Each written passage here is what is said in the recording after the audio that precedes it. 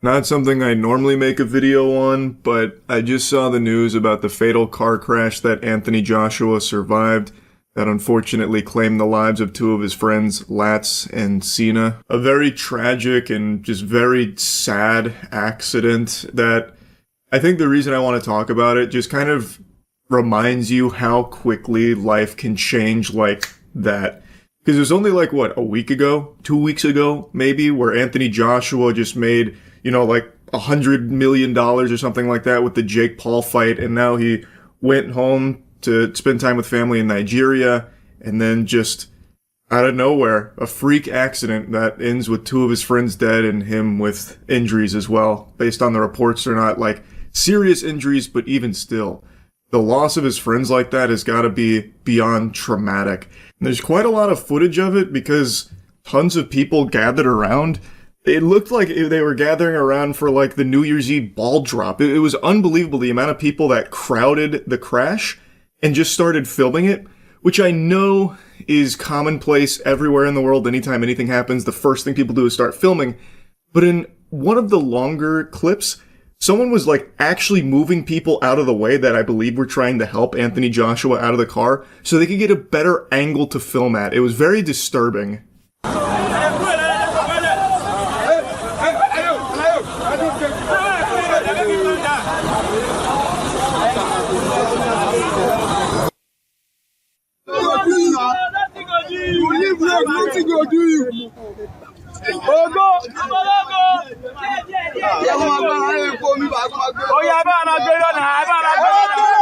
You can briefly see in that clip that the SUV they were traveling in is just completely destroyed, just obliterated. Now, according to officials, what they believe happened is that the SUV was attempting to overtake another vehicle on the road, so they traveled over the speed limit to overtake them, and while doing so, ended up crashing into a stationary truck, which led to the loss of life here. Just a horrible thing. Wishing the best for the families going forward. Anthony Joshua, according to people that have talked to him since this, is like physically okay. The injuries weren't like super severe. He's shaken up, which obviously makes sense. The fact that anyone is walking away from this accident alive is nothing shy of a miracle. The carnage is horrifying. Now, I want to make a little special mention here to the CNN article I read on this, because at the very end it had this statement: Joshua could not immediately be reached for a comment. No shit. You just blow in from Stupid Town? Obviously he's not going to immediately be scrambling to give you a statement for your piece. Why would you even bother, like, reaching out or trying to get a statement from him a mere, 2 hours or something after a fatal car accident that claimed the lives of two of his best friends? That's crazy to me. That's just like a lack of humanity. Like, quick, get Joshua on the horn ASAP. We need to hear from him about what he's feeling right now so I can write about it and make money off it real quickly in my piece. What do you mean he doesn't want to talk to us? That doesn't make any sense. Fine. All right, I'll just go ahead and say he couldn't be reached for a comment. How selfish. I understand it's just like standard journalism, but that kind of thing always just rubs me the wrong way in the event of a tragedy where they try and like reach out to whoever survived it or something as quickly as they can so they can be like the first outlet to have a statement from them. I don't know. It just, that never really fully sits right with me. Anyway, though, like I said at the beginning of the video, I don't normally cover things like this, but when I was learning about this story, I don't know, man, it was just such a terrible thing, and it's a very scary reminder of just how quickly life can change, where things can be going amazing for you in life, right? Like Anthony Joshua just recently was talking about having the best weekend of his life with everything going on. And then just from out of nowhere, at the height of everything going really well, a heartbreaking tragedy can occur. It's just sad and scary. It's just fucking terrifying. You've just got to cherish life every second of it. Every second you spend in this corporeal realm is a gift. And, it's just, you never know what can happen. So I'm wishing the best to the families of Latz and Cena moving forward, and wishing a speedy recovery to Anthony Joshua and the other survivor from this tragedy. And I just kind of wanted to talk about this a little bit because when I was reading about it, man, it was horrifying stuff. So anyway, that's really about it. So yeah. For a couple days now, there's been a video YouTube's been shoving down my throat, recommended out the wazoo, and tonight finally caved and decided to give it a peek. It's called Pulling Over the Police Doesn't End Well from Midwest Safety. And as advertised in the title, this citizen's arrest attempt does not go swimmingly. Far from it. An officer pulls to the curb for a civilian following behind, honking their horn and flashing their lights constantly. After the civilian passes, the officer initiates a traffic stop. The reason I stopped you is because you were honking at me and following at an unsafe distance? No, I wasn't. Okay. Okay, do you have your driver's license on you? I sure don't. The chess master has made his move. There was no pressure, yet the quarterback still fumbled here. This gentle Sir Redditor tipped his fedora to the officer, and he's got him right where he wants her. So he was following her, honking, making a ruckus, flashing his lights, in what seems to be an attempt to get the officer to pull over so he could give her a stern talking to. And the way she describes it, and I guess even the way he describes it, makes it sound like that old meme, you know, the hit it, Joe, and then the guy's on like the fucking doohickey, just like a piano with a ton of noise-making gadgets and gizmos going boom, boom, boom, penny whistle, like it seems like that's what this guy was doing, following the officer around. So she like pulled over to let him pass, and then eventually just pulled him over to figure out what the fuck is going on. You better call your chief right now, you fucking. That's not very nice. Well, I have the right to fucking pull you over. You were on the phone and you were doing something wrong. So and you I was were not. So you were trying to pull me over? Did you not see the lights flashing? Okay. Sounds good. Get your chief down here now. He's not coming. Yeah, yeah. And you're not free yet. I'm asking for your supervisor. Supervisor can come down, but not my chief. Your supervisor's gonna come here. Okay. Because you have no business pulling me over. Okay. But you were trying to pull me over. I didn't do nothing wrong. I was behind you. He's got some nerve questioning this man's authority. It's pretty clear he's in charge.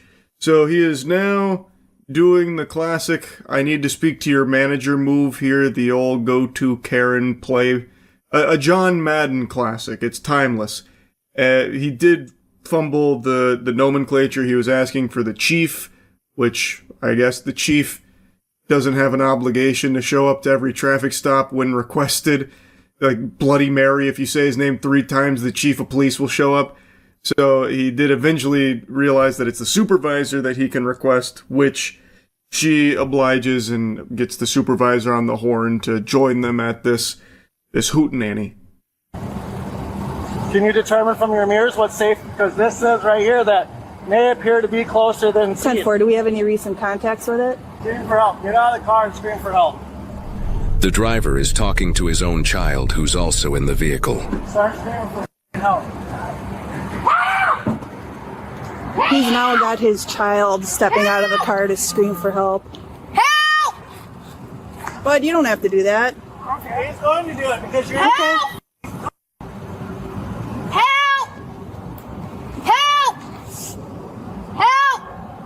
He's actually requesting a supervisor now, if one is available. What an incredible father. He's really raising his son right, barking orders, demanding that he get out of the car and fucking scream for help. I don't even understand what that plan is. What was the thought process there? That the kid would get out and scream for help and then the police would show up. But the police are already there? Like, I don't really know who he was expecting to show up, fucking Batman or something? Like, I don't really get it. This is just insanity. Like, this is just actual lunacy. And he's setting the worst possible example for his son. I'm gonna spoil the big reveal here because I think it's pertinent to what's going on. This guy's no angel. I know it's gonna be hard to believe. Imagine my shock when I found out that he actually has an extensive criminal history with a litany of charges, like an absolute laundry list of charges, and he should not, under any circumstances, even have visitation rights to his child. This guy is a fucking menace. And he's using his kid here as some kind of, like, accomplice to his nefarious scheme. It's so fucked up. It's so weird. Because you were doing something illegal. I wasn't. I was behind you. Okay. Honking my horn at you is not illegal. I'm allowed to honk my horn all I want. Okay. See that? Sounds good. All I want. Help! Help! Help! Help! What a circus he has created here. Entirely avoidable, by the way. This guy went out of his way in order to find shit to get himself into. He literally tried to find ways to steam his own ham by following the officer around apparently super closely, blasting his horn and flashing his lights and shit like it was some kind of like kaiju attack, and he was trying to warn everyone about the impending danger. Is it gonna be funny when I tell the judge that I was following behind you honking the horn because you were doing something wrong? And I just had a conversation with the day officer yesterday that says that I have the right to do something if I see you guys doing something wrong. Oh, I know who you are. Yeah, you dumb Yes. Okay. Perfect. I cut out a lot here because it's mainly just him headbutting the horn non-stop. It's such an annoying pest. And now he kind of lets it slip. The cat's out of the bag that he's already had talks with officers, even as recent as yesterday.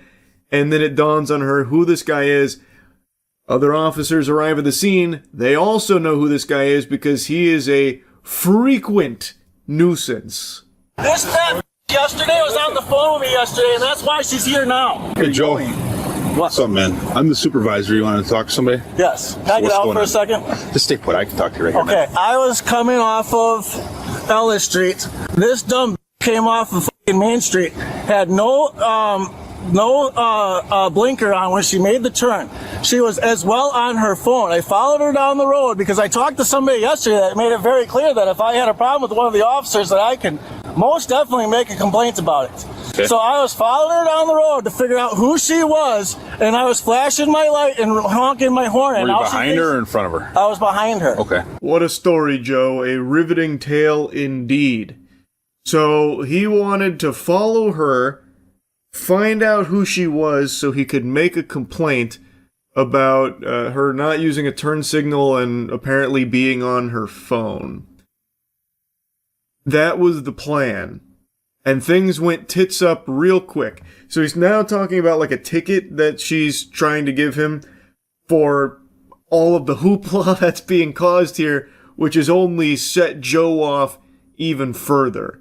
He is now fully deranged and has gone feral because of that, and no matter what the supervisor says, it's already too far gone. He is a powder keg that is in the process of blowing, and he can't stop blowing. And now she thinks she has the right to give me a ticket for honking my horn? I got every right to honk my f***ing horn. How close were you to her? I was a car lengths behind her. Okay. She swerved and hit the f***ing curb like a dumb bitch with her car over here, Yeah, so he could go around me. and I was nowhere close to being by her. Did I drive any closer to anybody else than I do any other day in the world? So, Once again, this guy uses his kid as some kind of criminal sidekick, like a lackey here, to try and help him out of this pickle that he himself has put himself in. So now he's having his kid vouch that he wasn't following any closer to the officer than he does for any car on the road, which is scary, because this guy is probably up every single car's ass if he perceives that there is something out there that they may have done that he didn't like. And also, this guy looks like he is just actually on some very heavy drugs. This guy looks like he is off his gourd right now. Look at these eyes. That is a soulless stare of the devil. This guy looks crazy. She for said I was flashing your lights or what? She said I was honking my horn at her because I was trying to get her to stop. I was not following too closely. Okay. Can you guys prove it? What is the law when it follows too closely? What does the mirror say when you read that? What does that say? If you guys are so smart. Objects in mirror appear closer than they it are. has nothing to do with what says on the Yeah, mirror, it Joe. does. It is a lawful statement on there. Why do you always have to be so confrontational when you deal with us? I'm gonna be honest, I really like that line of thinking that Joe cooks up there. Read what the car mirror says. Objects in mirror may be closer than they appear. He can't quite read that. He's fuming too much. He's seeing red, so he's gone full illiterate. but he's trying his best. He knows that there's words on there that say something to that effect, but he can't quite get them out. But the idea that he's trying to get across is that he wasn't following too close. She has been deceived by the mirrors, which clearly state that they may seem closer than they appear, thus reality is distorted. You've fallen for his trap. Joe wins. That's the idea here. The mirrors prove he's right. Because you guys, listen, Why? this is about transparency. I have been being harassed by my neighbors time after time again, and you guys allow it to happen. This called me yesterday harassing me, and then now she's pulling me over because she's breaking the law. And you guys want to write me a ticket because you don't want to sit in front of a judge in front of For what? Talking on her cell phone? Is it against the law to be using electronic devices while operating a vehicle? Is it against the law in the state of Wisconsin? Not to talk on your cell phone like this. No, it is not. Since when is it not to? The officer then goes on to explain the law about being on your phone in the state of Wisconsin, which actually somehow gets through to Joe, at least temporarily. It breaches his defenses where he's like, oh, okay. But of course, that's not, you can't put the toothpaste back in the tube. He's already upset. So, even though that does dawn on him that maybe there wasn't a law being broken there and that this is a whole bunch of nothing, making a mountain out of a molehill, he's still mad, and thus he needs to take out his wrath. We can take it to court, and we can make this a thing with Madison. That's your right to take it to court, Joel. Just like you took that disorderly conduct ticket to court when we dealt with you down at the This school. dumb bitch literally said in front of my kids It ain't that gonna do you any good I don't argument. give a dude. What are you gonna do? Not a thing. Because obviously you're letting this fat do what the she wants anyways. She's just doing her job. No, she's if not. If you don't agree with it, you can argue How in is court. she doing her We're job? not gonna argue What out is the here. law when it comes? Joe continues to try and alt. The officer sounds extremely tired of it. No one here besides Joe even seems mad. Like, this guy is spitting and shitting, throwing this temper tantrum, saying all of these nasty, mean things, and nobody even really cares. They just want to go back to their day. They're not even looking to, make a big deal out of this, it seems. Like, they just want to give him the ticket and just wash their hands of it. But Joe insists on taking it to the highest possible extreme. Did I break the law? Okay. So stay put. Don't make this any worse than it has to be, Joel. What are you gonna do about it? Stop. I dare any one of you dumb to try to put your hands on me. Just stop. We don't want to have to. No, you started this. You're allowing your I didn't officer. start anything. No, I was behind your fat officer. If you be quiet and give us a minute, we'll be done here. No, there's no minute, you dumb. Well, whatever, Joel. Obviously, we're not going to come to any sort of agreement here. I do love that line there from Joe as well. You started this. As Joe was literally the one that peeled off in order to try and get this officer to pull over for this whole song and dance that he had brainstormed. It's a very interesting strategy. I can't say I quite understand fully the Joe gambit, but all power to him, I suppose. Disorderly conduct, a ticket? Was going to be a ticket, but now it's not. Joel, you make this stuff worse, dude, by the way you you act. guys did this. This fat called me yesterday. Just stop. Joel, knock it off. She got me by the throat. She's got me by the throat. Stop. She's got me by the throat. Come on. She's got me by the throat. Joel. She's got me by the throat. She's got me by the throat. Stop. She's got me by the throat. Okay. Dude, you're on a camera. She's got me by the throat. Joe, nobody's got you by the throat. She's got me by the throat.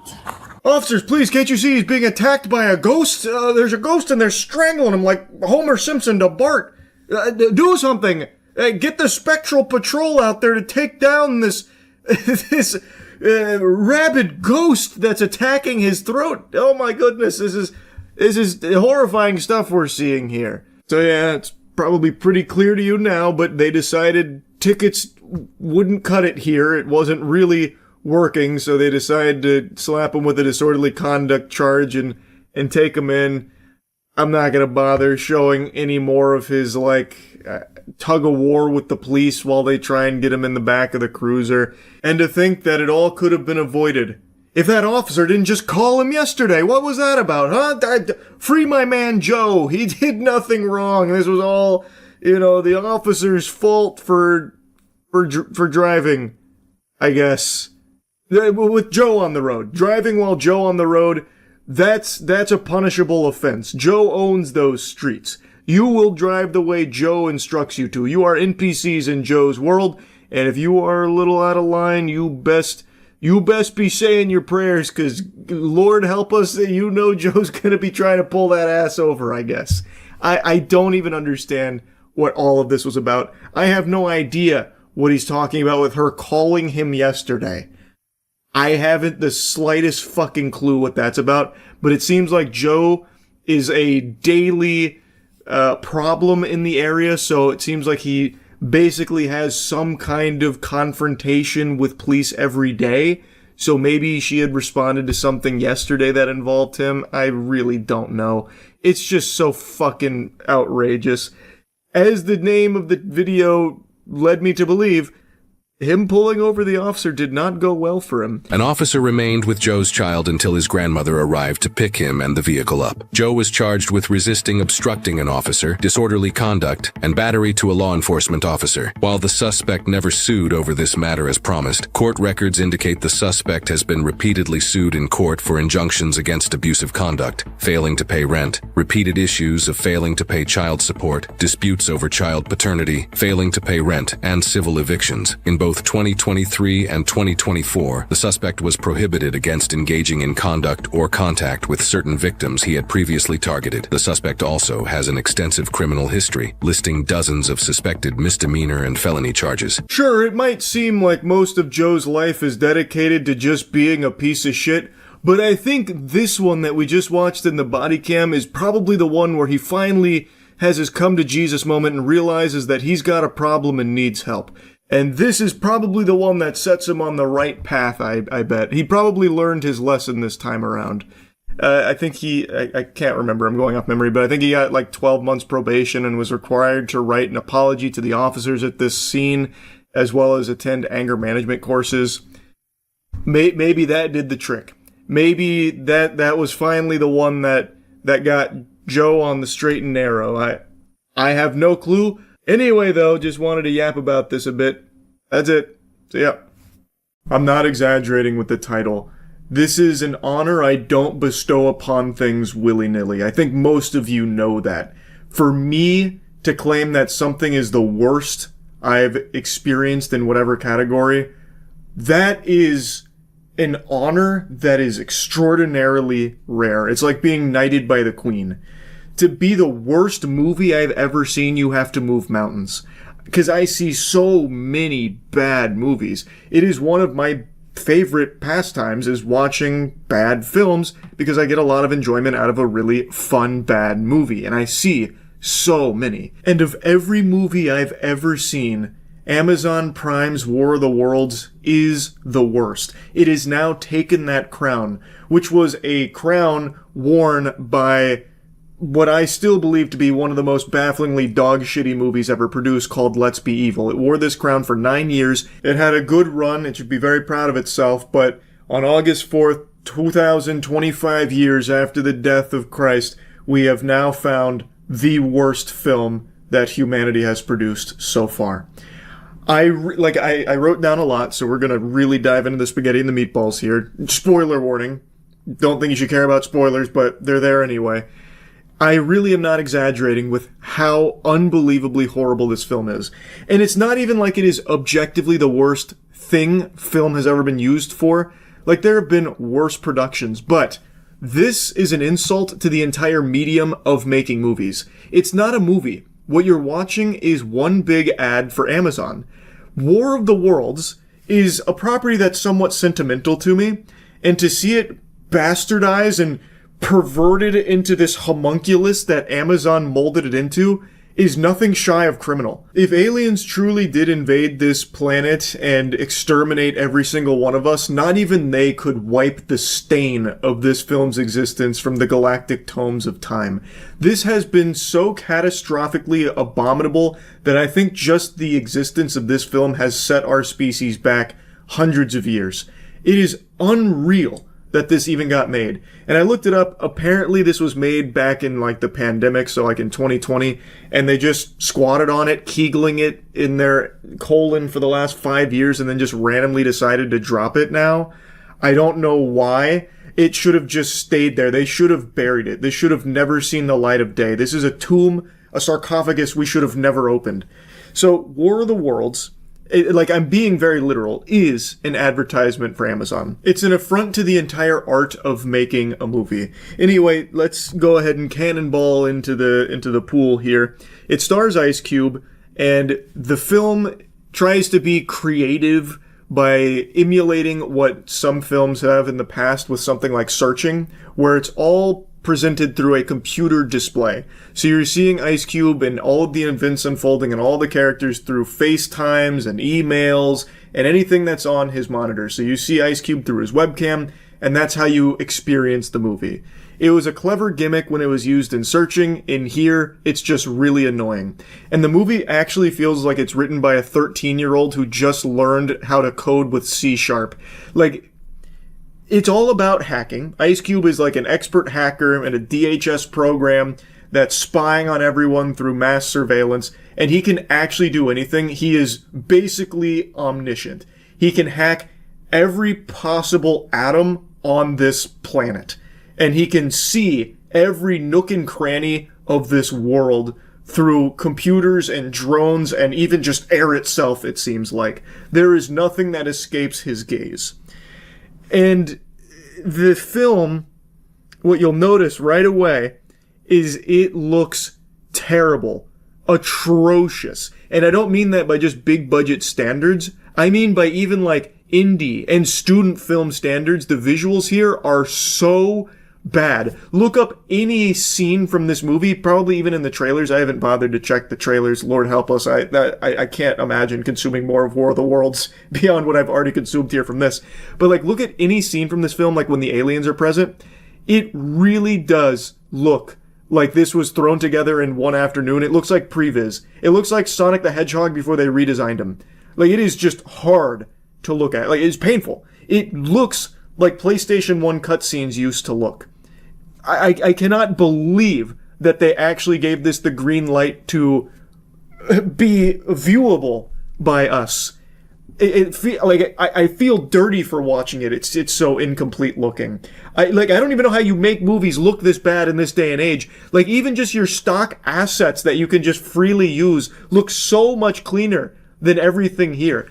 And the crazy thing is, it uses so much CGI. Almost the entire film after the aliens arrive is showing you aliens and destruction and CGI explosions, and there's even like a drone sequence laser fight, and it really does, I'm not like exaggerating, it really does look so bad. Like, it looks like they made the whole film for $10.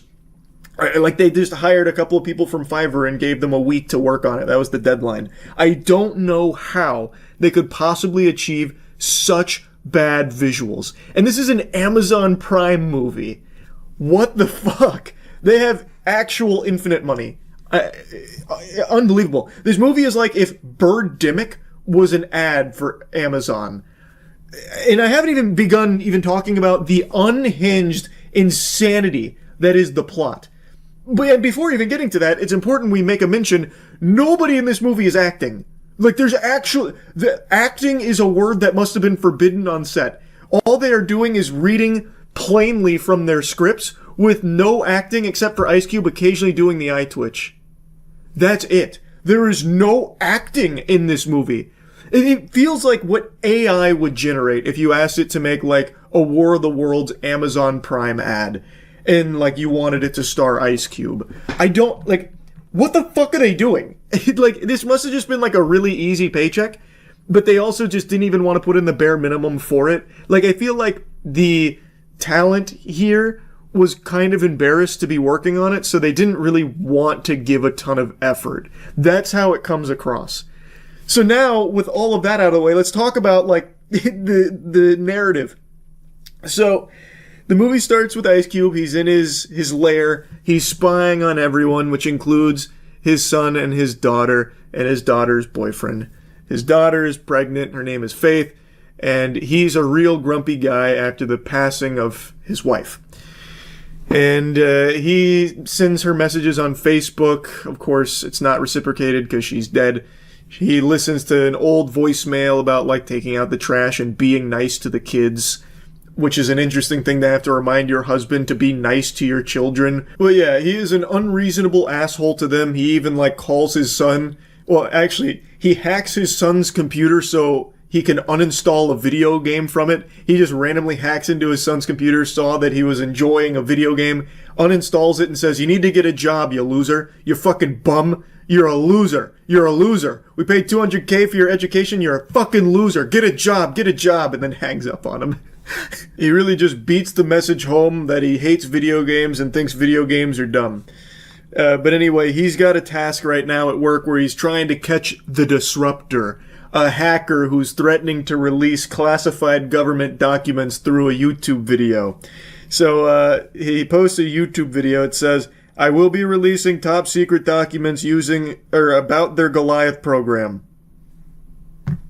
And so now Ice Cube has to stop him from releasing those documents. So he tracks his IP through the YouTube video using his elite hacking tools, which again it's basically God mode. He is a server admin of life. Ice Cube he literally just types in words. So he types in, like, disruptor home address, please get. And it's like, calculating, IP gotten, here's exactly where disruptor is. And he can do that for anything. He can type in anybody's name, literally anybody's name, and it somehow gets the exact person he wants it to be, even though obviously other people are going to share that name, but somehow it always hones in on the right person, and then gives him, like, the closest drone so he can spy on them, or the closest, like, CCTV camera to spy on them. Like, the technology it's like fucking Fantastic Four level almost, where you can, like, teleport and shit, basically. Like, they've reached quantum surveillance. So anyway, they've got Disruptor's IP. They then go and storm the IP there. But before that, of course, he needs to hack into his daughter's computer because he learns from her boyfriend that she's having a baby shower and he didn't get an invite, so it made him upset. So he hacks into his daughter's computer using TeamViewer, where he uses his tools to generate a master key to TeamViewer so he can log into anybody's account with the master key password. So now he's on his daughter's computer reading her messages, and he starts feeling bad because she's like, "My dad doesn't get it." And he's like, "Oh man," as he's hacked into his daughter's shit. So now, anyway, we learn about Mark. That's her boyfriend. He's an Amazon Prime driver. He's an Amazon delivery driver who really likes Prime. And one of the lines that they reuse like 6 times is, like, his son Dave says, "You know, I really think you're overdoing it, Dad. We don't need the government to be, checking out what we put in our Amazon cart." Any opportunity to wiggle the word Amazon out of every character's mouth with a little positivity following it was taken in this film. So Mark really likes being an Amazon driver. Ice Cube gets a message from a NASA contact of his, and she's analyzing weird, wacky, freaky weather phenomena. And he doesn't really care. He doesn't want to watch that. He says, "I spy on people, not clouds," or something. Anyway, they go to the Disruptor address. Turns out Disruptor was a step ahead of them. It was a decoy, one of his infamous decoys that he's become known for. But while they're there, the aliens crash land. A bunch of meteors start crashing, and they're blowing up buildings and cars, and people are freaking out, going crazy, because everyone's under attack. And they show you so many sequences of the carnage, and I am not exaggerating again, it looks so bad. Like, think about Sharknado, but unironically. Like, with no self-awareness, and used primarily to try and get you to buy Amazon Prime. It's like vomit-inducing how awful it is. Like, in one of the clips, by the way, to showcase the acting prowess that people brought to the table here, in one of the clips, the news reporter is filming one of the meteors, the aliens, crashing into a school, and she goes, "Wow, this one just crashed into my kids' school. They're all dead." And she says that deadpan, super calmly. Her kid was at that school, is now dead along with all the other children, and that's her reaction to it. And they cut to the next sequence of terror. It was so crazy. But anyway, now everyone's in a panic, so Ice Cube's getting called in by the government, the president, everyone, all the moving pieces, and they all do it through Zoom, a Zoom call, so that way we can watch it, because that's how we're experiencing this film. We're a computer screen, basically. So anything on there we see, and everyone is always FaceTiming and on Zoom, which is probably the least efficient way they could be communicating, but they're doing it for our pleasure, not efficiency. So they start working on the Planetary Alliance. That took 5 seconds. The whole world unites to form the Planetary Alliance, basically on that call. And they start trying to figure out what they do next. So the big thing is the Planetary Alliance decides, let's start fighting back. So they get the tanks out, they get the jets out, and they're taking the aliens down almost effortlessly. So Ice Cube is watching like a real-time sports tracker of victories versus defeats that is calculating every victory and every defeat across the globe, and we are slaughtering the aliens. Like, we are absolutely clapping their cheeks on our home turf. We got like 100-something victories to only like 40 losses, and Ice Cube's main thing that he does for this montage is he just goes, "Yeah! Damn right! Take your intergalactic asses home," was one of his lines. So he's basically just cheering him on. A lot of this movie is Ice Cube just like reacting to something. Like when the aliens are crashing and killing kids, he goes, "Damn, damn, damn."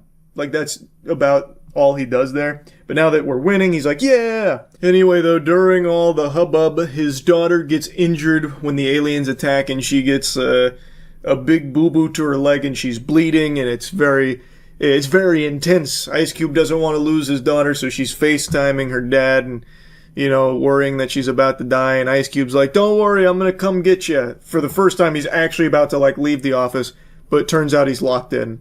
So he hacks it to let himself out, but then he's locked in at the lower levels, too. So then he gives up and immediately goes back to his chair. And then he's like, "All right, don't worry, I've got another idea." So on FaceTime, he got her location, used the drones, saw that there was a Tesla nearby, hacked the Tesla, and then got her to get in the Tesla and drove her away with remote controlling the Tesla to get her to a hospital, but all the hospitals are full. So now he recruits Mark to go save his daughter, Faith. It's like the worst attempt at trying to get you emotionally invested because you just do not care. Because it really feels like Ice Cube does not care. There is no emotional weight to anything here. It is so stale and so flat. It almost felt like they were laughing while filming this. Like they knew how bad it was. So anyway, now his daughter's, she's in a pickle, but Mark's on the way and he works for Amazon, so he's basically a fucking superhero. And during this ride, as he's remote controlling her to safety, because she was about to just get killed by the alien, she gives him a lecture on how powerless he is. So he's apologizing for being a bad dad, and she's like, "Oh my gosh, who ordered the Yappuccino? Jesus Christ, old man, you just don't get it. After mom died, you thought you could save her, and then you thought you could save the whole world, and then you thought you could save anybody, but you can't. Get it through your thick skull, you can't save anyone, you are powerless, move on." And she drives that point home as he is literally saving her life. Without him, she would have died. He is literally saving her as she is giving this lecture. It's very hypocritical. I don't know what they thought they were cooking with that, because it didn't really match the scene. So anyway, he gets on the horn with the president because the things are all cattywampus, and they're starting to fight back, and that's when he gives the title drop. He gives the name drop, title of the movie. He says, "All right, I see no other option other than to initiate the War of the Worlds," about the Planetary Alliance stepping up their counteroffensive against the aliens. Which I guess was a really cool moment where you're supposed to pump your fist. "Yeah, initiate the War of the Worlds." Dave then calls his pops. He lets old man Ice Cube know that he knows more than Ice Cube thinks he does. He's not just a video game playing dweeb. He knows why the aliens are here. They're after something called Goliath, which interestingly is what Disruptor kind of mentioned earlier. We'll get to that in a moment, but there might be a bit of a plot twist coming up if you can connect the very subtle dots. So Dave is talking about, "Dad, you need to trust me. there's something called Goliath and the aliens are here, but Ice Cube is like, you're a fucking moron, son. Get it through your thick skull. I'm so disappointed in you. You're a gamer. You make me sick. Don't you ever call me again. And then hangs up on him. He just berates him again and then literally hangs up on him. As his daughter is like bleeding out and shit, like he doesn't even care about the safety of Dave. He's just like, can you stop fucking calling me? Stop it. You play games. I don't want to hear from you. And Dave is trying to let him know, like, hey, look, there's something we could do here. Like, I know what's going on. And then it turns out the aliens, as they're getting their shit pushed in by humanity's weapons, they change tactics and start targeting data centers. And they put their tentacles into data centers and they start hyper downloading all of our data, which ends up draining all of our data, which shuts off the military. So they hit the power switch on the military, and then spontaneously every battleship, every plane, every helicopter falls out of the sky or blows up. And now we can't fight the aliens anymore aside from just small arms fire on the ground. Everything else is now shut down because they drained our data centers. And interestingly, it's like they forgot this plot point.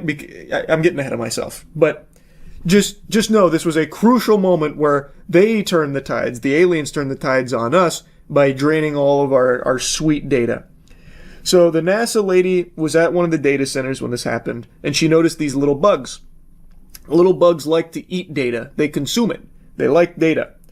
And what happens is she connects the dots is that they're here for our data. They must eat our data and they must like all this data we have on all of our citizens and all of the people across the globe. They want our data. And as they continue draining us, they make a mention that all money in the world is gone. Money has been erased. Oil tankers are blowing up. And we've been set back to the Stone Ages. Lights are turning off. The world's gone dark, in their words. It really feels like, I'm not kidding, it feels like this movie was written by a child.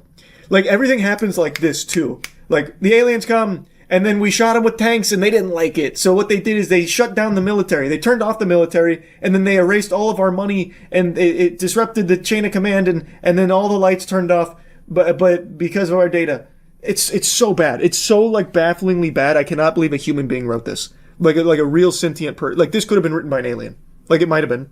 I don't understand it. Also, Facebook is being deleted. This was a crucial moment.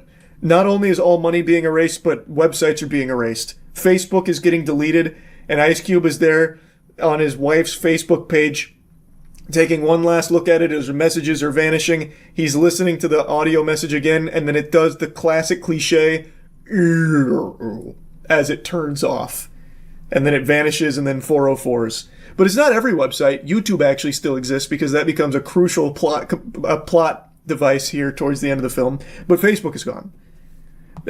So Disruptor goes live on YouTube, and he mentions Goliath. Like, the aliens are here because of Project Goliath. The government knew Project Goliath would summon the aliens because they love data. The government knew that more data would mean aliens will full-scale invade us. And then the big reveal, Ice Cube figures out Disruptor is his son. Who could have seen that coming, huh? That's quality writing right there. It was really subtly planted, but they pulled it off. So his son then tries to convince him that the government is lying to him. The government is, not super trustworthy. And Ice Cube's like, get out of town! What are you talking about? You're fucking stupid. You're like a gamer and shit. I would never trust you. You're a criminal now, actually, too. This is stupid. No, there's no such thing as Goliath. They wouldn't lie to me. And his son is just like, look, Dad, listen, I'm going to send you Goliath. Just take a peek. And he's like, okay, buddy. But I already know there's nothing in here that's going to convince me. He even says that verbatim. There's nothing in these files that will convince me that what you did is right. And he opens the files, and the first line is about, like, the Roswell crash, I think it was. It was like an alien crash, and it said, like, weird weather phenomena, aliens, and data. In one sentence, he goes, oh my God, my son was right. The government's been lying to me this whole time. He read a sentence, one sentence, and immediately he's like, oh my God, he's absolutely right. And then, of course, he scrubs through the other alien pieces and then learns Project Goliath is a big data collection program, exactly like his son was saying. I don't know why he was so adamant about it being far-fetched conspiracy theory mumbo-jumbo, because his son was just telling him, like, Dad, Goliath is all about collecting our data on a bigger scale. Like, Goliath is, like, really big mass surveillance. And he's like, that's just not possible. I am the mass surveillance, and there's nothing more advanced than what I've got. Like, I don't know why that idea was so, like, incomprehensible to him, because he already has all of that basically at his fingertips. The only difference with Goliath is that it could also read people's thoughts, kind of, like it analyzed their thoughts better. So, like, it was only, like, one step forward where Ice Cube already was, and yet he's like, that's just a conspiracy. Nope, that wouldn't happen. The government wouldn't do that. They wouldn't do that. We don't do anything like that. They wouldn't do that. It was just so weird. I don't know why I'm harping on that so much. The whole movie fucking sucks. There are so many inconsistencies and so much wrong with it, but that in particular really stood out to me. Anyway, we then learn that Briggs, who is one of his contacts we've seen throughout the film sporadically, is actually the guy who spearheaded Project Goliath and was fully aware that by launching Project Goliath with this mass surveillance, the data collection was so grand in scale that it would summon aliens. Don't know how they knew that. There is no explanation for how they fucking knew that this level of data collection was what would be the beacon to bring all of the aliens to fucking spring break over here to eat it. I don't know how they analyzed that, but they knew that if they launched Project Goliath, it'd be a full-scale invasion. Even Briggs knew and just didn't care. He didn't give a fuck. He said, let them come. We'll beat them on our turf. Which we were until they sucked our data, which, of course, they knew was going to happen because they're drawn to data, yet they're all surprised when they go suck our fucking data. Like, they're on here on our cocks here, literally sucking the life out of our dicks with all this data, and they knew that, yet for some reason did nothing to stop that. Oh my god, it's so fucking dumb. Anyway, Ice Cube confronts him directly. He knows all about Goliath. Briggs says, alright, you're out of line, you're fired. Revokes his access to everything, all of his tools. He can no longer be the big-time hacker. Until 2 seconds later, his son Dave hacks the government and grants his dad full access to everything. And then they team up. And now they're both disruptors. So they come up with a plan to make a rabbit virus that will poison the data that the aliens are eating, thus poisoning and killing the aliens. But they can't do it alone, so Dave brings in his hacker friends, the disruptors, and we meet the other elite hackers, like Code Crusher and Starfire. I shit you not, those are two of their names in the hacker group. It's painful. It really is painful. So they get together, they work on the rabbit virus while they're making the rabbit virus, which, by the way, only takes 2 minutes, but within that 2-minute time span, Ice Cube decides he wants to make a YouTube video, so he hops in Adobe After Effects and he makes a YouTube exposed video on Briggs, releases it on YouTube, exposing Project Goliath and Briggs, and the entire world watched it instantly. He posted it, the whole world watched it, he posted it on the Disruptor YouTube channel. The whole world watched it, and now everyone knows why the aliens are here, and they now hate Briggs. So, he got his revenge, and he revealed the truth to everyone about Project Goliath. And now the rabbit virus is done. Again, all of this basically happening instantaneously. So, the rabbit virus gets uploaded, but it wasn't enough to stop the aliens. All it did was make them mad, so what they did is they hacked the hackers before the hackers could fully hack them, and then they use the IP addresses of the hackers in the Disruptor group, and they go blow up their houses. So we watch Starfire get blown up, and then, God rest his soul, even Code Crusher perishes under the might of the aliens and their fury. So they die. So now they need to come up with a new plan. Dave survives, by the way. Turns out he was actually bouncing his IP address from Ice Cube's house, but really he was at a dude named Brian's house. So after Ice Cube's house gets blown up and Ice Cube thinks his son died, all Ice Cube can do is this and go, damn. But then his son calls him. He's like, no, Dad, I'm actually fine. I was over at Brian's house. I just bounced my IP. So Ice Cube gets the family together for a FaceTime. Mark has gone and stopped the bleeding from Faith's injury, so they're together. They're fine. That whole side quest has been completed. And he gets the family together for a FaceTime call because the NASA lady has just informed them that the little bugs actually have DNA. They are organic cyber hybrid beings. So they can be killed, is the conclusion they reach. And they have a method. Turns out Faith, his daughter, was working on something called the Cannibal Code, which attacks 6 cells in a body. So they decide, let's rewrite the Cannibal Code to attack their cells and kill the aliens, since they're organic too. So they do that immediately. They literally rewrite this code instantly. And it's perfect coding. But there's another problem that arises because the government's decided to bomb the Goliath building, which is the building Ice Cube is in. It was actually underneath his feet the whole time, because the government now knows it's going for Goliath. All the aliens are converging on that building to suck Goliath dry of all that precious data. But this is where things get weird. They have bombers bombing aerial vehicles that are about to do this. How? They've already established that none of their air vehicles or air units, any vehicles in the military, work anymore because the aliens sucked our data. But they have these bombers, and they also have drones that Ice Cube and family can access. Yet they had already made a point about how that's not possible because the aliens sucked our fucking data. But they totally forgot and just said, maybe people have already fallen asleep by this point and won't care. But I was awake the whole goddamn time watching this. They totally forgot that a plot point was they can't use these crafts. Because if they could, then it wouldn't matter about the data, because they were beating the fuck out of the aliens using these vehicles, using all of these aircrafts. So if they still have access to aircrafts, who cares if they go towards Goliath? Just blow them the fuck up. That was the whole reason, the whole point of trying to fight back with poisoned code is because we no longer have access to the military because of our sucked data. But now we have bombers that are going to go blow up Ice Cube. Just fucking blow up the aliens if we still have this ability. It's, oh my god, it actually made me upset. So, anyway, they rewrite the code, but Ice Cube has no way of taking that code and injecting it into Goliath downstairs because they don't allow thumb drives in the secured building. But, and this is where it gets so fucking shameless, but Mark has a thumb drive, and Mark works for Amazon. And you know what else Amazon has? Prime Air. So Mark gives a whole sales pitch about how Prime Air works and how he can give the thumb drive to the drone for Amazon Prime Air and fly it to him just like Amazon Prime does. And I'm not kidding, he gives a sales pitch. And then he takes the Amazon Prime drone and he flies the thumb drive over to Ice Cube, but not without some really intense dogfighting where the aliens are laser beaming at Mark flying the Amazon drone, but it's just too good. It's much more effective than all of the government planes, it seems, because they were just getting blown out of the sky with lasers at one point.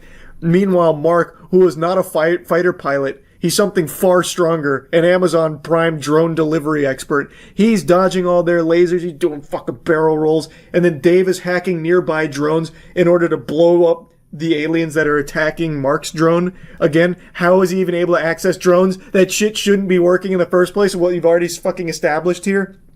But anyway, Mark's made it to the building, but he hits something on the way in, and his drone flips over, and he can't flip it back. But luckily, they get to see that there is a man taking cover nearby through the camera of the drone. We get to see this. There's a man taking cover nearby, so Ice Cube instructs Faith to hack into the guy's phone and send him a text message asking him to flip over the drone. So she does. She hacks into his phone, sends the text message. The guy checks his phone. He says, "No way, are you kidding me? There's aliens here. I'm going to die if I do that." And then Mark says, bribe him with he didn't use the word bribe. Mark said, offer him $1,000 Amazon gift card. So she does. She sends him a text offering an Amazon Prime gift card for $1,000. And he instantly sprints over there. He reads it, sprints over, he flips the drone up for the bribed $1,000 Amazon gift card. So then Mark continues the mission. He delivers a thumb drive to Ice Cube. He makes it to the Goliath interface. And then as he's approaching the Goliath interface to plug it in, the tentacles are getting all up in his ass. And he's reaching heroically to plug in the cannibal code. And he does it. But then the feed cuts. But all the aliens start dropping like flies. They've done it. Cannibal code was a great success. The aliens are dead. Our data is still not safe. They still have all of our data, but the aliens are now gone, and they abort the bombing mission, so Ice Cube gets to survive. And then the bad guy, Briggs, gets arrested, and disruptors are now hailed as heroes across the globe. And then there's like a special mention about like how important privacy and data is. So like the government's calling on Ice Cube saying, we thank you for your service. We'd like you to come up with a new surveillance system that takes privacy into account, because we think privacy is important now. And Ice Cube says, no, that's not my style anymore. Now, instead of watching people, I'm going to be watching you. And that's the end. That is Amazon's War of the Worlds. There's a lot that I just omitted, by the way, because it is just so unbelievably uninteresting and just downright insulting to the entire act of making a film that I just didn't even put it into the notepad. There is literally nothing redeeming about this film. The only positive I could almost squeak out here is that it is enjoyably shitty. Like, I do think this would have been a lot of fun to watch with friends because there is so much to laugh at and make fun of. But watching it on my own, sometimes it actually just made me mad. Like, it is crazy how bad this movie is, because it is really just like an ad being shoved down your throat, but in the form of a movie. Like, I do actually think that this is probably the start of where we see advertising go, where they disguise movies as ads. Like, they've already made this huge push for AI-generated ads, like, across the board. I keep seeing that pop up. I think they will also use AI to AI-generate movies that are actually just ads as well. It is just incredibly bad. That's really about it. It is the worst movie I've seen. See ya. Occasionally there's moments where an entire community bands together to accomplish a single goal, collaboratively working towards something truly wholesome, positive, and special. And this just happened in the most unlikely space: crypto. Yesterday a story blew up about a man who has cancer who was streaming to raise money so he could pay for his treatment to fight against it. And while streaming to raise money for his cancer treatment, someone convinced him to download a game called Block Blaster. And when he did, he lost all of the money in his wallet. It made like my nuts and drained it. It, like that, took away all the money he had raised for cancer treatment, approximately $32,000 or so. It turns out the game was malware that was disguised as a game. It had a ton of fake reviews. It had like hundreds of fake positive reviews, so it looked legitimate. Plus, no one expects a Steam game to have this kind of vulnerability in there where it could have some kind of malicious things go on in the background, but unfortunately, that's exactly what happened here. It is 100% confirmed. I made a video going deeper in this topic here if you want to see like the entirety of what happened. And that brings us to the latest chapter in this story here. Overnight, the community tirelessly worked to find those responsible and also prove that it was the game, because this is pretty unheard of for the most part. It was like fucking Batman trying to squeeze out the Riddler here.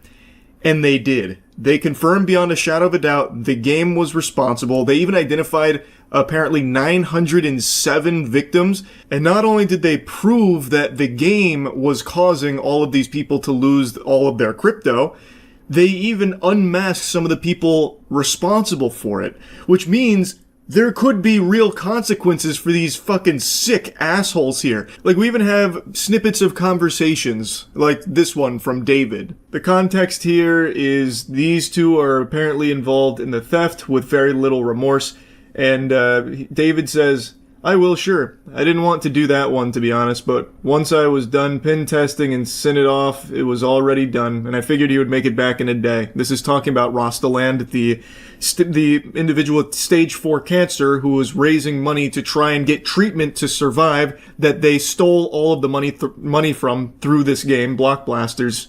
He said, bro, it's fucking huge. Life is fucked up, I know. And that's apparently referring to his tumor.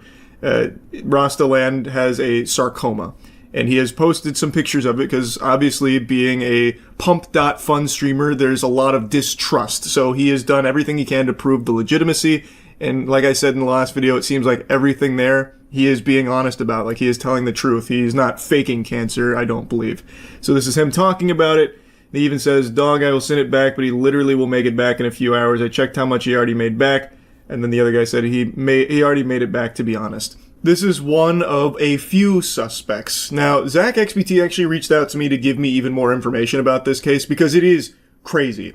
So real quick before getting into like more of the suspects, I would like to show you the evidence they compiled about all of the malicious files in Block Blasters that was leading to all of these people losing their money just from downloading a fucking Steam game. So if you check the Steam charts, it only ever had like a peak player count of 8, but it had 6.4 thousand downloads. So Steam charts are good to get a metric of like how alive a game is, but it doesn't tell you the whole story of how many people have played the game. And of that 6.4 thousand, it seems 907 victims were identified, people that maybe lost a lot of their crypto because they downloaded this. That's a lot of people. I really would wonder how much money they stole just from having this game on Steam. And mind you, this is not like a chart topper. This wasn't like a top seller game or anything like that. This was a pretty underground game. Like, even the name is as fucking generic and lame as it gets. Block Blasters? Sounds like one of those fake TV games where, like, the dad walks in and he says, hey, son, what you playing there? Oh, Dad, it's just like the latest Block Blasters game. Like, oh my god, you're such a fucking fossil, Dad. You don't know Block Blasters? Might as well just call it the pea that took a poop. Like, it's literally a nothing burger of a game, yet because of the fake reviews, and because they were like spreading it around, I even saw evidence that they had like compromised Twitter accounts trying to do paid promotions to people to stream Block Blasters to get more people to download it. I'm unsure if anyone ever actually like took that bait or not, but they even tried to like get it exposed to more people like that, so that way more people would download it, they could steal more people's wallets. It is a crazy scheme that still had 6.4 thousand downloads. Imagine this on a bigger scale if this becomes a more widespread problem. They got 907 people, and we know in one case they got $32,000 from just one of those victims. This is a frightening prospect for like the future of Steam games if this is something that people have now identified an exploit for that they can use. It makes it very scary. This is a really insightful thread that kind of goes over all of the main stuff. So there was a batch-based stealer with a fizz install backdoor, steal C binary, various VBS scripts and zip archives, which had the password 121. Now, keep in mind, I am a fucking troglodyte when it comes to this kind of deep-level shit. I am a homunculus, so a lot of this falls on deaf ears for me, but it seems pretty irrefutable. Like, this evidence here seems pretty watertight. They also have the file paths, the files themselves. They literally have everything. It feels dead to rights. Like, this is a case closed. And if you want to see like a full breakdown of the files and how it works, there's a website called G-Data Software that posted a full write-up on everything. And actually, according to this site, there's been some other notable games that have had similar things happen. So, perhaps the most notable case is that of PirateFi, a free-to-play game that comes with an information-stealing malware. The most recent malware infection in a game was Kimia, an early access title on Steam which was compromised by a threat actor known as EncryptHub through the injection of malicious binaries. These threat actors bypassed initial security screenings from Valve, which allowed the deployment of malicious patches and infected multiple users of the platform. And then they talk about how they observed it with Block Blasters. So this was reported by G-Data Software, and I didn't know about the previous cases here. So it seems like this isn't an isolated incident. This just happens to be probably the biggest one so far. And this one, they actually did apparently unmask some of the main suspects. They stole from a person with cancer. It actually doesn't get lower to that. They are going straight to hell. 100%. And people were so outraged that they all worked together so they could try and bring justice and try and help him get his money back, which, as I reported in the last video, Rostaland did get reimbursed the money that was stolen from him, which I think is amazing. Someone named Alex Becker reached out and sent him the $32,000 back, which is great. It's really nice to see something positive happen in a community that's become synonymous with like dog shit and terrible things happening. But job's not finished here. We still haven't gotten the good ending here, the happily ever after. The people behind it aren't behind bars. They aren't sucking farts out of assholes or anything yet. But it looks like that might happen. It looks as though the people that have stolen from 907 victims, including someone with cancer, have been unmasked. Apparently, in their Telegram, which Telegram might even be worse than Pump.Fun when it comes to like nefarious activities. I have never heard Telegram in a sentence that wasn't preceded by some of the most foul shit you've ever heard of. It feels like that platform is exclusively used by criminals. But real quick, here's a nice TLDR from VX Underground, who directly was involved in reporting on this, and it's been quite an adventure. So here's like a lore recap in case you got lost here. So Rostaland had his crypto wallet drained because he downloaded block blasters. He has stage 4 cancer, and he was targeted specifically for the cancer treatment money. He lost $32,000. Alex Becker donated $30,000 to him. People came together. They found the drainer infrastructure, pulled all the victim data from it. They will be notifying the victims. The malware has been flagged. And then even more people came together. They found their info from Telegram IDs, and then found their info from their Steam IDs. So now that you're caught up, how they got the info on the main suspects is one of them had joined a Telegram that they were alerted to, and it turns out it was actually hard-coded with some signatures. They then had the names, and they were able to cross-reference that with things like Steam IDs, and they were pretty much able to pull the fucking Scooby-Doo mask off of these villains here. This post kind of lays it out step by step since a lot of people were very curious. So the shitty malware sent all the stolen data to a Telegram the scammers made. We connected to the Telegram channel using the same credentials that were inside of the shitty malware. Inside the channel was the scammers. We got their Telegram IDs. And then from there, they cross-referenced with like public-facing chat rooms, stuff like that, and they were able to just start connecting all of these dots and finding the main suspects. And the main one that's been getting clowned on is this guy, Valentine. Now, Valentine has gone dark. He is fucking going off the grid. He is moving himself into the back rooms right now. He's deleted all of his socials that I can find. Apparently, even his girlfriend has done the same. That I haven't confirmed myself. I haven't gone to like any of her pages or anything. But Valentine likes to think of himself as an influencer. So there are tons of posts with him flexing very expensive things, seemingly off the back of stealing so much money from so many victims through his malware block blasters on Steam. Now again, it's not like he did this alone. He wasn't the solo person responsible here, but he is one of a handful of suspects. He is kind of becoming the poster for it, though, the mascot, because he's such an insufferable douchebag, apparently.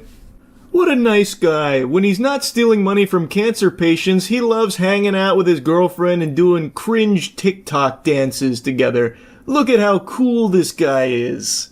This really was an extremely thorough and just crazy investigation the community banded together to conduct here, all for the sake of bringing down these fucking vile worms responsible for stealing money from over 900 people, including, of course, Rostaland.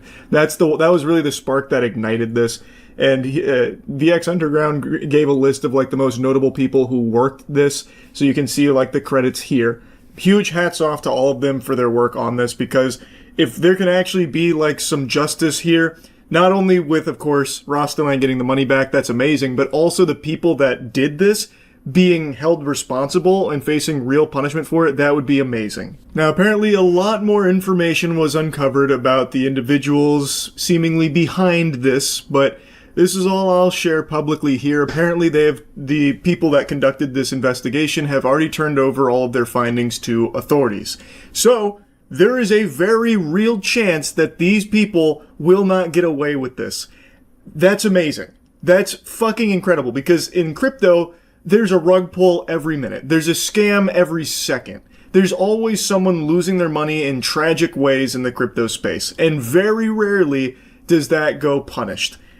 And in this case, I thought for sure that was going to be the same song and dance here where they just delist the game and vanish.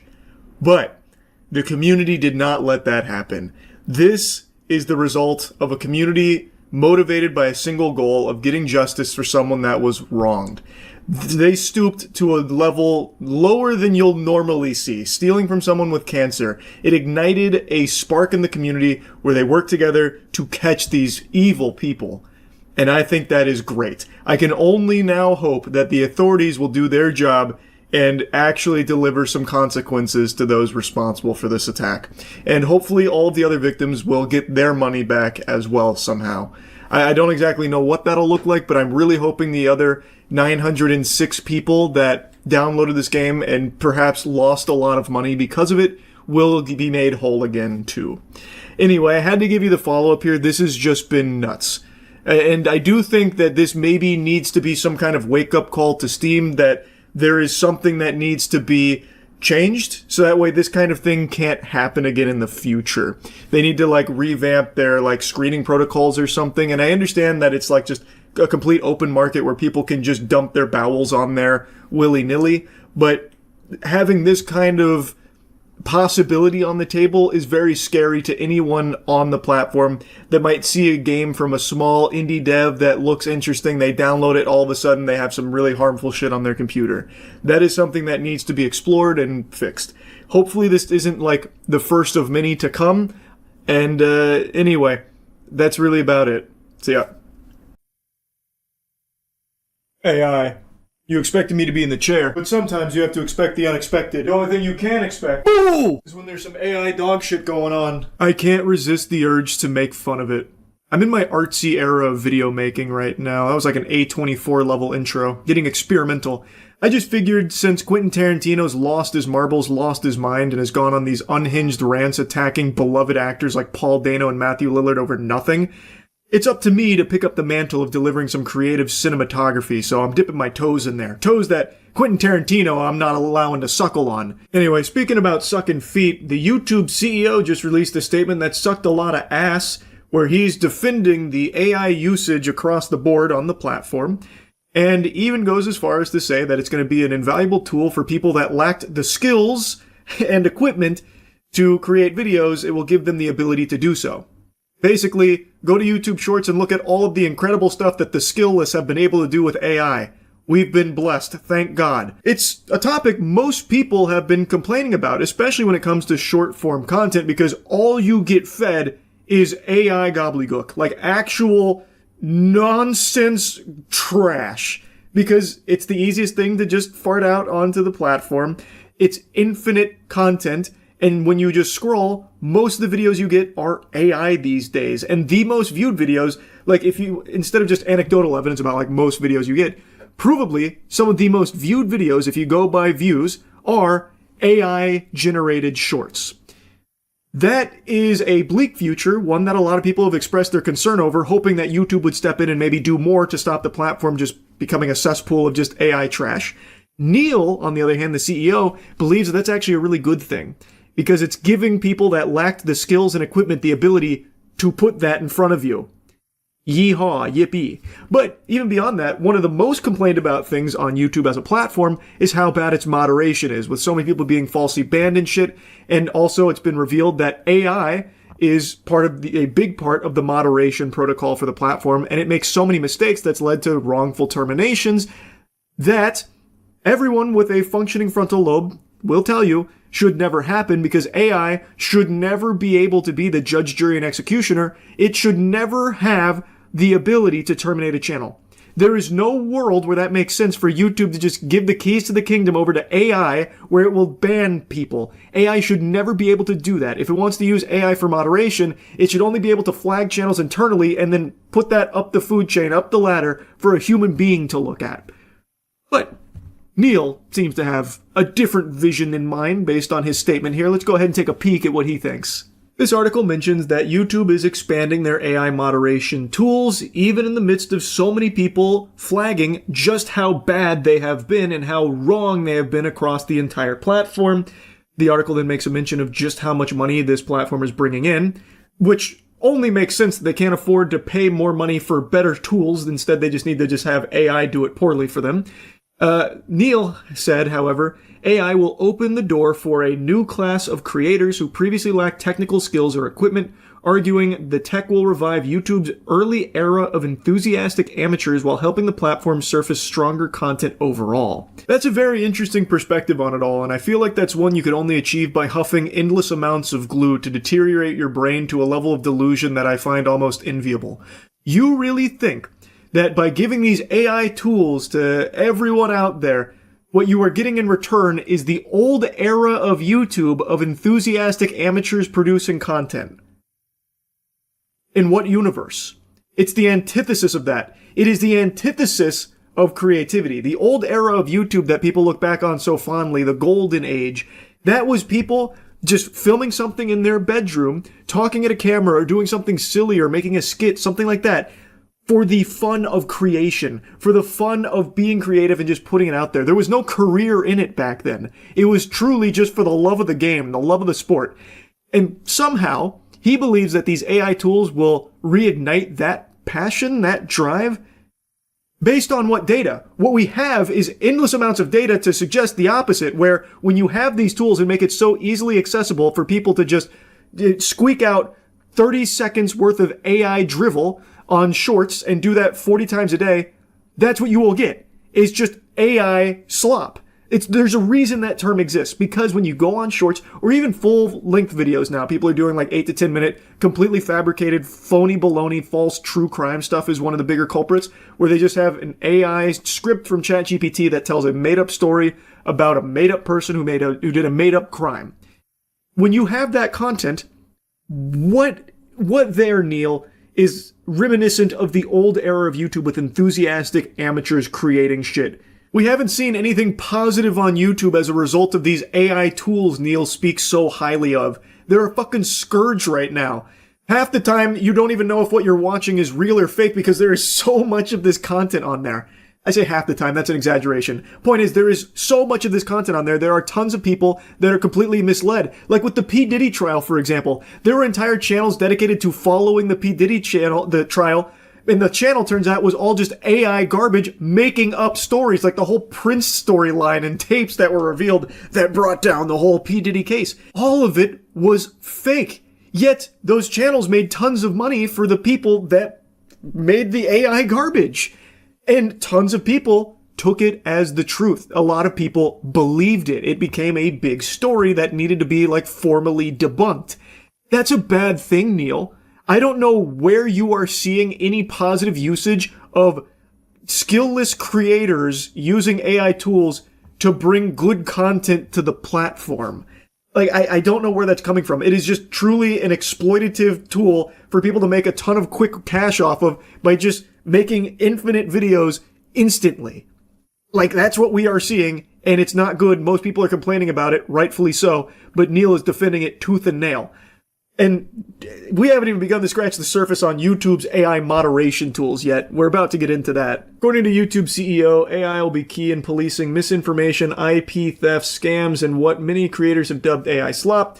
AI will make our ability to detect and enforce on violative content better, more precise, able to cope with scale, and adds that the system improves literally every week. Is that so, Neil? It improves every week? Because I just read a story today about a channel that got terminated because another channel re-uploaded their video, and YouTube's AI moderation tools took down the original creator's channel thinking that he had re-uploaded that other channel's video, even though he was the creator of it, and you let the re-uploader walk away. You punish the real person, not the imposter. The AI tools are getting better every week, huh? There is stories daily about the fuck-ups from AI moderation tools. What I do agree with him, though, is that given the scale of this platform, it would be impossible for humans to be able to police all of it. And that's something I've said from the get-go. This could be an invaluable tool in accumulating a lot of, like, potential bad actors or internal flags. But under no circumstances should AI have the ability to make a judgment call on if a channel gets terminated. It should never have the ability to issue a strike. What it should do is alert a real flesh and blood human being, an employee, God forbid, doing their job to look at what has been flagged and analyze it to see, is this actually violative content? Because right now we have so many examples of AI messing it up. It's been making big boo-boos, big whoops-a-daisies daily. And they are easily overturned once a human being is alerted to the mistake. AI shouldn't have the ability to do this in the first place. It should always come down to a person behind these calls. But Neil likes to let AI moderation run rampant. I imagine Neil would have no problem stepping down and letting AI run YouTube at some point. Am I right, Neil? It is a problem. In his interview, where all of this stems from, it really highlights just how delusional this company is under the leadership of Neil. In September, YouTube unveiled more than 30 AI-powered programs designed to make it easier for anyone to shoot, edit, upload, and make money from videos. That's 3 times as many as it launched last year. Among the innovations were tools that allow a phrase to be turned into a song, or that can translate a video and dub it. One bot can find the best parts of raw footage and edit them together, literally just stealing footage and making a video out of it for yourself to make money off of. Beautiful. Another can turn a long video into a short. All of this says YouTube is in service of helping more people become creators. Already the #1 choice of dream job for young teenagers and much hoped for among Gen Z. Neil, how does any of that remind you of the old era of YouTube with people enthusiastically creating content? How? By having AI do it all for you and you can just slap it on your channel to make money off of it? Gotta tell you, buddy, that doesn't really sound like the YouTube I remember on the front lines back in 2007.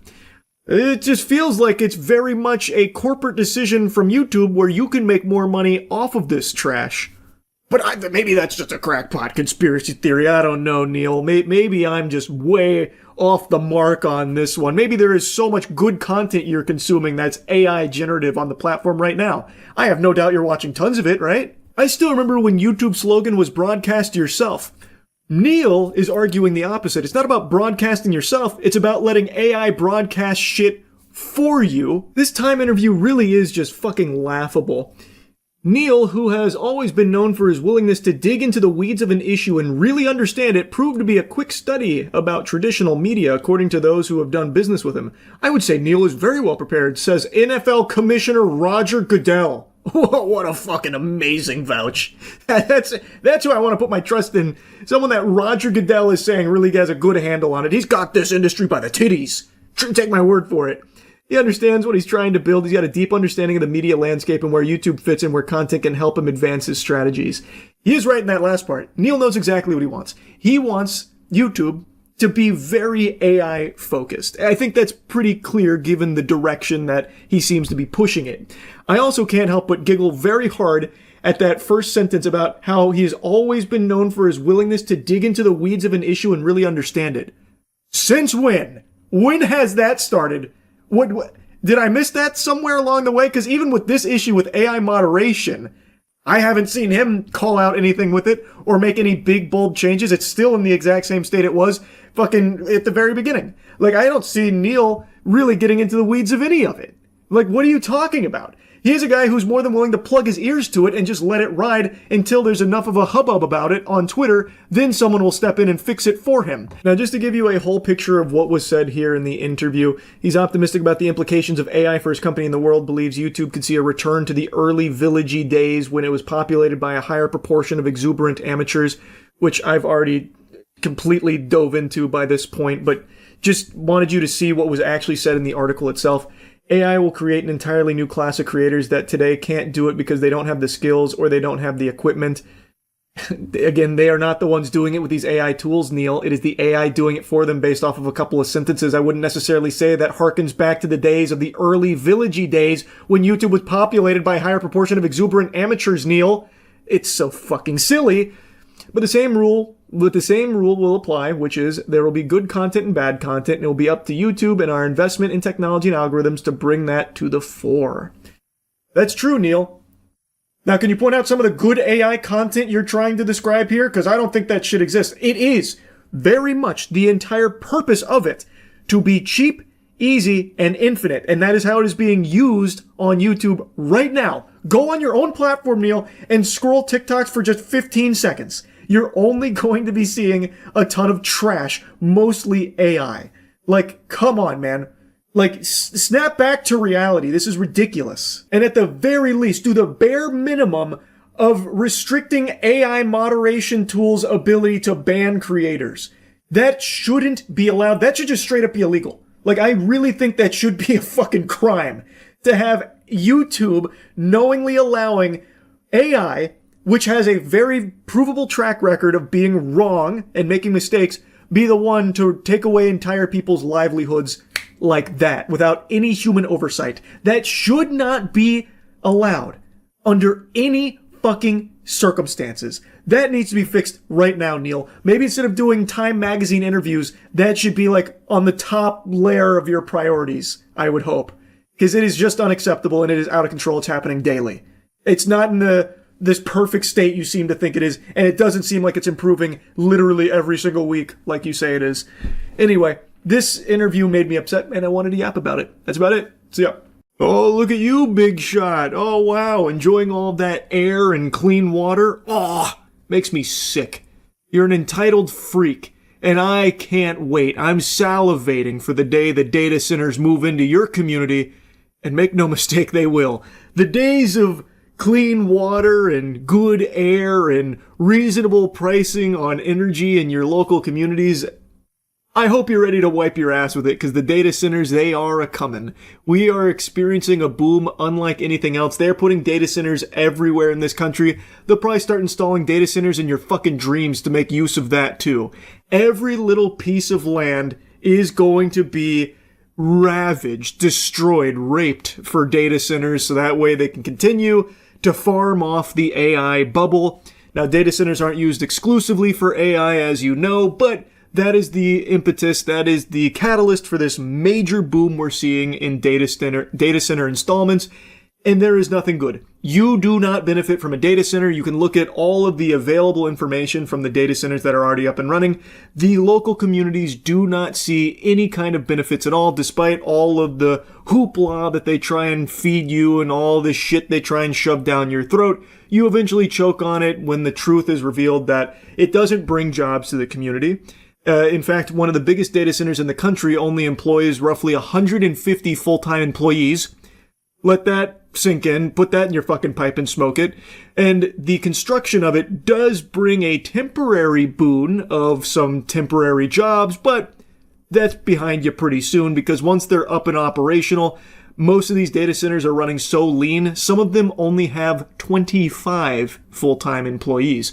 There is nothing good about it. The actual community that falls victim to this plague that they come through and infest with their data centers doesn't see any of the upside. They only absorb all of the downside. The upside goes to the extraordinarily wealthy corporations that brute force these projects through. There is no benefits to the communities, and that's based on available data from everything I've seen. Like the most recent information on data centers and their effects on the communities that they impact, like directly. I haven't seen anything that's flourishing as a result of it in that community. The upside only goes out to everywhere else in like the corporations that utilize it. Now, for the pathetic, slimy cucks that love to slurp for multi-billion-dollar corporations, this is a great thing. This is great news. They're pumping their fists celebrating. Yeah, keep installing data centers, more surveillance. We need more AI. This is all really good stuff. Woohoo, yeehaw. I hope your profits are through the roof. Yeah, good news. Even though there's no benefit to you, the average person, and certainly not to the communities that these data centers get built in. Fucking poison your community and ruin your bills by making you pay significantly more for your energy, your air quality, your water quality, tanks. It's just terrible. It's actually awful. And the reason why I'm yapping about it now, as opposed to just the numerous times I've yapped about it on stream, is because the Kevin O'Leary-backed Utah data center that also is being called Stratos, Project Stratos, is a 40,000 acre data center unlike anything I've ever even imagined. I can't fathom that, and you can't either. You can try convincing yourself you know what 40,000 acres looks like. You don't. A 40,000 acre data center, that's like the fucking spaceship from Independence Day swooping in over top of us. Yeah, the data center that everyone's talking about is the Kevin O'Leary one, 40,000 acres. Here. It will generate as much heat as, I think it was 23 atomic bombs detonating daily. The community did everything they could to voice how much they don't want it, but then they decided, fuck that, we're doing it anyway. So the fossils in power over there were like, yeah, it's alright. We'll unanimously vote it through. 40,000 acres, by the way, is whatever you're picturing, triple it. I feel like most people here can't even fathom what 40,000 acres actually looks like. It is an unbelievable scale. NBC did a great video covering it, did they? There, let me check it out. I saw a couple clips from it. They were, like, people were screaming, like, no, no, no, none of us want this, no, no, no. And then one of the guys like, for hell's sake, calm down. Which I thought was very telling. Actual demons. And then they ended up going to another room to avoid all of the riffraff so they could unanimously pass it in peace and quiet. Concern and outrage in Utah. Concern and outrage in Utah. For hell's sake, grow up. There it is, yeah. For hell's sake, grow up. What an interesting expression there, brother. Usually it's for heaven's sake, but this must be one of hell's finest warriors. Where hundreds of protesters this week flooded this meeting of Box Elder County Commissioners. Can you be quiet and let our citizens hear what needs to be said, please? As they voted to move forward with a controversial data center proposal backed by celebrity Canadian businessmen kept... Fucking worm, man. He's such a worm. Oh my god, and the way he keeps defending it too. Ugh, it's so delusional. He's like, oh, no one's actually against it. They're just being bussed in. In this video posted on social media after the vote. I'm pretty aware of what these concerns are. They are around air, water use, heat. Sustainability is at the heart of what we do in terms of all these proposals. We're not just Utah. The Stratus Project is a plan to build a fort boosted by government tax incentives, and according to a county fact sheet, is eventually expected to generate and consume up to 9 gigawatts of power once completed, a number MIDA, the state entity backing the project, says is more than double Utah's average energy consumption. Perfect. That's very true. I was actually just reading something about one of the larger data centers in the country. I believe it's a Meta data center. It had temp jobs, obviously, for the construction, which they always tout like, oh, it's so many new jobs to the local economy, so many new jobs for the community. It's great, that kind of thing. And then they checked in on that Meta data, I'm pretty sure it was Meta, data center like a year later. I think they had 150 actual employees for a massive data center. And then some of the other ones that are on the smaller side had 25. So they don't actually employ a significant working force. It's a complete scam. It is completely a scam. Pushback in Utah. We think over 90% of the protesters are actually not people that live in Utah or Box Elder County. They're being bussed in. By who? Who would bust them in? We have to fight this data center. Who? All of the rich people that would even be able to afford to do that are all gung-ho on these data centers, Kevin. It is solely for fucking goober demons like you to profit off of. So who the fuck would even be bussing them in? All of them are constantly lobbying for data centers. All of the rich people that would be able to afford 90% of these protesters being bussed across the country. So they wouldn't do that. I'm still tweaking over Kevin's delusional bussing theory. No one's actually against that. They're all just being maliciously bussed in to make it appear like this isn't popular. The reality is the only person being bussed in is Kevin's Canadian bitch ass. He's not from here. And this is something that's not exclusive to just Utah. Average, ordinary, working people don't want data centers in their community because it's bad for them. Everything goes up. Their cost of living goes up because of everything that has to get diverted to this data center. It is a bad fucking deal for the local communities that just get ravaged by it. No one here in Utah wants it. The actual communities these data centers are built in do not want these things. They make it clear. Like, it's not like people are quiet about it. When data centers move in, they are constantly pushing back and fighting. But since all of these politicians are in the pockets of the people that are building it, they just force it through anyway. Clean water is overrated. True. Give me the AI runoff sludge. That way I can drink it happily knowing that it was used to generate a picture of me in a bikini on Twitter. 3 reviews, 1 cup. I'm going to be reviewing 3 shows that all ended this week in this video here, doing it all in one, going crazy style on it. So I want to start with what I think to be the most, interesting that not enough people are talking about. Sentenced to be a Hero. I made a video glazing this when it first aired. The first episode was like an hour long, and it felt like I watched an entire movie's worth of content to kick off the season. I was blown away. I know nothing about Sentenced to be a Hero. I watched that on a whim because so many other people were gushing grannies on it, and I thought, well, this isn't something I heard of, so how good could it be? And then episode 1 came out and just slapped me around with high-quality animation and a really interesting story. I expected generic slop. It was not. It had a pretty simple premise, but throughout the season it fleshed it out into something genuinely interesting, and I am glued to it. So I was hooked right away, and a lot of people were, but unfortunately it's come out at the worst possible time because this season's lineup was so stacked. It was clashing with Titans, the Behemoths, JJK, Freerin, Hell's Paradise, Fate's Strange Fake. Like, it was such a big stacked lineup that unfortunately Sentenced to be a Hero started to fall off of people's radar, starting to play second fiddle, and then everyone just kind of collectively stopped talking about it, which is such a fucking shame, because if this came out at any other time, it would have been the standout. This would have been what everyone was talking about and suckling on, because it's extremely good. The animation is top tier. I would say it's second only to JJK this season. I put it over Fate's Strange Fake and Hell's Paradise in that regard. Its action, I think, is beautifully animated. And every single episode of Sentenced to be a Hero had action. There was never any, slow slog, anything, boring. It was just a lot of action, but even while delivering all of this, it still kept planting seeds of mystery and, intrigue. I will say that its characters aren't exactly the deepest. They're pretty standard shonen tropes that I feel like pretty much all of you have seen before. You'll definitely recognize that in a lot of these characters. But they're put into a world that is unlike most others that are out there, where being a hero is like the ultimate punishment for only the most vile of criminals, where they can't die and they have to devote their lives to just saving everyone else.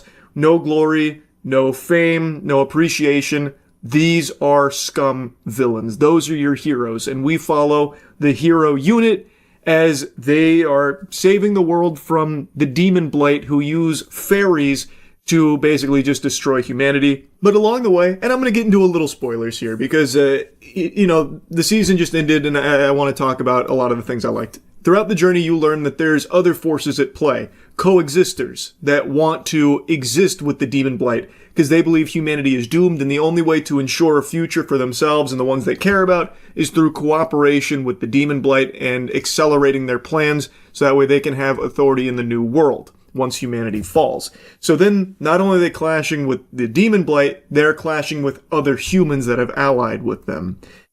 And in particular, this concept gets explored extremely well in the final episode. My jaw was on the floor for the finale here.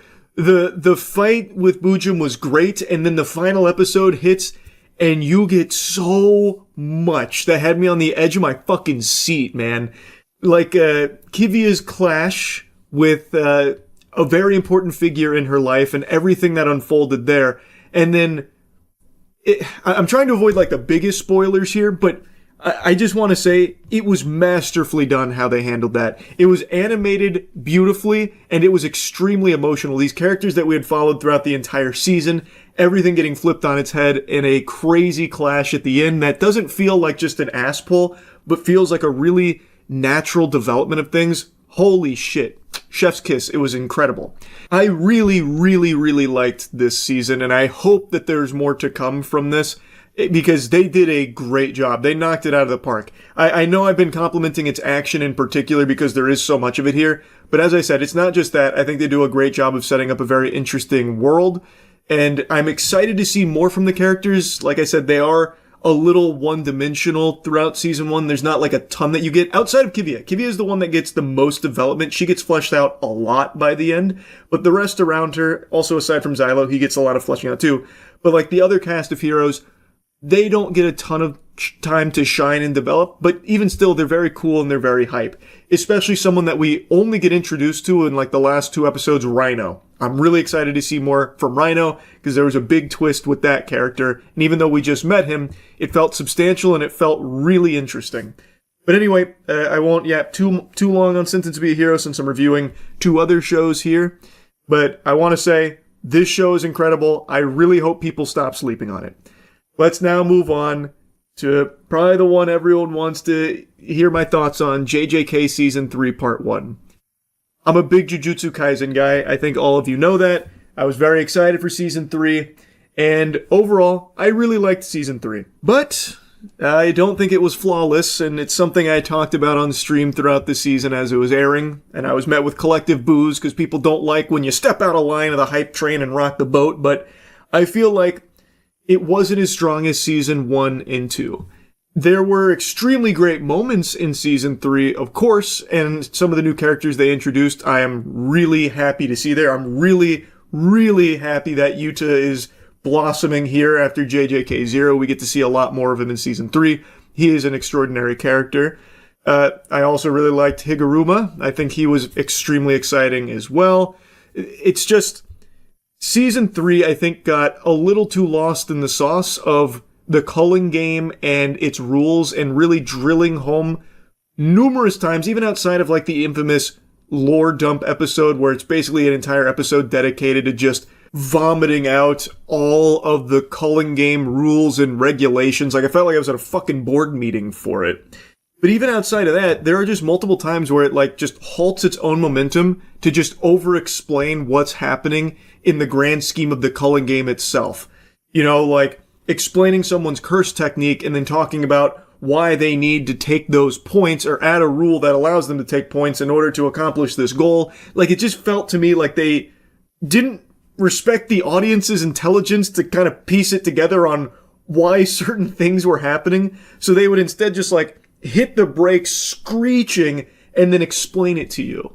And to me, it just felt like a little messy because of that.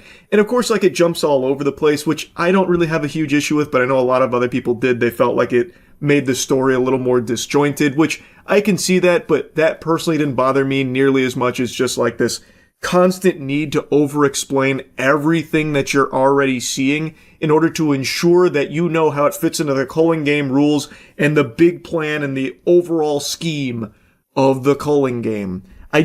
That really did start to irk me. I'm just being honest. I don't think it ruined the season or anything, but I do think that it weakened some moments because of that. But like I said, overall, I still really enjoyed it. Like, it wasn't disappointing by any means. And the final episode of Season 3 Part 1 here, one of the best in the entire series. It might be the best in the entire series. The start to finish, Yuta's fighting against multiple opponents, delightful. What a treat. A visual spectacle. That was a fucking home run. They crushed the finale. And I'm very excited for Part 2. Now, this is a Part 1 of the culling games here, so I do think it's also a little unfair to like review it as its own separate thing, because as it fits into like parts 2 and everything that comes next, I'm sure it'll feel a lot better if you were to watch them all back to back to back without like a break in between. But since I'm reviewing everything that ended this week, obviously I'm going to be talking about JJK Season 3 Part 1. Again, I still really liked it. It had incredible moments. I think it also has one of the best episodes in the entire series. It's just, I didn't love how hard they went on making sure you got every single fucking tidbit, every tiddlywink of lore in regards to the culling game, and every single rule and the fine print of every rule too. It just made it kind of a headache that I think, made the pacing a little worse at times. And now let's move on to the third thing I want to review that just ended. I just finished it, Frieren Season 2.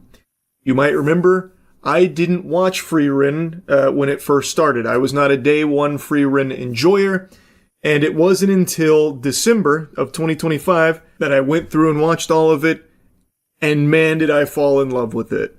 When I first watched it, I watched like 4 episodes or so, and I just didn't get into it. But when I watched it in December, it hooked me. Like, after, really getting the vibe of Frieren and what it was doing and how it differs from every other show that I'd seen in recent times, it really started to hit. a word everyone uses to describe Frieren is cozy, and it is, but it's a lot more than just being cozy. Especially in season 2, it extends far beyond just being some kind of, slice of life comfort show. It really is just a show that gets you invested in a journey and what it means to enter a time of peace and just appreciate the little things and every experience that comes your way.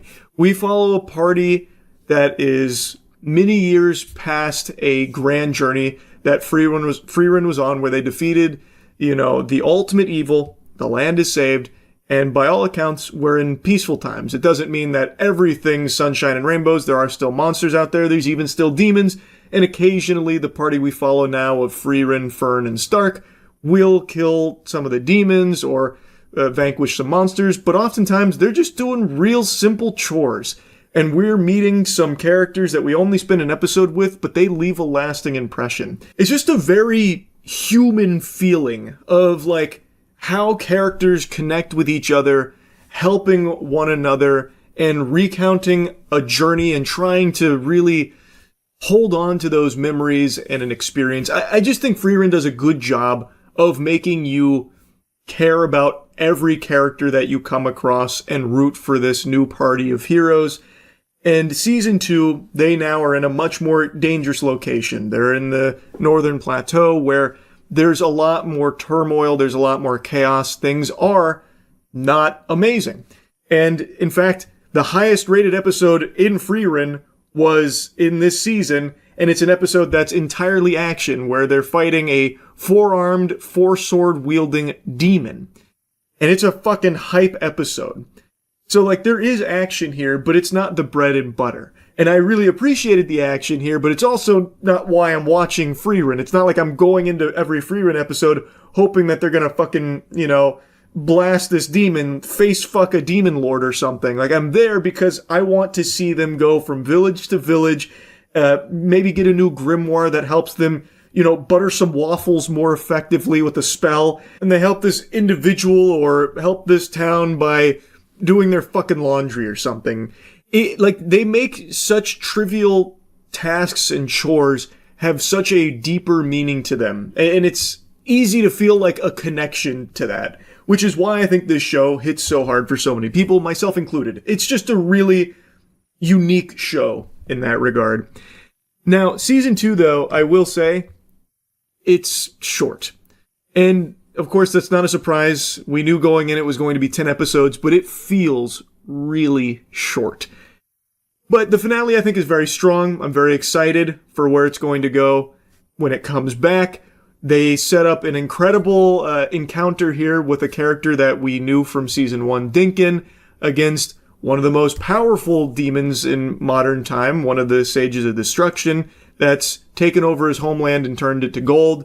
I'm very excited for that clash, and I imagine that's going to be a pretty pivotal moment in the next season. I just wish this season was a bit longer. I wanted to spend more time with these characters and on this journey.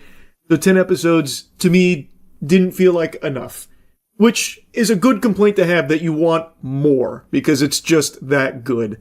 Season 1 had a lot more episodes, and I just want more Frieren is all.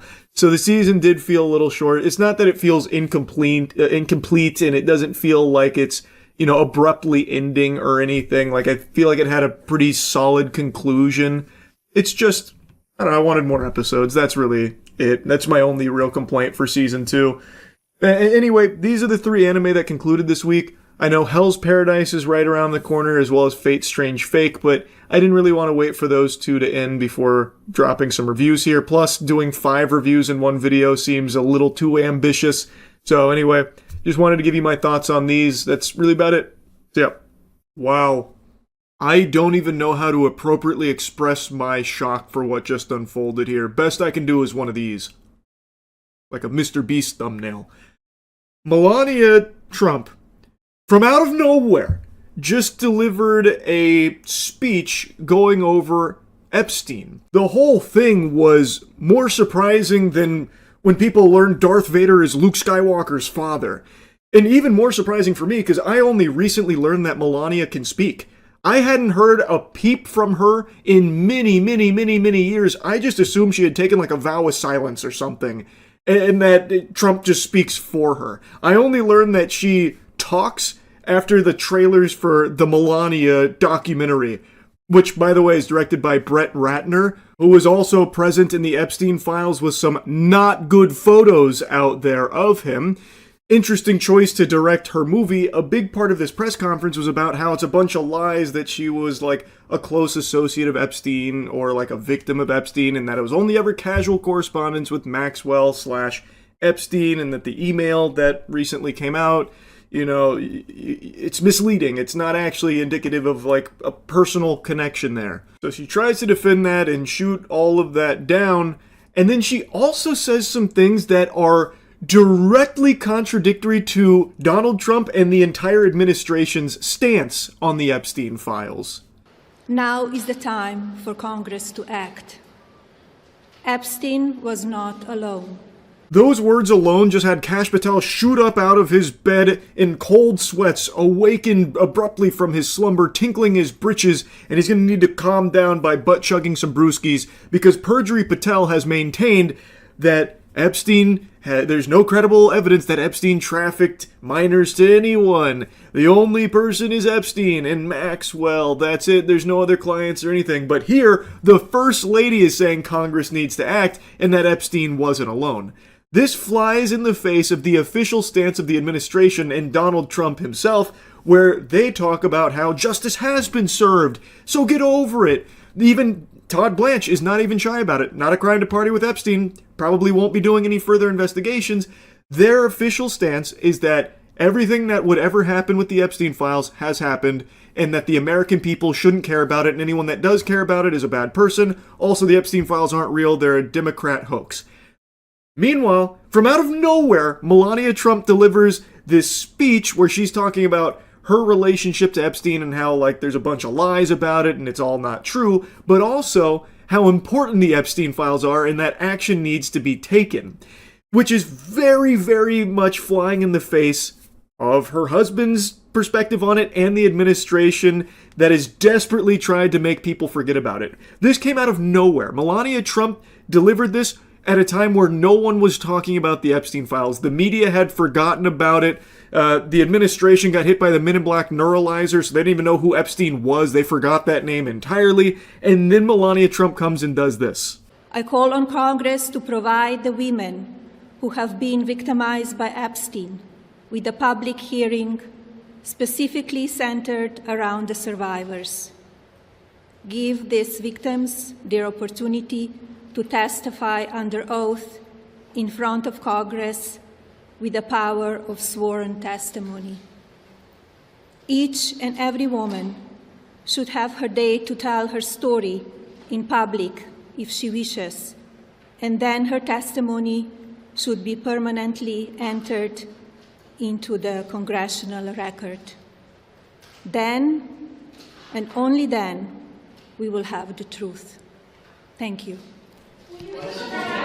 This had to be a huge jump scare to most people in the administration because I don't think they signed off on that. And I read a couple reports that she went rogue and did this without like official approval through the channels of the Epstein administration and their attempts to cover it up at every possible angle imaginable. So if those reports are true, if that's accurate and she did this just willy-nilly, you know, on a whim, I bet the administration is fucking fuming over it.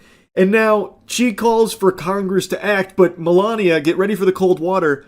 That call's coming from inside the house. You need look only in your bedside. Donald Trump is one of the main perpetrators of covering this shit up. His whole administration does everything in their power to bury it. So she is now mentioning the Epstein survivors directly, that's like Voldemort's name to this administration. They do not address the survivors, the victims of Epstein. So that was extremely surprising to hear her directly talk about it and how important it is to hear their testimony. I agree. We should be able to hear more from them and get more information about their experiences here and at least hear from them, which has been something this administration has been desperately trying to avoid, plugging their ears to it. I think she's right when it comes to that. Now, this wasn't the only thing she was addressing during this. The main thing is she was trying to set the record straight on her connection to Epstein and how they weren't close at all, and all of these lies that have been spread about her being an Epstein victim or a close associate and pal are just a bunch of hooey, it's all hogwash. Which, again, comes out of nowhere because I hadn't heard those claims come up in months. This has been something the mainstream media has been radio silent on, crickets. So this just came out of nowhere and once again puts it right in people's noodle, brings it, right up front and center, which is great. I mean, actually, it's really wonderful that she decided to start talking about Epstein again in this way, because now, once again, it will remind people of the blatant corruption and the evil, the heinous acts that are being covered up here from this administration. It really is so wild because this was not being discussed all that openly. I do know now, as a result of this, that some email has been shared about her emailing with Epstein and Maxwell or something to that effect, which is something she also talks about in this, so I'm guessing that was probably the catalyst that made her want to do this.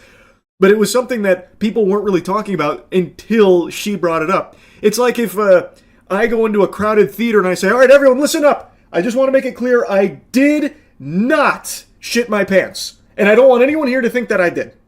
All right, now that that's out of the way, carry on. It's one of those things where it's like, hey, we weren't even really, thinking about that, but now that you've mentioned it, it makes us think that you might have doo-dooed. Did you poop your pants? I what's bringing this up here? The lies linking me with the disgraceful Jeffrey Epstein need to end today.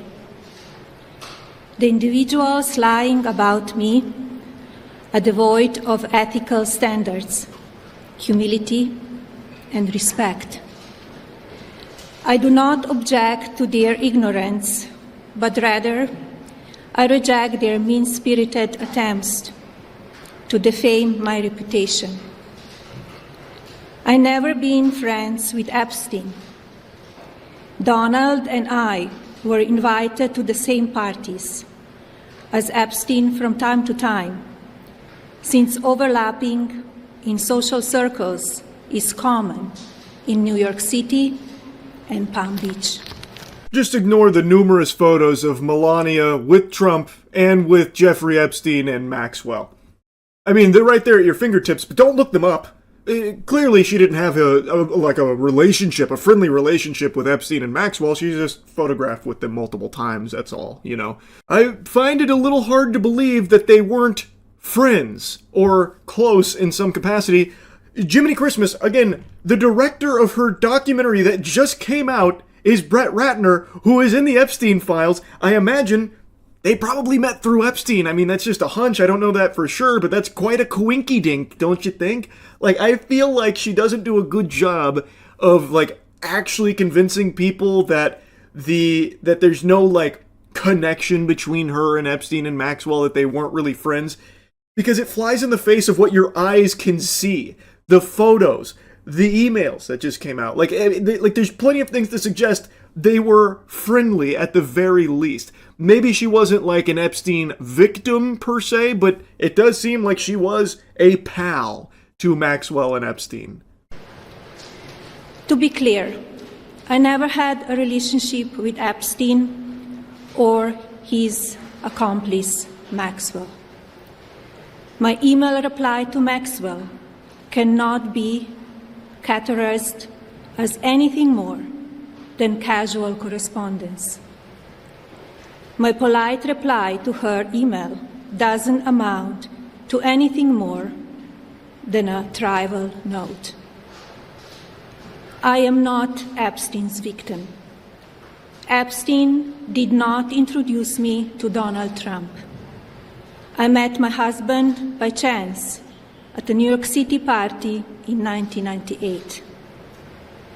This initial encounter with my husband is documented in detail in my book, Melania. Nice, big shout out for her book, that's huge. I'm surprised she also didn't make a mention of the documentary or her cryptocurrency Melania coin. This was a great opportunity for her to shout out the shit coin, what the fuck? She missed a huge marketing opportunity, but at least she got to name drop the book, so everyone can go pick that puppy up. I know everyone's really biting at their nails, just salivating, waiting to get their hands on more Melania content, and luckily she addresses that while talking about Epstein. And I like how she uses that as evidence, like, nope, this can't be true about meeting Trump through Epstein, because if you read my book, I actually documented the first time we met. And you know you can't lie when writing a book. Like, it's 100% truthful. It's gotta be. It's a book. You can't make shit up there. Like, what the fuck? That's not evidence. I have no idea if she actually met Trump through Epstein or the parties there or whatever. I don't know. But it's not like this shuts anything down. Again, this only makes people think that there is a more deep connection here between Melania and Epstein than previously thought. Like, before, it was just rumors and, like, potential explanations and theories, but her coming forward once again just adds more fuel to that fire, because she doesn't actually really prove anything at all. She just once again reminds people of it. And I imagine a lot of people that were watching this didn't even know that Melania had so many photographs and stuff with Epstein and Maxwell, or had like the emails with Maxwell. Like, I bet this actually put it on people's radar. And like I said, this really did come out of nowhere, because it's not like Epstein was a huge topic at the moment. With everything else going on, pretty much no one was talking about Epstein until she brought it up here. Which, I mean, again, I think it's great that people are reminded of it, because it's a huge fucking problem. It is extremely important, and there is still no justice even being pursued by this administration. So I am glad to see more people talking about it again.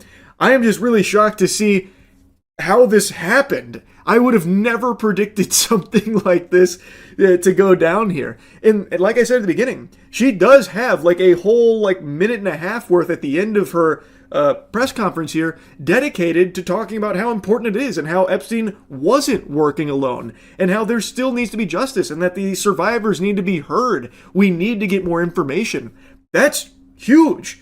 And that is correct. We do need that. So hopefully we can start moving in that direction. I mean, the First Lady has now just made a big press conference, and it was brought up here. And it is very different than the official administration stance. So, what happens now, I wonder? I'm just very curious to see what comes next, because Donald Trump's wife has now just directly gone against what he says in regards to the Epstein files publicly.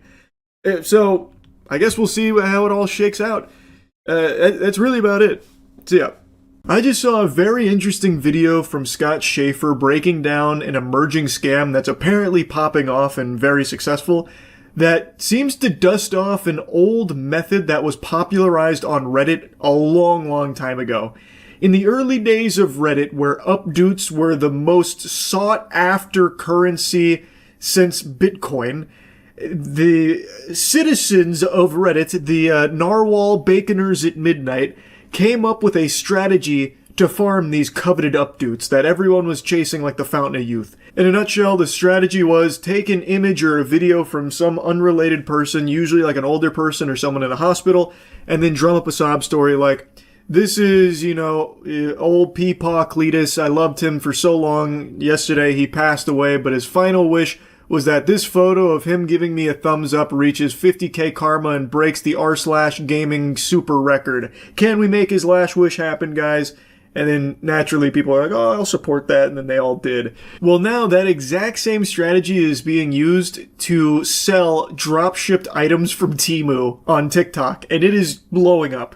I became aware of this scam not from TikTok, but a YouTube channel called Force Orbs. This channel is originally a TikTok account with the same name that moved all their videos to YouTube Shorts to try and scam more people. The page is all about promoting their custom Star Wars art, all made by one old man. People said that you would destroy this Sith, not join them! Bring balance to the Force, not leave it in darkness! Execute Order 66. I'm not gonna lie, it's actually kind of nostalgic to see this scam again. I thought for sure this was a menace long since forgotten. I really cannot even picture the person that would see this video and think for 1 second that this is real. Like, I don't know who sees this and is like, oh man, this is heartbreaking. He's right. That video of that girl shooting a baseball at a car's window got so many views, but his Star Wars art is getting ridiculed? What kind of... What's happened to us? This is not right. I'm gonna buy 10 force orbs to support him and let him know how happy I am with this purchase. Of course, the reality is the old guy in the video here has no fucking clue what force orbs are. He is not involved with this at all. It's just some random douchebags that are drop shipping it, using this as their marketing tool here. He's become their mascot, the Toucan Sam to their cereal that they're peddling. All of their videos are pretty much the same. It's a sad old man who makes custom Star Wars glass orb art, and he's upset because any clip on social media with a cute girl gets millions of views, but his videos trying to sell his art, no one watches.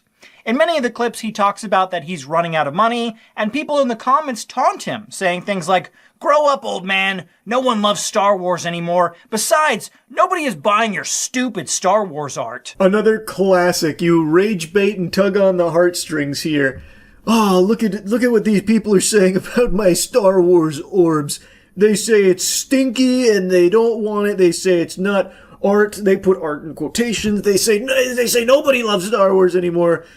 Can we prove them wrong? Can you guys all buy my fucking art, please? Also, it's just such a dog shit comparison in the first place, by the way. It's unjust that this video has millions of views, but mine doesn't. Doesn't that just make you mad? Isn't that just the most upsetting thing ever? A real tearjerker. Now get your wallet out, please buy some of these force orbs I found on Temu. But what this item actually is, really is just a customizable LED glass orb that you can find on sites like Temu for $16. Any photo you want can be uploaded into these, but the scammers are trying to sell these with preloaded Star Wars images and calling them force orbs. The real crime is on their website, where they are selling these for a whopping $60 a pop. $60 is pennies to make this old man's dreams come true. Can we get his videos to 66 million views here so it matches that girl shooting a ball at a fucking car windshield? He deserves it, clearly. Come on, guys, what are we doing? If we each give him $1, we can afford one fucking force orb maybe at this absurd price. This is always probably my favorite part about these kind of scams. Like, it's not even so much like the goofiness of the videos they post and how fucking trash they are, but it's their preposterous level of greed where they'll mark up a Temu product like 2,000% and think anyone would be willing to buy that. Unfortunately, it seems like there are some gullible suckers that do because they want to, support this story that they've bought into hook, line, and sinker. But it should be just so obvious that this is fishy. I cannot picture the person that sees this and is like, "Aw, I'm getting my credit card out. $60 for a force orb, it's a little steep, but it's made with love and care." I could tell, because the TikTok video said so. In the clips, it shows alleged production of the globes, but if you slow down the production videos, it seems to me that this might be AI footage, because the people in the video have weird body issues. Like this guy who has this weird crease in the middle of his forehead, and the arms in the next image look AI generated as well. No, what? AI generated videos? As if. No such thing, not on TikTok. They wouldn't be using AI to show the production, that's all legitimate. The worker there with the wacky forehead, well, that's old Quirky Brows Joe. I mean, everyone knows that guy's got like that weird shit in there like an accordion. It's part of his identity. He's a zany character around the office that works with our favorite old guy at Force Orbs. Come on, don't be ridiculous. AI footage. My left shoe. One thing that isn't AI, though, is the sad old man who shows up in every video who claims to be making all these orbs. With a reverse image search, I was able to find where this footage originally comes from, and it's from a TikTok account called TedDog13. TedDog has nothing to do with the Force Orb scam, and he seems to be a nice old man who created his TikTok account to help him make new friends online. This is TedDog13. I want to thank you all for allowing me to make these videos. He seems like a sweetheart. And like I said, this isn't anything new. This has been a scam that's existed for a while, but it kind of petered out and wasn't really popular for a while. But now, thanks to TikTok being such a strong marketing vessel and people so willing to just buy into a sad story and rally behind what they think is a good cause for these products on TikTok, people are now spinning that goodwill to exploit it. So now they're just drop shipping trash with fake stories around it, taking other people's videos, and then even using AI videos to try and, spruce it up a little bit to get people to buy into it. It is doing well. Force Orbs, I think, is the most comical example, but Scott Schaefer goes through a few more. It is a rampant issue across TikTok and YouTube Shorts. Another TikTok and YouTube scam channel known as Fuzzy Paw Slides is doing the same thing to push their scam products, but this time they've added another twist to the tale. This is my last-ditch effort. Please stay to the end of this video, as it would help me tremendously. So my grandpa decided to take a leap of faith and start his own cat shelter. Currently, he's struggling to make ends meet and keep it open, so he decided to start making handmade cat slipper. He is the most kindest and talented person I know, but he has not received an order in 6 months. Please comment to boost this post and help support him. Oh. Make handmade hand slip. Make handmade. You ever had a dream that you ever wanted the handmade cat slipper? Wow, that's so sweet. He opened his own cat sanctuary, but hasn't had an order for 6 months for his handmade cat slipper. Come on, guys, can you boost this post so we can all buy his handmade cat slipper? Wow, that's such a good story. What a story, Mark. Sure enough, you can find slippers just like this on Alibaba, going anywhere from $1 to $3 for a pair, but the website for the scam is selling them marked down from $50 for the low price of only $30. Fuck! I'm losing money not buying the handmade cat slipper. Only $30 for a handmade cat slipper to keep this old man's sanctuary running? Oh my god, the blood of those cats is gonna be on my hands if I don't support him! No! Talk about a great deal. What truly is disgusting is they have a donate button, so you can help out their fake cat shelter that doesn't actually exist. No sarcasm on this one. That is just straight up outrageous. That is beyond shameless. So then it's not even drop shipping dog shit products. It is actually just a full-blown fraudulent red alert lie. Super duper scam. You get nothing in return. It is literally a give us money for nothing button on their website with this imaginary cat shelter. That one was crazy. That one actually did catch me off guard. I haven't seen that before. That one is actually so far over the line that they might actually find themselves eventually in, like, criminal charges. A lot of the other scams are able to hide behind, like, oh, well, we did deliver something. So sometimes they do get away with that. Here, they don't even have that excuse. That could legitimately be a huge fucking issue for them, should anyone ever bother to pursue it. Now, the old man that they show in the videos is actually a tailor and has his own TikTok account called George the Master Tailor, where he does tailoring work and never makes any cat slippers. George and his daughter have put out a few videos calling out the many TikTok accounts that have stolen his videos to promote their scam products. Good morning. A lot of people using my face, and they're selling stuff that's fake. It's not me. I don't make slippers and I don't make all the junk that they're selling. Like I said, it is actually a big problem. So big to the point that even some of the people that are being taken, like their content being taken to use to promote this, are becoming aware of it because some of their fans have been scammed by it and are alerting them that, like, hey, this is going on. Also, there's other fans that are confused, like, hey, I bought these, handmade cat slipper from you. It's trash. Why are you selling trash? And it's like, no, that's not me. I didn't do that kind of thing. So someone like George the Master Tailor here is coming out to set the record straight, like, no, there's a bunch of accounts using my face to promote their products. It's not me. So just warning people. It is a big issue that is only being more prevalent because it's working. I'm not that person. I'm not selling anything. Here's a list of the fake profiles that we're aware of at this point. Please, if you see them, report them. And if you find any more, please send them to us and also report them. And I think a lot of these channels may be run by the same group of scammers, because on the Fuzzy Paw Slides channel, not only did I find stolen footage from George, but even Ted Dog 13 popped up on the channel as well. Another channel even stole Ted Dog 13's voice and used it over the video of a different man to sell their drop-shipped cow slippers. This video has some audio that may or may not be DMCA, I'm not sure, but it's the same thing. It's just like some sad-ish music playing and then this sob story. Stay 9 seconds to help save my cow shelter from shutting down by buying my cow slippers. It actually really could all just be the same group of scammers doing this, and then I believe probably some copycats. Because, this shit is one-to-one. They couldn't even be bothered to change the narrative beyond going from cat to cow. It's the same homework. There's no change, really. So it does lend credibility to the idea that it is one group of scammers that is just dropshipping all of this shit and using this as their main marketing across numerous different social media handles from TikTok and YouTube Shorts.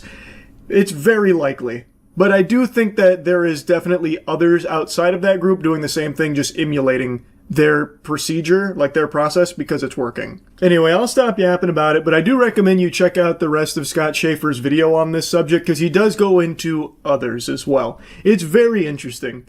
If you are someone that has seen these pop up, and maybe, God forbid, someone that actually bought some of this, my heart breaks for you, but you gotta be aware of this scam here. So putting it on your radar here, watch out. Don't buy into just some random fucking sob story aiming to sell you some slippers or whatever other garbage. That's really about it. So yeah. I had a bit of a superpower for a while, but I feel like the compound V that I was born with has finally started to peter out. I had a complete immunity to jump scares in horror games and horror movies by extension. It was something I was quite proud of, but it seems like in my old age now, it's running out of gas. About a week and a half ago, I played a game called Who's at the Door, and I got startled by something in there. And it shocked me to my core. Not the actual jump scare, but the ability for it to penetrate me and get my defenses down, where I actually did one of these at a jump scare, like I sat on a fucking whoopee cushion. And you could write that first one off as a fluke, perhaps. I mean, that game was a banger. Maybe it was just a really well done, well executed jump scare, but I'm ashamed to report it's happened again. For my gaming channel, I just played another horror game called Dreadflats. This game's got a lot of hype, a lot of glaze. It was a good game, and it has now joined the extremely small list of games that has successfully jump scared me.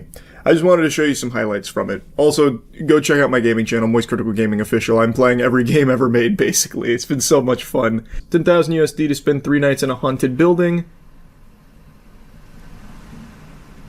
Would you dare? Yeah. I 100% would do that. That's very easy, actually. In fact, I've done it like 5 times. Not even for money, for free. For the love of discovery of science, to try and prove the paranormal is real despite me not believing in it even slightly. I'm the host of a paranormal channel. I've stayed and filmed in countless haunted places. Ghost stories, urban legends, just tales to scare the weak-minded. Sounds like I'm playing as myself. This time a fan paid me to film at an apartment building. Place where people vanished without a trace. Let me see. The fan's key is for room 204. Go there first. It'll be my base for the next few days. Sounds good. Room 204.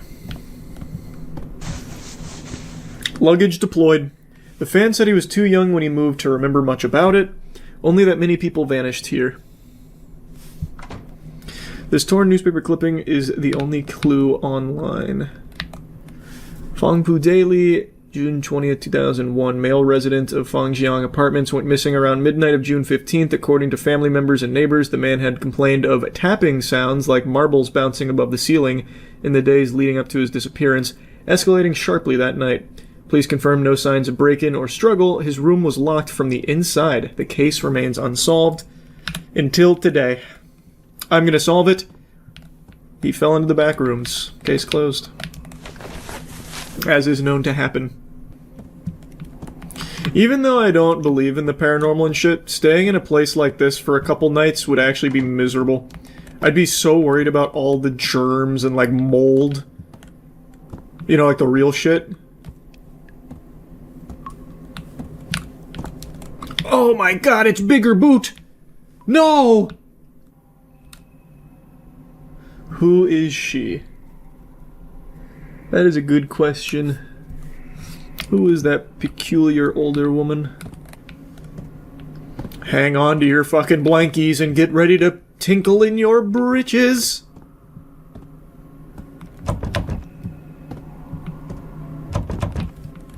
Everything's locked. Oh. Hello? Taking a peek in the glory hole. There's a key on the table. But how to enter here? Maybe like Rainbow Six Siege and we sledgehammer through.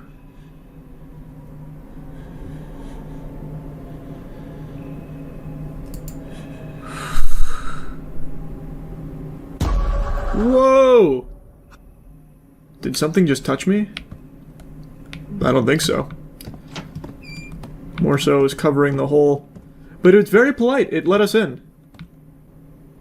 There she is off to the side. YouTube red circle. Yeah, YouTube thumbnail red circle is what I meant to say. I think we're good. Enough footage for now. Time to return. Whoa! That one startled me. That was loud. Hello.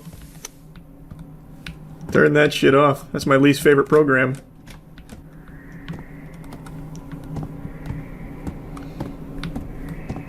Good evening.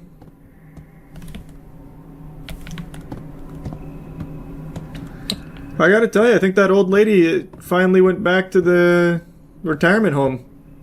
This place is clean. I feel like I got smaller. Did I get shorter?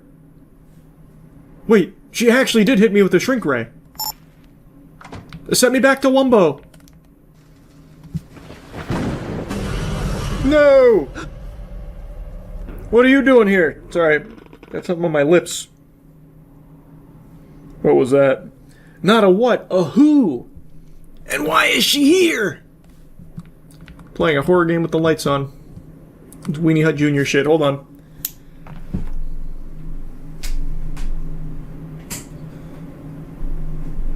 You know what else I just realized? I've got this light on. Nice. Now I'm fully immersed. This ought to scare the pants off me now. I will say though, this is the second horror game that actually like startled me with a jump scare. That doesn't usually happen.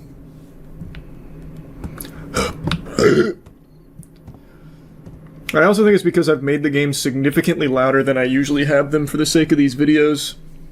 So now it's like blasting my eardrums. I see it, I'm coming. Show yourself for the paranormal channel. We need a good thumbnail.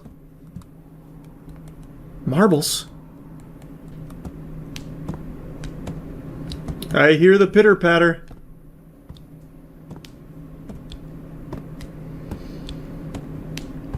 Zoinks. Still locked. There's been a sound behind me this whole time. Yeah, no, I checked. There's nothing there. The sound's behind me again. Is she here this time? Yeah. I'm gonna flick onto her. Yeah.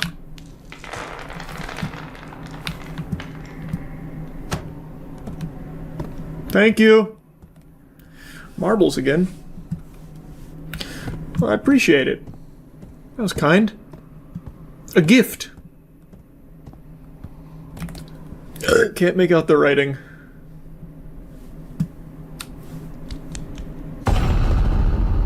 Okay. Why would he do that? I'm a resident of this apartment, same as him. Oh, jeez. What was that noise? There's a burglar! Quick! Give me this. I'll gather the evidence. He's in the kitchen making food for me. It's a generous burglar. It's a chef. Oh. Time to sleep. I'm probably gonna have another dream.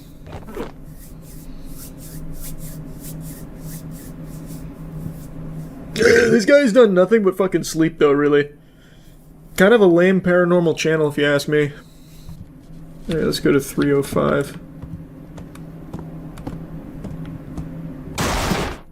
That was loud. What was that?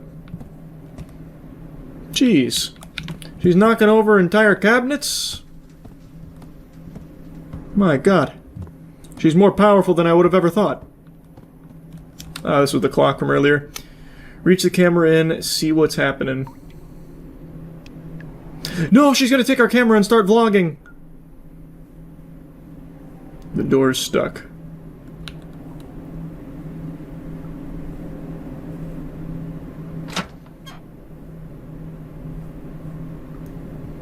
That door just opened on its own. Oh, that was nice. She knocked over the wood. This bitch is knocking over everything. My god. Why is the light on? Whoa! Because she has strong aura. Brace for impact. Toilet hasn't seen this level of action in years, I'll tell you that much. This exhaustion's back. The stomach pain and fatigue. Could I be coming down with something? Yeah, serious case of the heebie-jeebies. Maybe sleep till dawn, then go to town for a day's rest. If we make it there. Oh! Wait, do I have my flashlight? No.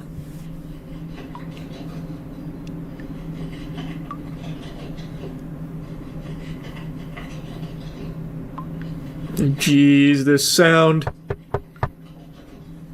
Don't come in. I'm pooping. It doesn't sound like rats. It sounds like perverts. There we are, sleeping peacefully like a princess. Very nice. Oh! She was in the closet there? But I checked.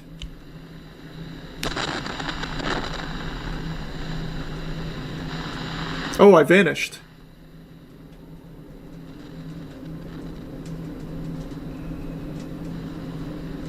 Oh no, never mind. She was just blocking me. Why did she do that? She really likes to just be under the bed. Hello. Maybe she just wants to feel closer to us. That's why she wants to play like marbles and like hide under our bed. I still hear her breathing heavy. I need to get out of here now. Why? Let's say hi to her. I can't crouch.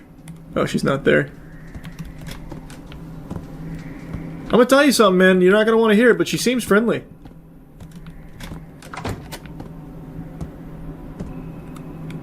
Damn, she's blocking the exit. I'm assuming I don't want to get touched by her, right? That'll probably be game over. Hide in the bathroom. She respects privacy.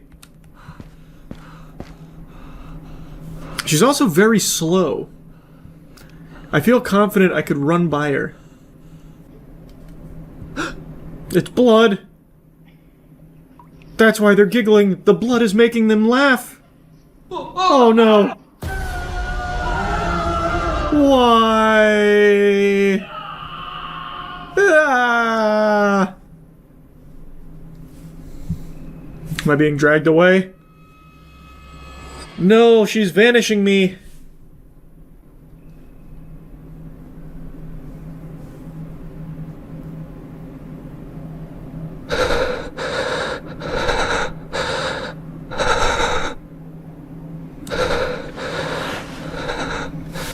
This footage is gonna go fucking crazy, though.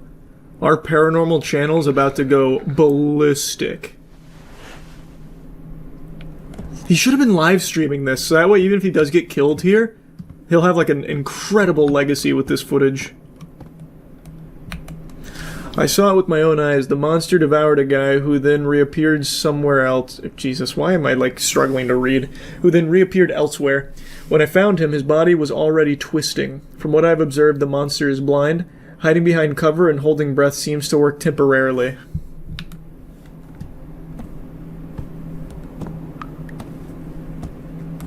I'm in her dimension now.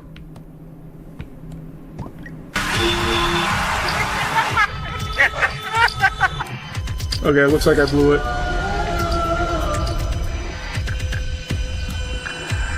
Well, I didn't sprint or anything.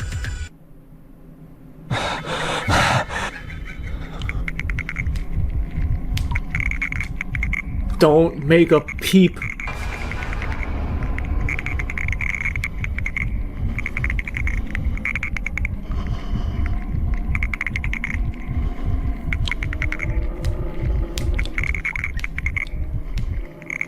Nice. She's been outsmarted. Now, luckily, we brought a gun. What does she want? Why don't we ask her?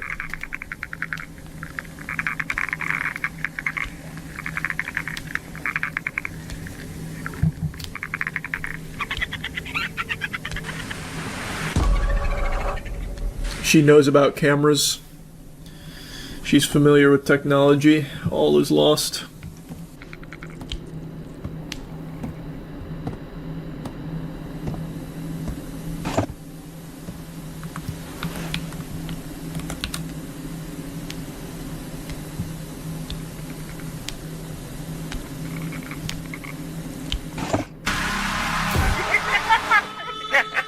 Huh? So the chairs move back when she gets closer. So, I see. I summon the chairs. They block me. And then I need to wait for her to get over there. Oh, she's addicted to television. Oh, shit.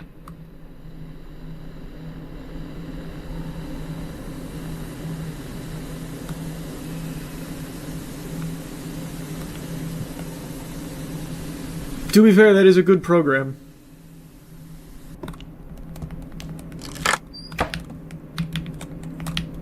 I gotta go back, No! Oh, what? Okay.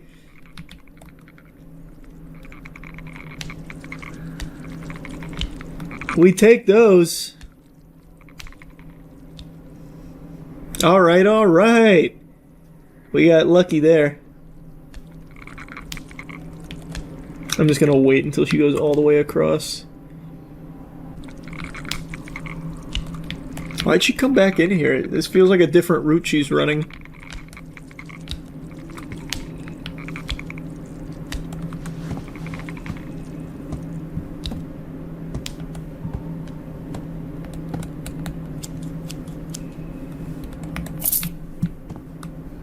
Got the key. Close. Nice. Got the key. Oh, fuck.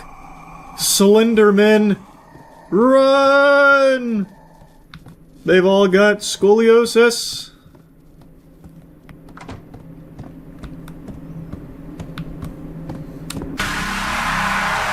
We gotta punch it.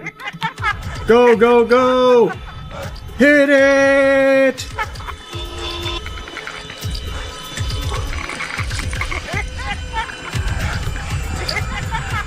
Nice, quick reflexes. I see the exit. She's gonna be there though. I knew it. She's gonna be here though, I know it. I knew it. She's pushing me into a trap. She's flushing me out.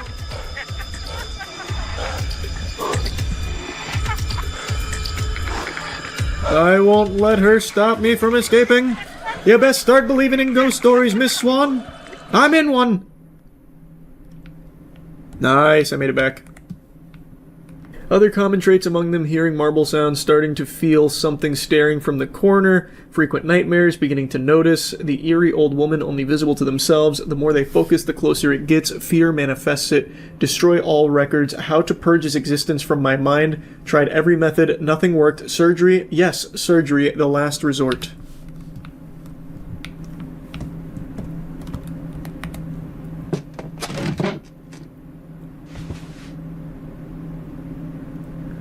Gonna give ourselves a lobotomy. Alright. Well, now's the time.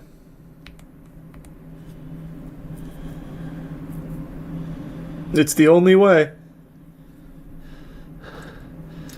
Luckily, the old lady gave us all the tools we required.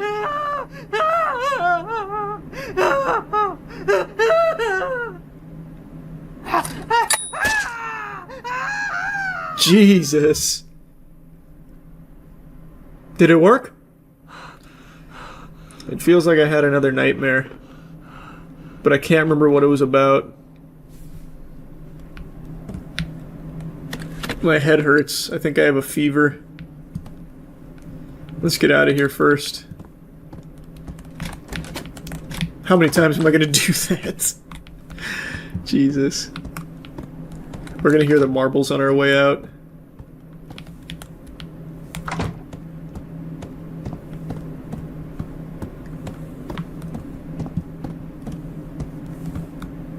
Alright. Yeah, the paranormal's a bunch of fucking baloney. Nothing happened. As expected. Just another boring overnight paranormal experience. Oh, the old lady's gonna be jogging next to us.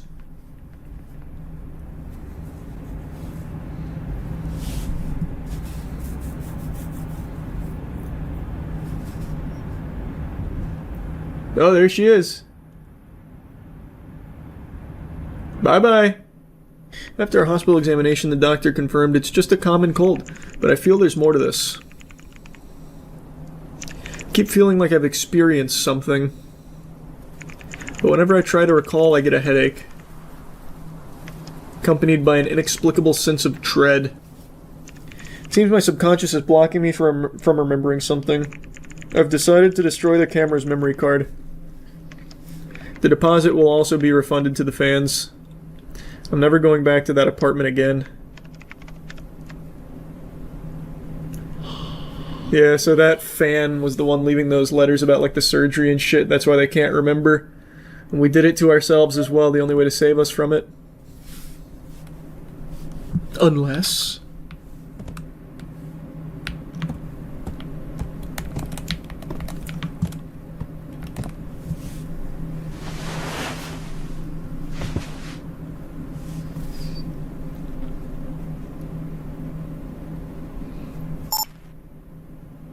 Uh-oh.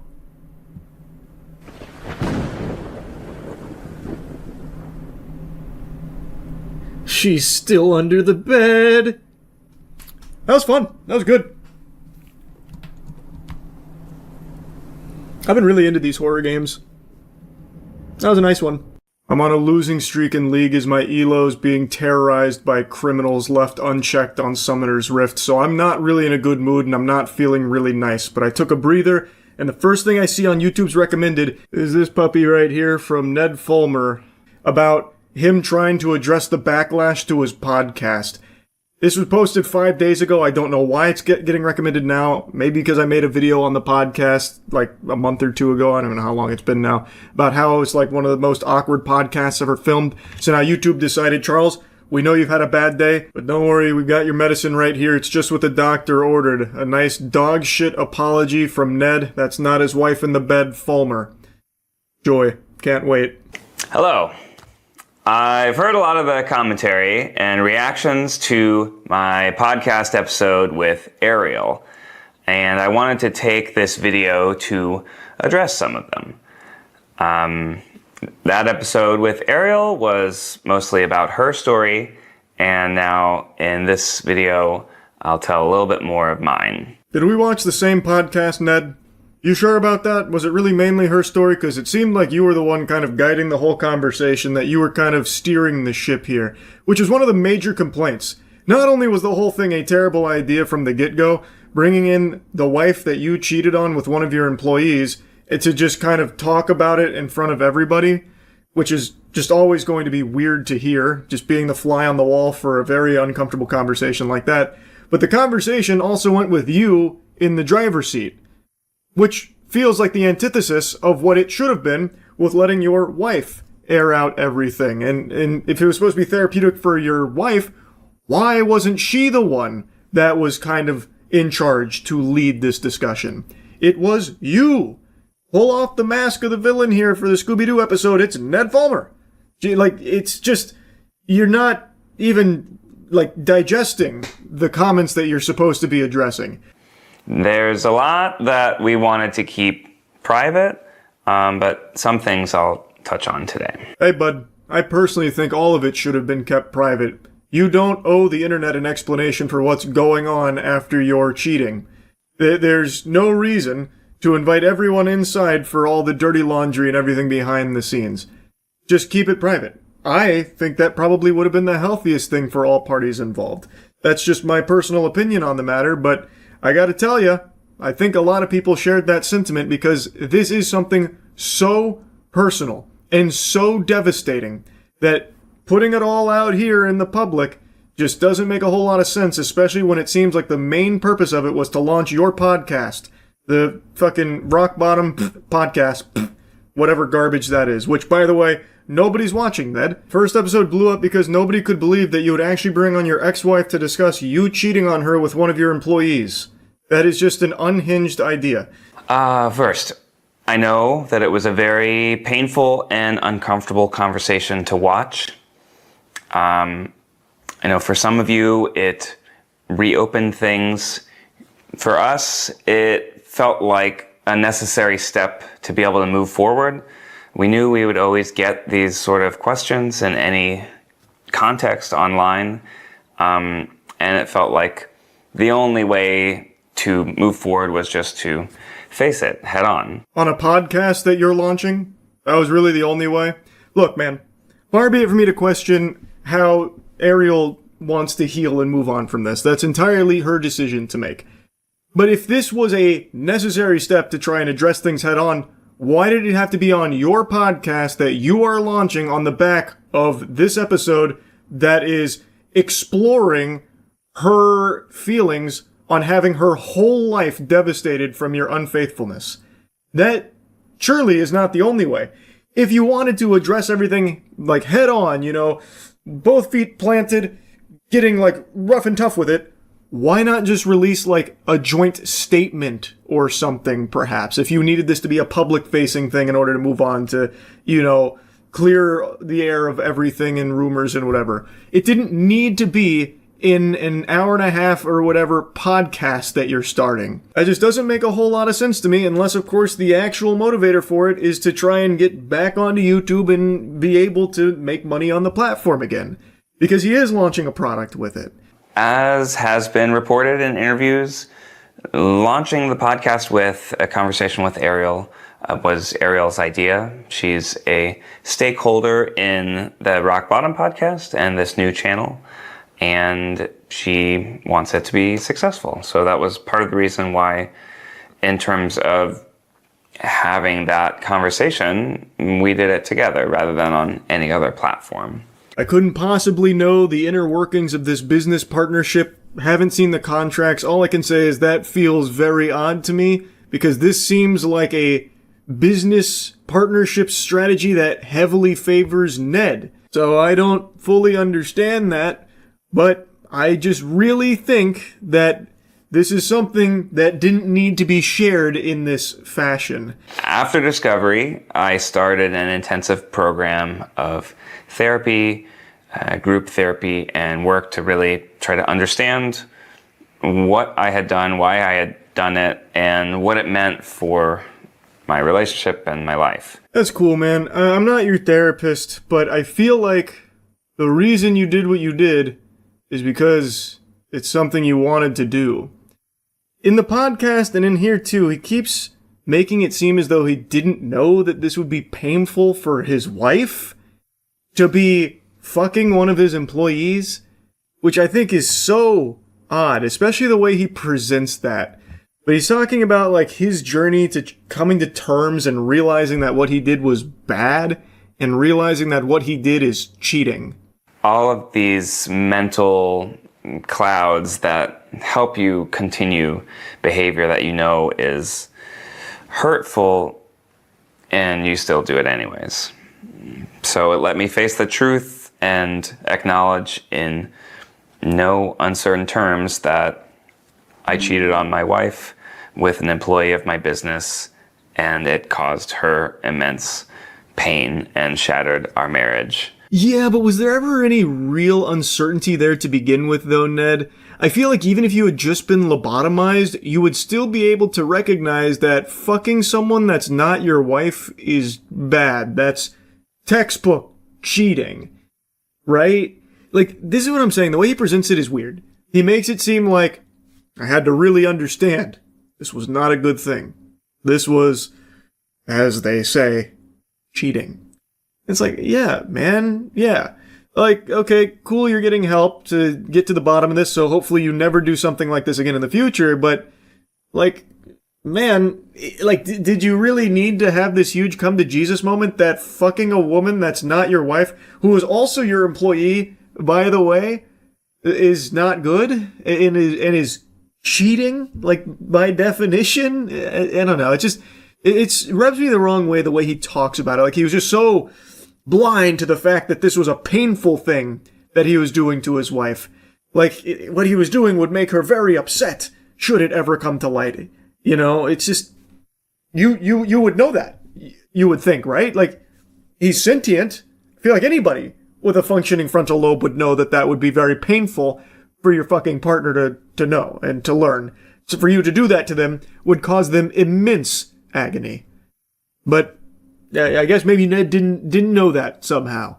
So this was a long process that it took, approximately 2 years, and continues work even to this day at the 3-year mark, even though we decided to separate officially 2 years in. It's something that I'm really proud of. That's really changed my life, and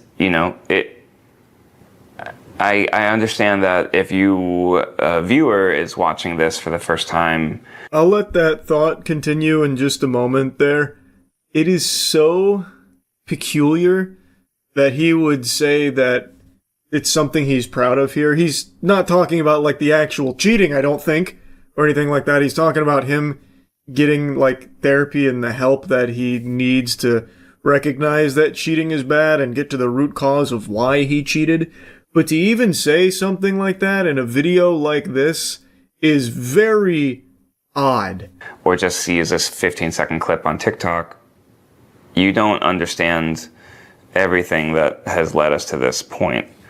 And I know that it'll take time. And if you want to just judge me off of one clip of me talking about society, which obviously was not the best response to that situation,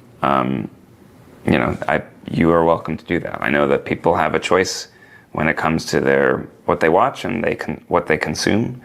And if people don't want to continue engaging with me on the internet, then that's a consequence of my actions and something that I have accepted. Ned frames this as though the majority of the opinions people formed on him from that podcast are just off of TikTok clips or like 15 seconds out of context snippets of the larger conversation, but that's just not true. Like, sure, there probably are some people that only saw the clips, but the whole conversation is there with over 1 million views. Like, a good chunk of people saw the podcast. I think a lot of people like me couldn't finish the whole thing because of how unbelievably uncomfortable and awkward it was, but it's very understandable for them to form their opinions on you based on the fact that you cheated on your wife, betraying her trust, being unfaithful to her with one of your employees, man. Like, even just seeing some of the clips or just even knowing that, plenty of people are not going to like you for that. It has nothing to do with them only seeing these podcast clips that make you look bad. The whole podcast makes you look bad because what you did is bad. You did a really bad thing, Ned. Now he has the audacity to throw himself like a little pity party here, oh man. You have a choice in what you consume, I suppose, so if you're watching these, 15-second clips, these snippets that make me look really bad, I guess that's your choice to make. I've come to terms with it. Like, as if that's the only reason people have a negative opinion of him. Even if it is just those clips, the fact of the matter is you did a bad thing and people aren't going to like you for that. Even if they've only seen clips from that podcast, everyone else who's seen the whole thing is still going to have that same opinion because you look like shit in it. It paints you in a horrible light. Because what you did cannot be painted in a positive light. I don't know why he tries to weasel this here statement in about, people only seeing the clips, the snippets from the conversation, if only they'd hear the whole thing, go along for the whole ride. It doesn't make sense, because clips or whole thing, you are still going to walk away with a bad impression of Ned. regardless. It's just if you watch the longer one, you also have to like squirm in your chair because it's so unbelievably awkward to sit through. Anyway, though, most of this is him talking about like what he's done to try and grow from it, like as a person, become a better person. It's very weird because this is him bringing up his cheating again. It almost feels like he's doing it because he knows it's going to get eyes. Like, it is a very weird thing to do again to bring up him being a cheater. But, you know, it's getting some views for him, and maybe that's the goal. I don't really get it. But anyway, that's really about it. Yeah. The Stranger Things series finale just aired. 10 years. 5 seasons. The journey is now concluded. I didn't make a review after Volume 2 dropped. I made one after Volume 1. I had a hot take people didn't quite like, perhaps a little too spicy. I thought it was a pretty underwhelming start. Volume 2 rolls around and people are singing a little bit of a different tune there. I thought it was even weaker than Volume 1. Since the finale aired, I'm going to give you my all-encompassing review of the Stranger Things Season 5. So with Volume 2, I thought it introduced even more ass pulls. So now all of a sudden, Mama Wheeler is a superhero. She like instantly overcomes her injuries, and as they're being chased by the Demogorgon dogs, the Demo dogs, Robin, Lucas, and Max are in a laundry room in the hospital after the Demo dogs have annihilated some soldiers. And while there, he is still playing Kate Bush to try and help Max back to the corporeal realm. And as they're taking cover by a washing machine, the Demo dogs are scouring the area. It's 3 of them. And they're looking around as slow as possible. They're moving slower than I would if you fed me fucking 15 shots of absinthe. Like, it is unbelievable how slow they're moving. Robin even makes a mention to Lucas, like, hey, turn off that fucking Kate Bush. We gotta pipe down here real quick or we're gonna die. And he's like, nope. So he doesn't. The Kate Bush is still playing. Somehow this doesn't alert the dogs in any way, shape, or form to their location. Maybe they're huge Kate Bush fans and didn't want to interrupt the track, or maybe they're completely deaf.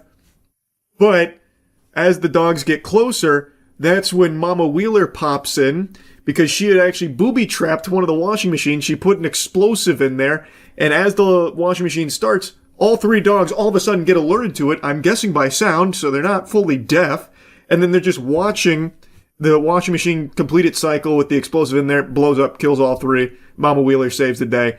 And literally like 2 episodes ago, we just saw that she can't really move and she literally can't speak. But in this episode, not only can she move and speak, but she is like the fucking Terminator and even has a full conversation about how she needs to get her daughter back.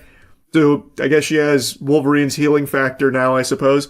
But that's just indicative of my main complaint of this season, where everything just happens with no real explanation for how that's even possible for it to be happening in that way. Everything is just so fucking convenient, and there is such a complete disregard for stakes anymore because everyone is basically immortal. We're going to be getting into spoilers here for the finale now, so big spoiler warning. I thought for sure in the finale this is where it was going to get dark, like they had hinted at so many times about there's going to be like dark Christmas for Stranger Things, that kind of thing. And still, even in the finale, nobody dies, except for one character they brought back, which was Elle's sister, who we hadn't seen since Season 2 in the most hated episode in the entire fucking history of the series, basically. Well, second only to the conclusion of Volume 2, I suppose. So a character we don't know, can't really care about, who had very little screen time in the season, is the one they decided to kill as the emotional moment. But there was just a complete reluctance here from the writers to actually kill off characters that would have made sense to kill off in that moment for like a whole completed character arc, and to remind the audience that this is an intense situation. This is, life or death scenarios. It's not Weenie Hut Jr. Previous seasons, they had no problem doing that. Killing off Eddie in last season, for example. I thought they executed that very well. It was emotional. But in this season, they almost kind of make his death a joke. Like, it really feels worthless because the Upside Down is no longer a scary enemy in and of itself. The Upside Down is basically just going to the park, except it's dark and cloudy. That's it. Those bats that annihilated Eddie, that he sacrificed himself trying to save everyone with those bats, they're not even here. They don't exist anymore. I guess the bats were so impressed with his courage that they all killed themselves. I mean, you could make a leap saying like the military went in and wiped them all out. Maybe, I guess. That's not something they showed. Or you could talk about like Vecna's pseudo-defeat, maybe having all the bats go extinct. I guess maybe. But even still, that choice to no longer have like actual enemies or terror in the Upside Down takes so much wind out of its sails, you can literally just fucking spring break there, and they spend most of the season doing that in the Upside Down. I just don't like how afraid they were to kill off characters, or even really put them in scenarios of peril where you thought they might die.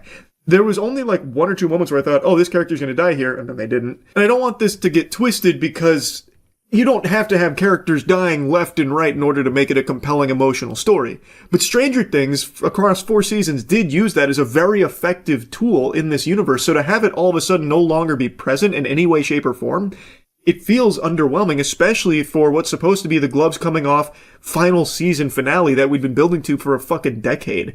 And it just felt so easy for them to do exactly what they wanted, everything falling exactly how they needed it to, according to plan. And if things were a little cattywampus out of whack, it was like that to fix it.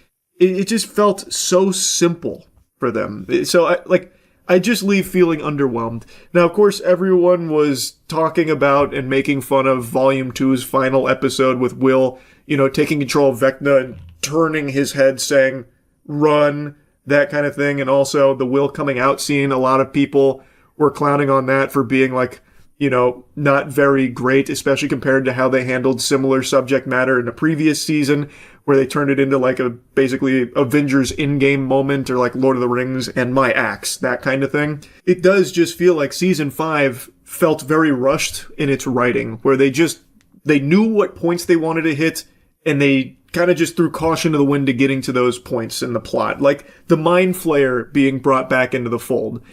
I actually like that explanation for how the Mind Flayer played into Vecna and how they were basically, in this symbiotic relationship with one another. Mind Flayer maybe controlling Vecna, but actually not really. Vecna, Henry, he agreed with everything he was shown there, and they are one entity.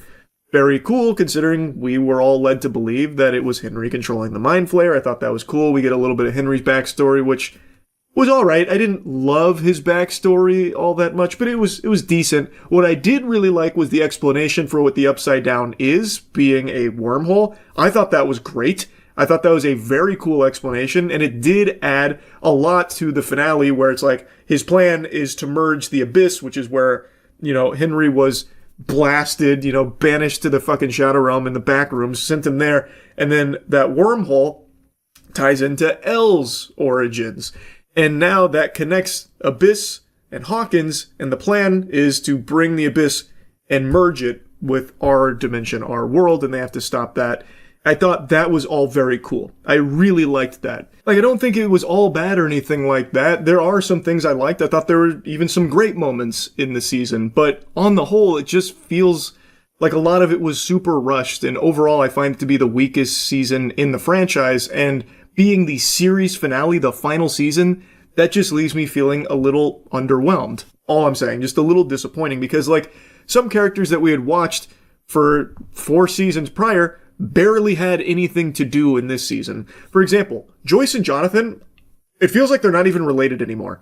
I don't think there is a single moment in this season where Joyce and Jonathan even spoke to each other in anything that resembles love or family. Whereas before, that was a very fleshed out relationship, and now all of a sudden they're fucking strangers to one another. They just brought in so many characters into the fold that some of them that we had followed for a decade just didn't have a whole lot to do, and just didn't do fucking anything, really. And one of the main characters in season 5, Holly, is a character that had nothing to do for the previous 4 seasons, but now has more screen time than I think any other individual character from the main cast. So that's just kind of like a weird decision to make, where now all of a sudden you're bringing in yet another character in an already jam-packed series of characters that now we're spending most of the time with, and kind of sidelining the others, putting them on the bench. Just, it felt like an odd direction to take it. I don't think Holly was like a bad character, and the arc she goes on with being kidnapped by Henry and everything, I thought was a pretty compelling piece to this season. But I also don't think it necessitated that much screen time and that much focus, which was taken away from the rest of the crew, who then, when we see them, they've basically solved all the problems and are in position now to execute their plan, and you're left wondering, well, how the fuck did we even get to this point? You know what I mean? Those are kind of like my broad strokes impressions of season 5 as a whole, but I want to talk specifically now about the finale, because I liked the finale much more than most of the episodes of this season. But that's not to say it's perfect, and I want to get the complaints on the finale out of the way right now. The biggest complaint I have is just how easy it was to defeat Vecna and the Mind Flayer. They look like actual chumps. You build this up, these two big bad entities, for so long, and we've seen them be somewhat defeated in the past, but now we see them in, like, prime shape. This is them at their most powerful. And they are easily disposed of, especially the Mind Flayer. Very cool looking enemy in the Abyss. They make the Mind Flayer look hype as fuck. But the Mind Flayer is defeated by the team deciding we need one person to be bait, which is Nancy, who has become basically like a G.I. Joe super soldier. She's killed like a bunch of people now. She's an elite marksman killing everyone, so she's going to be the bait to shoot the Mind Flayer and have it chase her to a cliffside where the rest of the team is going to ambush it. And they come up with this plan while they are being cornered and chased by the Mind Flayer, meaning that they only have like maybe a minute at most, but more than likely like 45 seconds to somehow have Nancy be bait for the Mind Flayer without getting caught, this giant creature, and the rest of the crew is going to scale an entire mountainside, get to the top in like a minute, and then start like peppering it from up there. Break. And then they do it. Instantly they do it. Nancy outruns it, gets to the entrance to the cliffside. Everyone's already on top. I guess they fucking teleported it up there, or maybe they had really great climbing gear or free climbed it extremely fast. But they're all up at the very tippy top, throwing Molotov cocktails and flamethrowers at the Mind Flayer. Mind Flayer just eats it, just fucking tanking it like, ow, ow, ow. It doesn't like fight back. It doesn't have any special moves or anything that it uses. Dustin and Steve go under and start fucking jabbing it with their spears. And that's how they're able to stop the Mind Flayer. While inside 11 is in a psychic battle with Henry, Vecna, and it's very easy for her to beat him. Because, of course, there's a hive mind, so as they're hurting the Mind Flayer, Henry's getting hurt too, but I don't know, it just felt like extremely easy.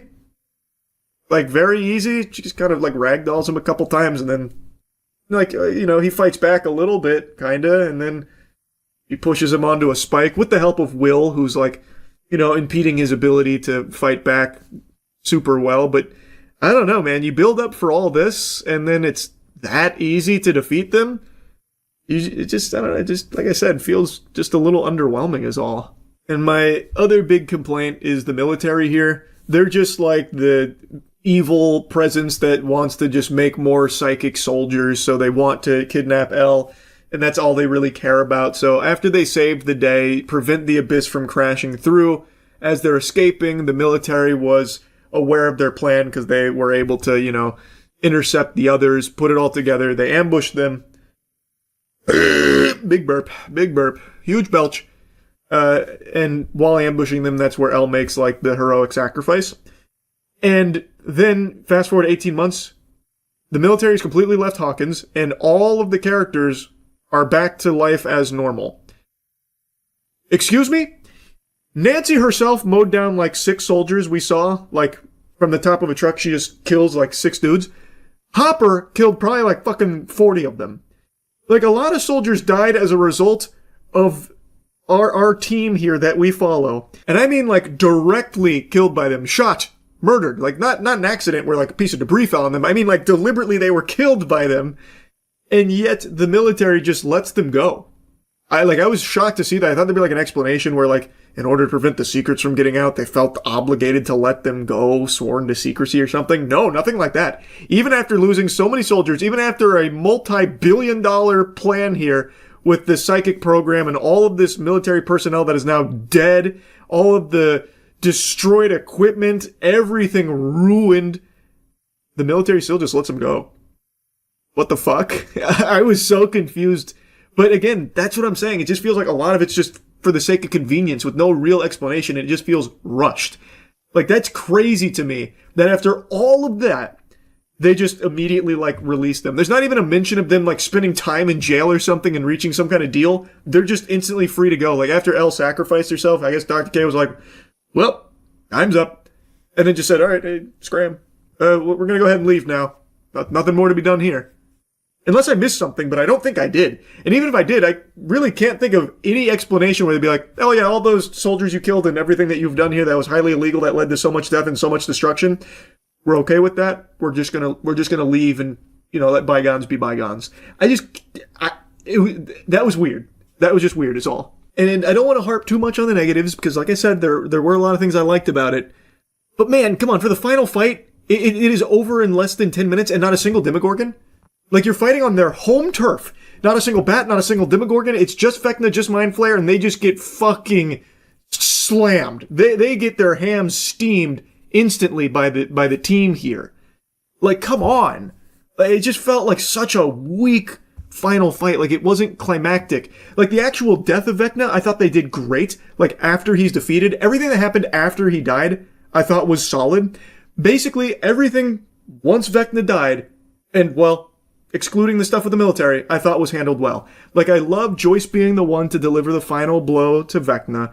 I love seeing how awful Vecna was to the cast. Every traumatic experience they went through, having a flashback to it, having seen all of these horrible, irredeemable things that Henry was responsible for before Joyce delivering the final blow, I thought they nailed. But not having like a real, like, intense final fight just weakens that experience. And to have the Abyss, this new area, this new planet that we are told is the home turf where all the Demogorgon, bats, all the nasty evil shit lives. This is their home turf. You're expecting it to be salty spittoon, crazy, scary. But then you get there, all of our heroes get there, it is completely empty. A barren wasteland, more empty than a fucking blockbuster.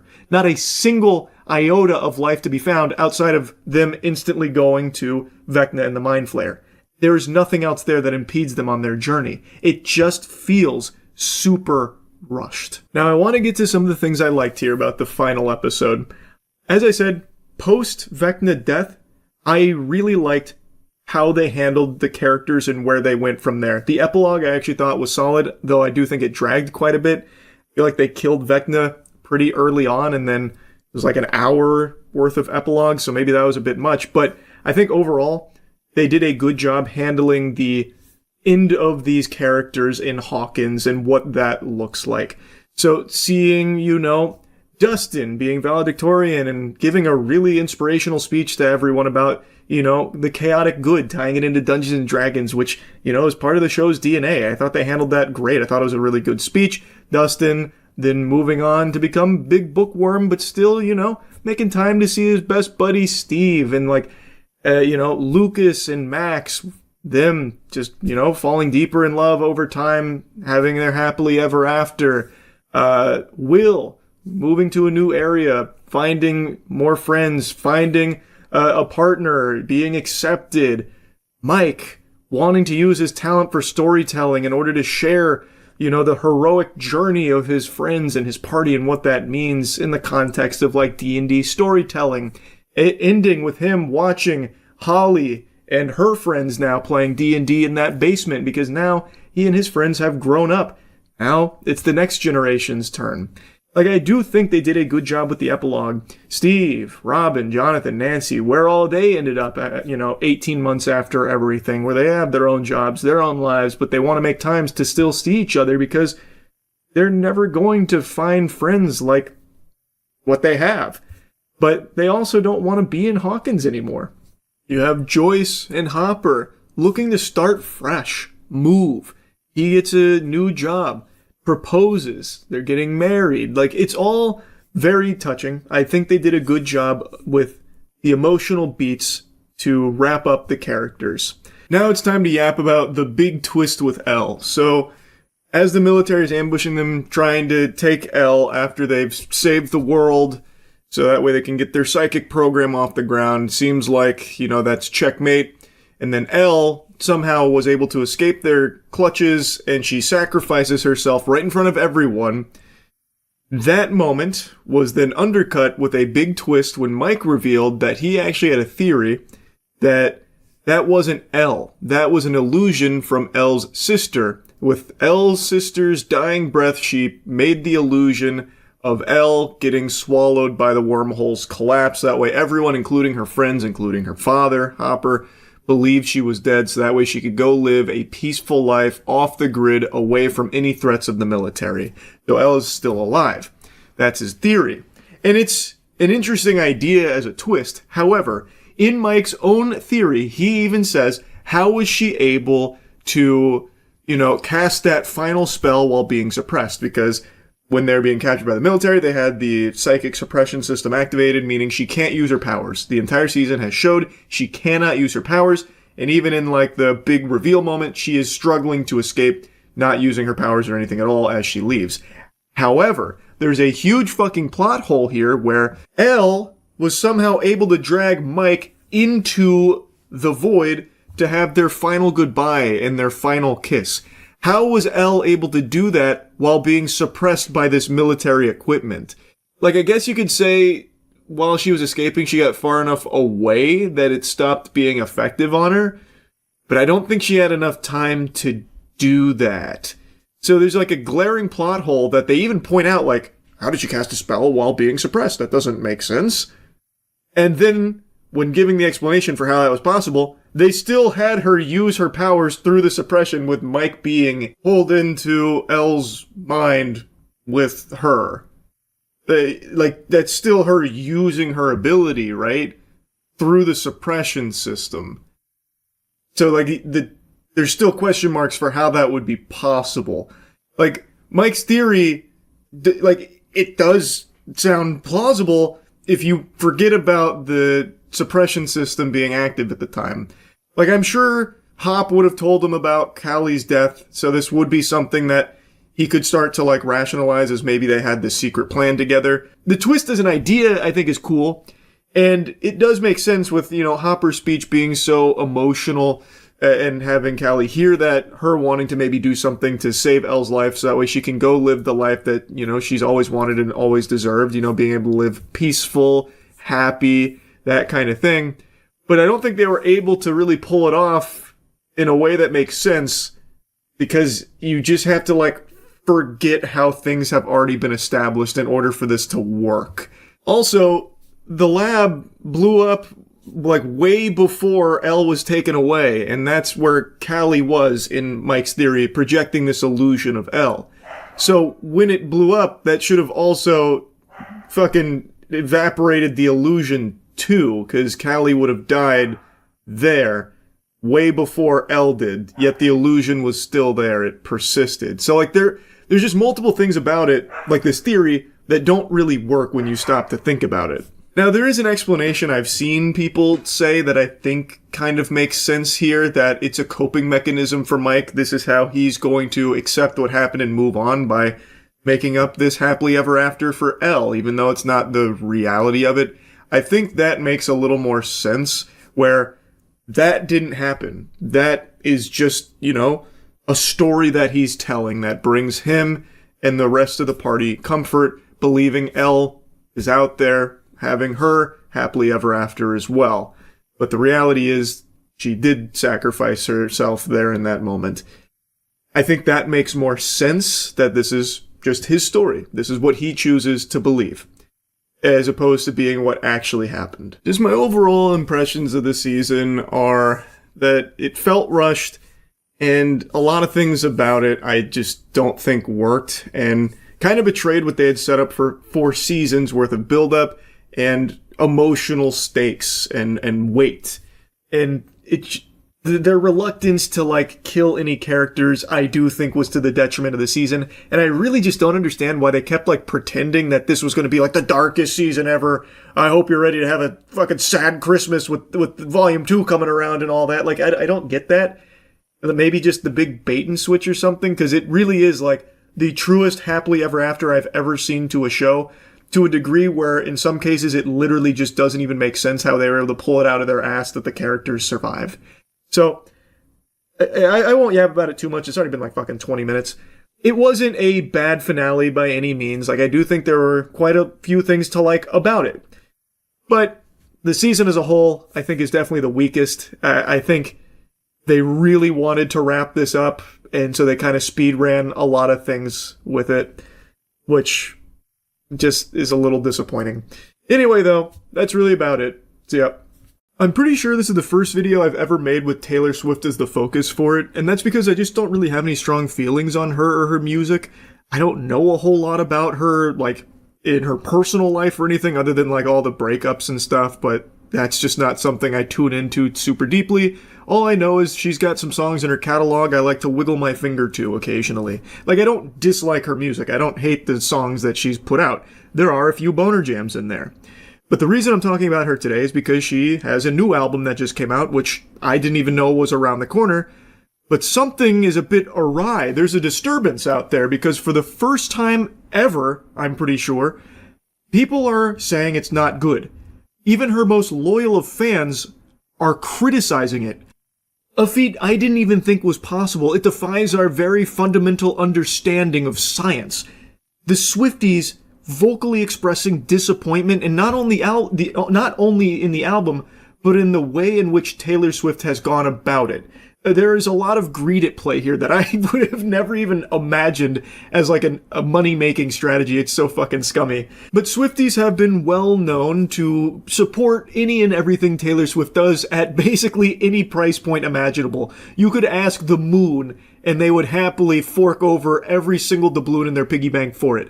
They would pay $5,000 to be in the same room that Taylor Swift farted in 5 years ago, and they would pay that with a big smile on their face, and go online to rave about the incredible experience being near like a smidgen of ass molecule that Taylor Swift shared the same air as this one room one time.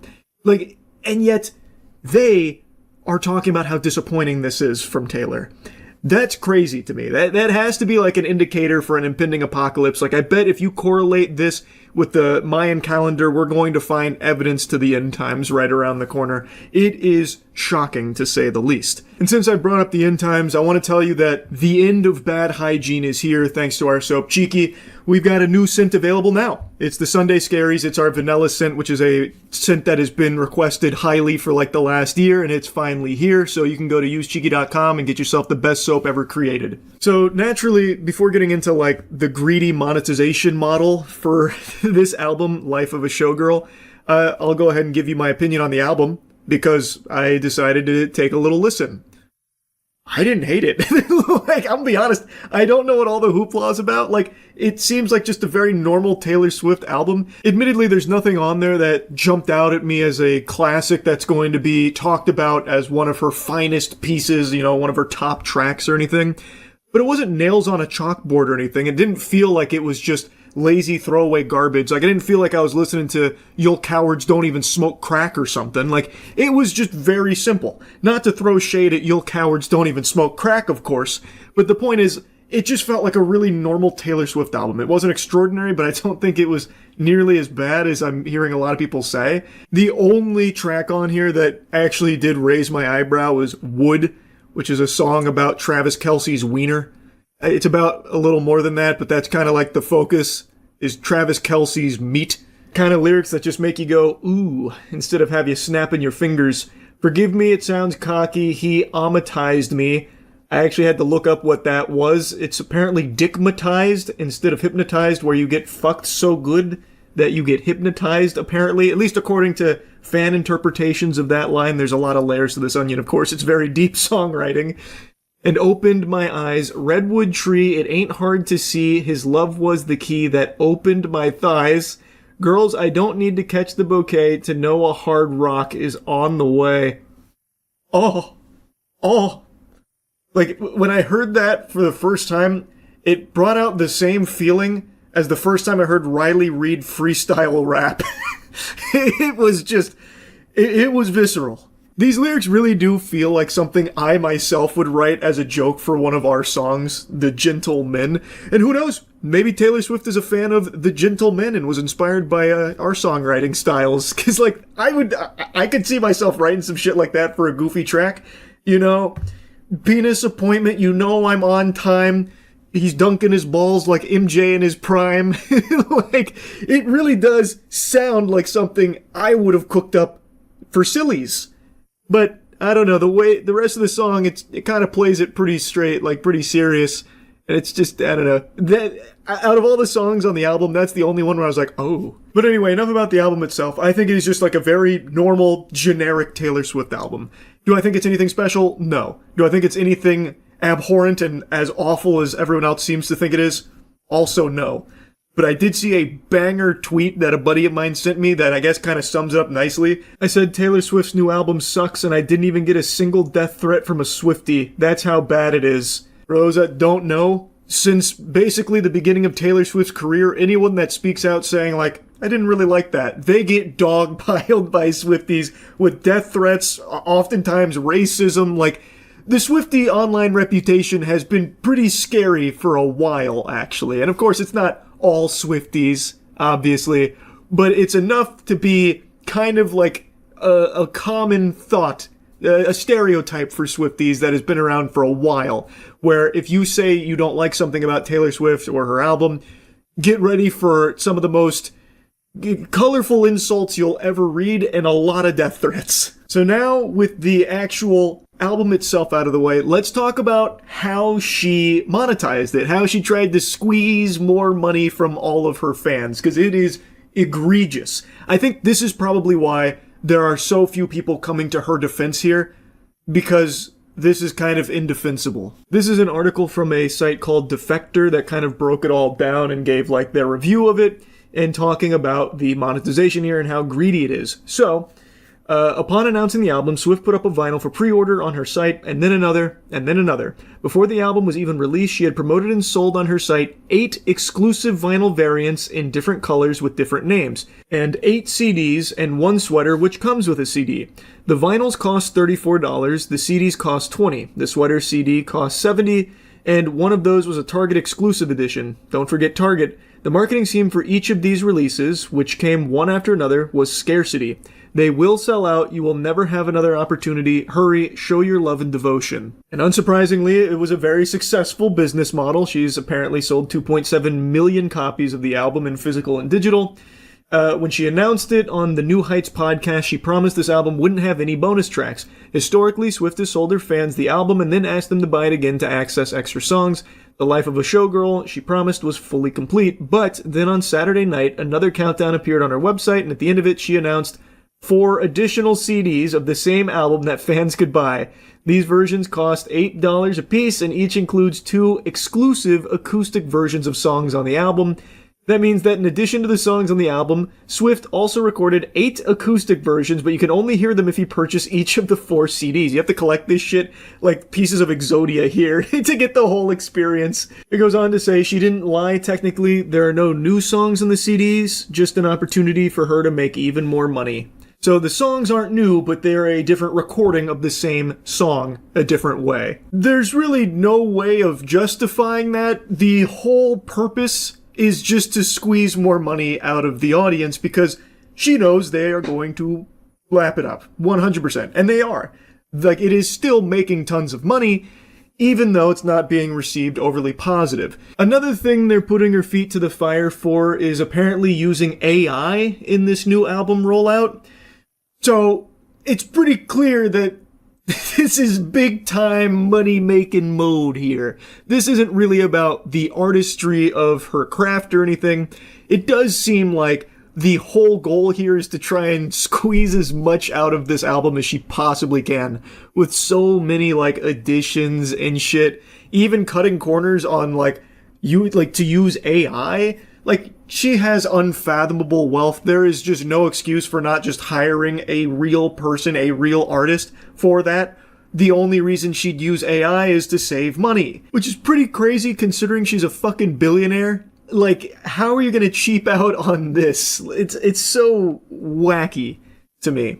So it's hard to disagree with people expressing their sentiment that Taylor Swift is just selling out and is looking to just make as much money off this album as she can possibly squeeze without really caring about the art or the community that she's built. Just kind of throwing Swifties into the mud and just treating them like a useful piggy bank she can tap into whenever she wants for delivering very little to them. Like I said, it's hard to disagree with that because why the fuck are there so many versions of this? Why are you using AI? Like, there are just so many things that are clearly just here because it's greedy. And I'm actually pleasantly surprised to see even the most loyal of Swifties calling it out, saying, like, this is unacceptable. This is really disappointing from Taylor.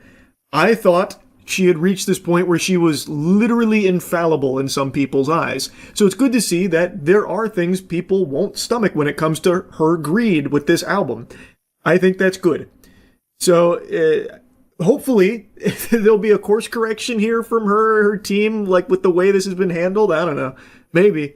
But anyway, I just kind of wanted to yap about it a little bit because this was pretty shocking to see that her album and her business acumen here being criticized by Swifties. So anyway, that's really about it. So yeah. There's a show that's currently airing right now that's been such a pleasant, delightful surprise. I feel compelled to come out here and just wiggle my finger and preach the gospel. But before doing that, I believe there is a prerequisite yap that's needed to set the table here. And it is a subject that has been milked more than the Fast and Furious franchise. This is a topic that it's been discussed a billion times. It's more worn out than your grandpappy's crusty socks. Game of Thrones. There has never been a show as big of... forgive the remix. Had a little Porky Pig had a little Porky Pig episode right there, and now I can't stop scat manning. I could edit all this out, but I'm not going to. Game of Thrones. There has never been a franchise, or property really, as big as Game of Thrones that has had such a colossal fuck up and an unfathomable fumble that it completely ruined its cultural footprint. For a decade, basically, Game of Thrones was a cultural juggernaut. And then Season 8 rolled around and it was so catastrophic, so abominable that it ruined the entirety of the show and its identity in societal, mainstream conversation. Now, whenever Game of Thrones gets brought up, it's usually followed by a sigh, remembering how great it was and then how it all fell flat and was ruined. Since Season 8, there has been another show that spun off in the Game of Thrones universe called House of the Dragon. The first season, I really liked. A lot of people really liked it. The second season, quite a bit of a fall off. Pretty disappointing, but it's not, completely in the gutter or anything. Season 3 could bring it back and save it. But overall, people's attitude when you take a temperature when it comes to Game of Thrones is not overly positive given what the IP has been through on, the screen. So when I heard that there was a new Game of Thrones a new Game of Thrones show set in this universe, I was apprehensive but willing to, give it a chance. And I'm glad I did. It's called A Knight of the Seven Kingdoms. It's currently airing. There's 4 episodes. It is so good. It reminds me so strongly of the glory days of Game of Thrones, the early seasons. It follows the adventure of Sir Duncan the Tall and his squire Egg as he tries to make a name for himself. He wants to live up to the ideal of being a knight in a time where maybe knights aren't exactly all that chivalrous. So far, the show has just been a masterclass in getting you to care about its characters. It does such a good job at getting you invested. We are watching this guy who, by all accounts so far, has just been like a pretty stand-up guy. Sometimes he can be pretty strict because that's how he was raised, and he was raised to be a good man, and now he's on his journey to try and be the knight that he's always dreamt of. It is captivating, and the sets are beautiful. The sets, the costuming, all of it feels like early Game of Thrones. It feels so good. Obviously, since the show is still airing, I'm avoiding spoilers, and since the show is still airing, there is a chance that this just nosedives, just fucking spirals down the shitter here in quality, but I'm optimistic that it won't. This show has incredible momentum right now. The most recent episode was genuinely incredible. So I'm confident, cautiously optimistic, I guess is a better way of phrasing it, that this show will continue to stay this good. I think the next episode could be, one for the books. I'm very excited. Now, it's not just Sir Duncan the Tall that you'll care about, though I do think he is the big standout here, but everyone that surrounds him is also a very interesting character as well, most notably Baelor. Baelor just got introduced 2 episodes ago, and I think he's fucking awesome. I'm really excited to see more of Baelor Targaryen now. And of course his squire Egg is a very interesting character as well. Can't really talk too much about Egg because that would probably get into spoiler territory. But pretty much everyone Sir Duncan meets is someone that is not just some flat throwaway character that's used as a stepping stone to heighten your investment into Sir Duncan, which would be an extremely easy thing to do, where, these characters are just, one-dimensional and Sir Duncan's there to contrast the show, this is what a good man actually looks like. Those are just evil, boo, boo, boo. But they're actually complex characters that surround him that are very interesting in their own right. I'm just very impressed with the character work they've done in only 4 episodes. And I'm so excited to see how it progresses. Like I said, I think the upcoming episode has a chance to be some of the best in Game of Thrones. And I'm sure you've probably seen a lot of glaze for episode 4. Apparently it's got a 9.7 or something right now. It lives up to the hype. I really do recommend this show. And I know a lot of people probably have a bit of hesitation, a bit skeptical because of, being burned in the past with Game of Thrones. I think this one is worth giving a shot. I really do think so. I put it off for a while too. I forgot this show started airing until I was streaming and chat kept telling me Charles, this is really good. You gotta get in there watching it. And they were right. I don't read the Game of Thrones books. I am not familiar with the books that this one is based on. But from what I understand, this is a very faithful adaptation of George R.R. Martin's work here. And from the little bits and pieces that I've read about this show, they've learned some lessons from previous Game of Thrones shenanigans. And this time around, from what I've read, one of their big focuses, one of the big things they wanted to stick on, was being faithful to the source material and breathe life into that, as opposed to, trying to carve their own path outside of it where it starts to conflict with what was already being established, which is what we saw with Game of Thrones Season 8 and what we've also seen with House of the Dragon Season 2. So this one, if you're a fan of the books, is apparently very, very close to just the books here. And it's working really well. Perhaps that's the secret formula. Maybe that's the secret sauce, if you can imagine that. If you're going to adapt something, maybe be faithful to the source material, at least to some extent, right? So I wanted to throw that in there. But the main thing is I just kind of wanted to yap about this to put it on people's radars for anyone that, liked Game of Thrones until the end, which I think was most people. I think this one's definitely worth giving a try. Hopefully I don't look like a fucking fool by the time this season wraps up. If it does, get shitty, I don't think it will. I really think it's in such a good spot right now. It has such good momentum. So I just wanted to highly recommend it to everyone out there. Now, something else I really want to mention. This show is only 6 episodes long, and the episodes are 30 to 40 minutes each. So it's not a ton of content. I was shocked that these weren't hour-long episodes. That's become kind of the norm, an hour or close to an hour runtime per episode. These are on the shorter side, for sure. But they don't feel short. When you watch an episode, you feel like you get a full tummy, you eat a full meal. But they are 30 to 40 minutes. They just do an incredible job of utilizing every fucking second of screen time. But still, there is only 6 episodes, which feels like it's going to be really short. And it's just going to leave me and everyone else wanting more, and it's going to be a while for more to come out. So, gonna be a bit of waiting there. So I just kind of want to mention that it's not a long show. It's only 6 episodes. So anyway, so far it's been great. That's really about it. So yeah. There are few things in life as pathetic as being a proud Reddit moderator. It's a position that attracts the most insufferable hoity-toity dweebs like moths to a flame.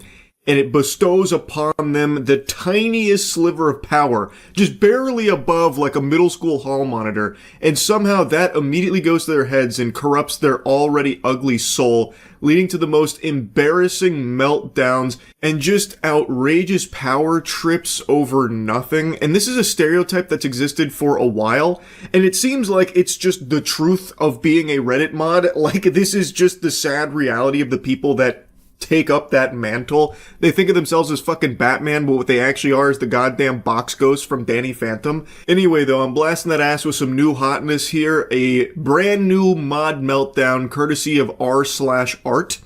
It is a pretty fascinating one, and also not its first rodeo. The r/art subreddit's got some hostile mods. So I'm going to go over the most recent one from, I think it was yesterday.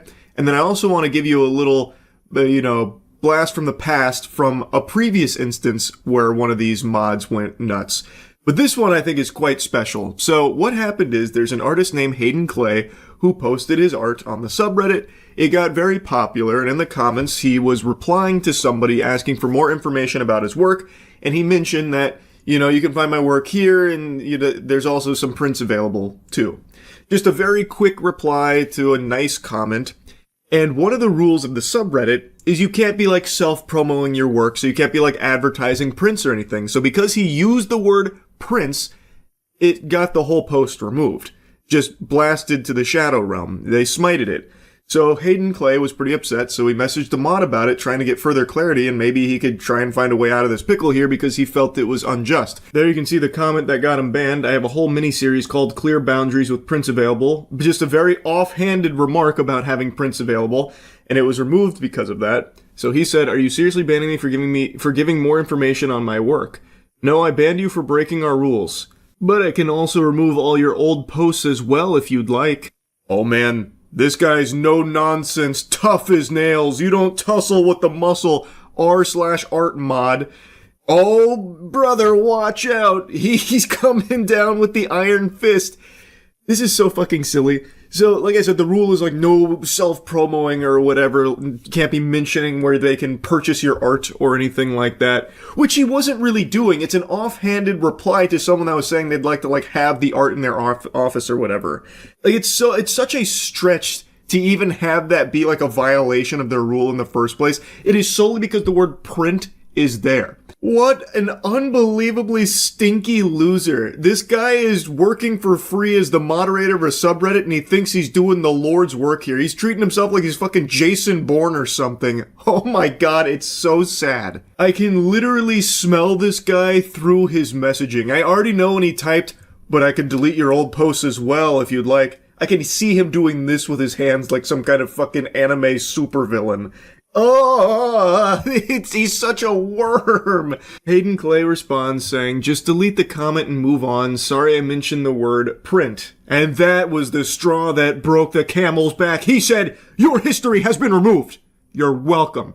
He laid the smackdown on him. He just poofed away all of his post history. And then he replied again saying, "At this point, this isn't about breaking the rules. This is you having some sort of vendetta against me. My comment broke Rule 9. I get that, and apologize. This reaction is overstepping boundaries." Which it definitely is. Worth mentioning, Hayden Clay had some posts that were extremely popular, some older posts in his history. Like, I think one of them, according to Dolan Darkus, was even in the top 250 of all time for the subreddit. So having his entire history removed actually is somewhat of a big deal to an artist who has this as a means of showcasing their talent.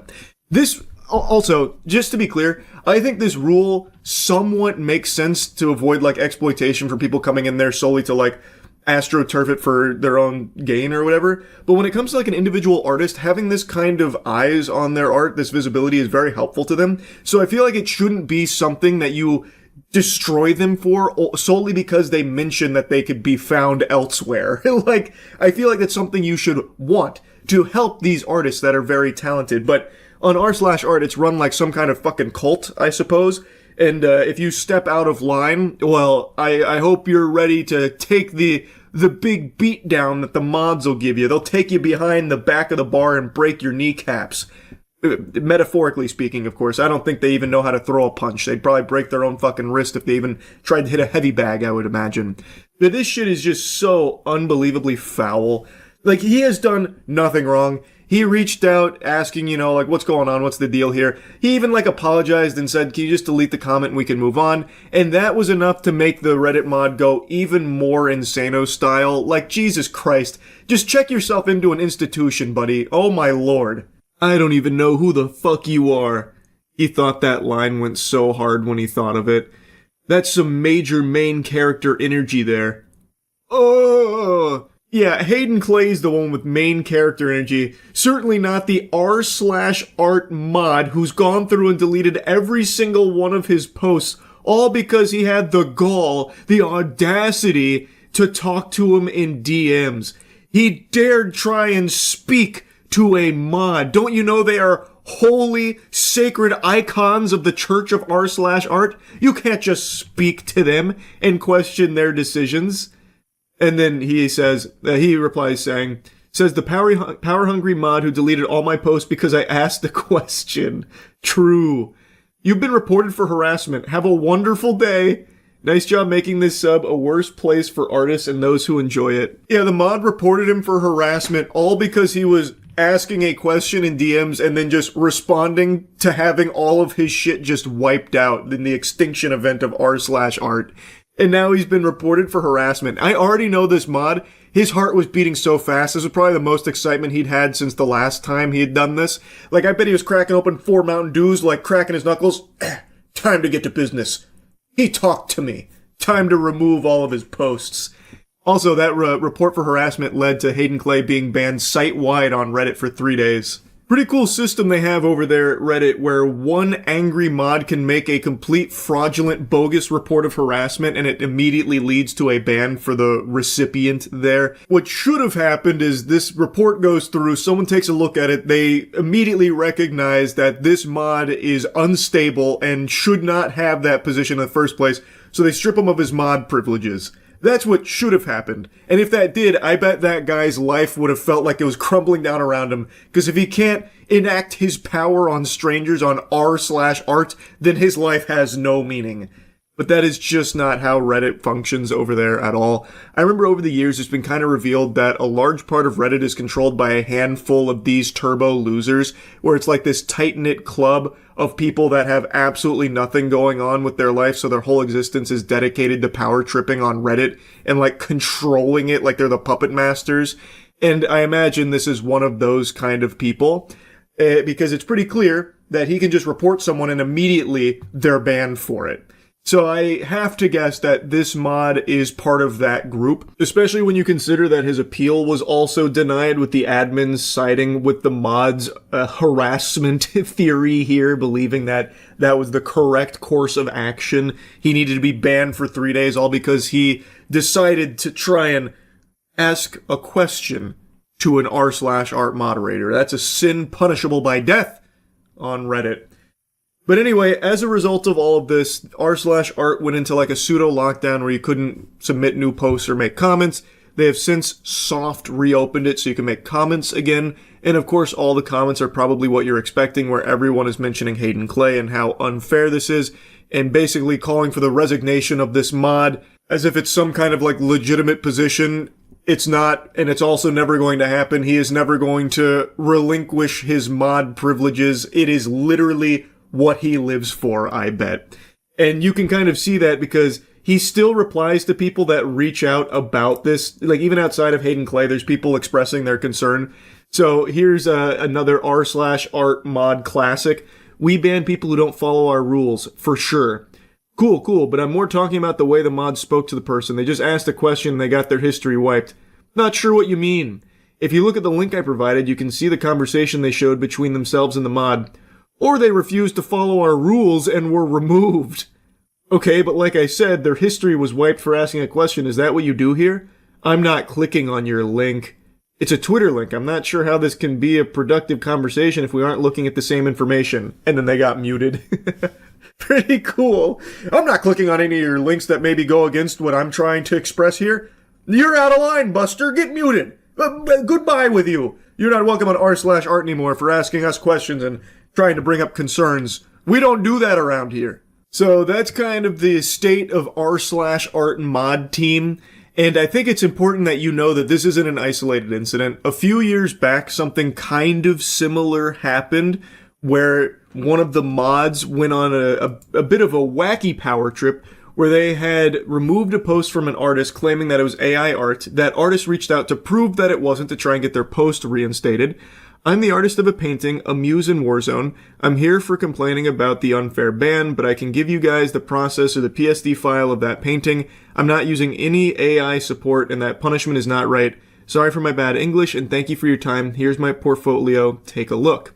The r/art mod replies, I don't believe you. Even if you did paint it yourself, it's so obviously an AI-prompted design that it doesn't matter. If you really are a serious artist, then you need to find a different style because A, no one is going to believe when you say it's not AI, and B, the AI can do better in seconds what might take you hours. Sorry, it's the way of the world. You've been temporarily muted from r/art. Yes, very classy r/art mod. I can hear your pinky was up when you wrote that reply there. So he struck the post down believing it was AI art. When reached out to and challenged with proof that it wasn't AI, he instead goes, okay, so even if you did paint it, and even if you are a serious artist, I still don't like it. Also, AI can do what you did much better in a matter of minutes, what might take you hours. Sorry, bub, that's the way of the world. Also, you're muted. This happened a couple years ago, and when it happened, this was also a pretty big deal to the r/art community, but nothing happened. This mod, as far as I know, is still currently a moderator on the subreddit. Who's to say it's not the same mod that just had this meltdown with Hayden Clay? I think there's a very real possibility, especially judging by the cringe way that they communicate with other people. So, I think it's very possible it's the same culprit. Regardless, though, it is so pathetic. Whoever is responsible for this shit here. It is unbelievable to me how often this seems to happen with Reddit mods. Like, this stereotype has existed for a long time about being like this sad, lonely loser who power trips as a Reddit mod, and yet it keeps happening over and over and over again. There is no self-awareness and no fucking shame from some of these Reddit mods. It's tragic. It's just so stupid, man. Unreal. Anyway, that's about it. See ya. I saw the comments on the video earlier today. You guys were so nice to me about my hairline. Oh my goodness, I was blushing. Making a 31-year-old man feel like a boy again. So to celebrate, we cracked open a $35,000 box of Magic the Gathering cards. Whoopee! Charlie flushing big bucks down the shitter again for the sake of banger content. And perhaps a bit of mental illness. Little column A, little column B. But you're not my dad, you're not my therapist, so I'm gonna keep doing it. This is something you don't see very often for obvious reasons. A, the boxes don't exist in large capacity anymore. They're extremely rare. And B, they're absurdly expensive. It is a Magic the Gathering box called Legends, which is legitimately a piece of Magic the Gathering history, which is my favorite card game. Have an entire channel dedicated to Magic. And this is part of our series, Box Brawl, where we open every set of Magic and then build decks out of our pulls. We each get 9 packs each and make decks and have a brawl with them. So, this is our most expensive Box Brawl to date. The whole thing is up on the Skill Check channel. Hold the opening, that's here on this channel. So if you want to see these cards in action, you can go there. I don't sell the cards or anything like that, but if you were to tally up the total from our pulls, it doesn't even begin to scratch the surface of what was lost financially when purchasing this box and opening it. The second you pull the plastic off, your money just... And that's part of the fun, baby. That's part of the thrill with Box Brawl. So I'll show you the opening here. And like I said, this is like a very important set in Magic history. This came out in 1994. That's the same year I popped into this world through the old birth canal. Now, when we were opening it, I didn't remember how expensive this box was because it'd been like over a year since I had purchased it. So at the time, I thought it was $15,000. But I don't know, due to inflation or maybe, I don't know exactly what prices are looking like in vintage Magic these days, but whatever the case, it is $35,000 right now on the low end. I've seen it go up to $50K, so it's somewhere in that general ballpark. And we ripped this puppy open with reckless abandon, caution to the wind, and built some fucking outrageous decks out of the pulls. So go check out the skill check video if you want to see them in action. There's a link in the description. Hopefully you enjoy the opening here, though. I'm pretty pumped. So this is a Legends box. This was 1994. June. This introduced legendary creatures to the game. And multicolored spells. Yep. This is in. So this is without this. Realistically, box crawls never not exists. Yeah, we're not born without this. Yeah, that's true. We would cease to be. Yep. So this is a pretty big one. The hits in this one are chunky. Yeah. So there's a tabernacle. Yes. It's a few thousand ungraded. We're in the 4 digits? We're in the 4 digits again. Yeah. Matt, this is a big. Matt is out of bed. And I think that like the number of these boxes that are just existent or that people know about is like very low. Pretty low. Look at how I know. Look at the. Oh my! It's such thick plastic. It's not like the saran wrap that they use. This was before we knew plastic was bad for the environment. Yeah. Crazy. So we do have a crooked pack, but I think it's because it went from here to here. They weren't as good back then. Yeah. So yeah, this came out in June 1994. I came out in May 1994. Whoa! I came out in August So 1994. this I just barely beat this box out into the world. I was already at Friday Night Magics when this box was launched. Not really. Yeah, no. All right, so we're going pack. Yeah, I think so. We'll do it that way. Let's see what we get. I think Mine are a little twisted, but that's fine. There's no foiling in this. This predates that practice. Okay. So I think our odds of getting like a big hits are pretty high.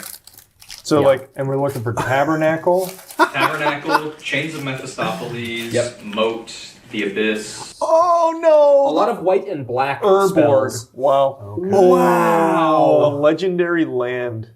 Wow. You don't see a lot of those. Is this a how to play? Look at the first rules clarification. Oh, it's shit. 2 paragraphs about bands with other. Bands. Do you think anybody's ever played Commander with a Legends box? I don't think so. I was going to say, I don't know how many boxes of these have even been opened on camera. I bet you there are probably more Alpha box openings than there are for Legends box. Do you want to know why? Because this is a 3-mana 2/6 with no other text. Yeah. You know what that means? A good game. Yeah. Zach actually passed out for how much. He passed away. So they don't have any like indicators what's common, uncommon, or rare? Not at all. I think the Pit Scorpion was our rare. So, looking at my pack on accident, the first card under this one was the rare. Oh, okay. Oh, yeah, wait, that makes was sense. your rare. Yeah. So then the Tucknear Deathlock, the Summon Legend, is the rare. So, Wait, that's actually really good. It's really not bad. It's a 2/2 4-mana flyer, and I can pay 2, and that's the old tap That's the symbol. old tap symbol, yeah. Target creature gains +2/+2 until end. He's got a flyer. Yeah, that's good. my first card, Palladium Moors, the Naya Elder Dragon Legend. That's Holy sick. shit. Wait, that's probably a big one. It's a Never flampler. sick. It's a flying trample. You can pay Naya or it dies on every upkeep. And I got Pendlehaven. This is by an artist that I think I have I love Pendle. You have a Matt.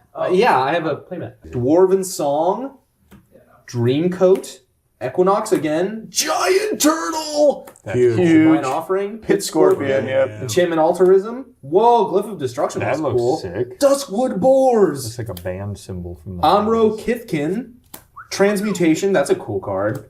Remove Soul, and the Crookshank Kobolds. All right. Beautiful. So we're going to pull off the rules straight into the big hit. Yeah. Whoa! Vivictus Asmati. It's a ghost song. Whoa! It's a flying. I can get a bunch of stuff for paying mana. Jesus, all these legends are flyers. Yeah. It's A all in- 7-mana, 8-mana flyer with 7, brother. You got Casimir the Lone Wolf. Ooh. It's just a 5/3 legend. pretty good. Dude, legendary creatures Oh, look, abound. another. Jedit O'Hannon. Oh my god. Oh, you got Urborg. Urborg. Yeah. Urborg. Flash Flood. Crimson Kobolds. Duskwood Boars. This is so cool. Yeah, this is really This is really cool. I love these old sets. I believe the most expensive uncommon that you are looking for is Mana Drain. Oh, that makes That sense. checks out. Not vampire bats. No, I'm not thinking Vampire Not Bats. Wall of Wonder. Yeah, I imagine not. What about that 3-mana 2/6 in red that you got? That thing. Yeah, that's going to be a beater.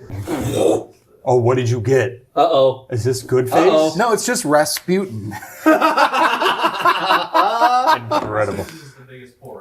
Yeah. I think it For, is. how much? He's this. Okay, sorry. He is 110. 110, not bad. All right, Zach. I also pulled your favorite card. Barktooth Warbeard. Oh, that's Patrick Star. He's 7 mana, legend 6/5 with no other text.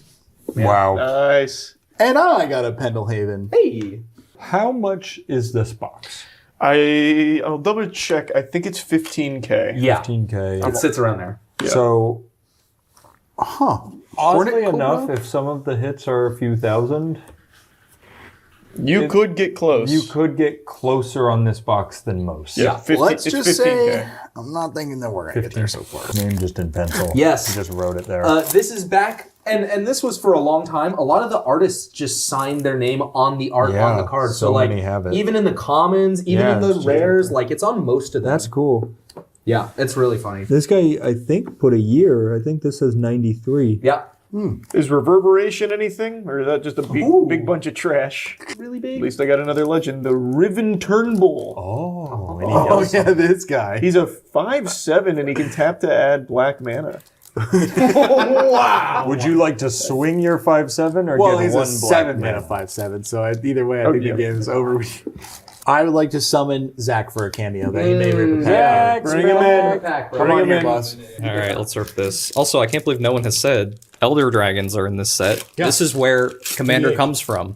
Nico Bolas. Yep. One of the big Nico Any of the Bolas. Elder Dragons What? could be your commander, and that was the Yeah, idea. Palladium Ores. That's cool. All right, we're looking at Ramses Overdark. Oh, good. What a stupid name. Destroys a target creature which has an enchantment card played on it. Well, that's my first D&D OC. Abomination. He was an abomination. I don't know why it Winds sounded of like you Change. said abomination. Abomination. Backfire. Abomination. Glyph of Life. Abomination! Remove soul. Active volcano. It looks like a tropical island, but it's not. That's true.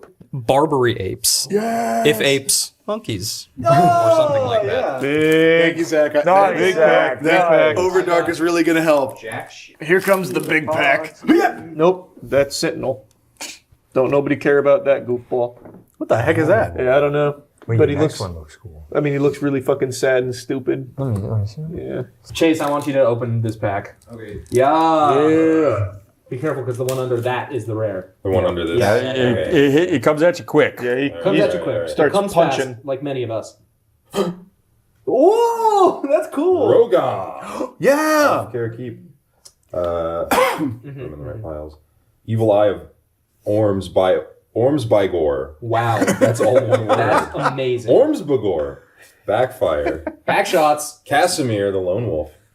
Giant. Wow, that's a guy. Oh my god, that art Oh is my so god. Is he Oh, cool? he's got a beer belly. Oh my god, that's revolting. I actually saw it earlier and just stopped looking at it because it made me That uncomfortable. looks like a Smiling Friends character. Oh, yeah. And Emerald Dragonfly and Alabaster Potion. Alabaster. Thank you very much, Chase. Nice. Thank Nice. I might be playing kobolds, dude. That's Yeah, so that guy's sick. cool. That's really cool. Let's get a real hit now. That's Chase of the other channel appearing at the skill check channel on Yes. Charlie's channel. Yes. This is Inception. All right, guys, you want to stop fucking around here? Yeah. Kabam! Axelrod Gunnarsson. It's my favorite. I did not make that up. That's Axelrod Gunnarsson.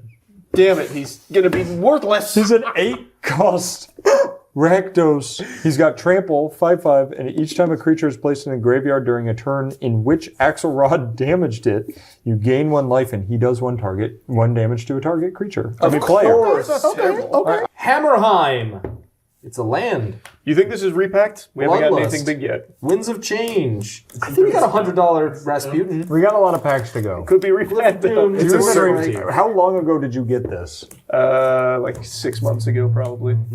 That guy's long gone. Yeah. Yeah. All right, Danny. It's go He skipped go. town. So what's the before I Tabernacle. what is the price on this box so I know what I'm getting 15K. into? Oh, Yeah. that gets you up in the morning. Yeah, It's yeah. a little bit of a. Let's get him in there. Yeah.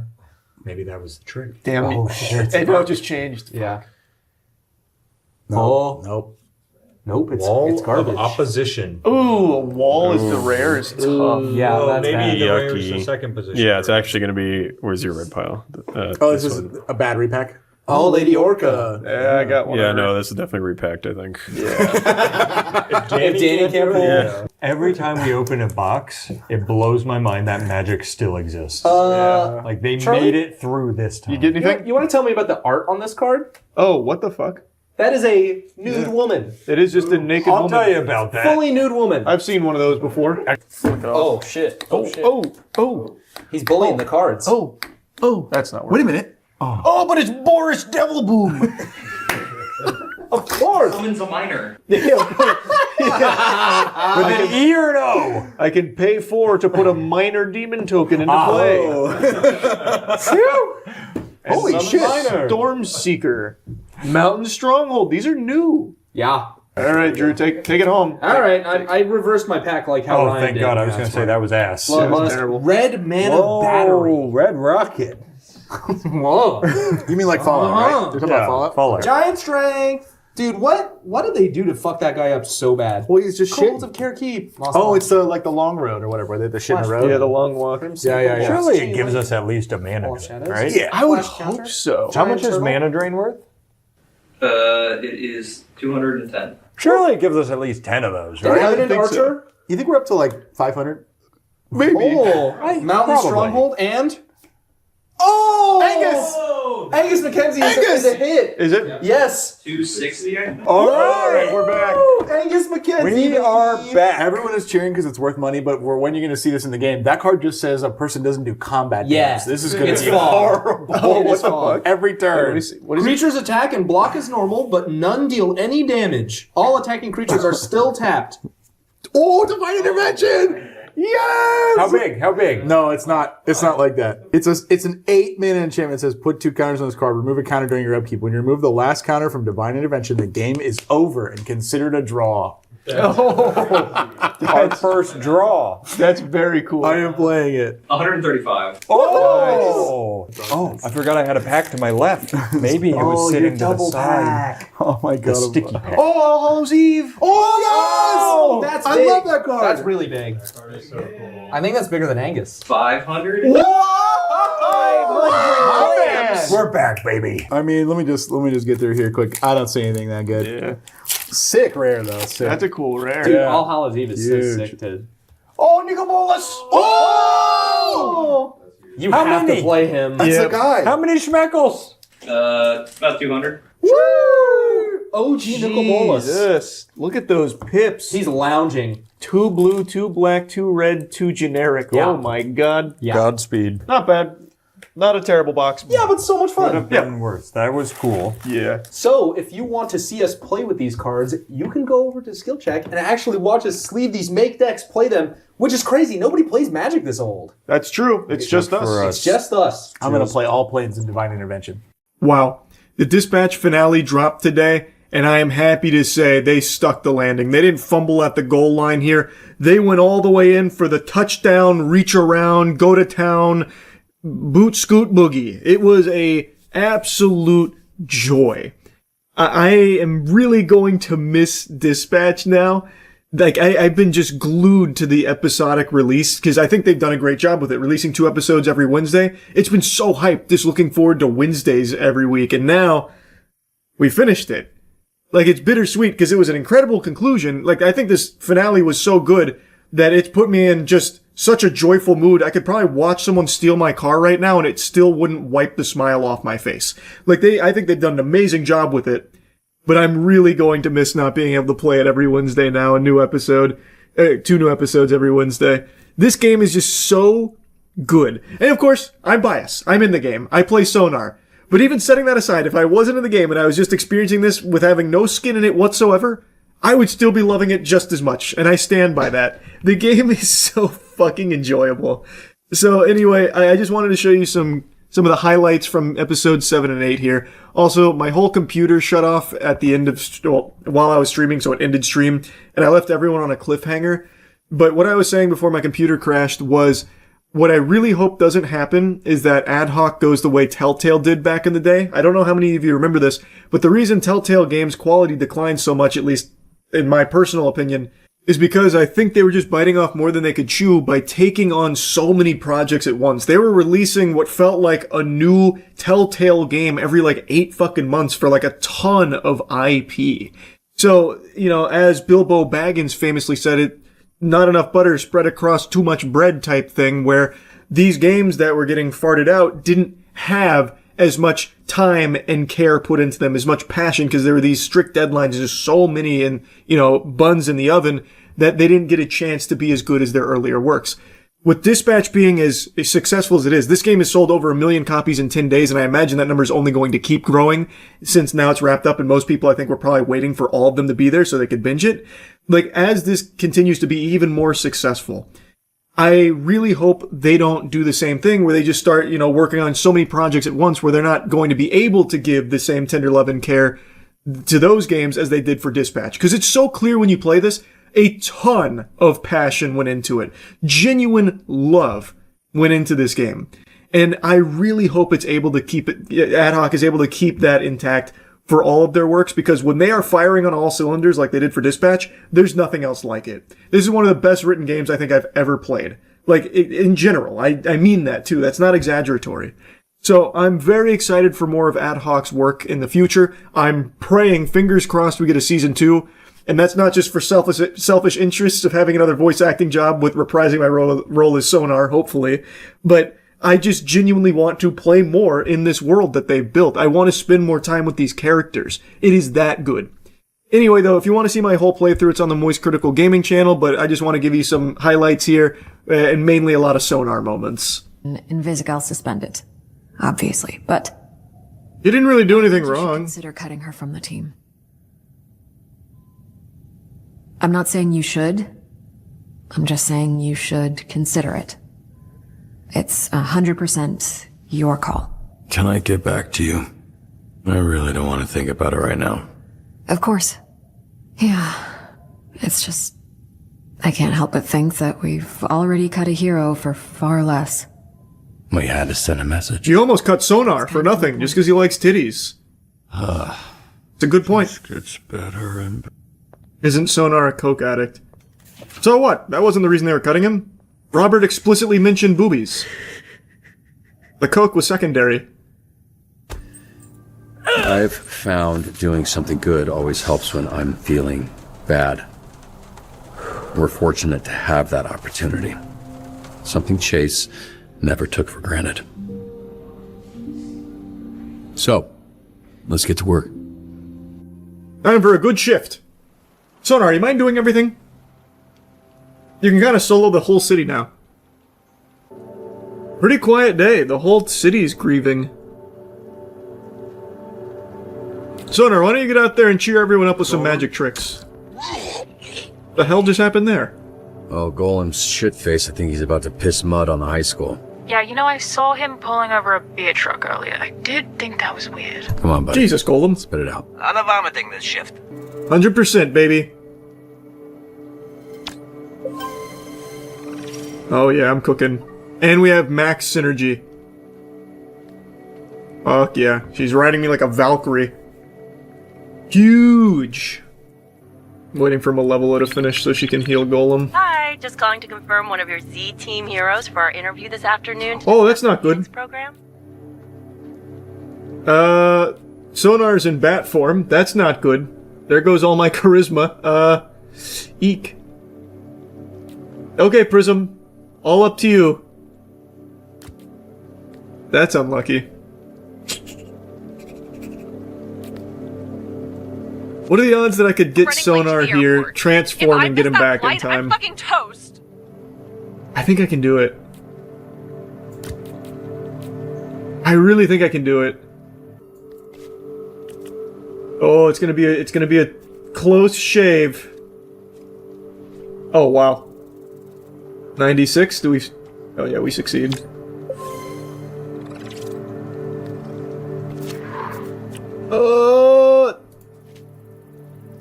Hold on. Actually perfect. That's good. Literally perfect. Am I the biggest brain dispatcher in the business? Holy shit. Actually immaculate. Wow. Hello? Truly built different. Is this thing working? Shit. Sorry, Robbie. I zoned out there for a second. Yeah, that makes sense. Alright, talk up the reformed villains. Something only Sonar is capable of doing. And that's how it's fucking done. We want her out. We basically took a board vote. That's why we're in the boardroom. She shouldn't have done what she did. I think she should go, sir. Boss. Robert. I don't want to kick her out, though. But I want to go Blonde Blazer. All in on Blonde Blazer. Just me. What you didn't know was what Chase was willing to put on the line for you. And so please don't throw all of that away by walking away from this. From us. They're right. I don't deserve anyone's forgiveness. Anyone's help, anyone's love. Because I can never repay it. Nothing I do will ever make up for what I've already done to you. I'd hoped getting the astral pulse back would help. The theory was right. I couldn't even do that. She was with Shroud in the beginning. Owe anyone anything. 100%. Least of all me. I was there that night. Yep. What are you saying? Even blue. My augments conveniently stopped working. So I signed up for the Phoenix program the next day. Which gave me the chance to fuck your life up twice. Yeah, I'm kind of over it. Say something? Yeah, it's all good. I forgive you. Water under the bridge. So there. Will you fucking chill out now? You can't fucking forgive me? You haven't even, processed what's going on. You did villain shit while you were a villain. Does it change things that you directed at me? No, it doesn't. That's in the past. You're not the same person that was there that night. Neither am I. That's sweet, but I feel numb. Hey, stop. Hey, you put a bomb on me and I'm fine. I don't really care. You gotta just making a big deal out of nothing. I'm not You know what I letting mean? anyone cut you. Yeah, you fucked up my suit, but then I made good friends with The Royd. same way you look at Blazer. Yeah, that's right, Even though. if it was just once, you know? That'd have been enough. I don't know what you mean by that. Yes. You do. Oh wow, she just literally won't stay because we won't fucking get married? That's crazy. You know what? I take it back. I'm actually pissed you put a bomb on my suit.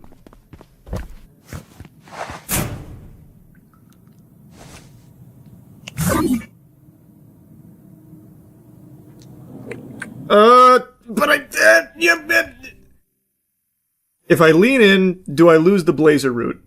I mean, we're not exclusive or anything yet, right? There's still a grace period. We're still feeling each other out. But I don't want to lock into a route. I'm pretty sure if I lean in, though, that locks me out of the Blazer route. I'm almost positive that I will.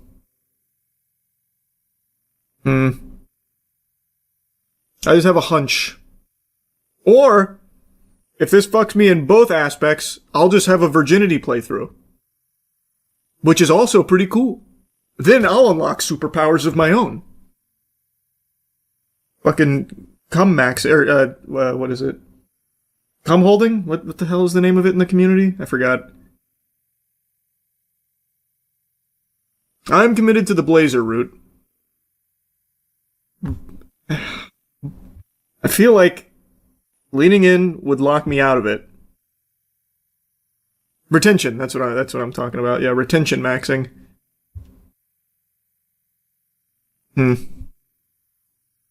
I don't think you can do both, is the thing.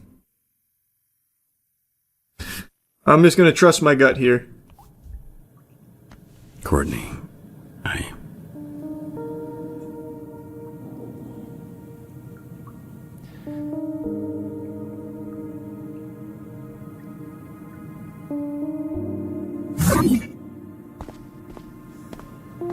I'm trusting my instincts. could you two do me a favor and shut the fuck up? I want to start a bar fight. You got a problem? Is that you? No, it's not me. Does he got long hair? I know what's going on.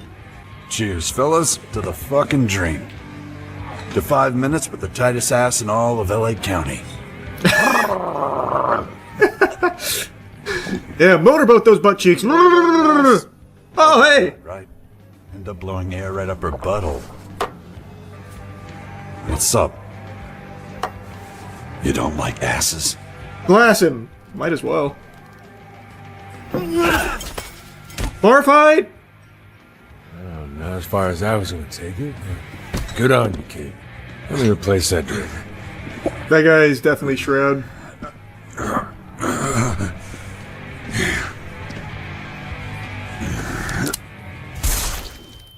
Holy shit!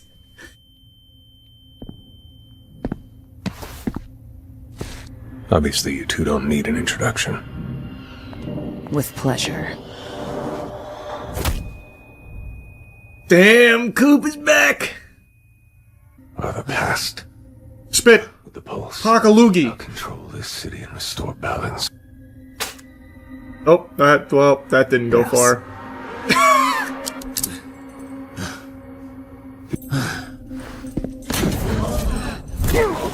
Nice kick, Sonar. You're not Sonar. Hey, Mandy. Oh. And by my calculations, it was closer to 32%. But half sounds better. Dweeb. Nerd. I saw under your mask. I know you're a loser. You should know I was going to take you to the actual Hollywood sign. Not as sturdy as you.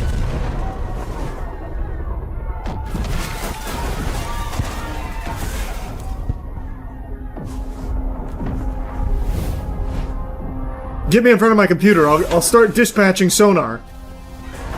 Only he can handle this.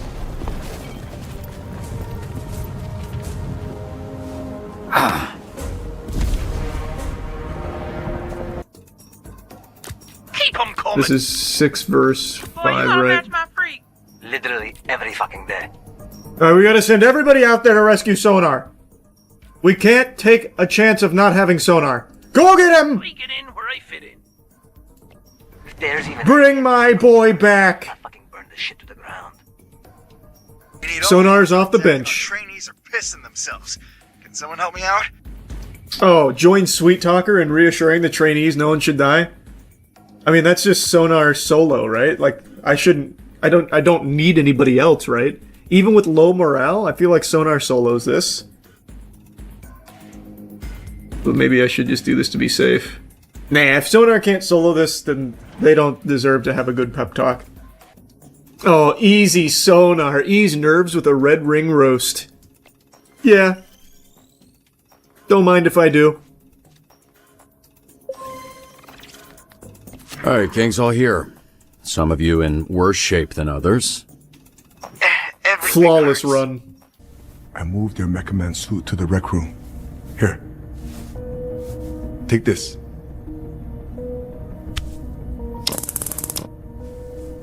We're fighting the Red Ring, right? I'm not walking home from fucking yoga. All I got, brother. Hey, don't listen to her kind of bullshit, okay? Keep her tied up.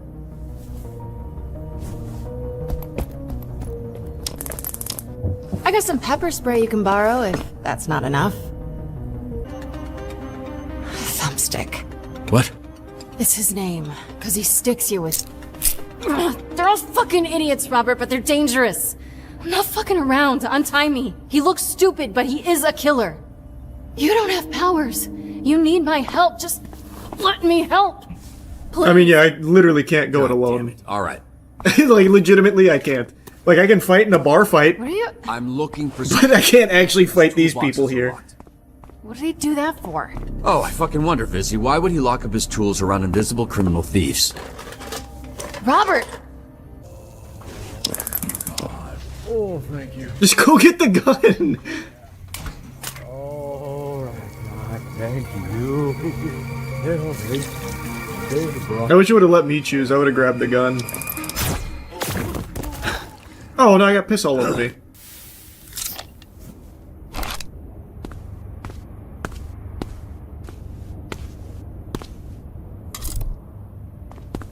Hey, nice job.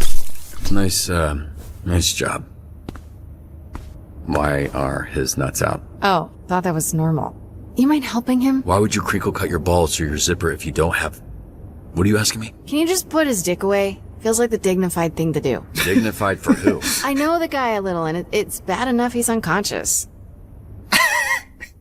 Yeah, here, I'll do it. I'll put his cock away, you're right. Piss everywhere. Thank you. That was very decent of you. Oh, perfect. Now I'm putting piss in my open wounds. Well, actually, I don't think it matters that much. It's sterile, right? Stick together. Yeah, because you were totally in control of that situation. Crazy, right? It's like real big, but super quiet. So cool. So fucking cool!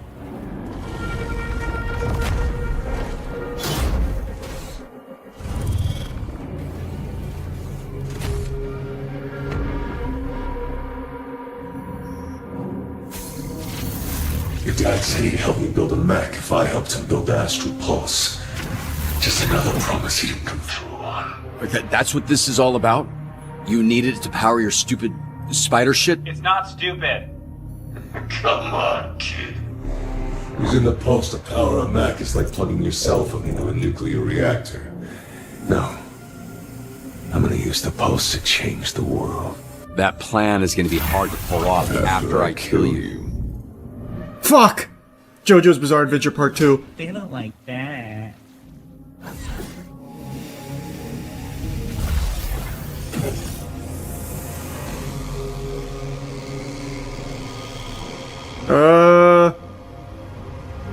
Missile Fury. Probably safer.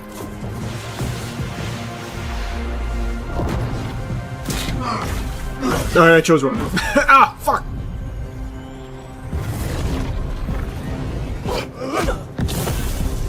Okay, now I know not to play it safe.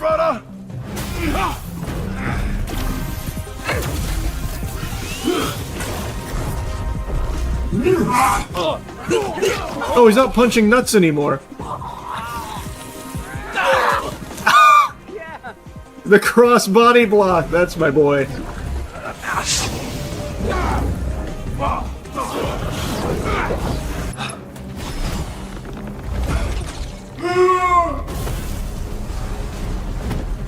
No! Fuck! I hope my saving you from collision was appropriate. It was phenomenal. No. No. No, not like this.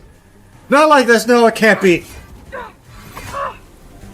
Robert, this isn't working. He knows our next move before we do. Does he? I don't know. He just kind of blasted and throwing his tentacles around.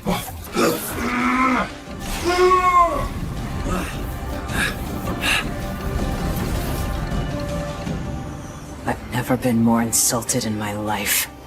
You fire me, a literal assassin, for some moronic bumfuck bat boy? What? He shits in the parking lot. Did you know that? Ask the cleaners how much guano they come across. I'll apologize. Look. Help us stop Shroud and earn your spot. I don't remember any of the lines I did for Sonar in this position. I remember some villain lines, but I don't remember like a climactic. That's where you're wrong. That's my boy. I thought I had friends. Damn, she's fucking stronger than Shroud. Robert, no!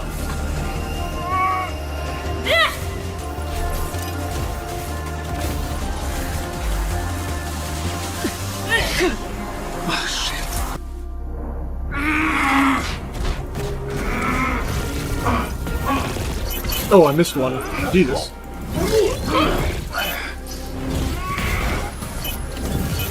Oh, it's like Osu. Fuck. He wasn't letting me move in that direction.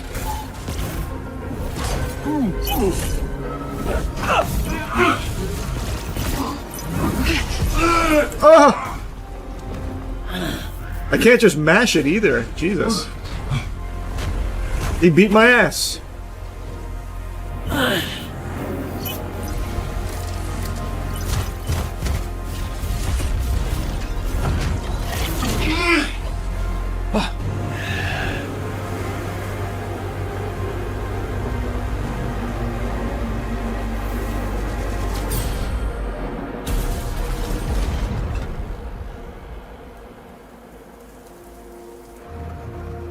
Shroud's got a new suit now? What the fuck?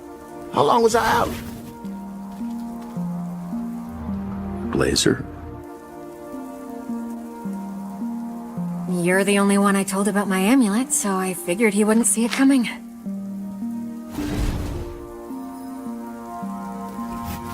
Holy shit. Look at you. Ah, look at you. Oh shit, yeah, look at me. Shit, no, look out. That's cute. I was wondering why the amulet wouldn't work for other people when it was revealed. That makes sense. Come to your stupid dog. You all hear that? I've been through all the game theory on this moment 1,000 times. I'm not steps ahead, I'm miles. So, don't fucking test me. I have to cheese it. I wonder. Fuck. I feel like I gotta give him the real one. I can't. Here, we'll just do both. I'll just make it easy. I don't want to cheese it too long and think too hard. I'm just gonna give them both. Just take both. What the fuck is this, Robert? You said you wanted the Astropulse. I gave it to you. One of those is it. They look fucking identical, Robert. Look, you're right. I can't outsmart you. Because, you know what? I'm not a smart guy. So, the only way to keep you from knowing what I'm doing is to not have any idea what I'm doing. Which is how I feel all the time. Banger. I trust my gut and I take my best guess. Just like you used to do. Before you plugged all those fucking Christmas lights into your head. Before you were afraid to make your own decisions. Elliot. Maybe we wait till we get home? Shut the fuck up!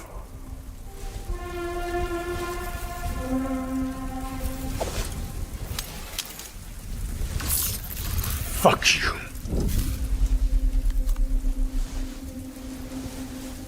Upright. You son of a bitch! Don't be mad. You lost. It happens. Sorry, kid. We both lose.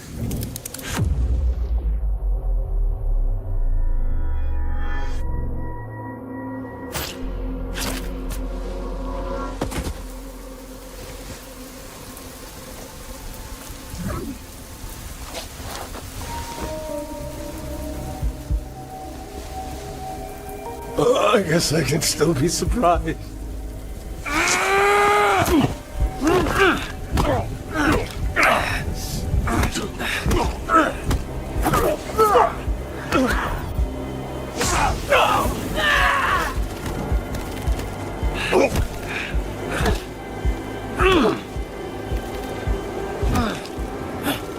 So I get to choose to kill him, right? I have to be able to, right?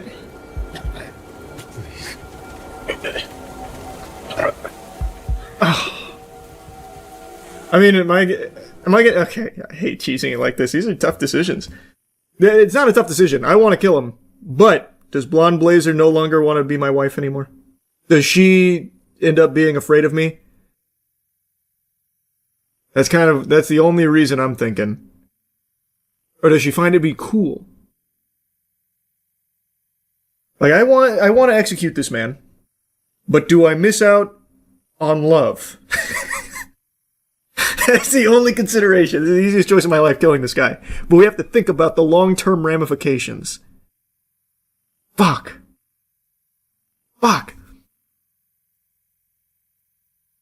Be like if I kill him, she won't love me. But if she doesn't love me with my hands a little dirty, then so be it. And it is what it is. He's dead.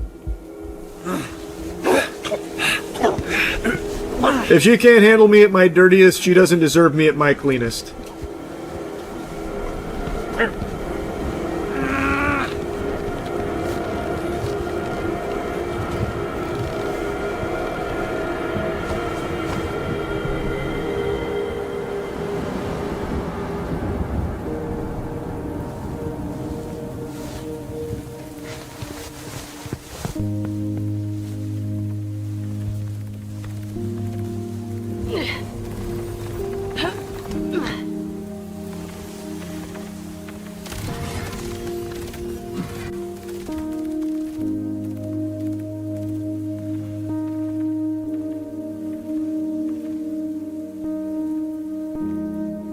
Oh, wait, what the fuck? Oh, I was gonna say, did this just put me back on the Invisigal path? Son of a bitch. Good news, Shroud strangled himself. Robert did everything he could to stop him. We did it. Girlfriend's alright. She's not my girlfriend. Then you're an idiot. Because it's obvious she wants to fuck you. You sure? I don't know, I killed a man, and I don't know if she's gonna like that very much. I think I put myself on the celibacy path, actually. So... These are the real heroes right here. This is the team that thwarted Shroud in the Red Ring. Damn, Sonar is aura farming over there. Z-Team! These fuckers are the best. For his issue. Right, the whole being on the brink of death issue. That's the one. Well, it looks like he'll enjoy while it lasts. So... do you feel better? I feel great. Oh. After killing Shroud? Oh, you heard. Yeah. Robert, why? Did you kill more than one person today? If It I'm felt honest, It felt fucking great. I'm surprised to hear that, but... I suppose I'm happy for you. Thank you. She didn't like that very much. That's okay. I should let you know that you're suspended pending an investigation.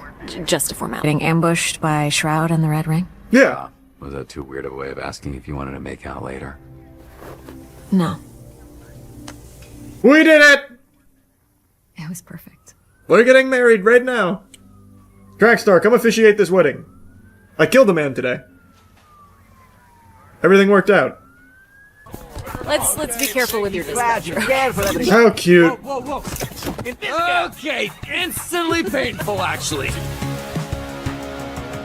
That was such a banger of a game. Holy. I thought it was going to end on a cliffhanger. I did not see how they were going to wrap it all up satisfactory in 2 episodes, but they did an incredible job with it. That was so fucking good. Oh my god, that was so good. Oh, so if you don't support her is when she goes the villain route. Got it.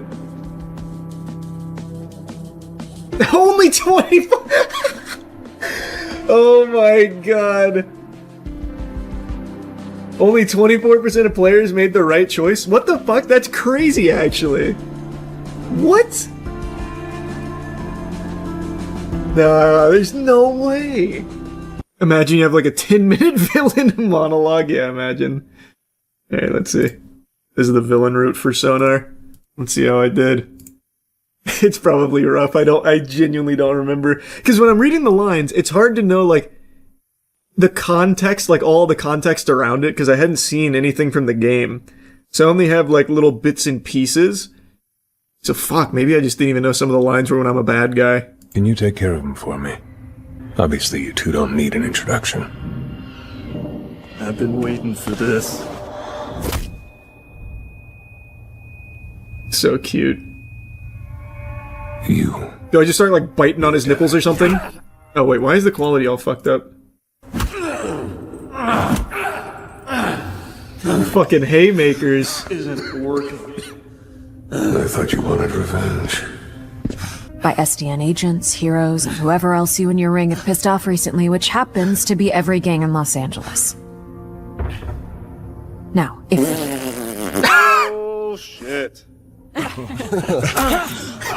Disrespect of the last true heroes. My line's better. That goes hard. Sorry about that. He knows our next move before we do.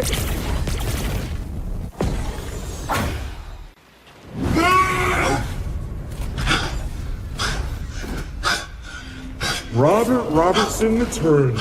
I fucking warned you that cutting me was a big mistake. Boy, I guess you're probably realizing that right about now, huh? It sounds like me when I had my old mic. You were actually so dumb, dude. You know she was stealing toilet paper from the office? I'm sorry. I really am. Sonar, stop. Oh, look, Dad. Mom's home. Hey, we're your friends. Please, this isn't you. Help us stop Shroud and earn your spot back on the Z team.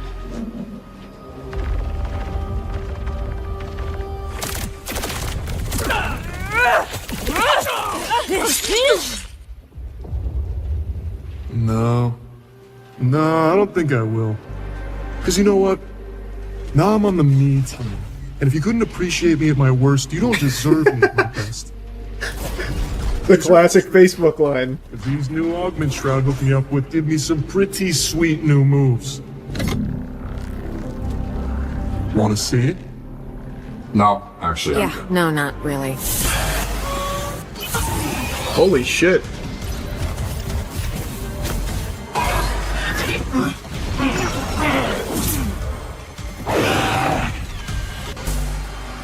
You also say that when you kill Shroud. Really? I need to see Sonar kill Shroud.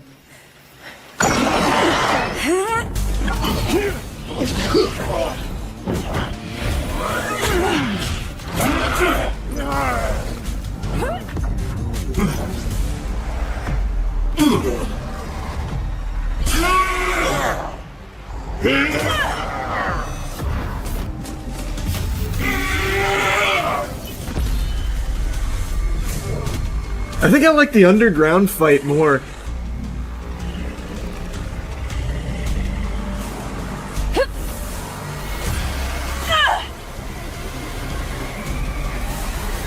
This one's fucking great. I mean, the Coop fight was good too, but I actually really like this one a lot.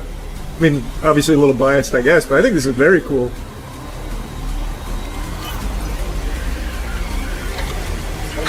That's perfect.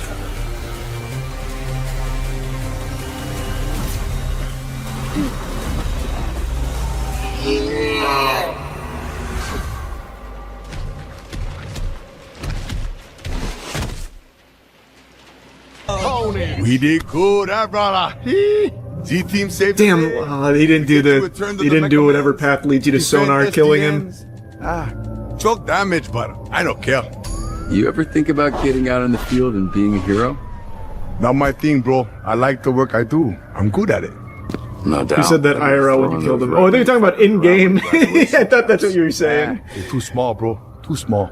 No joke. I started to feel bad for them. It was mesmerizing. I was like, holy shit, what are the odds? Yep, that was a fun scrap for sure. I see. You mean like the actual Charles White said that line when I killed Shroud in my playthrough as well. Now I see what you're saying. Isn't that crazy, huh? I didn't even register that. It's saying Sonar, remember that makes me think we're getting a season 2. Well, you could say that about like the blonde blazer role, remember that? About how good it felt to kill my father, that kind of thing. But as far as I know, there is no season 2 plans as of now. But like I said, I feel like there's no world they don't come back to it with how successful this game has been. There's no world they just leave it at one season. It's too big not to. And they leave it perfectly open-ended for more. There's no doubt in my mind there'll be a season 2. Before I had a physical form, when I was just beginning my zygotic journey in my mother's womb, an anomalous mutation occurred, where what was supposed to be a normal human baby was fused with gamer DNA. And the two of us combined in a harmonious fusion dance, and now, just look at me. Take a good hard look at me. This is peak performance. Very clear at even a glance. I was born to be a gamer. And throughout my 31 years on this earth, I have learned many important life lessons. Not every pee-pee time is a poo-poo time, but every poo-poo time is a pee-pee time. I've also learned that it's just not worth it to force myself to play games I have no interest in. So, the new Pokemon game just dropped, Penguinz0. Even before it released, I was skeptical on how good it would be because everything they showed looked like somehow an even bigger step backwards for the franchise, but I'm always open to being wrong. I don't have a Nintendo Switch 2 and I have no plans on getting one, but Penguinz0 is on the OG Switch as well, so I decided to tune in to some streamers, watch some gameplay, and see what people are saying about it. And Santa Claus rolled around bearing gifts, people were very excited, but to me it looks like a big old lump of coal. This somehow looks worse than Pokemon Scarlet Violet. This shit looks like my wrinkly nutsack. It is crazy to me. Pokemon being the most profitable IP in the history of our species still doesn't do the bare minimum when it comes to its mainline game entries. I really cannot understand it. Now, if you're enjoying Pokemon ZA, don't let me come in here and fart, toot all over your fun, whatever. Enjoy it. I think that's totally fine. But for me, it has become so incredibly stale to the point that it's almost insulting the lack of care Game Freak puts into these games. Like, there is not only so little innovation, I really gave a lot of charity to Arceus, Pokemon Legends Arceus, because it felt like they were going to start trying to push things and do different things. But since then, I just feel like they took their foot off the gas, and everything in Pokemon Legends ZA feels like it's content to just be the same shit, different toilet. So, it's not for me, but if you're having fun with it, I think that's great. I'm happy that you're enjoying it and didn't, waste money on something that you ultimately don't like. I'm just giving you my perspective on it. It's a game that I'm very confident I would not enjoy, because it looks like the same fucking game I've now played a million times from Pokemon. It does not look like a game I would enjoy, thus I will be sitting it out. Something that I've been doing recently is abstaining from forcing myself to play a game just for the sake of playing the new game. And this, I can already tell I'm not going to enjoy, especially after playing Digimon Storytime Stranger. I'm going to directly compare these two things like it's the fucking late 90s again here. Digimon Storytime Stranger is the newest Digimon game that came out. And I played it on a whim, not really expecting much. I hadn't been, in the Digimon sphere for well over a decade. I loved Digimon growing up, but I was more of a Pokemon guy. Digimon, I always thought had better writing and definitely was darker than Pokemon, but I had always, gravitated more towards the Pokemon IP, but I always appreciated it. And then as I got older, I just stopped paying attention to Digimon. Digimon Storytime Stranger dropped and it was getting a lot of glaze. People were really hyping it up, so I decided to give it a whirl. And the game is actually amazing. This shit turbo slaps. I'm about 5 hours into the game, and I am still learning new mechanics. There is an unbelievable amount of depth min-maxing to this game with so much meat on its bones. And it is everything the Pokemon formula and franchise wishes it could be. And really, what it should be, honestly. The game has voice acting, by the way, which is something Pokemon games still haven't quite cracked the code on all these years later. The writing is, strangely compelling. It is actually pretty well written with a story that I find myself invested in. The cutscenes go fucking Insano style. Within the first hour and a half, a hole tears in the space-time continuum, shattering the fabric of reality as a giant fucking Digimon fist comes through like the hand of God and punches a giant mecha machine, which blows us 8 years into the past. It is actually so hype. And there is, like I said, so much depth here. I think there's 450, 460 Digimon there. But even outside of just the number of Digimon that you convert in this game, you have so many build options for them, with mix and matching your equipment, your attachment skills, even changing their personality around to match builds from your agent skills. There is so much to do in this game. The side missions are actually fun. I've only done one so far with the mystery of the missing shirts, but even that was fun. Everything in Digimon Storytime Stranger is what I wish Pokemon would at least attempt to do. It actually feels like an innovation on the formula. It is so refreshing. It also serves to showcase the potential of the genre, something that Pokemon refuses to even attempt to capture. It fails to even try to reach the actual potential that this genre offers. I have been really enjoying Digimon Storytime Stranger, but even if I hadn't played Storytime Stranger, I still wouldn't be playing Penguinz0. I just don't have interest in playing what appears to me to be another half-baked Pokemon game where, its big selling points that are supposed to make people pump their fist are the simplest shit ever, like being able to move during a fight. If that's really how low the bar is, it's sad. Everything I have seen that people are praising for it are the simplest, smallest alterations on the same stale path that it has walked for over a decade now.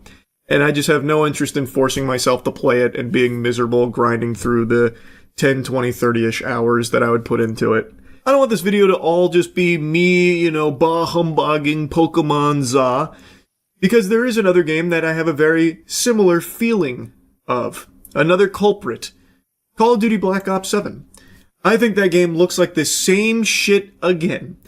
And I am so tired of the Call of Duty cycle where I buy the new Call of Duty, I maybe find a few things to like about it for a little bit, and then I'm done after like 6 hours because it's just boring. It's just doing the same thing as I've done for fucking like 15 years now in these Call of Duty games. So, I am also sitting out Call of Duty Black Ops 7, which is the first Call of Duty game I haven't bought since Ghosts. And I am very excited to not have to force myself into a Call of Duty game just for the sake of trying it out to see if there's finally something new there. I have too many times now fallen for their hypnotism where they convince you, fucking mind control you into thinking that there's something new and different about it. They did the same thing for the last Black Ops game with the Omni movement, where I really thought we were about to get like Max Payne level movement freedom expression, when really it doesn't matter at all. It is so trivial of a difference, you don't even notice it. And I already know I'm going to feel the same way about Black Ops 7 based on all of the gameplay and everything I've seen from it, so I'm not going to be forcing myself to play that game either. I'll just be sitting that out too. Again though, I'm not the fun police here, so if you're someone excited for Black Ops 7, you enjoyed the betas and whatever, can't wait, all power to you. It's just not for me anymore. I'll wait for a Call of Duty that actually looks new and different in my eyes, where I'll give it another fair shake. But the whole point of me even yapping on this topic in this video is because I basically play like every game ever, and like for my gaming channel, and I've always said like I'll definitely at least try things just to see if I'm wrong about it. Like Assassin's Creed Shadows. Assassin's Creed is my actual least favorite franchise in gaming. I have not liked an Assassin's Creed game in so many years. And the last one that I enjoyed to any degree was Black Flag, and I didn't even like that as much as everyone else seemed to. I really cannot stand the Assassin's Creed franchise, but I still pumped like 5 or 6 hours into Shadows and was miserable. And it was exactly what I expected it to be. So what was the point in me doing that, wasting the money and spending that time playing that game, knowing full well the whole time that I already probably wasn't going to like it because it is just, again, the same thing. It just doesn't make sense. I'd much rather spend that time playing games that I think I'll probably like, or games that are fun shitty that might be entertainingly bad, which I also really like. So I think just from now on, if a game looks like something I'm going to fucking hate, I probably won't bother playing it.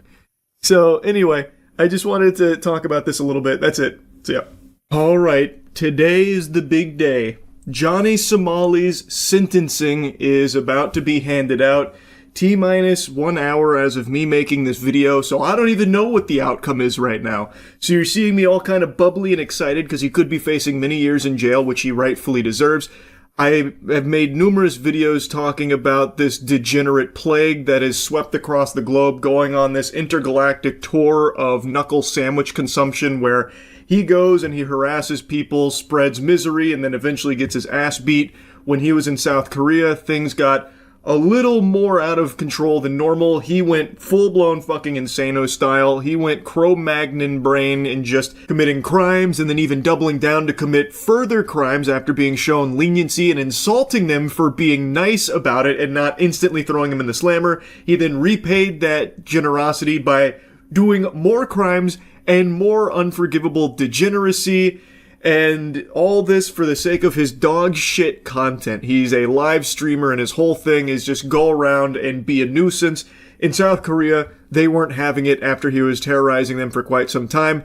Citizens even took it upon themselves to just beat him up whenever they saw him. They even had like a live Johnny Somali tracker. They literally had like a Modern Warfare 2 UAV online tracking this guy's movements, so that way when he was outside, they could just punch him. But clobbering Johnny Somali must be more addicting than heroin because people couldn't stop after just one. It's like a Lay's potato chip. You can't just have one, so they end up just kind of wailing on him because he is a complete defenseless little fucking worm who starts all of these fights, instigates all of these fights, and loses every single one of them without ever even getting a blow in there. He just gets knocked out, knocked on his ass, goes into the fetal position. Like, he's more familiar with the fetal position than he is on his own two legs. So anyway, he started getting beat up. He kept committing crimes over and over again, and then finally had his day in court, believing with his full chest that he wasn't going to be punished, that he wasn't going to jail, so he didn't take it seriously. He'd get drunk the night before, blackout drunk. He'd show up and make a mockery of the court. But slowly but surely, the reality started to set in that he might be spending years of his life behind bars in South Korea. All for his terrible live streams that no one actually even supported him on. He doesn't have any, like, actual fans. He has people that tune in to watch him ruin his life for their entertainment. So his life is completely pathetic. Like, no matter how you spin it, he lives probably one of the most pathetic lives you could possibly envision. My heart breaks for his parents that had to raise him into whatever he became, because I don't even know if it's their fault. I think he just got poisoned somewhere along the way with, like, clout and the other shit that he saw online, and then decided he wanted to be, like, the worst of the worst. I couldn't tell you, but anyway, he is about to be handed out his sentencing after all of the crimes for which didn't go so well for him, didn't go swimmingly in court like he thought they would. And now we're about to find out his sentencing. We're going to see how long he's going to be in jail for. I can't wait. Next clip you see will be after I learn what got passed down here in the judgment. This is one of those standing ovation type moments, sports fans. He's going to jail. Yep, he has just been sentenced to prison with labor. It's still so fresh right now that I don't know the duration. The news is still trickling in, but it did not go well. He was found guilty on all charges, including the deep fakes, which was one that he pled not guilty to. The others weren't really a surprise or anything, but they came in there and fucking slapped him around in there, it sounds like. I'm very curious to see what the duration is for his prison sentence, but probably not the result he was hoping for. I just have a hunch. Apparently, he has the opportunity to appeal within a week, which I assume this slimy douchebag will.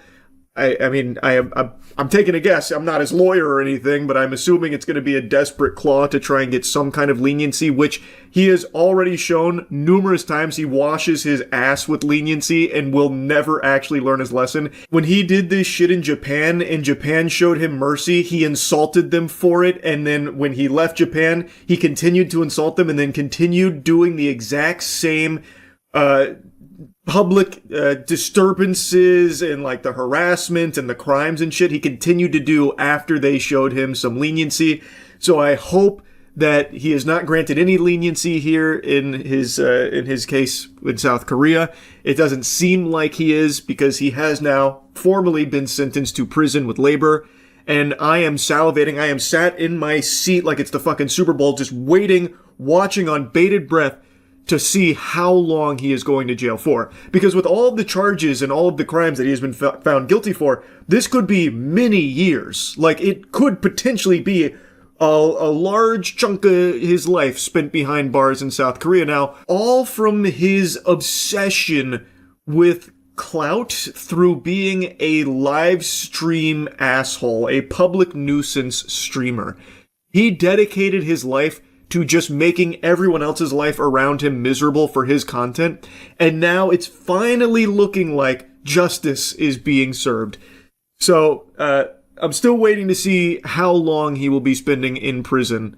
Oh, I forgot to mention another component here. Not only will he be going to prison with labor for however long he'll be spending there, he is also now being registered as an offender. Now, I was trying to read up on that, but I'm not entirely sure what that means exactly, if that's like a separate designation for Johnny Somali in the prison itself. If it is, I imagine that will make all the prisoners in there hate him as well, and I imagine he will be finding himself in an all too familiar situation of getting his ass beaten in there too, which maybe that's what he prefers. He's probably become so used to his face being bruised and swollen and bloody that it probably feels weird that he hasn't had his nose caved in the last year that this has been going on. So he's probably looking forward to that experience again. It's probably what he cherishes most, because that's what he's dedicated his life to. Instigating fights, being hated, being a punching bag for everyone. Alright, I've seen one Korean article that is claiming that Somali has been sentenced to 6 months in prison with labor.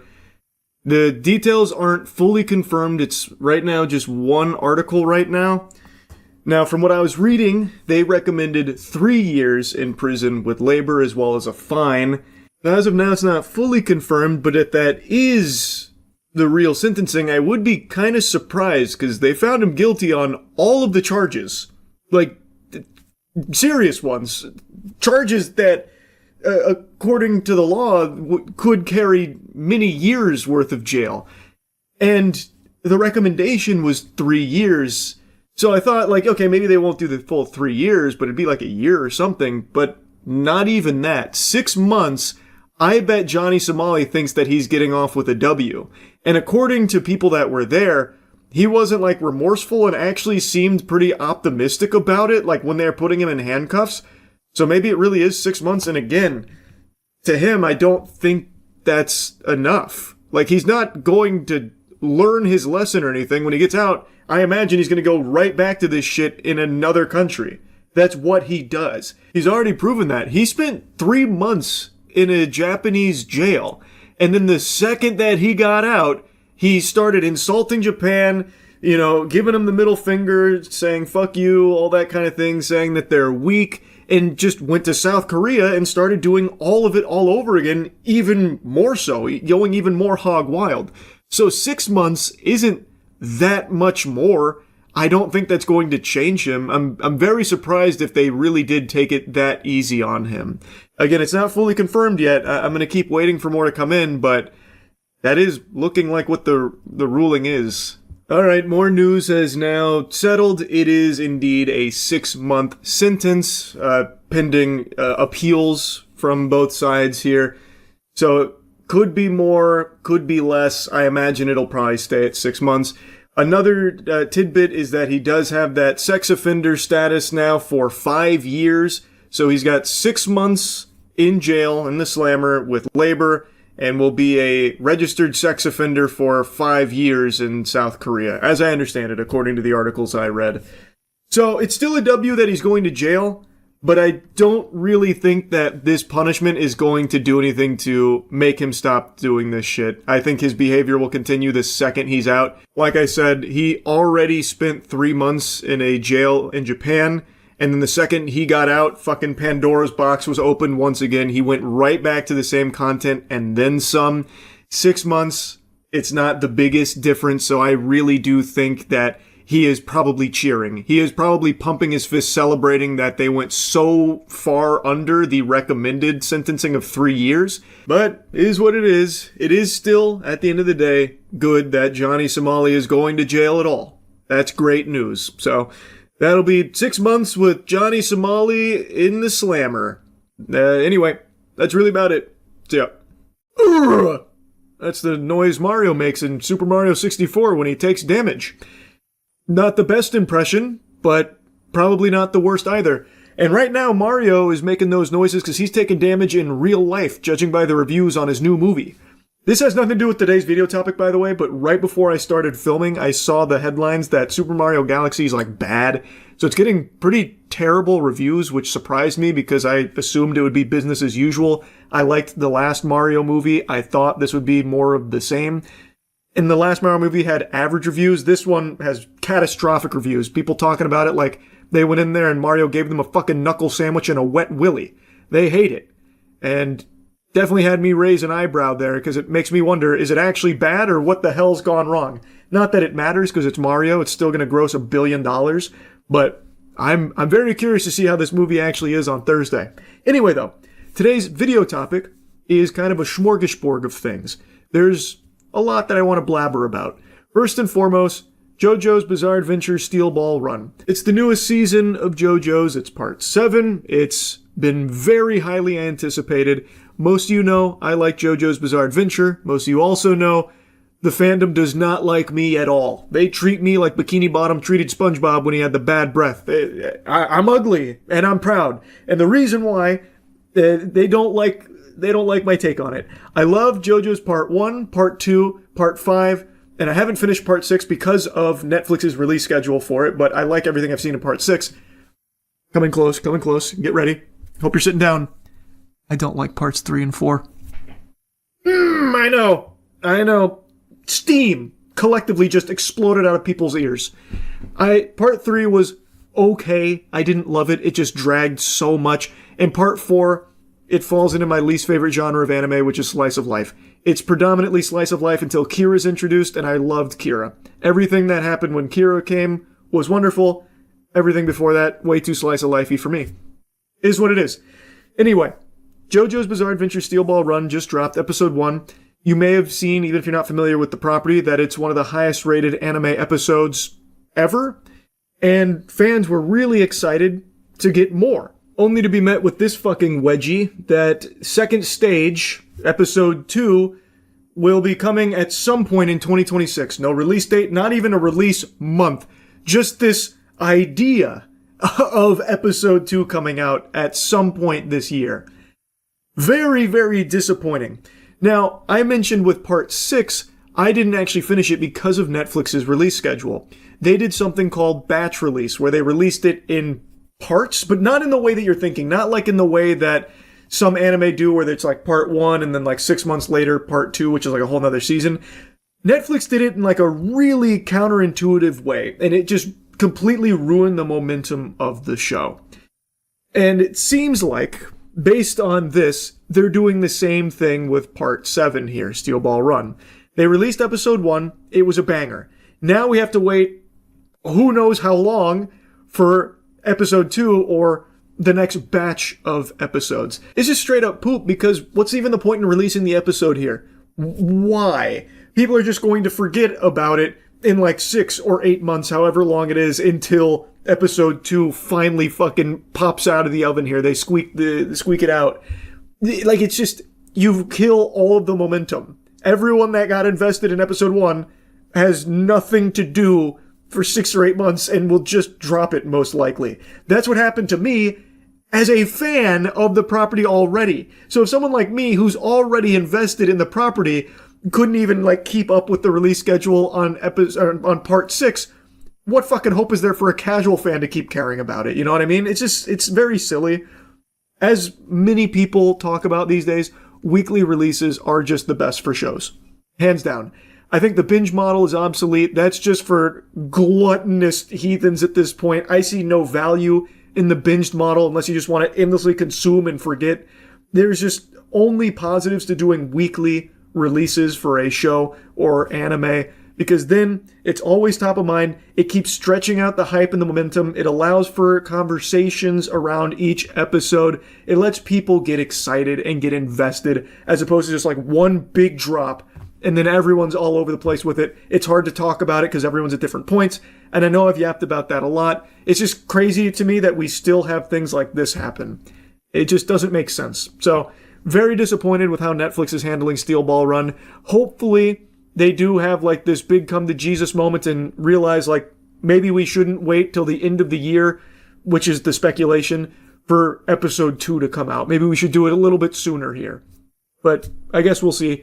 I doubt they're going to change course, but who knows. What we do know, though, is that there's a lot of butts getting fucked right now by Sony. There was a huge price increase that was just announced recently about how basically everything's going up by at least $100. So PS5 disc edition goes from $550 to $650.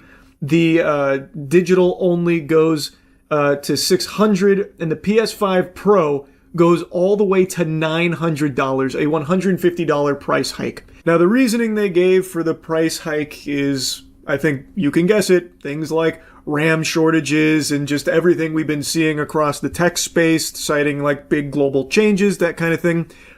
But I think their numbers are a load of hooey. I think this is a pretty steep price hike that I don't think is necessarily solely driven by what we've seen like with RAM and all of that. I think they figured that they could probably get away with it and it probably wouldn't hurt their bottom line. They're also probably right. I think people will still continue to buy PS5s even at $900 for the Pro. Yeah, it sucks. Not a very happy announcement here. You best start believing in face fucking. You're in one. And it won't just be Sony. We're going to be seeing price increases pretty much across the board on tech, I imagine. Even though I did see some glimmers of hope, like some good news, like with the AI, floundering that we've been seeing recently with OpenAI and all that. So maybe there's like signs of life there that, everything won't get absurdly expensive instantly. But I don't know. It's hard to have any level of hopium at this point in that industry. Anyway, though, huge tonal whiplash here. I want to give you something cool, something that I found to be surprisingly good, which is the Backrooms trailer. Most of you know this. I don't like the Backrooms. I haven't liked any of the Backrooms games I played. I haven't enjoyed the Backrooms products. It's just, for some reason, it just doesn't do it for me. Now, you can huff and you can puff, but you won't be changing my mind. It's just not my cup of tea. That being said, everything I've ever seen from Kane Pixels seems cool. Like, if you're a fan of Backrooms, everything he's been doing with the property does seem really hype. And now, after watching this new trailer, I'm pretty excited for the movie myself, even as someone who's been quite the Scrooge on Backrooms. So, I just wanted to make a mention of that. I was very pleasantly surprised by the quality of this trailer, and I really hope the movie slaps. Coming at you with another huge change of direction here, big change of pace. I cannot stop giggling at the Lindsey Graham Disney trip. Lindsey Graham, big fucking goober, absolute fucking weirdo madman. He took well, he claims it was like, a big business thing, and then he did a little R&R at Disney afterwards, because he was in the area. And so Lindsey Graham, naturally, of course, went to Disney World by himself. No kids. Lindsey Graham, no kids, by the way. Took a solo excursion to Disney, and boy, did he live it up. He probably was, hitting some of these cool little moves, hot dog, trying to get Mickey's attention. He got himself a bubble wand. I think he was spotted with a secret family. No, he was not. Yeah, I gotta show you this picture here. I know we already talked about him earlier, but it is just so fucking wacky. I gotta show you the magic wand. Oh, it was a bubble wand, excuse me. I didn't mean to besmirch the good name of Lindsey Graham's childless Disney excursion. Look how much fun he's having. He's having such a good time. No kids, by the way. Bro, raw dogging his Disney vacation. Yeah. Why is he all by himself? He's a fucking freak, man. I don't know. I love the idea of someone recognizing him and taking a stealth photo. Yeah. I'll be honest. I would not recognize Lindsey Graham. He just looks like a normal spaced out old guy. Like he has no uniquely defining features. Now everyone started clowning on Lindsey Graham for this, naturally. And so, pretty much immediately upon like the flood of people spitting on him and poking fun at him, he posted this photo trying to look cool. Like, look how hard I am. See, look, I'm not gay or anything. I'm bubble wand. Never heard of such a thing. The only wand I know is the wand that spits lead. Look at me shoot these clays. I think I may have laughed harder at him posting that picture than I did at the actual Disney photos of him being spotted there like fucking Sasquatch. It had me actually hooting and hollering because I just know this freak was having a conniption. He was there with a cold sweat and a panic like, okay, oh my god. All right, we've got to turn the tides here. Okay, what's the coolest thing I can do right now? A kickflip. Shit, no, I'm like 90 years old. I can't get around like I used to. Geriatric. I went clay shooting once. I might have a picture. Yes. They won't call me gay when I post this. Watch this. Bang. And then he just drops that little fucking nugget there. It was beautiful. Actually glorious. So yeah, I had to yap about this too here. Like I said, it's just kind of a charcuterie board of little topics I wanted to discuss here. Anyway, I'll stop blabbering. That's really about it. See ya. Conjuring: The Last Rites, supposedly the final Conjuring film. Mainline film, I think. I'm sure they're going to keep the door open to spin-offs because this franchise prints money. Even the stinkiest garbage that spawns from it, like The Nun and The Nun 2. Oh, Jiminy Christmas. I saw both of those films and I couldn't tell you a single scene in them.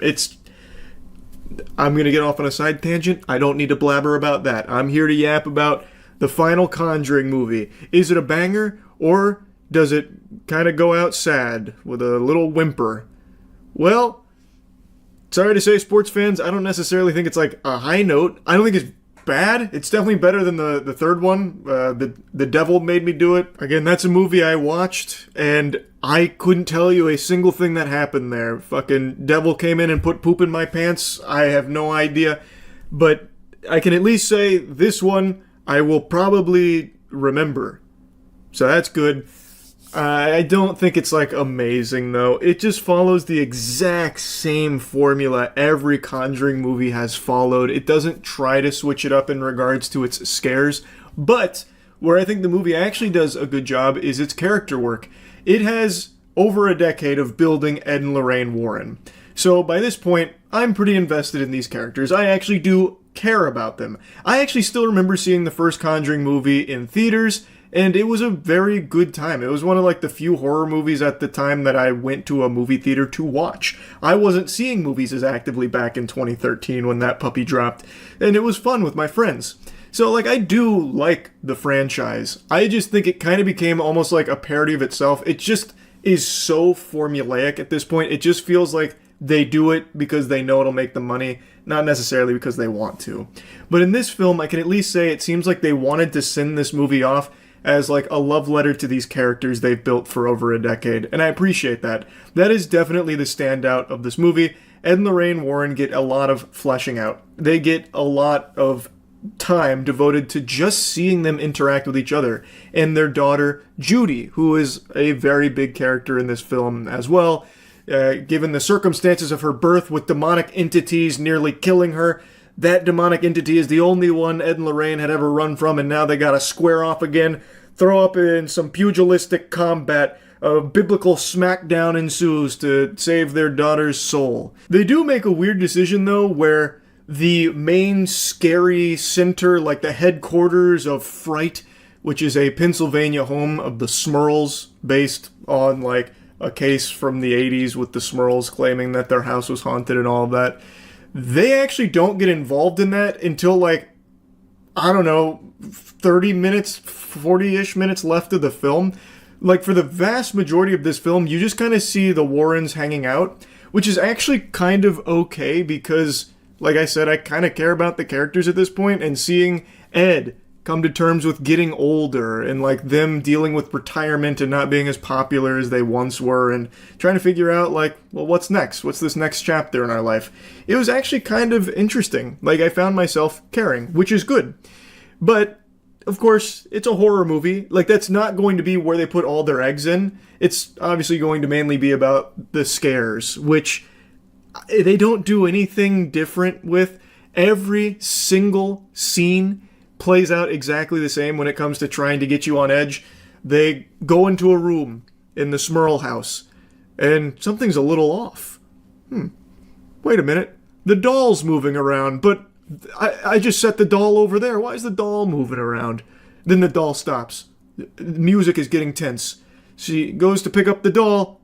Everything stops. No sound. They stare at each other. Sets the doll down. You're expecting a jump scare. No jump scare. Then she turns around. Bing! Bang! Boom! Huge noise! Big eruption of noise because there's a scary face there now. It's just lame. It's not scary. It's not even like startling anymore at this point. It's just kind of sad. Like, I get jump scares are always going to be integral to like a mainstream horror movie. I understand that, and it doesn't bother me. In fact, I've even argued in support of jump scares being present in horror movies because I do think there is like that tension that builds up and a jump scare coming through to like cash in on it and even be like this release of all that tension. Like it can be a very good tool. But here, it just, I don't know, it just doesn't work. You've seen every single setup before. And even in this film, they do the exact same setup every single time with no deviation at all. I mean it. Every single jump scare is that exact formula I just laid out there. Like to a T. It's just so played out, and it seems like they wanted to do something a bit more creative when it comes to cinematography. There are some shots in here that I found myself thinking, oh, that's pretty cool. I wonder what they're going to do with it. Oh, yep, no, here it comes. It's just going to be another generic jump scare. And it's a shame, because they do have some cool-looking shots here, but they then just, instead of like doing something unique with it, they just then start going back down the tried and true formula that is so played out with like a big boo moment. Another thing I am so beyond tired of, and it's not just The Conjuring that was guilty of this sin, it's a very standard horror cliche when it comes to possession films. they set up the demon, like this presence, as like a very powerful creature. Granted, all it ever really does is like show itself doing like a big smile in like a reflection or something to like startle someone, or it can like throw a chair or close a door or flicker the lights on and off like Nosferatu from SpongeBob. The point is, it's supposed to be like really strong. And in this movie, it does showcase some like real big power. It can trap people in a genjutsu, and it has people even kill themselves while like in this like fugue state it traps them in. Yet, when it comes to like the final climactic battle, we're getting into spoilers, obviously. Big spoiler warning, here it is. Just like in other Conjuring movies, where it's like the big showdown between the Warrens and the demon, it always just lets it happen. It's not just in The Conjuring. Like, every horror movie with the demonic possession, it's like the demon is the most, like, bumbling fucking moron hell had to offer. Like, it just refuses to use its power to save itself or, like, stop the threat. It just lets it happen. It's like it enjoys being thwarted. It's just part of, like, the fun. It's like its favorite pastime is losing. Just being a colossal fucking loser. So, like, this demon has shown that it has the ability to trap people in these states. And it does it to the Warrens. It does it to someone else that kills themselves. And then, when the Warrens are, like, directly fighting it, it doesn't. It stops doing that. It no longer wants to trap them or isolate them or anything like that. It just lets them work together to read the scripture to beat it. And, like just stop it in its tracks. But not only that, let's say maybe they were just so mentally strong that it cast out the demon's ability to grab hold of their mind. Okay, fair enough. But it also showed that it had the ability to seal doors. Like, literally just stop doors from working, close things at will. In the scene where it possesses Judy, it takes Judy to the attic to hang her. And while they have Judy under their control and are hanging Judy, well, the Warrens just climb into the attic and stop it because the demon left the ladder to the attic down. Instead of sealing the attic, which would have 100% been checkmate, it just leaves it down there. And then after they free Judy, then it seals the attic. So after it has already lost hold of Judy and its plan stopped, then it decides to seal the attic. Why wouldn't it just do that to make sure Judy is as isolated from everyone as possible so they cannot get to her? It makes no sense. For these movies to work, they have to, like, nerf all of the demon's thinking processes at the end of the film, so that way the final battle can happen. Because if the demon just did what it was already doing throughout the film, which was basically just, like, tormenting and, like, making people miserable for fun, but even if it was doing, like, that, when it was trying to enact its plan of killing Judy, it would have succeeded if it just kept doing, like, sealing the attic, or, like, making people trip downstairs and confuse them on where things were or what's real and what's not. But it just decides not to. It just decides, who gives a fuck? Like, I just wish they would write a more satisfying fight with the demon that doesn't rely on just, like, pure luck that it happens to be a fucking imbecile that they're dealing with from hell. Like, the devil of dummies. Like, it'd be better if there was, like, an actual outsmarting of the demon or something, but there never is. It's just, like, Ed and Lorraine Warren, they go into this house with no fucking plan at all. They just go in there and they're like, oh man, there's definitely a demon here. Alright, let's just wander around aimlessly, all split up. That ought to do it. And, like, even when the demon is, like, fighting them, they do nothing to fight back. Like, he doesn't even, like, read scripture or anything until, like, the very end, and then the demon blows up the scripture. Like, why didn't it just do that in the first place? Again, why not just do it when they first get there or something? Or when, like, he was separated from the book? It's just, I don't know, it's so dumb. Again, you just have to fully suspend your disbelief and just stop thinking in order for, like, the final battles to be, like, palatable. And it's all, I also think it's just kind of cringe, too. Like, when the possession happens, now all of a sudden Judy can, like, force push people, and she just starts talking shit. That's, like, the big thing is, like, now they talk shit. All of them just, like, I don't know, treat it like an Xbox Live lobby. But, like, really tame. Like, they're not even, like, mean. They're just, like, you're ugly. People think you stink. Like, that's the shit talk here in this movie. It's like, okay, come on. Anyway, though, I'll drop that and move on to something else I'm really tired of from The Conjuring, Annabelle. Just let it rest. Jesus Christ, I'm so tired of Annabelle always playing some kind of pivotal role in every Conjuring film. Somehow it always ties back to Annabelle. Goodness gracious. In this film, narratively, it makes sense because Judy's here. Obviously, given the history of Judy and Annabelle, I get it. But you didn't need Annabelle this front and center here again. It's just stopped being scary at this point. It's become almost like a glup shitto from Star Wars where, like, Conjuring fans are supposed to point at the screen, "No! Annabelle's here!" I guess it's not really like glup shitto because Annabelle's like the fucking Darth Vader of the Conjuring franchise, but like, it's there just so people will point and be like, "Oh, Annabelle! Yeah!" And to me, I'm just tired of it. I'm so fucking tired of it. But now that you've heard a lot of negativity from me about this film, overall, I don't think it's like a bad movie. Like, I was entertained. I don't regret seeing it. And it did feel like, you know, somewhat emotional to know that the franchise, at least the mainline franchise, is done with this film here. Supposedly. I guess we'll see if they actually commit to it. Hollywood says that shit all the time, only to dust it off like two or 3 years later. But even still, it doesn't change that I actually did care about these characters. And I do think the movie tackled them in a very good way. I really liked seeing them try and, you know, work together to figure out, well, what's next in life, you know? Getting older. You know, this kind of thing. I thought they did a good job character-wise. And, like I said, overall, I was entertained. I guess I just really wanted this film to just, like, actually be a banger and make me feel the same way I felt with the first Conjuring movie. Where at the time, it did feel, like, fresh. It felt like it was doing something kind of special.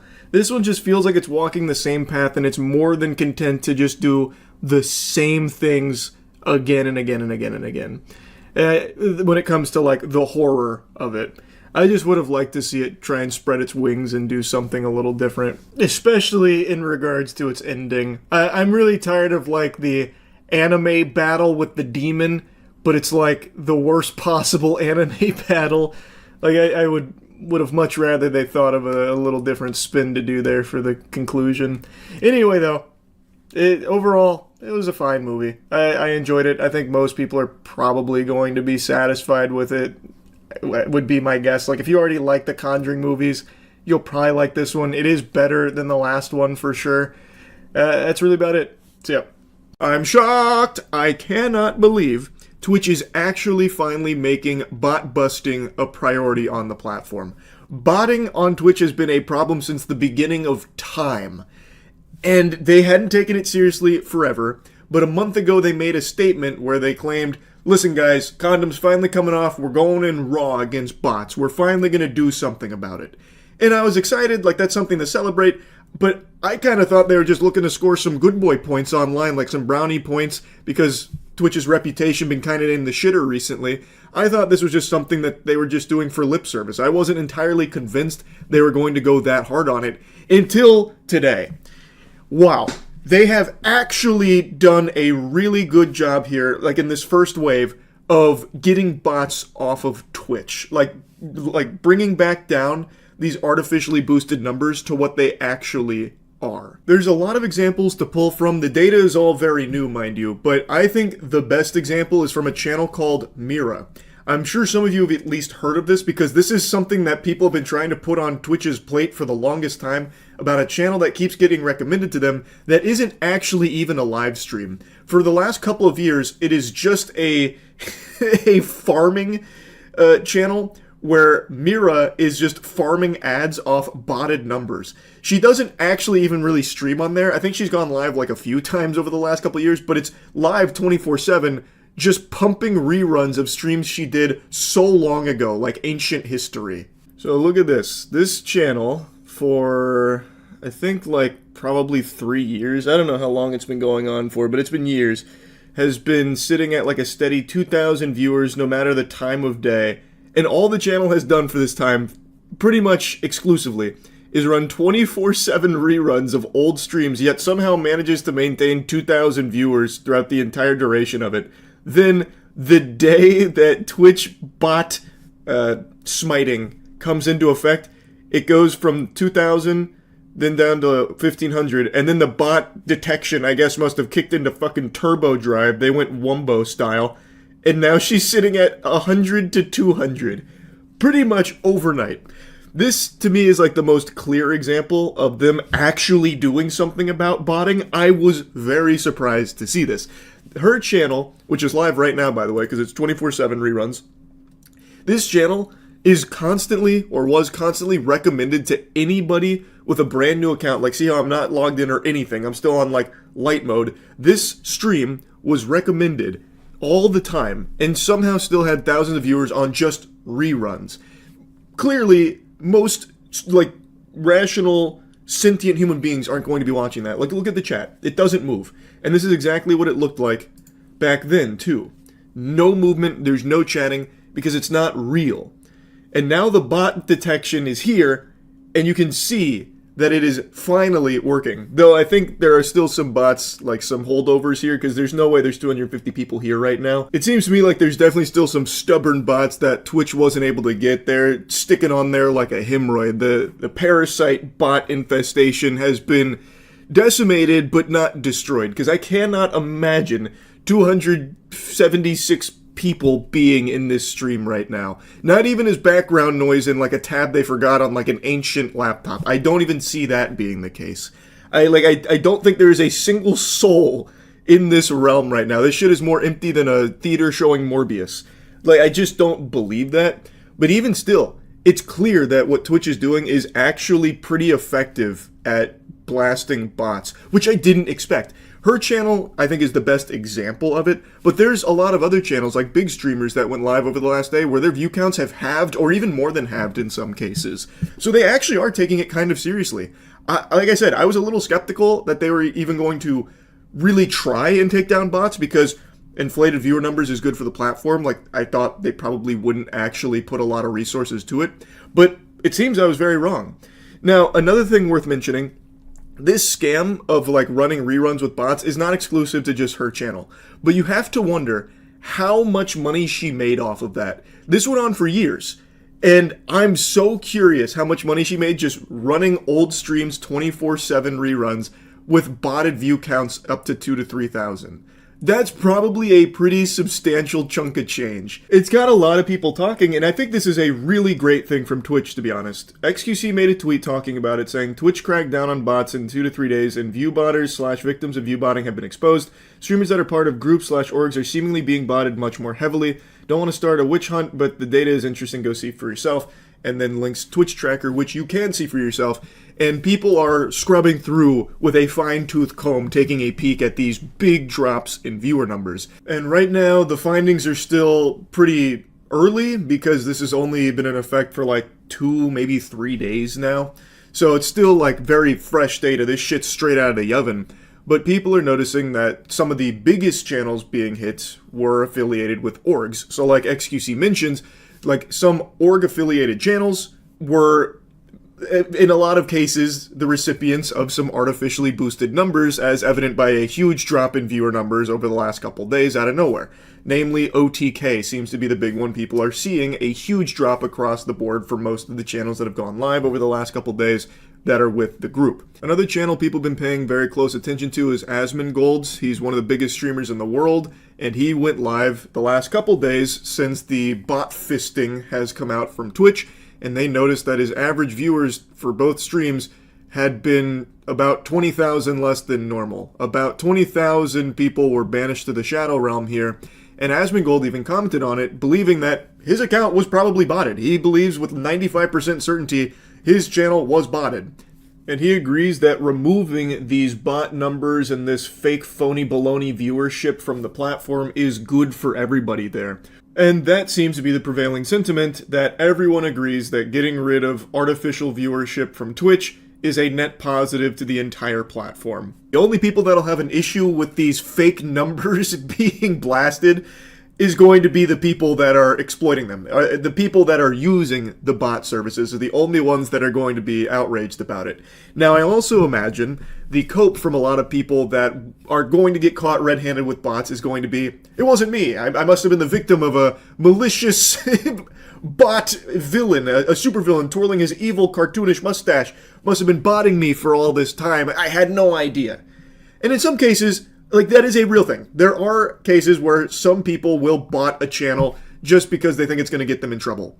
But that doesn't happen. Like, Twitch, for the longest time, has not taken this botting problem seriously. So that whole idea of, like, a bad actor botting a channel to try and get punishment put upon a streamer they don't like, It's not that common. It happens, sure, but it's not that common because everybody knows Twitch hasn't done anything about botters for so long. So how the fuck could that possibly still be a strategy that someone that doesn't like you would use? That's like you and your buddy going to the public pool and you eat pizza together and then your friend tries to tell the lifeguard that you didn't wait 30 minutes before getting in the pool. It's like, okay, who gives a fuck? Like, that's the whole way Twitch has treated botting for the longest time. Until now. I think that's going to be like the crutch a lot of people will claim, like, I wasn't botting, I didn't sign off on anyone botting me, this must have been some stranger in the back alleys trying to hurt my reputation by botting me for all this time. And some people, I'm sure, will be telling the truth, but it's going to be hard to know for sure. But one thing that I think everyone will know for sure is that this is a really good thing for Twitch. I am so glad they're actually taking this seriously and actually wiping out such huge amounts of bots. I'm hoping they are still going to continue doing this because there's still work to be done. All of these bot services are going to do their best to circumvent this so that way their clients can continue to pay them money for this service. They're not just going to roll over and die. They're not going to go belly up and just admit defeat. This is always a tug of war.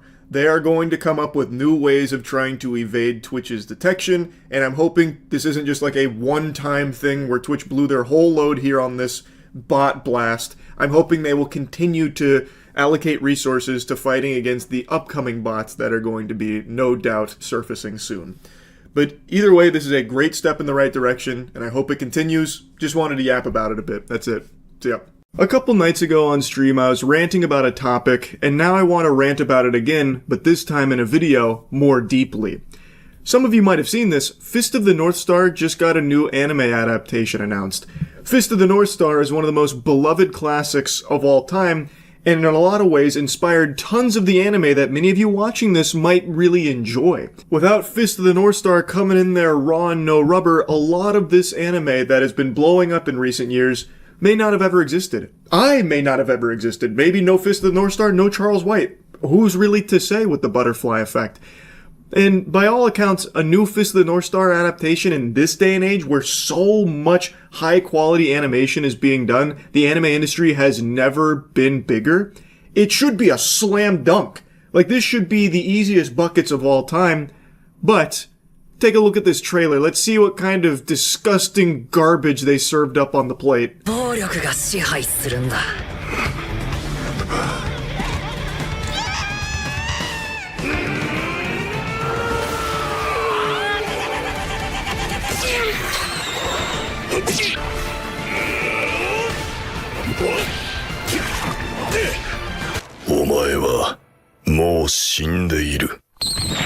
Yep, the ugliest looking CG you can possibly find. It's just downright disrespectful to Fist of the North Star.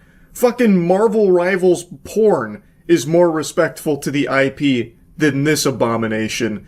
It is revolting to look at. It is very clearly the cheapest option. Half of the shots in the trailer don't even have backgrounds. It's like they're just fighting in the void Squidward goes to be alone. Like, that'd be fine for, like, a stylistic shot for a fight, but, like, so many of the action scenes, they don't even have backgrounds, I imagine as a means of saving money on the budget. Now, I'm gonna take a brief pause to thank the sponsor for the video. Big thanks to Mecha Break for sponsoring this video.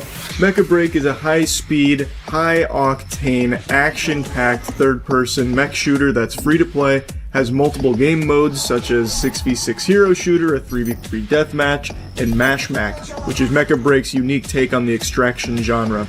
You can choose from 13 distinct mechs, or strikers as they're called in-game, each with unique playstyles like Brawler, Sniper, and Support. You can customize your pilot and mech to explore an interactive space station hub and dive into dynamic large-scale battles. Many of you remember the beta from a few months ago, and now that the game is finally here, there have been some huge upgrades to make it a more refined and deeper experience.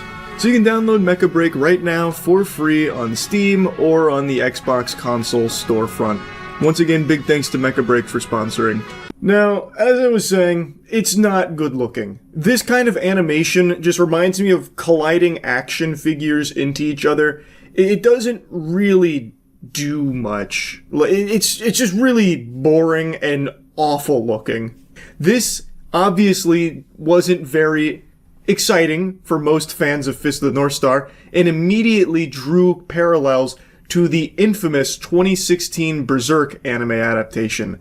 That is probably one of the most hated anime in recent times, because Berserk is one of the most beloved classics, of course, again, and it got treated in a similar way that Fist of the North Star seems to be, where it got a CG anime adaptation that nobody liked. Berserk 2016 is the most visually offensive thing I've ever had the misfortune of looking at. It's so bad, even ISIS wouldn't claim responsibility for it. But don't worry, I'm going to break it down piece by piece in this in-depth analysis at why this anime is fucking garbage. We'll start this off with the key and most important point for everyone to understand.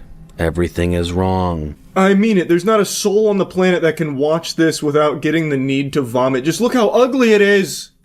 Who is this even made for? I don't understand. Fans of Berserk, and by extension now Fist of the North Star, are not gonna want to see one of their favorite properties look this bad. I don't think there's a soul on this planet that enjoys this style of animation. It is just unanimously spit upon. Fucking the meme of Mario goatseeing himself is more visually appealing than this. And I'm not here to say all CG anime is bad, because that's just not true. Trigun recently got a CG anime that did look good and was very solid. Most people were pretty happy with it, as I understand it. I thought it was good. Not all CG anime is dog shit, but this is. The Berserk 2016 quality animation, which seems to be what Fist of the North Star is directly using. It feels like they almost asset flipped Berserk 2016 and slapped Fist of the North Star skin on it. That is an objectively bad style. It looks cheap. Most of it's even like still images. Berserk 2016 tried to blend 2D with 3D, so it was constantly conflicting as well. Like, it was just this fucking dichotomy of disaster. I don't know if Fist of the North Star is going to follow that. All we've seen is CG, but it doesn't look good. It is that same really low quality looking style that just, it is just awful. And it's even more nonsensical because it's not like these are just throwaway names that no one's ever heard of, obscure titles. Berserk and Fist of the North Star are extremely influential properties.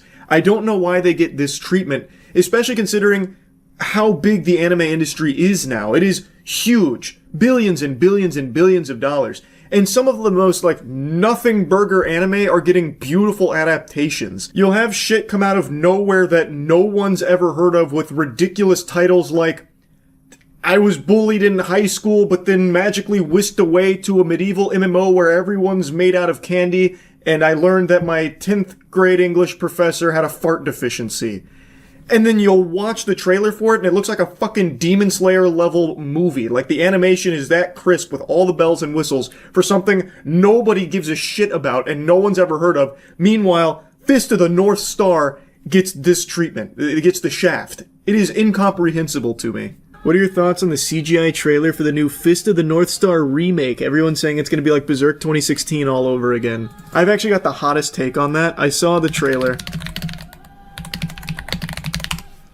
And I'm gonna be real brave and say it's gonna be worse than Berserk 2016. It is so insulting how they keep disrespecting the classics with this style.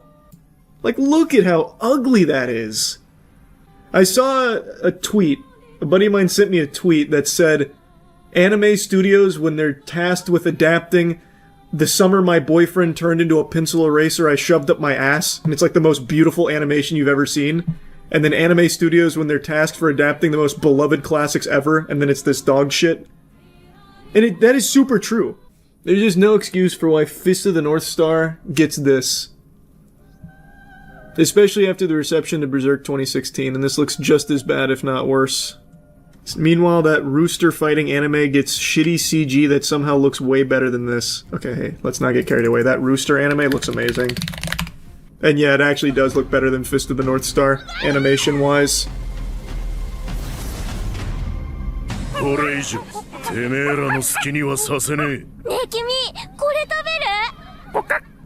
Yeah, but that one's gonna go nuts. And it looks significantly better than Fist of the North Star. And, like, I just don't get it. I don't know why they won't give these beloved anime the respect they deserve. Again, I want to reiterate, I'm not saying that CG anime is just doomed to failure, it's always going to be terrible. because there are examples where that's not the case. I already mentioned Trigun, but this, what you are seeing with Fist of the North Star, is not the Trigun level CG anime. This is just, I don't even know the right word for it, because I don't think it's like super cheap.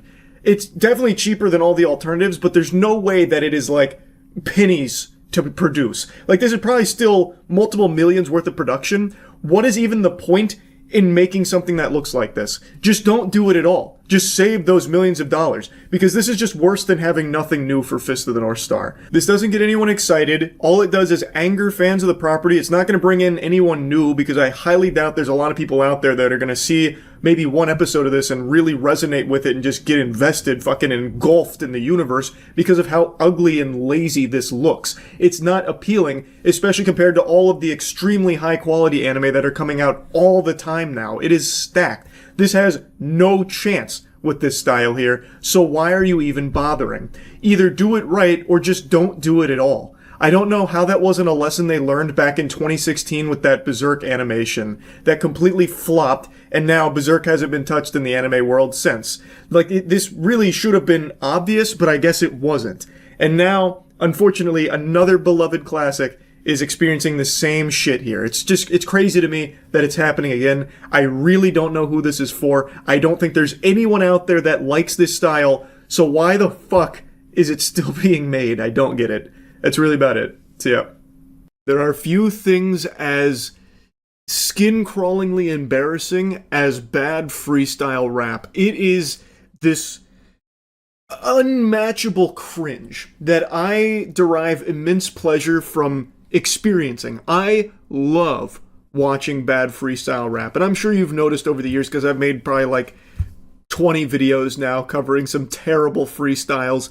And I just saw one from, I guess, like a corporate club get-together on like a rooftop. I mean, I'm imagining it's like a rooftop bar or something for something called the Amador Club in San Francisco. San Francisco, it's like you're on a trip. You got the rip when you hanging out with the rune like you high on the mushrooms. What? Because this is what we do. It's the love. It's the gift straight up from the God above when you hanging with your friends at the Amador Club, right? And when you got this, it's a flash. It feels like you've got this blush. You're so hot, like it's the gold rush. Because when you're here, you got the AI. It's so fly. And what's AI? Runes intelligence. That's what we come in. I was so sad that it cut off abruptly here. I want the director's cut. There's like 5 people filming on their phones. Someone has to have the full rap. Oh, it's so delightful. He's hitting this shit au natural, a cappella. This guy is dropping the stinkiest bars with his whole chest, full confidence, not even a single iota of a beat, very seldomly even hitting a rhyme. He can't even accidentally string together sentences that flow. It is perfection when it comes to shitty freestyle rapping. He even said, AI so fly. Come on, that is divine, god damn it. I love this shit. This guy's up here and he's like, I wonder how it even got to this point. He's probably like, guys, Amador Club, gather around. I want to show you something. I got some bars for you. I might just fuck around and fart some poop with it, dry rubbing my cock until it starts shooting glue. Like, how do you even get to this point? Everything about this just tickles me. Like, he's not doing anything wrong. He's not hurting nobody. He's just up there having a good old time, and I'm here having a hoot and a holler at it. Like, I think it's very fun all around. It's ultimately harmless, and it puts a lot of questions in my noodle. Did he, like, practice this? Was this, like, a premeditated freestyle thing, or was he just, like, you know, maybe he had a couple of brewskis, maybe butt-chugging a bit, and he's like, you know what, guys? I'm gonna try a little something here. I'm gonna go for it. And, like, I just recently watched 8 Mile, and it's time. Clarence has some real good parents. Amador Club! Like, I just wonder how it gets there. And I'm just enjoying being able to watch him work his magic. That's all. And you know what's even more impressive, and I think adds a nice cherry on top of this cake? These people paid to be there. So I looked up the Amador Club, by the way. $50 a month, 50 clams a month. This is some of the socialization you get. This is part of the experience. At least I think they're all part of the Amador Club since he, like, addresses them as such, but I guess it's entirely possible they're just kind of patrons that happen to be there too. Like, maybe they were just sharing space with the Amador Club, because it looks like they're at, like, a rooftop bar or something. But no doubt, since he is directly saying Amador Club, there are some members here. I can't fully wrap my head around what it is. The concept eludes me, and the more that I read about it, the less I understand. This just sounds like some real, like, bougie California money-wasting type shit. A new club in downtown San Francisco might assume it to be a highly exclusive establishment given the ornate box beam ceilings, gleaming marble counters and walls, bespoke furniture, and elegantly arcing light fixtures. But membership in the new social club that opened this month at the base of the historic Bank of Italy building at the corner of Montgomery and Clay Streets is a relatively affordable $50 a month, and the general public is welcome for breakfast on weekdays from 7 to 10:30 a.m. $50 a month and they're calling it relatively affordable. Oh my goodness, it makes me sick to my fucking stomach. Oh my god, that made my voice crack. Evan Crow, owner of the bank, says his goal is to create a non-elitist place for people of varied backgrounds to meet and do things with each other. If you don't want to do that, then this probably isn't the right space for you, he said. A key membership guideline is that people not be disagreeable. No assholes allowed, Crow said. I swear, this guy's more out of touch than Ubisoft. He wants a non-elitist club, yet is charging $50 a month for this privilege. Goofball, the only people that can afford to fork over 50 clams a month for the semblance of having friends is the elite. $50 a month is diabolical for like a friendship simulator get-together type thing where you go gather around and watch this guy freestyle rap, I suppose. That is a crazy price tag, and yet he's making it seem like he's just giving it away for free. Anyone's welcome. We don't want any assholes, and we don't want to be like an elitist organization. We just need $50 a month. That's all. Holy cannoli. The gall to confidently say that $50 a month is relatively affordable and to try and portray it as something like easily done by every ordinary Joe Schmo out there is just unhinged. Oh yeah, we don't want to be like an elitist club or anything. Yeah, there's like a $50 a month price tag, but that means it's like wide open to everybody that wants to come in here. All shapes and sizes. Come on, guys. $50 a month, it's nothing. Ooh, it makes your skin tingle. That's just so gross. $50 a month for friends and $50 a month for a freestyle rap performance at a rooftop bar. Man, I'm having to fight the urge real hard to keep my money in my wallet from just flying at the screen to join the Amador Club there. Oh, by the way, did I say the Amador Club costs $50 a month? Well, get pranked, nerd, because actually, that membership was for something totally different. The Amador Club is apparently something a little bit different, which Crow also owns, and the membership cost for the Amador Club is $250 per month with a $2,500 initiation fee. Now, the good news is there's a lot of value you get there. The bang for your buck is almost incalculable.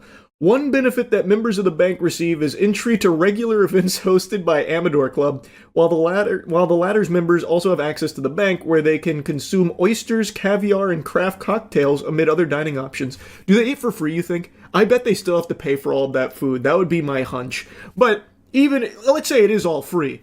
I mean, you get your money's worth by going to the Amador Club events. Just look at the guy who was freestyling for you up there. That's worth the $250 a month on its own. If he's there like at least once a month, I'm gonna tell you, I'm a happy camper at $250 a month getting to listen to that. $250 a month. That's bonkers right there. I've only seen a sneak peek at what the Amador Club events look like with this freestyle here, but I gotta tell you, there are few things on this planet that I would be able to justify spending $250 a month for to like go to their events. That is an absurd price tag. But this is not in the relatively affordable $50 price range. This is for the elites. So this is a totally different ballgame. This isn't for, every Tom, Dick, and Harry. This is strictly for those with a sophisticated palate. And when you go to their website, they really drive that point home about it being like the apotheosis of sophistication and luxury and opulence, that kind of thing. I just find that kind of shit so cringe. But anyway, I wanted to talk about this a little bit because that freestyle, that had me giggling. I really appreciated his fine wordsmithing up there, a lyrical mastermind on full display. And I'm excited to maybe catch some more glimpses of the Amador Club freestyle performances in the future. Hopefully we'll get to see a few more of those down the line. Really, that's about it. See ya. It's so weird how every single game that comes out right now needs to have some kind of grand debate about it. Like, controversy needs to surround every game as gamers desperately try and find something to hate about every single title that comes out. And the latest argument leaving bodies in its wake has to be the dumbest I've seen so far, with people pretending to care about the absence of swimming mechanics in the new Mafia game. I'm starting to think maybe those 5G towers actually did do something to people's brains, because this shit is fried. A clip went viral on Twitter where they showed that Mafia: The Old Country doesn't have swimming. But it turns out it's also incorrect, and there is a swimming animation in the game. It's just this game doesn't use swimming. It's not an open world game in the first place, by the way, yet so many people were outraged and kept shaking their fist and planting their Dorito-crusted swamp ass all over this game's reputation, calling the developers lazy for not adding swimming. This is what's wrong with modern gaming. No swimming. They don't care about the detail. My immersion is ruined. Like, what are you, 6 years old? Your immersion? What, you need to see the character do a fucking breaststroke in order to clap in your chair and enjoy the game? Like, what the fuck? It is not an open world game. Some of the greatest games of all time don't have swimming in there. I didn't see anyone making a big hoopla when Elden Ring didn't have swimming mechanics and water levels. People just genuinely want every game to fail and will find the most outlandish things to pretend to be upset about in regards to them.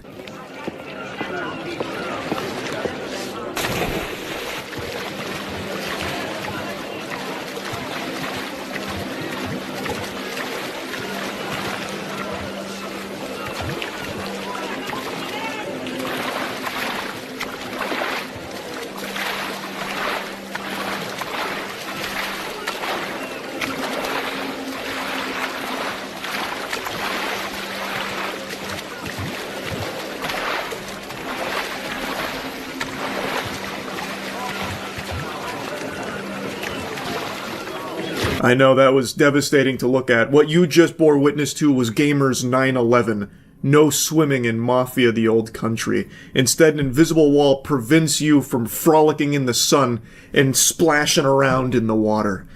It's heartbreaking. It's horrifying, actually. I'm gonna have a conniption. Who gives a fuck? This is not an open world game. It is not a series that has ever been known for its swimming. In fact, in the entire Mafia franchise, there is one game that lets you swim in a limited capacity, and it's Mafia 3, the one everybody hates. Like, this is ridiculous to pretend that this matters to you. I don't understand. It's such a stupid thing to get up in arms about, especially because this game is doing exactly what a lot of people have been crying about wanting more of. It is a $50 game, by the way. It is not the overpriced $70 or $80 experiences now that we've been getting fucking shoveled down our throats. It is $50, meaning it is a reasonably priced AAA game, which is extremely refreshing. There's only a handful of these, like notably Expedition 33. And it is also a linear, single-player game with a huge focus on its narrative. Exactly things people have been demanding more of in the AAA space. Now this comes out and people still aren't pleased because they can't go into the deep water. They can't go live out their immersive fantasy of being a mob-associated mermaid. Like, this is stupid. Why bloat a game like this with mechanics that aren't even utilized like swimming? But here's the thing, what's even more fucking crazy. They did add swimming animations to it for the sake of immersion. It's just you can't go out into the sunset like that. You can jump into deep water and you will swim before being brought back to shore.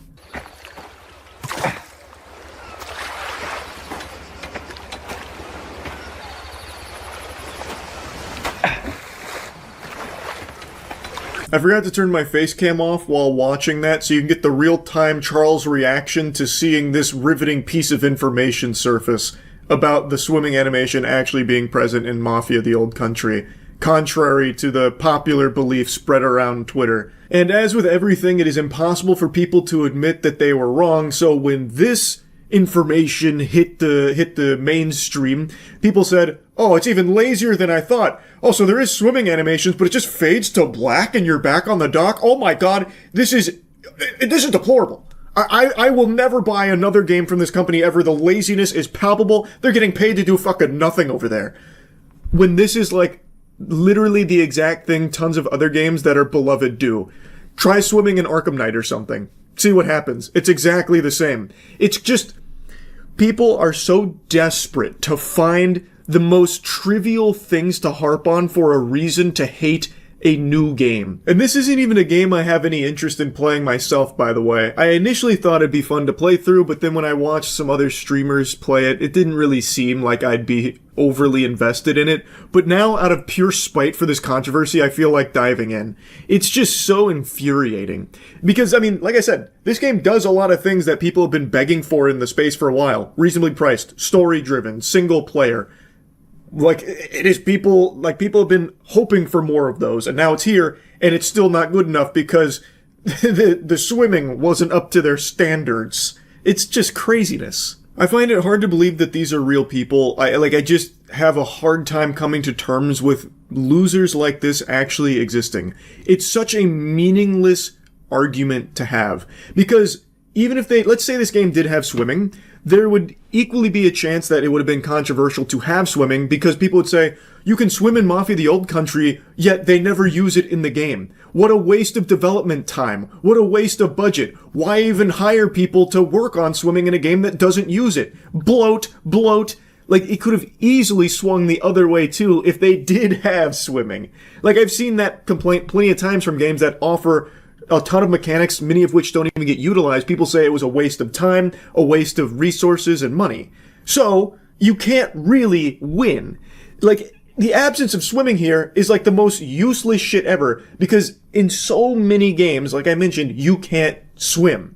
It's not like this is exclusive to just this, and it's not exclusive to just modern games either. Go back 10 years, 20 years, whatever. Some of the best games ever made do not have swimming in them.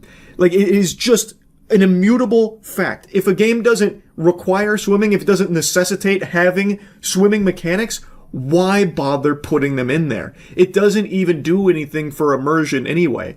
The only place where you could have swimming and not really need a focus on it would be in like an open world game, which this is not. It is a story-driven, linear, single-player game. So why the fuck would you even bother wasting the time putting it there to begin with? It's just so brain dead. Now, I have been someone that's been pretty vocal about how modern games don't do a lot of the small stuff that older games used to. The best example of this is Left 4 Dead versus Back 4 Blood. Left 4 Dead spent a ton of time crafting really immersive gore elements that really breathed a lot of life into the game. It was extremely impressive and it looked amazing. Back 4 Blood, a much more recent game, like a decade after Left 4 Dead almost, didn't have anything near that level. And it's not just this example, like there are just so many modern games that don't do what a lot of the earlier games did when it comes to like destructible environments or like small things built in the game. Even just super simple stuff like having a plethora of animations that could possibly play depending on where you shoot an enemy or something. Nowadays, instead of spending all of that time and money on those like small elements, they'll focus more on like the big ticket stuff, the big picture things, as opposed to like these really small handcrafted details that used to be more prominent in earlier games. And that is an art that I miss. I wish there was more of it, but this is not an example of that. This is not like a modernized, lazy dev cutting corners type situation. This is literally a game that doesn't use swimming, doesn't need swimming, not having swimming, yet they do still have an animation for it should you choose to jump into the water. So, like, they did actually care about the immersion and detail to at least put in a swimming animation that'll play briefly before getting out of the water. Like, I think they did everything correctly when it comes to that. Anyway, I'll stop yapping about it. This shit is cringe. It was a stupid argument. This should have never been controversial in the first place. It's dumb. That's really about it. So, yeah. Good news, Tesla fans. Elon Musk has greased up his hog and he is serving it to you whether you like it or not. I hope you're ready to gobble it down. Elon Musk is saying that Tesla full self-driving will switch to a monthly subscription and remove the one-time purchase option. Another beautiful entry into the you will own nothing and be happy future that we find ourselves in. We're now entering a new, even stinkier era where you can't even pay for the full automobile anymore. You don't pay to own it. Now, in order to get one of the most crucial components, like selling points of a Tesla vehicle, you will have to fork over $99 per month as part of this subscription plan, suckling on this subscription-based titty for however long you want access to the full self-driving features, which was a huge reason a lot of people were buying these fucking things in the first place. Previously, there was an option to pay $8,000 and you get the whole kit and caboodle. You get the Tesla and you get the full self-driving features. But now Elon said, nope, I'm taking the toys back. We are going to wean you off of this. Now, you can't even own the entire motherfucker. Now you buy the vehicle and then have to subscribe separately for the full self-driving features.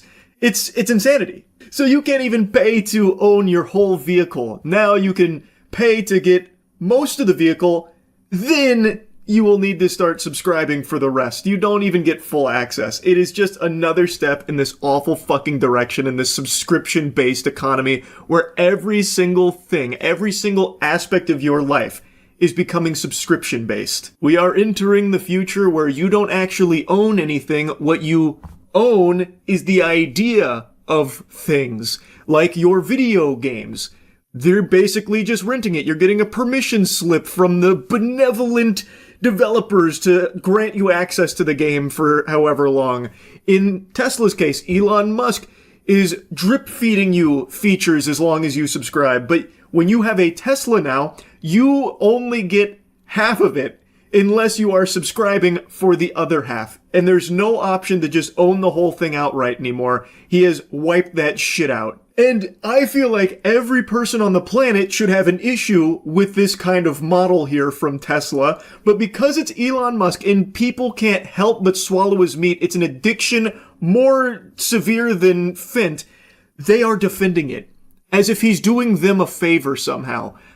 People are willingly bending over and applauding as these billionaires butt-fuck them to death. Like, as they get less and less ownership of things, they get happier and happier because the billionaires are telling them they should be. Unreal. Farting in your face and telling you that it smells like roses, and they're like, yes, it actually does. This is amazing. It's just infuriating. Because they worship this guy, they're willing to just roll over and just abandon what they pretend to believe in. It's craziness to me. Now, anyway, I don't want to harp on that too much, because instead, when I went to Elon Musk's Twitter account to see if he went any deeper on the Tesla subscription model now for full self-driving services, I saw this little annoying nugget here from the brain of a supposed free speech advocate. Teaching people to hate America fundamentally destroys patriotism and the desire to defend our country. Such teachings should be viewed as treason, and those who do it imprisoned. Wow. And he's referencing how high schoolers were polled, saying that many of them were taught that America was built on stolen land, and he is weighing in saying that that kind of teaching should be treasonous and the perpetrators thrown in jail. Very interesting take from the free speech guy who's probably fresh out of the K-hole. Elon, what the fuck, man? In what way does that even remotely fit into your narrative of being all for free speech no matter what? Let's just set everything else aside and we're just gonna play ball here. Let's assume very bad teachers teaching mumbo jumbo. This is outrageous curriculum here.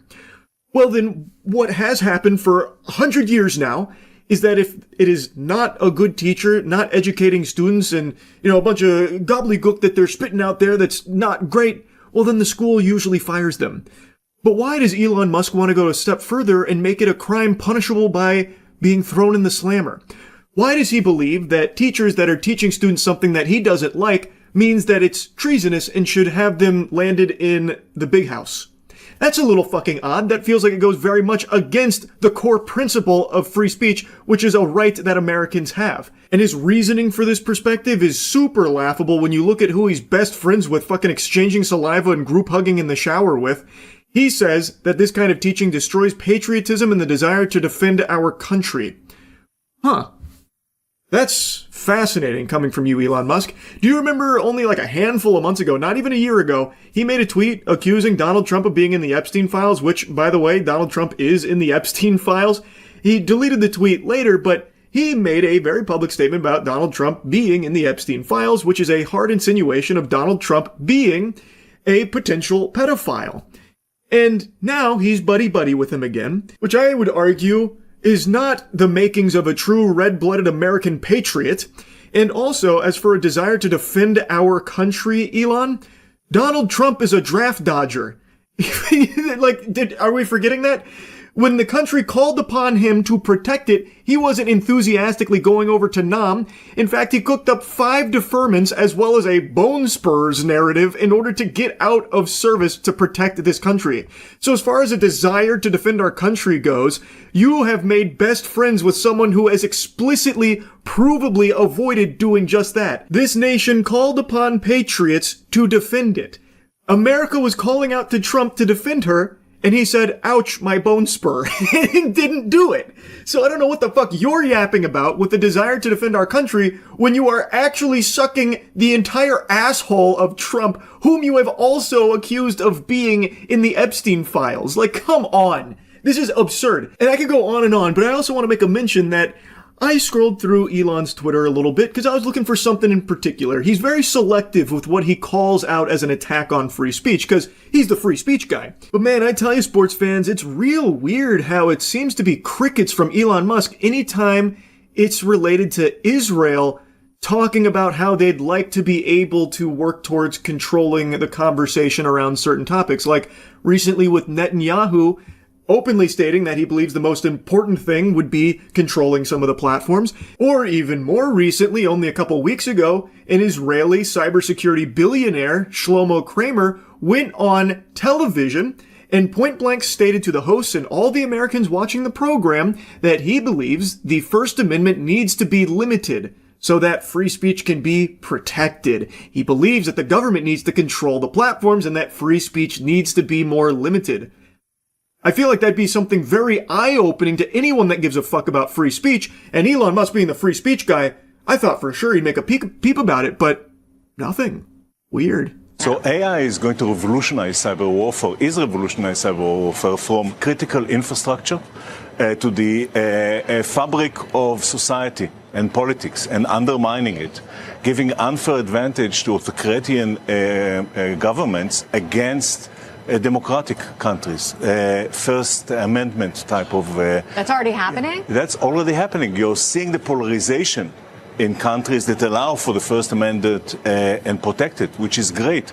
And I know it's difficult to hear, but it's time to limit the First Amendment in order to protect it. Dumbest thing I've ever heard, but thank you for sharing. It is refreshing to hear the perspective of a foreign billionaire saying how the First Amendment should be limited. And quickly before it's too late. What do you mean? I mean that we need to control the platforms, all the social platforms. We need to stack rank the authenticity of every person that expresses themselves online. Oh, now that's a really interesting play there. Yeah, that's like a fucking high-level football maneuver right there. John Madden level play. In order to protect free speech, we have to obliterate it, fundamentally. What he is saying is give control of the platforms to the government. And also, I'm not interpreting this. This is literally what he is saying out loud with his whole chest. The platforms need to be controlled by the government, and everyone needs to be unmasked before expressing themselves online. So anonymity gone, privacy gone, and free speech completely limited is the word he's using, but that nomenclature is not accurate. It would basically be fucking crumbled, and he is presenting this as though it is something that we need to be doing right now. I feel like this is a pretty big statement here that is very clearly against free speech, and Elon Musk, he will reply to like 50 follower accounts that just have some like dog shit that they drivel out, and he'll reply to them about free speech. Yet, this was a very big segment on CNBC, an actual televised program, and Elon Musk has nothing to say about it. Now, of course, Shlomo Kramer has no power to actually do anything with this plan that he's cooked up here, this idea that free speech needs to be limited, the First Amendment needs to be, gutted. But it's worth mentioning that Trump is basically Netanyahu's personal fleshlight, so I don't know how much power Shlomo Kramer holds in Israel or anything, so maybe he is able to lobby, for these First Amendment protocol limitations that maybe Netanyahu could whisper into Trump's ear. I have no fucking idea. What I do know is that he is saying this out loud in front of everybody, and yet the free speech guy, Elon Musk, has nothing he wants to say about that. I don't know. Feels a little weird. and take control over what they are saying based on that ranking. The government. The government should control the social media. Yeah, should do that. And we need to educate people against ICE, and government need to develop cyber defense programs that are as sophisticated as the cyber attack. Today it's a 1 to 100 ratio. I figured I'd let him finish his stance here on limiting the First Amendment, about how everything needs to be controlled by the government here, so that way they can better get their hands on everything and everyone to ensure that, maybe free speech doesn't need to be as free as it once was any longer. Sounds pretty shitty to me. I hate that. I think that's fucking terrible. But, Elon Musk is a busy man. He's got 4,000 tweets to tweet out a day, so maybe he just didn't see this one, or, maybe he had drafted a few but forgot to send because, 20,000 others went to the front of the queue there from his drafts. Surely he's going to get around to talking about it. Even just something simple like, oh, I didn't like hearing that. Free speech is extremely important to America. In fact, me personally, Charlie, I would say free speech is one of the most important rights Americans have. And it makes me a little concerned that I'm seeing so much public normalization about the idea of potentially limiting it. I started seeing this back in 2015, 2016-ish, and I've talked about it quite a bit since then. We have been slowly tiptoeing around this idea that maybe we need to look at free speech a little bit differently. And it's been getting more and more concerning, and as of late, it's getting out of control just how open this conversation has become now about no, we need to limit free speech. That's scary. Now, of course, that is again coming from a foreign billionaire. I haven't seen something that bold from anyone on American soil yet, but I feel like we're not far off with how this conversation's been developing, and that shit sucks. Anyway, though, I'll stop yapping about it for now. That's really about it. See ya. I'm pretty sure I never made a review on Peacemaker Season 1, so I'm going to do that now briefly. I liked it. So with that out of the way, let's talk about Season 2 because the finale just aired. And I'm going to tell you something, sports fans. Brains were made for thinking, and boy howdy do I have thoughts. There's good and bad. The finale, bad. I'm just going to rip the Band-Aid off right now. There's going to be spoilers here. I'm going to be talking about spoilers. This is your fair warning. Alright, let's begin. Season 2 is very different than Season 1. At least, I feel like it is. Season 1 was all about getting you to care about Peacemaker. This is a character most people had never heard of until the Suicide Squad rolls around, and then James Gunn gave you this character that most people wouldn't wipe their fucking ass with, and then all of a sudden tried to get you to care for him. Which is a tall order considering you had seen Peacemaker kill a beloved character in the Suicide Squad movie. Yet he takes a risk, makes Peacemaker the frontman, and John Cena, who is a talented actor but never really showcased deep chops for an emotionally complex character until this. In Season 1 of Peacemaker, I really bought into him. He had so much going on. A guy who had grown up under the guidance of some evil people and had done some heinous things, all in the name of what he believed was justice, peace. He said it best. If every grain of sand on a beach was a dick, he would suck each and every one of them if it meant peace would, fall upon the world or whatever. He truly believed that what he was doing was for the better of the world. But everyone can see, the viewers, he's a bad guy. And throughout Season 1, you see him start to change subtly, slowly, but he changes in a big, big, big way. He gets friends. And these friends are just as complex and just as fucked up as he is, and together they end up saving the world. It's a really good season, I felt. I thought it was exciting, and it did a great job getting you invested in these characters that you've never heard of.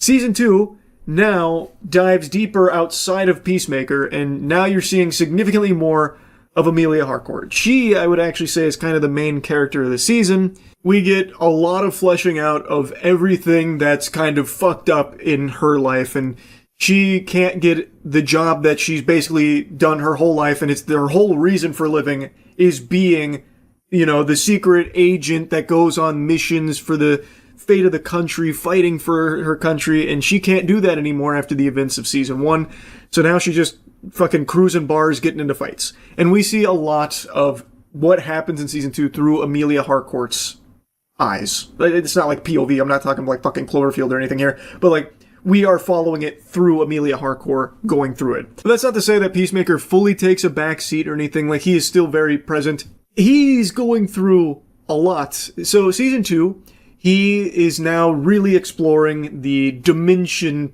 access that he has.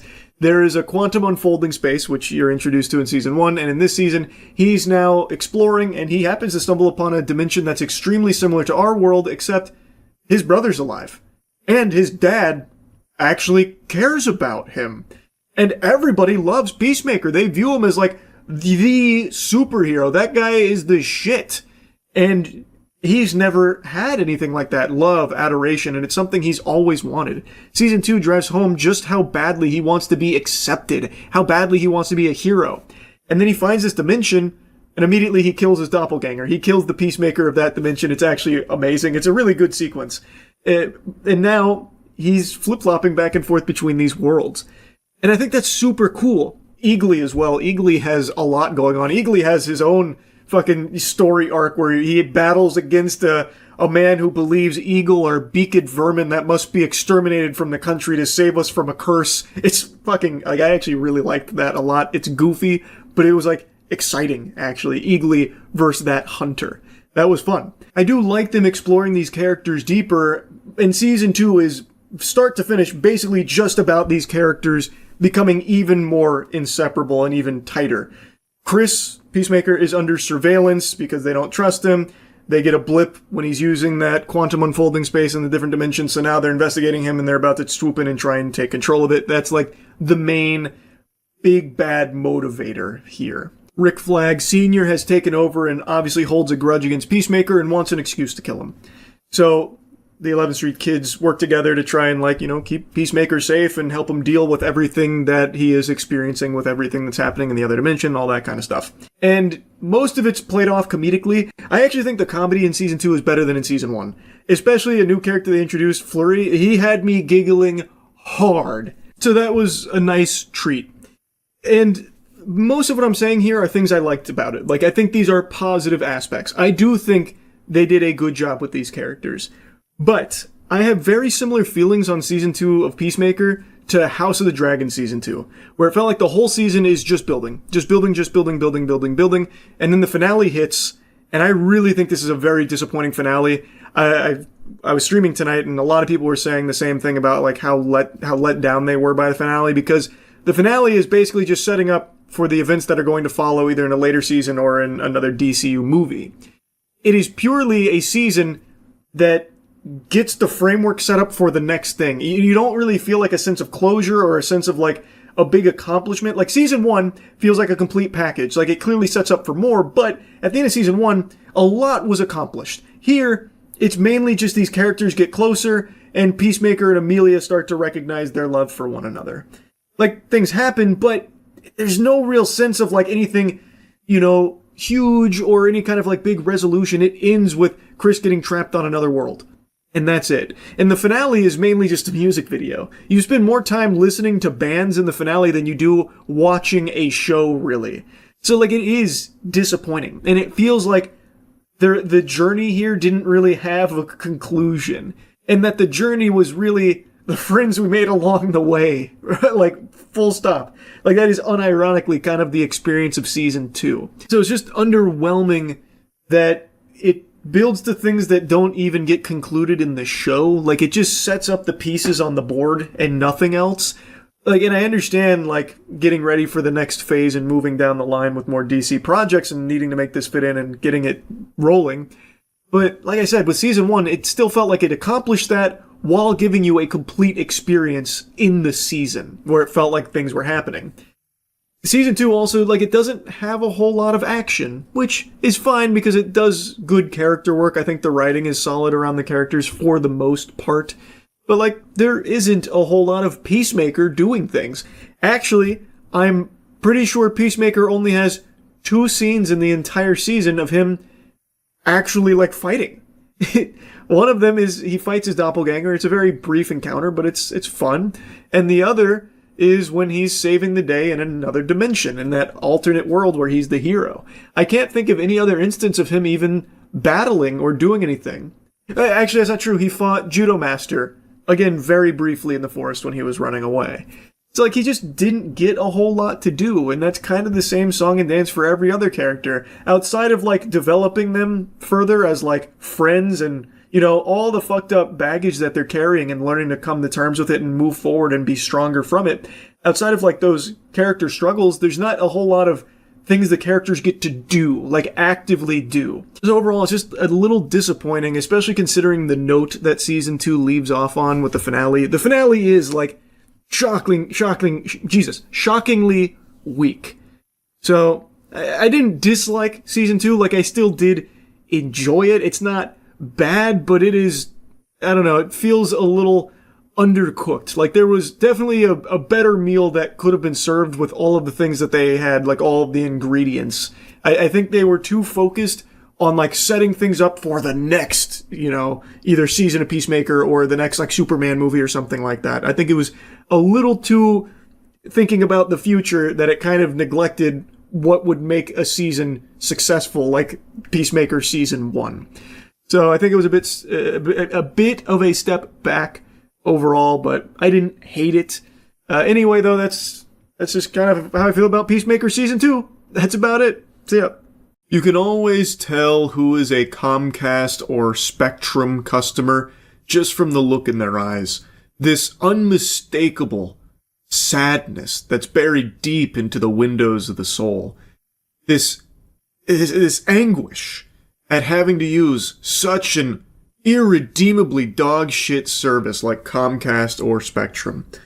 Unfortunately, I too bore that hopelessness back when I was in my apartment and having to use Spectrum, cursed to use Spectrum as my internet service provider.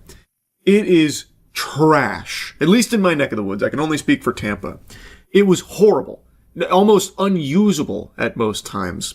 And I just saw a video on stream the other day about a woman who was calling to cancel her Spectrum services, and the rep started fighting tooth and nail to prevent her from doing that, and things got really heated for some reason.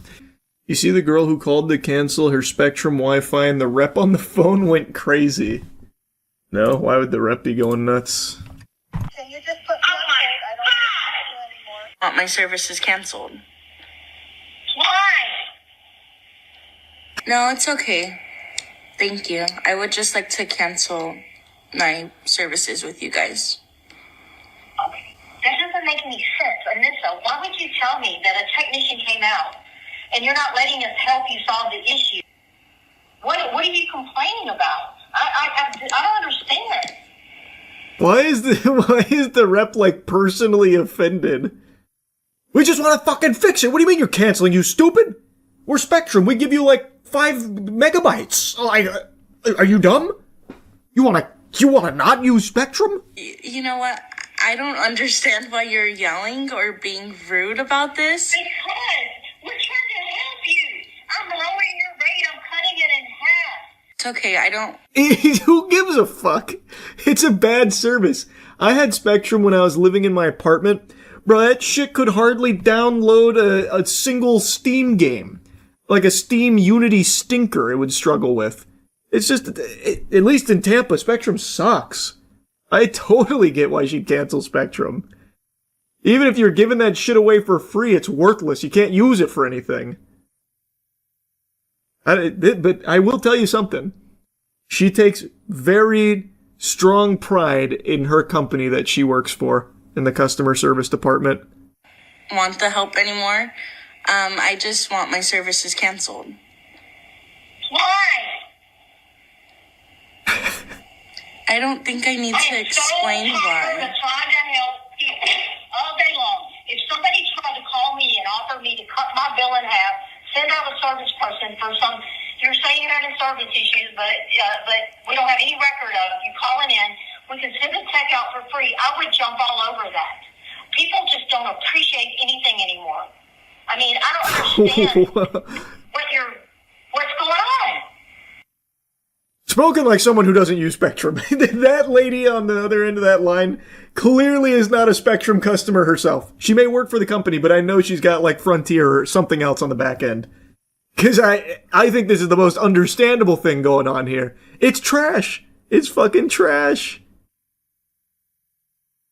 Our technicians can come out on Monday and Friday between 5:30 a.m. and 11 p.m. So Tampa stuff. I mean, yeah, like I said, I can only speak for the service in Tampa, but in Tampa, Spectrum is horrible. Make it make sense, please. That's okay. Please just cancel my service. Okay. I'm running this by my supervisor. You don't need my name. Okay. I've been spending over backwards to help you. Okay. Do you want to disconnect or not? This is not a game. This is not funny. I've been on the phone all day long listening to people like you. I am tired. Well, sorry that that's your job. May I please speak with your supervisor? Your job, and you know what? My job is to help people. And I've been over backwards, and you were lying to me. You were rude to me. What is happening? I mean, I guess it's entirely possible in between these cuts. Maybe she was, like, goading the rep in some way, but I don't really see how.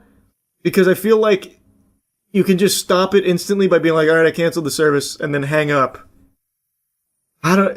Is it like a huge song and dance, like a ceremonious process to cut the cord with Spectrum? Because I didn't have that issue. When I canceled with Spectrum after leaving the apartment, it wasn't that big of a deal. Does she get paid more if she stops people from canceling? I don't know. I mean, if she just hangs up, the woman won't cancel it on her own. They need confirmation. No, I'm talking about the rep. I'm speaking for, like, the rep's reluctance to just, like, end it. Because all she has to do is be like, all right, I canceled it. You're done. Bye-bye. Like I'm saying, I guess it's possible that she was being rude to the rep at some point. But again, even if that was the case, she could have just canceled it and been done right then and there. I don't really get it. This is all just completely unnecessary and inexplicable. Because you're going to have to wait for a long time for my supervisor. That's fine. What's fine? Me waiting for your supervisor. Are you kidding me? What is your deal? What are you complaining about when you want to disconnect? You don't want to stay with Spectrum. So why do you want to complain? Why do you think you have the right to do that? I do have the right to do that. Oh my god. You don't like our company. So why do you think you have a right to complain? And just disconnect you can just move on and go on. And move on since we're so horrible as a company that you want to disconnect. Is she like the owner of Spectrum or something? Do they have like the fucking CEO working the customer service line? Why does she care that much? I don't get it. That company loyalty is remarkable. This has to be fake. I would think so too if she didn't show the customer service number. So like I feel like it's probably not fake. I don't know. I guess I guess it still could be. This is what it feels like to cancel a gym membership. Yeah, I know it's become like a big like meme, but I've never had an issue with that at the two gyms that I've canceled memberships at. But maybe it is like that. You want to cancel the membership? You got to come in here and fight our biggest guy. Good luck. Yes, I'd like to disconnect.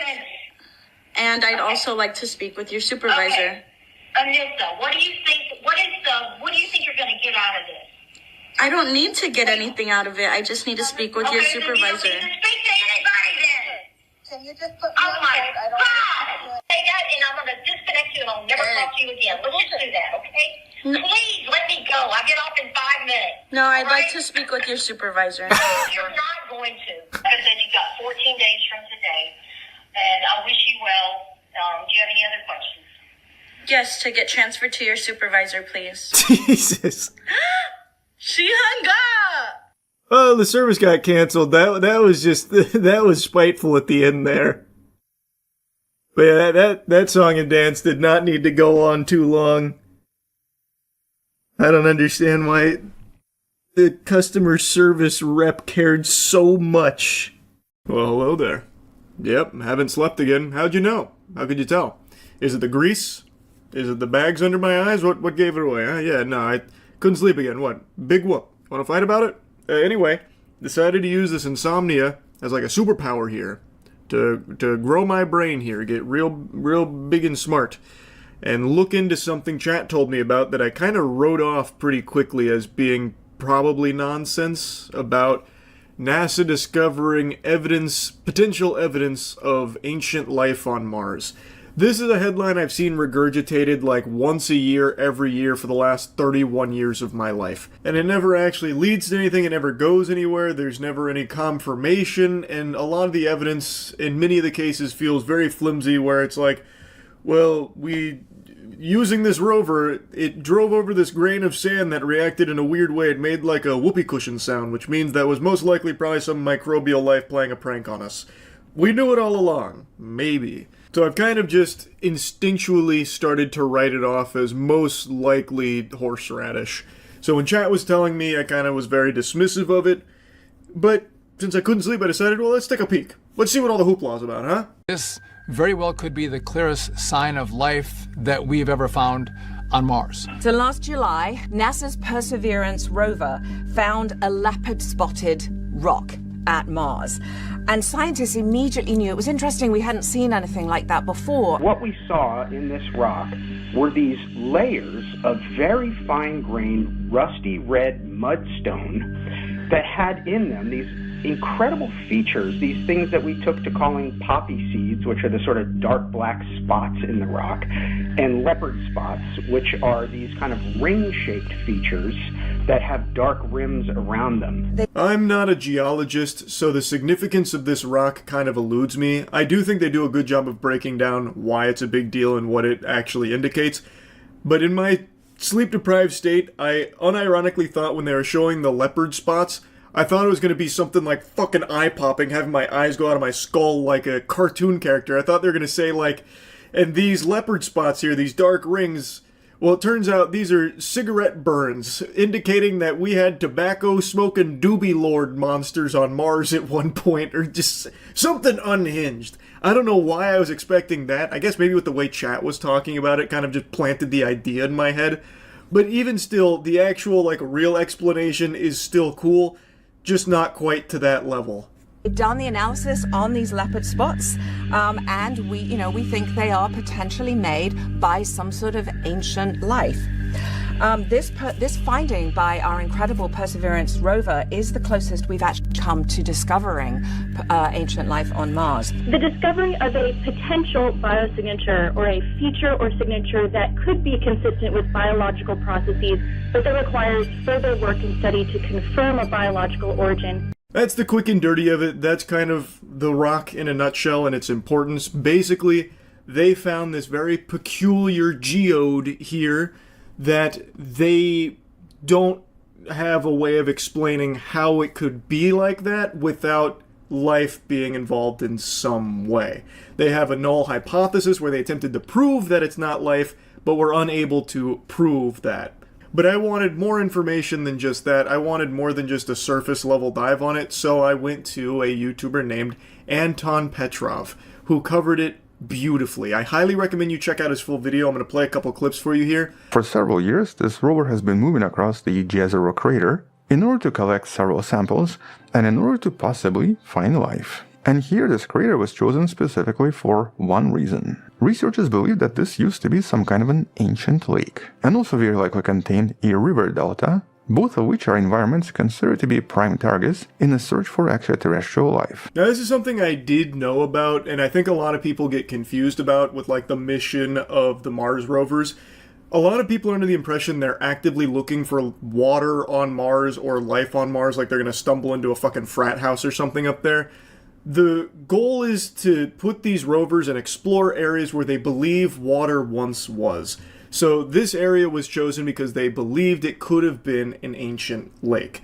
So that was something I was aware of, but I wanted to put it here just in case people were still kind of confused about like, well, why are they looking at, fucking rock? I thought they were up there trying to, get water samples and stuff. That is not exact. I mean, if they could do that, if they find that, that'd be huge. That would actually be like game changing, but that's not like the primary directive here. They're not expecting to somehow find that. And it actually stood out because of these somewhat bizarre markings. They were referred to as the leopard spots. with the initial scans revealing that it seemed to contain organic compounds that might have come from some kind of ancient life, or at least showed us that there were clear evidence of liquid water in the past, and so life did have conditions necessary to exist. And it also contained these flecks, or these unusual spots of iron and phosphates, from various chemical reactions that, though could have been just chemical in nature, could also have been produced by ancient microbes that possibly used this for energy. So that's how it ties into ancient life, why this rock would be potentially indicative of ancient life.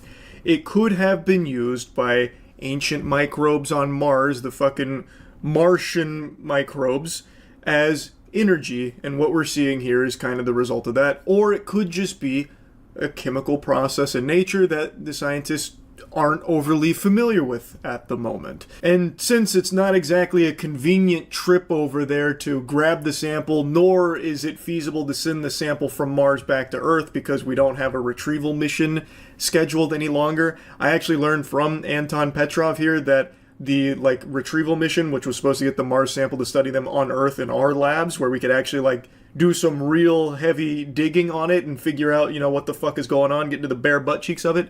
Apparently that has been put on an indefinite hold. So right now, there's only so much they can do to analyze that rock, and at the moment, they can't prove that it's not, indicative of microbial life because it is peculiar and there are some markers that it could be. And this is a really interesting study. Now, first of all, this is really good science. There are no speculations here. There are absolutely no assumptions based on some kind of a preconception. And most importantly, this whole study is based on a null hypothesis. In essence, they're trying to prove that whatever they discovered is not life. But at the end of the study, the conclusion is that they're actually unable to do so. They don't have an explanation for what was discovered if it was not produced by life. As he mentions, that's good science. That is chef's kiss, what you want to hear. And, not to toot my own horn, it's how I approach ghost hunting. About as far removed from science as you can get real quick, but just hear me out. I approach all of our paranormal investigations with the sole intent of proving empirically that ghosts are real. My, biases about I don't think that shit's real play no role in my science. It just happens to be that all of the science points to ghosts don't exist. So even though I'm going in there for that, I always end up proving so far that they're not real, but maybe one day that'll change.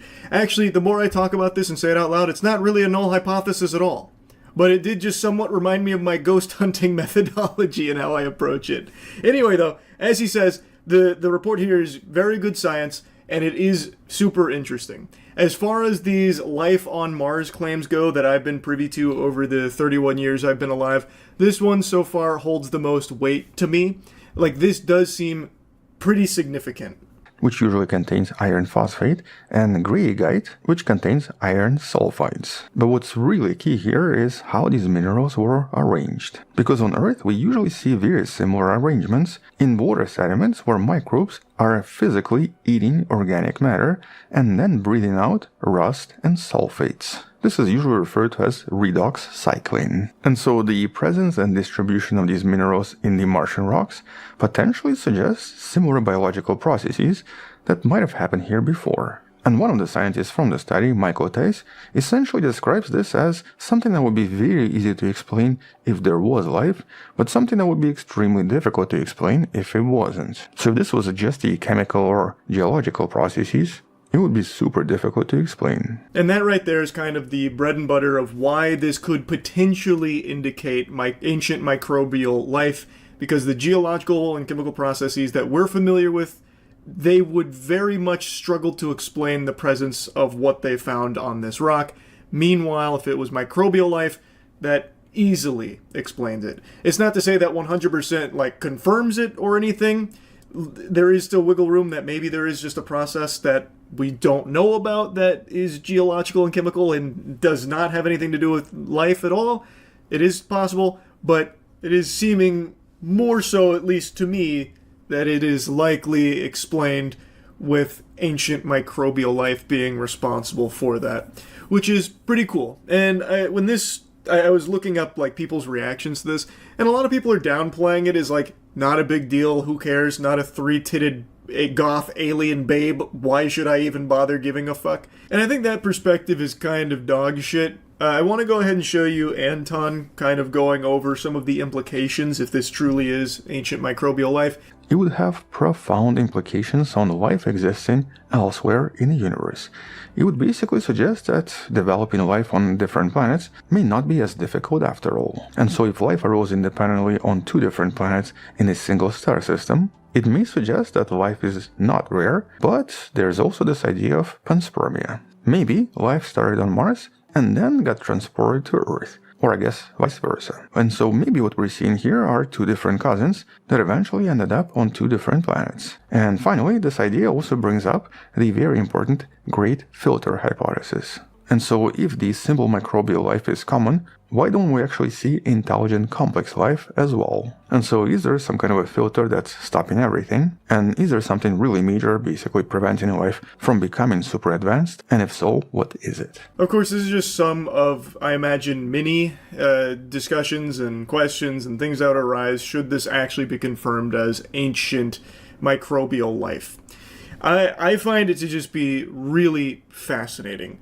Any kind of proof that we're not alone in the universe, I think, is a big fucking deal. Like, truly. The Great Filter in particular is always such an interesting thought, because if this is ancient microbial life, it would really then need to be, like, thought about deeply why we're not finding complex life. Because if we can prove that we're not alone, we're not like the first and only civilization in the universe, here's proof of ancient microbial life on Mars, well, what happened, to prevent other civilizations from, sprouting up elsewhere that we would have probably at least seen inklings of by this point?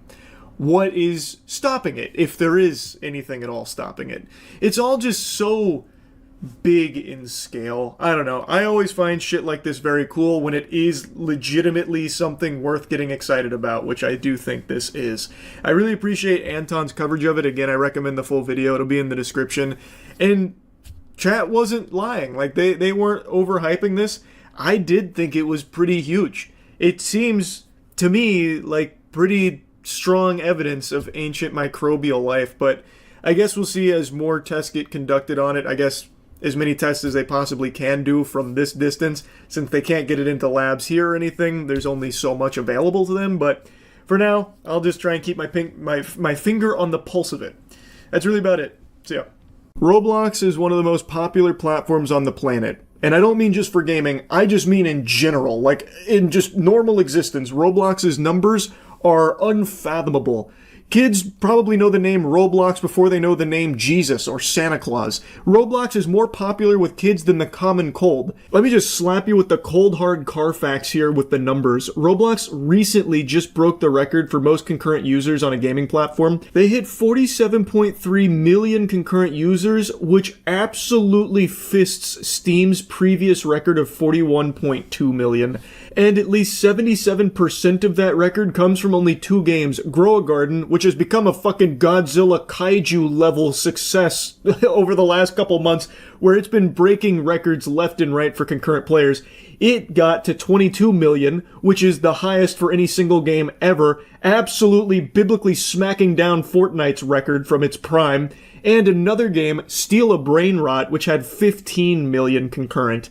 These numbers are unfathomable, especially when you consider the fact that more and more people have had their eyes open to the danger of the platform. Over the last couple weeks, Roblox has been getting fucking torched. It has been getting flambéed by the general public because many people have now become aware of just how many predators have been rampant on that platform for years, unchecked.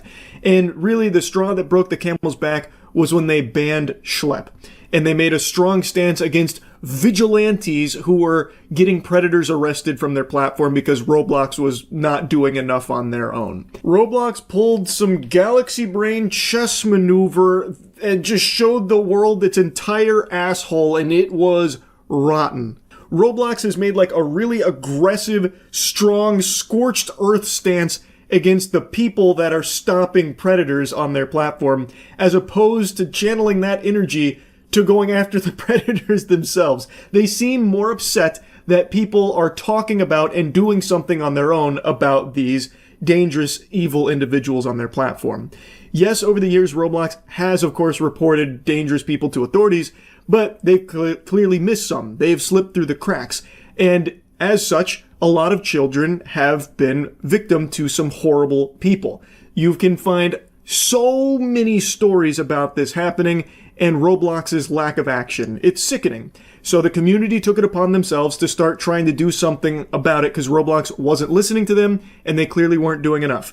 And instead of like working with the community to try and make it better, Roblox instead attacked all of them and made this like, you know, fucking wearing the Infinity Gauntlet, we will snap away all vigilantes. And then crickets about the pedophiles.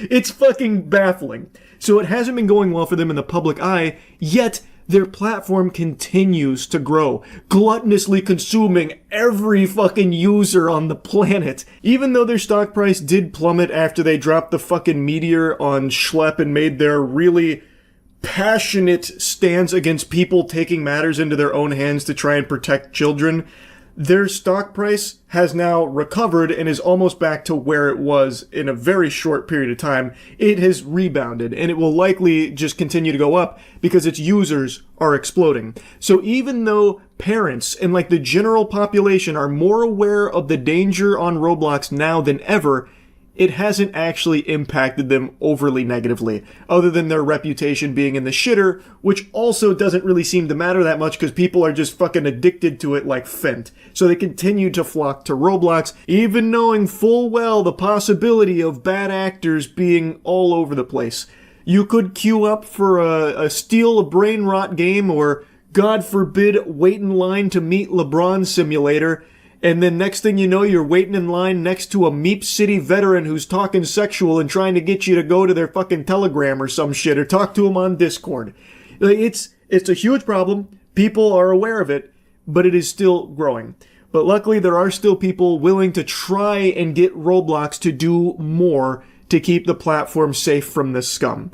There have been a lot of stuff that we've already covered, but the most recent being Law by Mike, who has now joined in this fight against Roblox, where he has announced he is suing them. And he is actively looking to gather more evidence from more victims about all of the traumatic experiences and all the horrible things that they may have gone through on Roblox to try and get Roblox to do more to moderate that platform to keep the kids safe on it. Because it is a platform mainly used by children. Also, I've mentioned this before, the fucking CEO, Dave Buzuki, I think that guy is a real creep. I think he is such a weirdo. It was pulling teeth trying to get Roblox to acknowledge that 17 plus, that still is a minor. So he is the guy that's pitching Roblox as having like a companion app, or not a companion app, being half gaming and half dating for 17 plus. He wanted a 17 plus dating service to be in addition to Roblox as a gaming platform. And not only that, all of like the adult games on Roblox, like the spicy content adult games, are 17 plus. And they were locked in on that. They planted their fucking feet and refused to budge an inch no matter how many people were telling them that 17 is still a minor. You shouldn't be able to have adult access given to a 17-year-old and like a 17 dating app. It's so fucking weird, but they were really like, they planted their feet on that, and it's only recently that they finally said, okay, 18 plus. What? I cannot believe how hard it was. That should be a huge red flag to a lot of people, I would say. But also, I'm going to go a step further. Roblox is mainly a platform for children. I just don't even think it should offer 18 plus services in any capacity, like 18 plus games or a fucking 18 plus dating accessory to it. It's weird. And I know I've already mentioned that, but I really find that so fucking alarming that they would not move on 17 plus. And then when they finally did, they did it like really disappointedly, like, fine, kicking sand, 18 plus then. Anyway, though, I'll stop yapping about that. I want to briefly show you a couple bits and pieces from Law by Mike's video here about the lawsuit that he's working on building against Roblox. I want to show you a clip here, though, where he's mentioning the moderation, which has been a big thing people have pointed out in regards to Roblox's failures in protecting children. Roblox is now the go-to social platform for younger audiences. 78 million users log in every day. The platform processes more than 50,000 chat messages every second. Roblox claims its AI and human reviewers scan all of it, text, audio, and images. But here's the problem. The company allegedly employs only about 3,000 moderators. Compare that to TikTok, roughly 3 times Roblox's daily users, but over 13 times the number of moderators on staff. The reason for the lack of moderators is allegedly due to Roblox's focus on growth over safety. I recommend you check out Law by Mike's full video on this covering it, but this section here I think is something very important to mention, and it's something, again, a lot of people have talked about, including moderators from Roblox and former employees in this department. Roblox seems to have prioritized perpetual growth with safety falling to the back burner as like this afterthought, because they've been able to get away with being very lackluster and hands-off for so many years. Despite tons and tons of victims and tons of horror stories, they've never really had anything that affected them to a degree that would concern them to make them prioritize safety. Contrary to what they say to parents and shit about how safe Roblox is, it's like letting your kids, have daycare in heaven. There's nothing wrong on Roblox. You got our big thumbs up guarantee on that, which is obviously not the case. And you can also see that reflected in the size of their team. As Law by Mike points out, 3,000 moderators for their size is just not enough. He compares it to TikTok, which has significantly more users and significantly more moderators. Like, I think everyone recognizes that it's not possible for them to catch every single bad actor and every single bad message that goes through Roblox. The volume is just too high. But what they could do is work more collaboratively with people like Schlepp, people that do actively work to try and make the community safer. Instead of villainizing them, they could instead be, in partnership with them, or at least on friendly terms, and at least listen to them, because the community also wants the game to be safe. So they are working to try and make the game they love safer for the player base.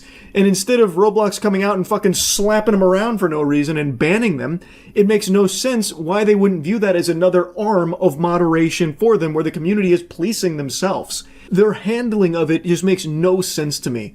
Like, they don't have enough moderators. I think that should be very clear to everyone, including Roblox, so they need more moderators. But they also have a community that is actively trying to catch bad actors and get them off the platform. And instead of working with them, they are working against them. It's just so fucking backwards, if you ask me. In fact, 8 current and former trust and safety staff describe ignored requests for more resources, backlogs of incident reports, and even a manager quitting after promised hires never showed up. Some say protective features they suggested, like pop-up warnings, were rejected, and safety settings, like blocking strangers in chat, were switched off by default. Once again, Roblox points to AI moderation as the solution, but employees admit the tech still misses the subtle signs of unsafe behavior. And the gaps aren't small. The filters block words like Snapchat or Discord, but people get around them by using emojis or by tweaking the spelling a little. To me, that paints a very clear picture that Roblox prioritizes profit over safety of its users. Instead of hiring more human moderators that can pick up on those behaviors, like former employees have mentioned, they instead put all of their eggs into the basket of AI. Not because the tools are more effective and it's better than their human counterparts, but because it's cheaper. 100% AI is significantly cheaper instead of hiring another 5,000 moderators or something. Instead of hiring 5,000 people with a salary and everything that comes with it, the benefits and all that, they instead just need to have AI do it for them. It would save them so much money on their bottom line, which is why it's so enticing to Roblox and many other corporations like it. It is clearly not as effective as a human moderator. Human moderators seem to actually want to improve Roblox. According to these reports, they were suggesting features that were rejected for some reason and a plethora of other issues. But the point is, instead of Roblox listening to the human moderators, it sounds more like they just kind of sidelined them and focused on just AI and like beefing it up a little bit, even though it clearly wasn't doing a good enough job. Again, the motivation for that decision is obviously financial because of how much cheaper it is to use AI instead of hiring more human moderators. Most platforms lean on a law called Section 230 of the Communications Decency Act, and that law protects websites and apps from being sued over what their users post. That's why Instagram or YouTube don't get dragged into court every time someone uploads something harmful. But the lawsuits against Roblox aren't just about what users post. They're about the company itself. Lawyers argue Roblox designed the platform in risky ways, marketed it as safe, and then ignored clear warning signs. And at least one court has already said Section 230 doesn't cover misrepresentation. So if Roblox tells parents this is safe and it's not, that responsibility falls on Roblox, not the users. This section was very interesting to me because Roblox, for as long as I can remember, has always touted itself as being like at the forefront of innovation in keeping children safe on their platform.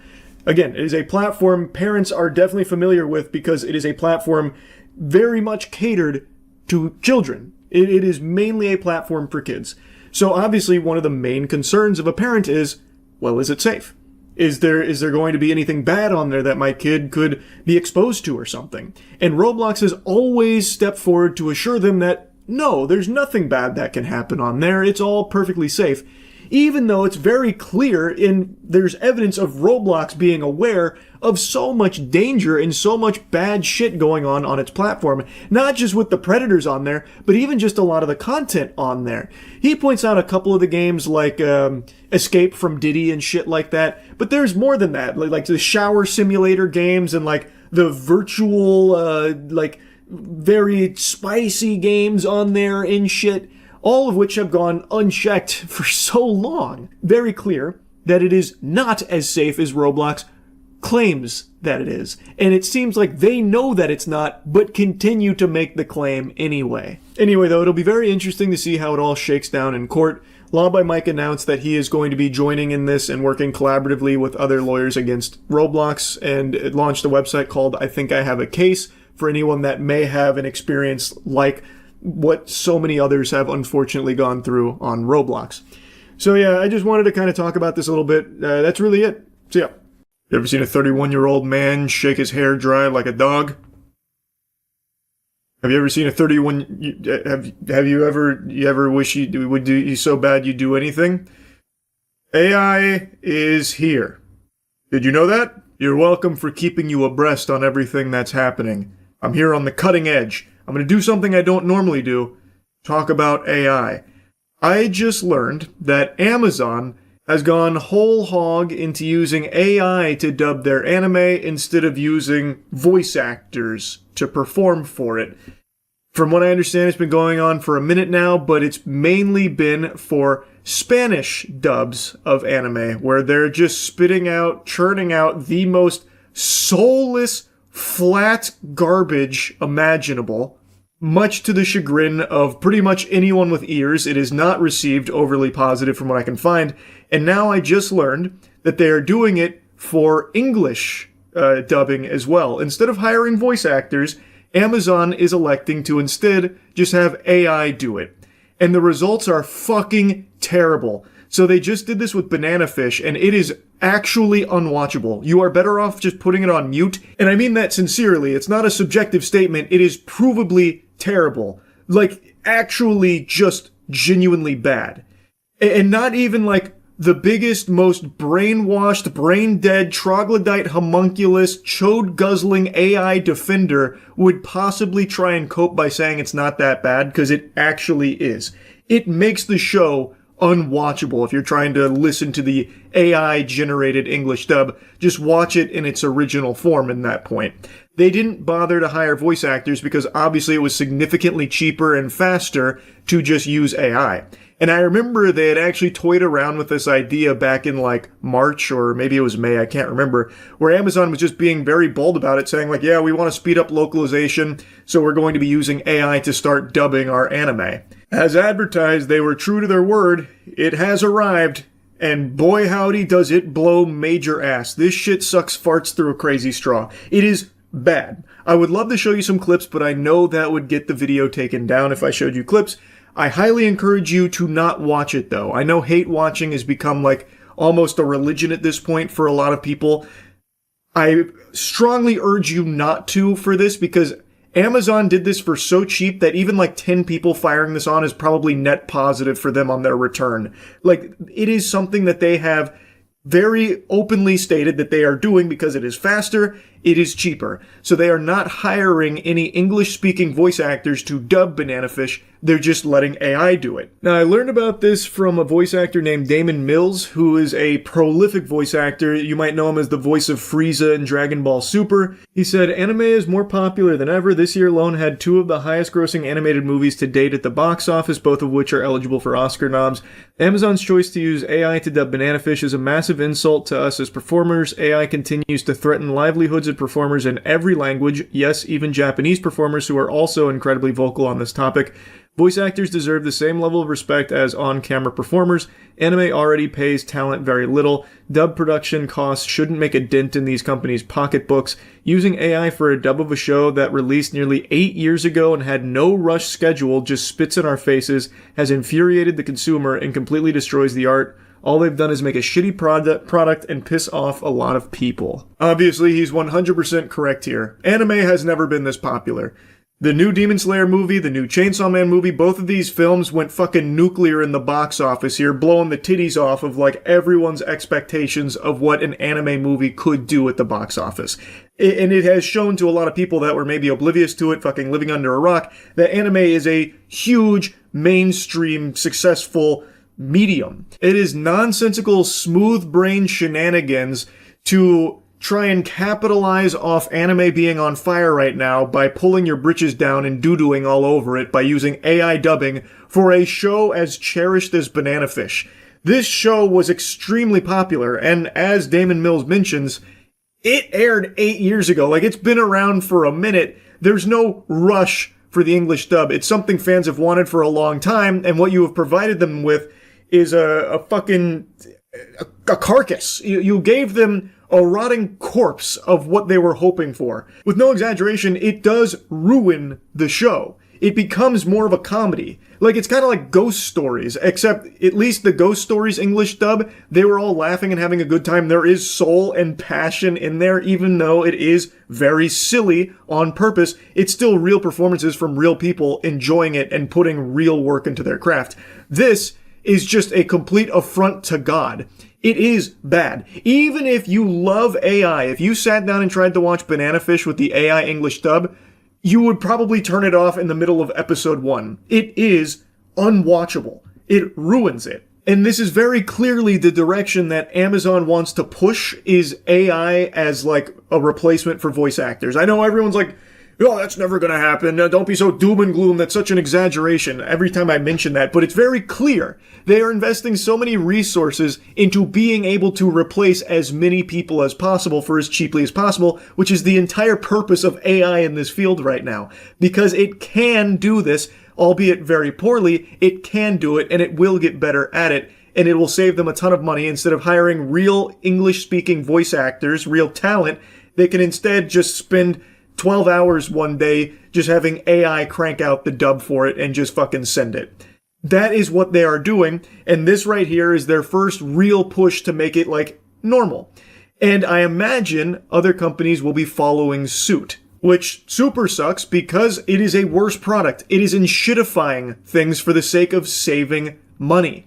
It is literally trying to erase voice actors from this entire business, because they're just going to do it as cheaply as possible if Amazon can prove that it's profitable. And then what you're served on the platter is just nothing burgers. Just all AI trash. Like, and I know people love to celebrate and wiggle their finger. AI is going to replace all the voice actors, yippee. And I don't understand how we've reached that point. Like, that is such a stupid thing to be fucking celebrating, as if you're going to be safe. Right now it's focused on, like, the creatives, because I guess they can save a lot of money on their bottom line pinching pennies by just trying to replace as many people in, like, the voice acting space or, like, the art space as possible. But it's going to come for you too, goober. And in the meantime, before it replaces you, it's going to be giving you worse content. Like, I don't know why you'd be happy about that. Just because other people are miserable, it makes you happy. It's just the saddest, most pathetic fucking existence. This is the cheapest option. This is the laziest option. And now all of a sudden people want to pat companies on the back for it because it hurts some voice actors they don't like. Crazy. It's actual lunacy. Actual baby brain Neanderthal mode. Also, Damon Mills briefly mentioned like on-screen actors, and I think this is also going to be going for on-screen actors as well, and it's something I said even like 2 years ago. In its current form, the AI tools at companies' disposal aren't able to fully replace flesh, blood, and cringe on the big screen, like the real human beings performing on camera. It also can't replace voice actors either, but companies have deluded themselves enough to think that it can, and they believe that people are receptive enough to the slop that they just won't care. It'll just be endless consume like fucking zombies in front of their screen, and they'll just swallow the AI dubs with a smile on their face. Hopefully they're wrong, but they're confident enough that they'll use AI in its current form to replace voice actors going forward, I imagine. However, they haven't taken that plunge into on-screen actors yet, but I have no doubt in my mind they will. As they continue to pour endless oodles of cash into this sector, into this technology, I imagine in the next like 5 to 10 years, most on-screen actors will just be AI generated. Just like we're already seeing the subtle shift in the music industry, for example, where there was that like $3 million deal they just signed with some AI weasel where they just generate a couple of songs and now they've got a $3 million record deal with a legitimate record label. I think that same phenomenon will be happening in the movie industry as well as TV. Because with AI, they can generate anyone they want and have them do anything they want for significantly cheaper than hiring real human beings to do it.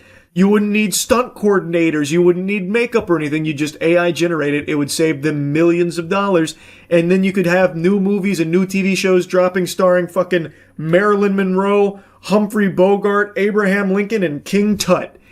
And companies, they will flock to it. They already are. They're already putting so much money into being able to do this kind of shit because it saves them so much money. And it increases the rate at which they can just fucking spit out slop for people to just turn their brain off in front of and be hypnotized by.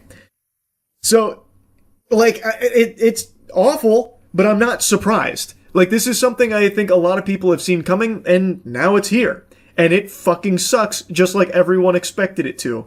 Amazon is the first company taking the very bold plunge with having a very popular anime, Banana Fish, be AI English dub. But they won't be the only ones. That I am very confident in for a prediction. The sole purpose behind these kind of tools are to replace the actual human workers. It's not good. There's no real positive spin you can put on it. It sucks. It does suck. And I just wanted to yap about this some more because we are watching it spiral, and it continues to only get worse with this kind of shit. That's about it. See ya. You might be surprised to learn that there's big drama bubbling over in regards to the Super Mario Galaxy movie and the reception to it. So, in a nutshell, there's actually a few different things going on. A lot of bloody battles being fought with mangled corpses left in the wake. The Thunderdome that's claimed the most souls here is about the critic score versus the audience score on Rotten Tomatoes. People are having a fiery conversation, a lot of shit and spit flying about the discrepancy between the two, arguing that it illustrates that critics are just this worthless fungus that are out of touch and don't represent like real taste, and the audience score is the only reliable metric on Rotten Tomatoes.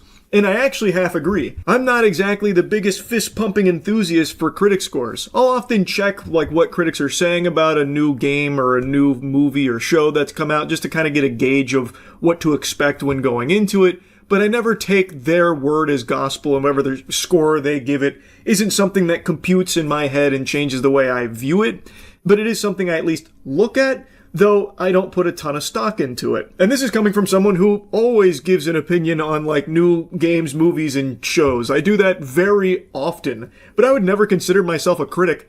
I'm just a fucking guy who goes and watches a bunch of shit and plays a bunch of shit, and I'll just tell you what I thought of it. That's kind of the end of that. Not a whole lot else to digest there. So you can agree or disagree with it till the cows come home. I'm never really trying to give some kind of like objective metric on if something was actually like amazing or dog shit. Just in my eyes, if it was great or poo-poo. But I fully, whole hog, full chub disagree with the other half of the argument that the audience scores is the one that's actually indicative of the quality of something. I have screamed this from the mountaintops for years that Rotten Tomatoes, Jesus Christ, I sound like an actual Neanderthal. Rotten Tomatoes audience score is almost as useless as Pam Bondi. It's not like that's somehow more reliable in any way, shape, or form.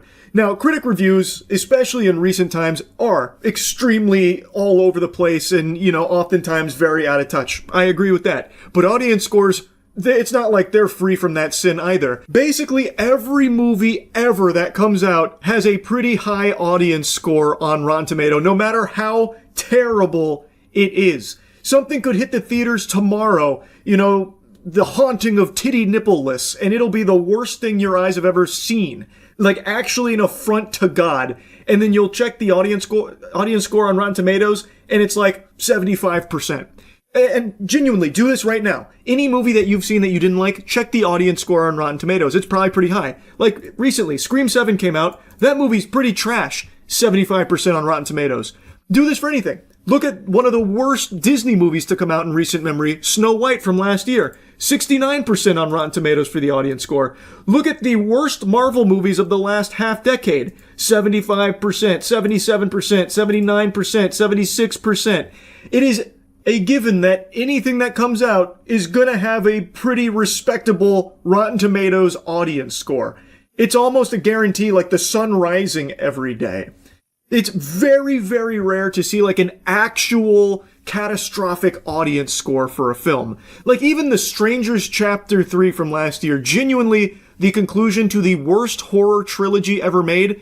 And just as a reminder, in case you don't know, because a lot of you probably don't, they rebooted The Strangers. I'm not talking about The Strangers with Liv Tyler from way back in the day, which is a classic. They rebooted it with Chapter 1, 2, and 3. Genuinely the worst horror trilogy ever made. And the conclusion is perhaps one of the worst pieces of horror that has ever fucking contaminated the cinema.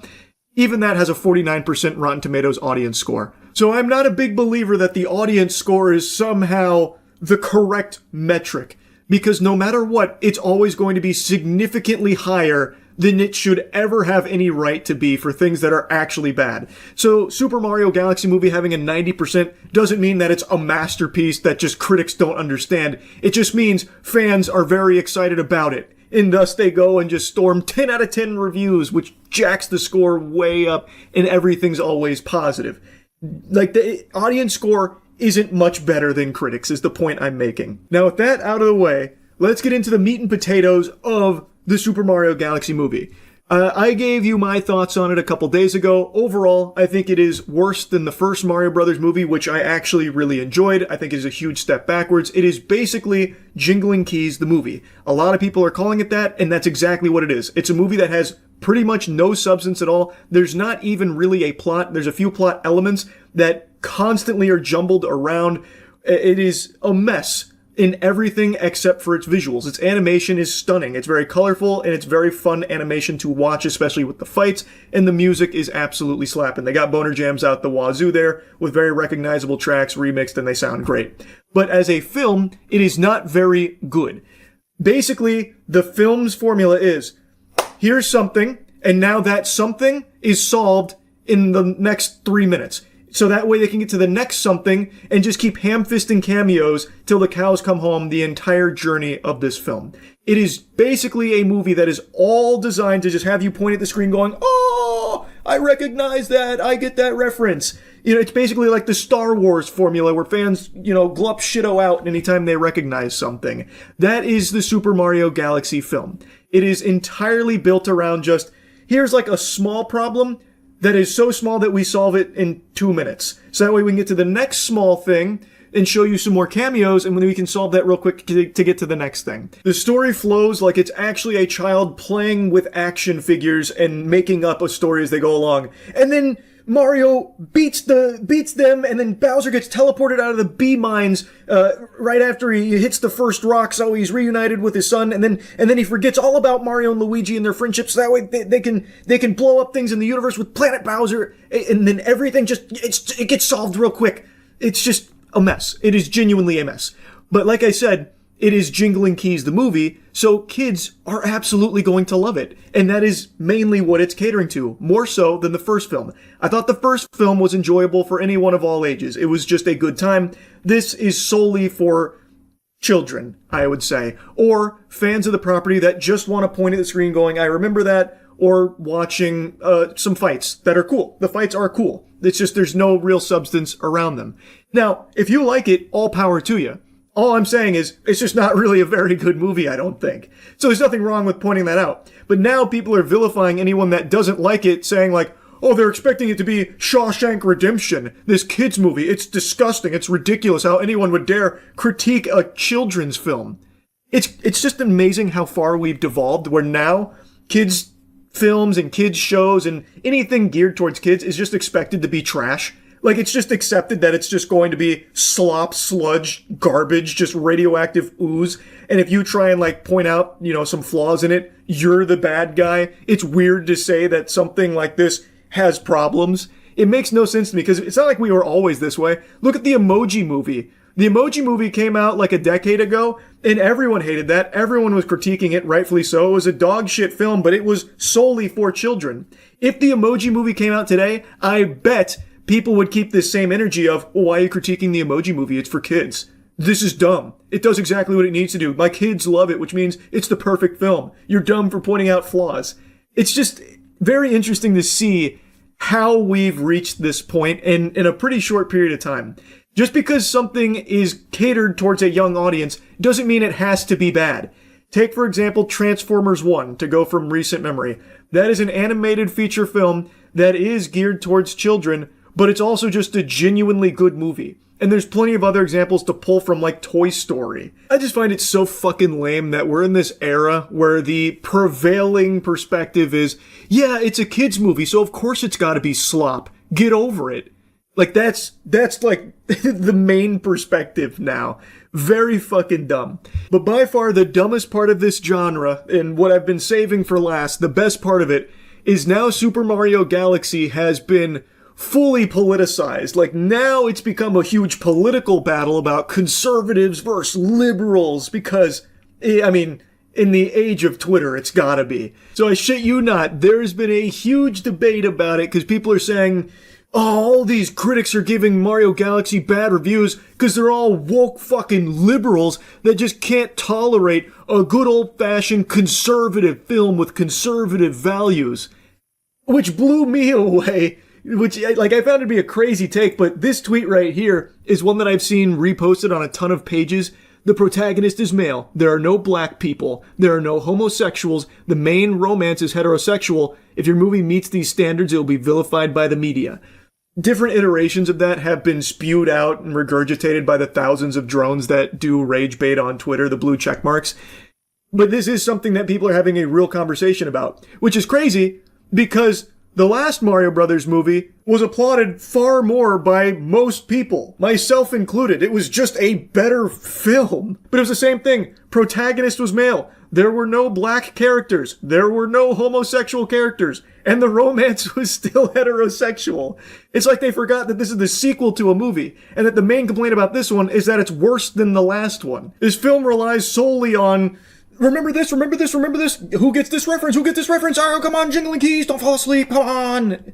It's just not very good. Like, I just don't feel it's as good as the last movie, and a lot of people share that sentiment. It has nothing to do with any of what this garbage they're spewing out is. That's the biggest fucking nothing burger ever. Because it is following the exact same formula from the last movie, it just does it worse. And really, if you want to dive into the nitty-gritty, Super Mario Galaxy is significantly more woke than the last Mario movie. By their standards of wokeness, this one turned the dial up past 10. This shit went turbo mode in wokeness. I feel like they haven't even seen the film and they're talking about it like this. Jiminy Christmas, one of the core elements of the plot here, one of the few plot elements they don't just forget about and wipe their ass with and abandon immediately, is the fact that Peach is a badass who doesn't need saving. She is now just fully capable of just clapping cheeks and saving her sister herself. And that sister connection is the strongest force in the universe. Big spoiler alert,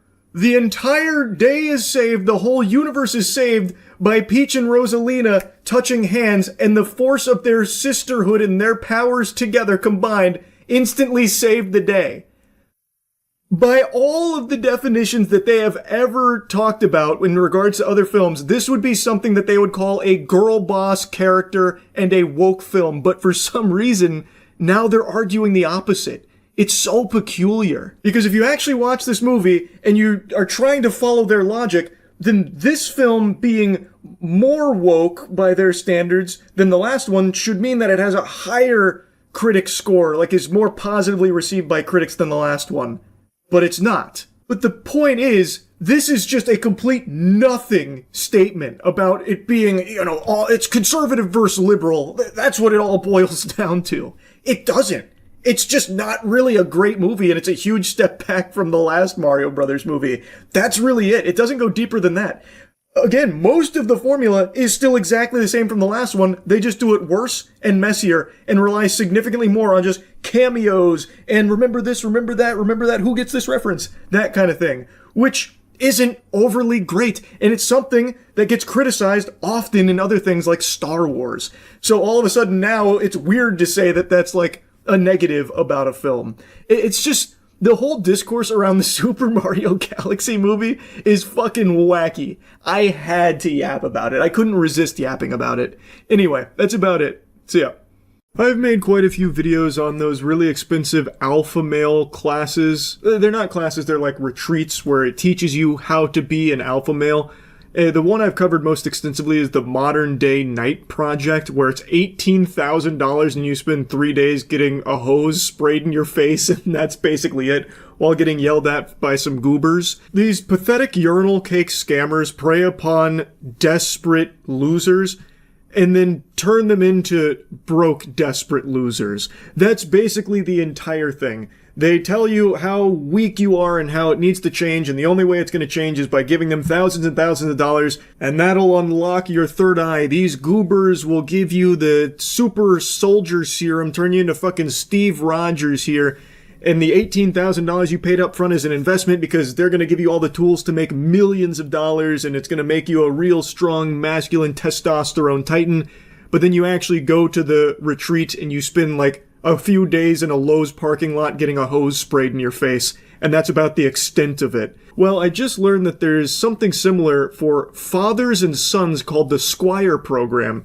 It's a $2,000 day where you spend $2,000 to go with your son to throw sand in each other's faces and take an ice bath, and it's supposed to turn your son into a man and strengthen the bond between father and son. Your experience was, we have a second chance at a father and son relationship, and this time is when we are the fathers. In their own sizzler reel here for the Squire program, they drop that little nugget. No matter what your experience was, you get a second chance, except we're the fathers.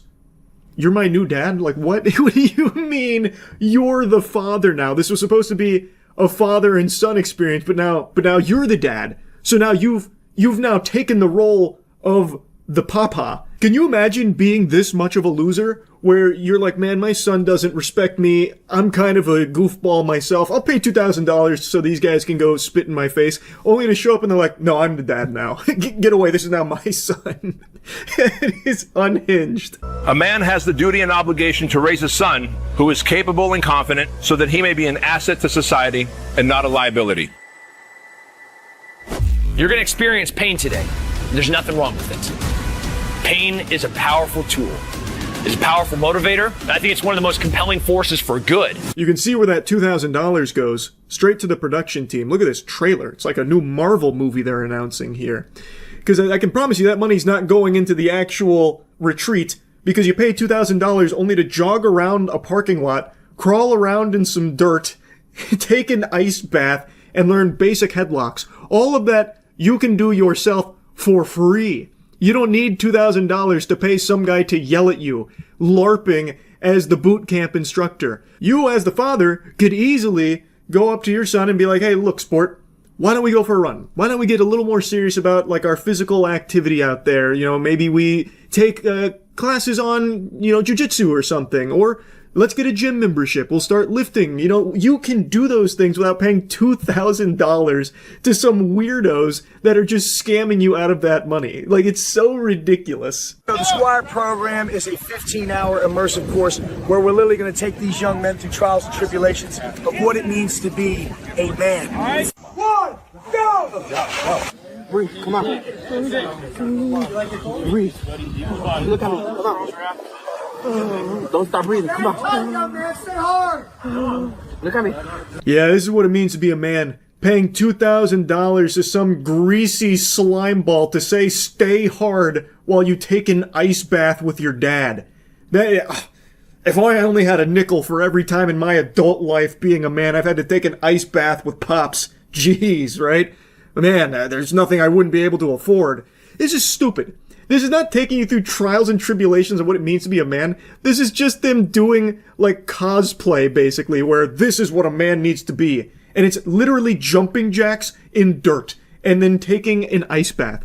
You can do that for free if you want to. You don't need to pay this kind of money for it. And, spoiler alert, it's not going to make you more of a man. Spending 15 hours, one day, doing something physically demanding isn't going to change your life. It is going to change your bank account, though, because of how expensive it is. I guess the idea that almost makes sense if you're a brain-dead troglodyte is that by spending 15 hours a day outside of the comfort of your smartphones and your video games and your V-Bucks, Robux, all of that, it'll turn your son into a man because we had him do some push-ups and jumping jacks and some burpees.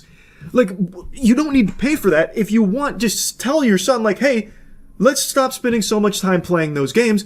Let's do more physically active shit. And that would be a great thing. And it's a lot cheaper. And it's not just a one-time thing. Instead of spending one day doing something like challenging, make it a habit. Make it a routine. And I think it could be a great tool for connecting more with your son, daughter, family, friends. Like, hey, let's do this together. Let's start getting more physically active. You'd save a lot more money, and it would be a lot more beneficial because then you would do it more often than just this one time for $2,000. It's just silly. I do think there is a ton of value in doing things that are uncomfortable, getting out of your comfort zone and doing something challenging and tough. I do think that's good. This is just the worst way of doing it and the most like caveman approach to it. Like, oh, in order to make Grok strong, Grok must throw sand in my dad's face. I'm not just pulling that example out of my ass either. Like, here's a clip of them just throwing sand on each other.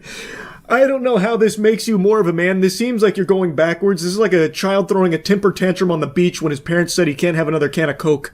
Their pitch on this program is so cringe, too. How will your son know when he's a man? For most boys, there's no defining moment or experience that tells him he's become a man. In fact, most boys today grow up and never truly feel like a man. That's another thing. On their website, there are so many grammatical errors. I guess becoming a man also means becoming illiterate. Most boys simply grow older, but don't really know what it takes to be a man in today's world. That's such a silly mistake. What a stupid douchebag. Don't really know what it takes to be a man in today's world. Did nobody proofread this?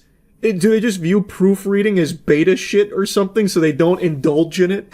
This is a huge problem, and it's also the reason why so many men today are lost, confused, anxious, lonely, and without purpose.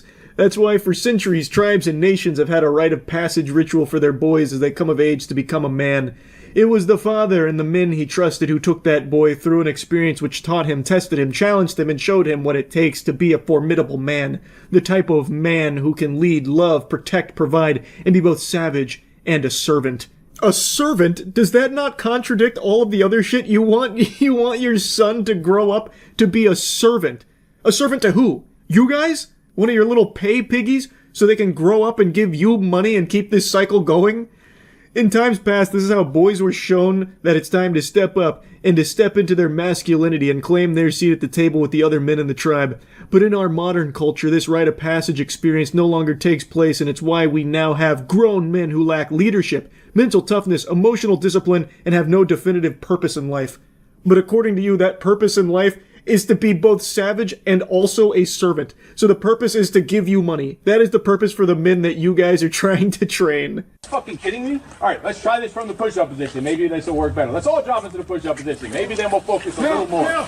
Three of us understood that command. That is excellent. If you get this wrong, I'm going to come by and kick everyone in the fucking ribs. You're going to have your head up so you see who I'm pointing at. Go. 1, 2, 3, 4, 5, 6, 7. Wow, what a tough guy. Threatening to kick children in the ribs. This guy means business, holy. You don't want to tussle with the muscle. This guy's not afraid to threaten children. 3. Okay, good. Now you're going to take a right side step. How much? Just like you did the left side step, do a right side step. Yeah. Okay, one more. Good. Take a little 6-inch right step forward. Masculinity is walking blindfolded behind a Lowe's trying to avoid barbed wire and planks of wood with nails sticking out, while your dad tries to guide you around it. That is absolutely just a recipe for disaster, by the way, because if the kid, misheard a direction there and just steps on the nail, it's going right through his shoe and through his fucking foot. Well, potentially, I'm sure they would, go in and, move the kid out of the way. But that is still just so stupid. It doesn't even teach you anything. What is even the lesson there? How is that masculinity at all? Listening to your dad, I guess? But is that the best way of teaching it? Here, put this blindfold on. We're gonna walk through some landmines. I'll try and keep you alive. It's just the dumbest way of trying to do this lesson of, listen to your dad. It's so embarrassing. For the father here, too. And also, look at the setup here. It's just some pieces of wood with nails and, some barbed wire literally behind whatever business this is. You paid $2,000 for that. If you really wanted to walk this obstacle course, you could have set it up in your backyard for $5 with items you could find at Home Depot. It's just a dumb exercise in the first place, though. Oh yeah, I forgot to mention this. Another part of their website has a section about how moms turn babies into boys and dads who turn boys into men.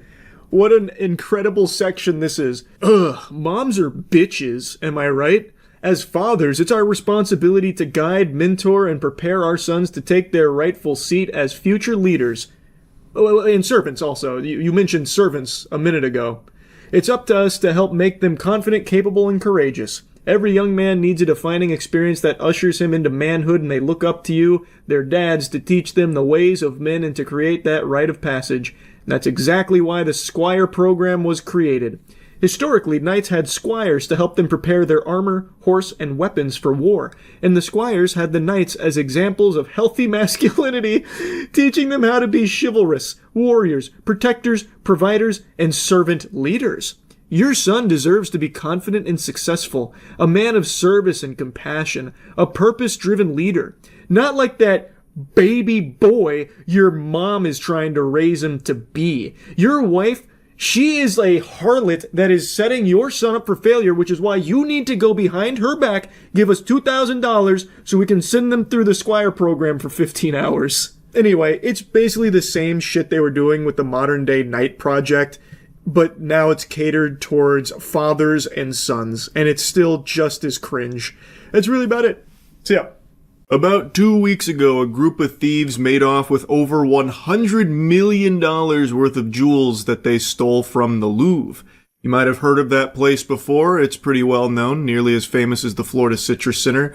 The Louvre houses innumerable, priceless art and jewels. Now, I don't know about all of you, but for me, whenever I hear the Louvre, the first thing that pops into my head is that episode of Courage the Cowardly Dog where all the art starts coming to life. And kind of similar to Courage the Cowardly Dog, the way that they stole these items is actually cartoonish. It's like actual Neanderthal mode thinking here. So what they did is they got this big ladder, this lift, they drove it up, and then extended it to the second floor, broke in through the second floor window, equipped with angle grinders, and then just went to town on the displays. But the displays were pretty resilient, so it wasn't enough. The gadgets they brought weren't enough, so they just threw away the doodads, they disarmed themselves, and apparently started shoulder bashing it and elbowing it until it finally gave way and they were able to lift the jewels out of there. And security guards did actually arrive, which is why we have this footage here, but they were worried that the thieves could have been armed. So they did arrive at the scene, but it didn't turn into like an action movie moment or anything where they started doing like fucking martial arts on each other trying to stop the thieves.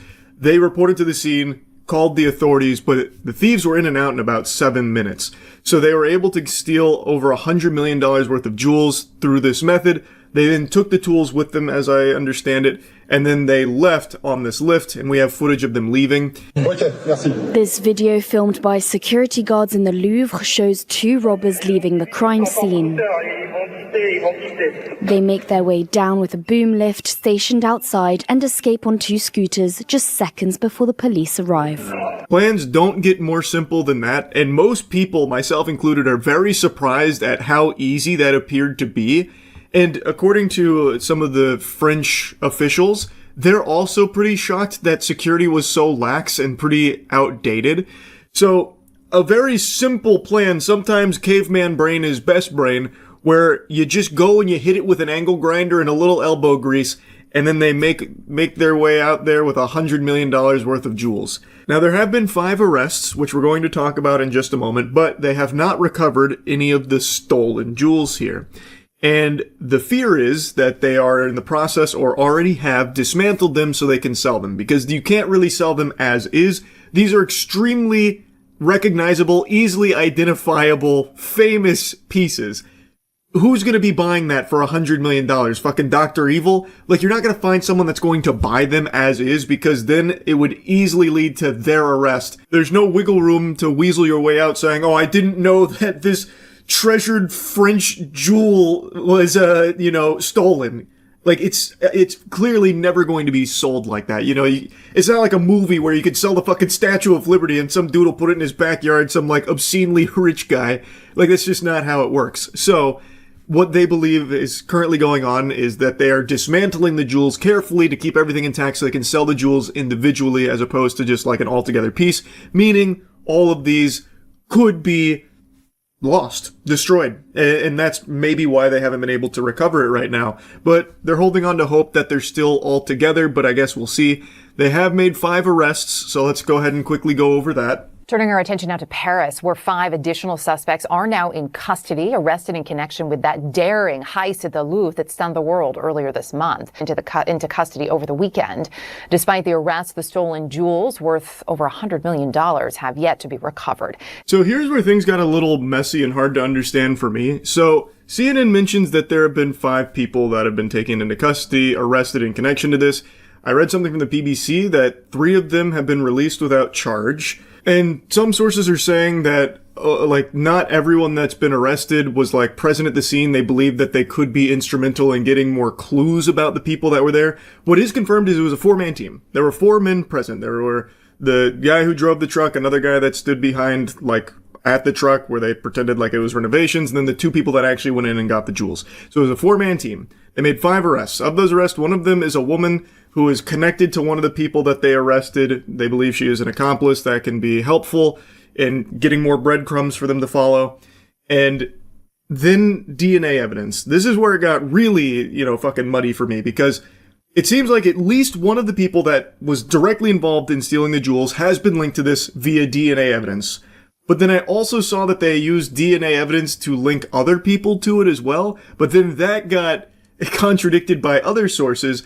And I saw the word DNA used so many times here, it made me think that they must have just went here fucking full of cum or something, spreading it all over the Louvre, because it sounds like they had so much DNA out the wazoo, shit must have looked like a porn shoot.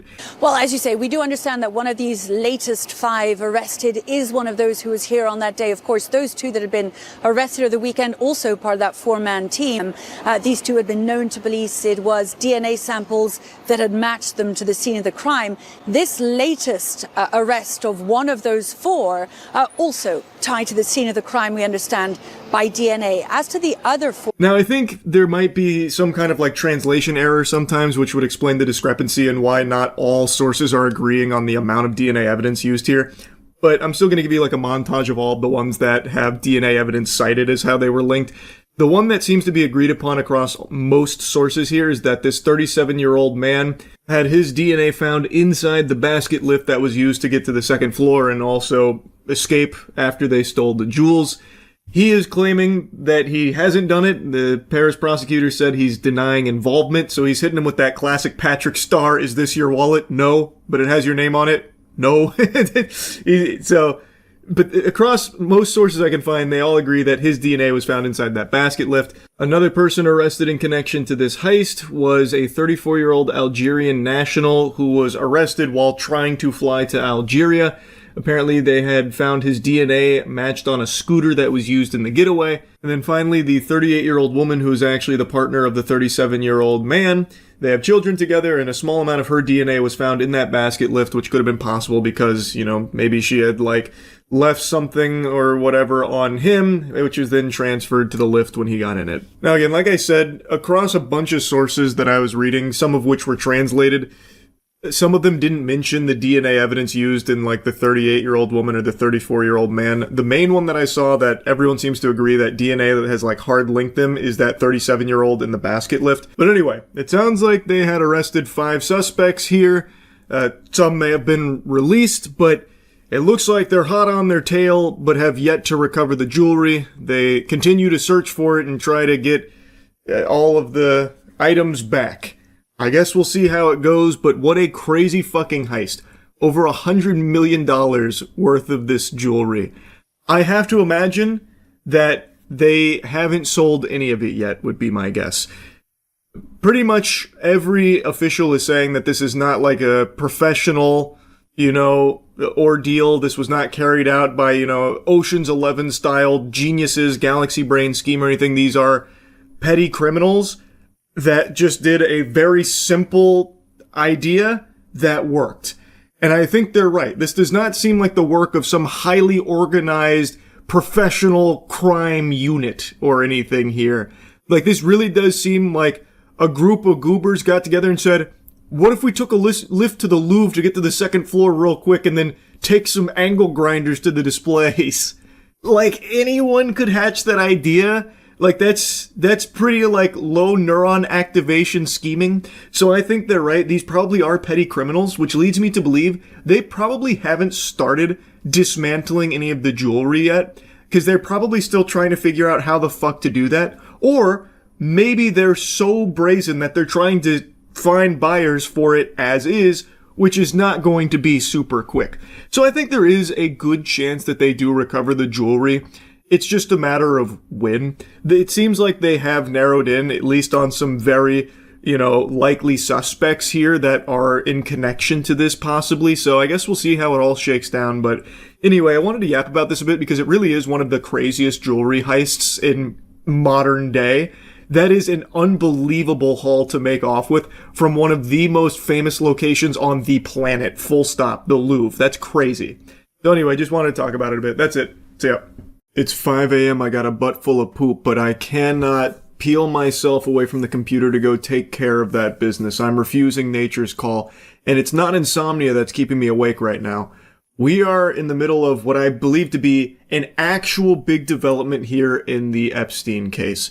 CoffeeZilla just made a video talking about this, as well as giving instructions on how you yourself can get your hands on this latest dump of documents that wasn't supposed to go out yet, but had been accessible to people savvy enough to get their hands on it, and now it's been disseminated.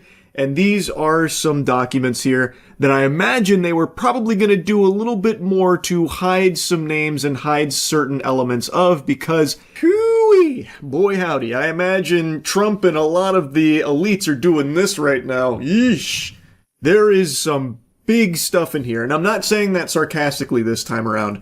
Yes, the vast majority is still hundreds of pages of completely blacked out, redacted garbage, it's completely useless. But some of them that they didn't get a chance to go through and just, fucking vanish to the shadow realm has eye-opening stuff that directly contradicts a narrative that the government's been running with for a while.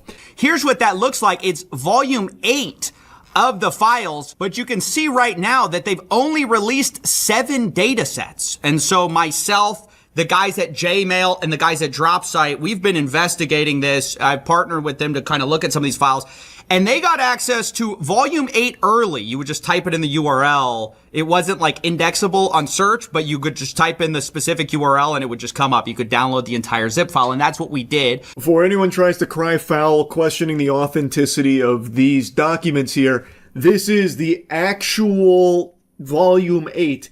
They just made it accessible by pure accident because everyone that seems to be working at the highest level is actually like a thumb-sucking fucking brain-dead moron. Specifically, I want to draw your attention immediately to the 10 co-conspirators that are mentioned in some of these emails in 2019. Now, this is just alarming stuff because prior to this, remember that all we really had was Jeffrey Epstein and Ghislaine Maxwell. That's the only people who have ever faced any charges at all. Ghislaine Maxwell, the only one who actually faced consequences, right? But in 2019, apparently there were 10 co-conspirators.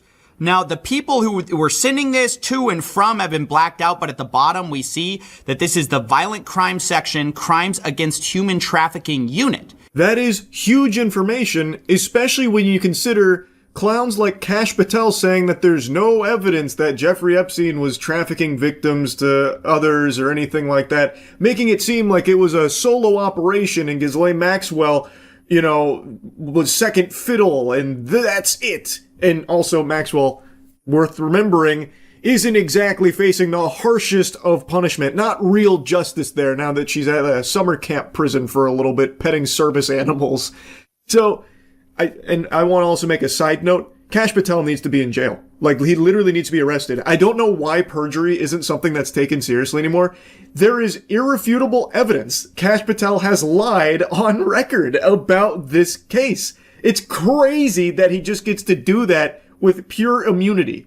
But I won't start shitting and spitting about that too hard right now. The important thing about this piece that CoffeeZilla is highlighting is that we now have information that confirms that authorities were looking into other co-conspirators in this operation. Co-conspirators that clearly they must have dropped the leads at some point. They stopped sniffing around, said not worth pursuing, but at one point they did have other co-conspirators and apparently quite a bit of information on them, as the documents seem to hint at and reveal and talk around. So, what the fuck happened, and why are they now pretending that there aren't co-conspirators when we now have hard proof that there was and that they were pursuing for however brief a time? And additionally, some of the details on this are revealed later because we see this subject line. It says co-conspirators at the top. And it says, blank does not need to head out. We made contact with blank last night in New York City. Blank last night in New York. Contact was made with blank, blank, and blank. By the way, I love how these potential co-conspirators are people who are being blacked out. Like, why? I thought the whole point of this was you couldn't redact people for personal information reasons or for public embarrassment. You could only redact on the basis of it being a victim. And I'm not sure how these people could possibly be victims here. Epstein Files Transparency Act prohibits redactions, quote, on the basis of embarrassment, reputational harm, or political sensitivity. Has anything been redacted on that basis? Absolutely, positively not. Liar, liar, plants for hire. His nose about to grow fucking 5 feet with that big old fib.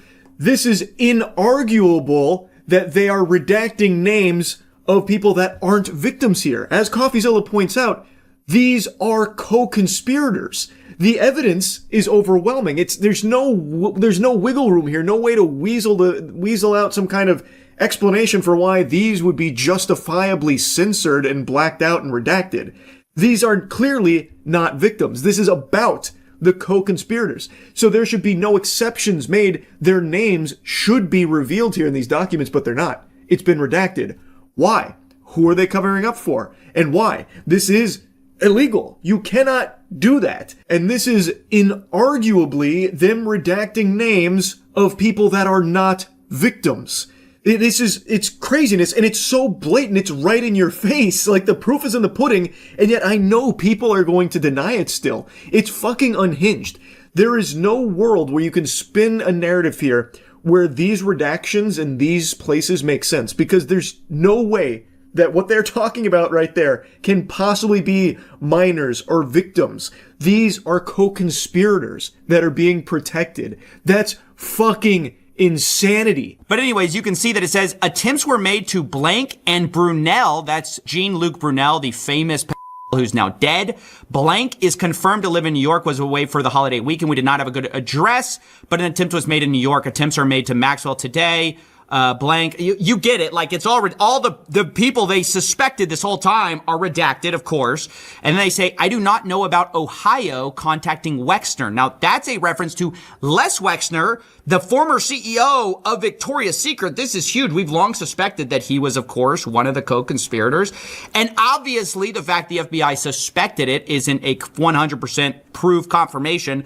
But clearly, they were serving grand jury subpoenas. I mean, that must be who they're talking about, one wealthy businessman in Ohio, because later it's confirmed by this whole idea of Ohio contacting Wexner. Even though most of the names are redacted, it's not all of them. So Wexner's name appears here, as well as Brunel, but as CoffeeZilla mentioned, he's dead. He's already burning in hell right now.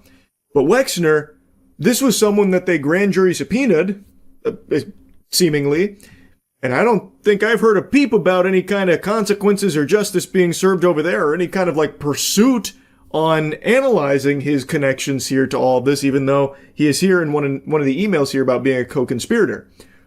What happened there? The well ran dry or something? Like, it turns out he was completely innocent? That seems kind of hard to believe. That'd be a surprising, shocking twist, more so than a fucking Darman video. I don't know about that. That seems a little fishy.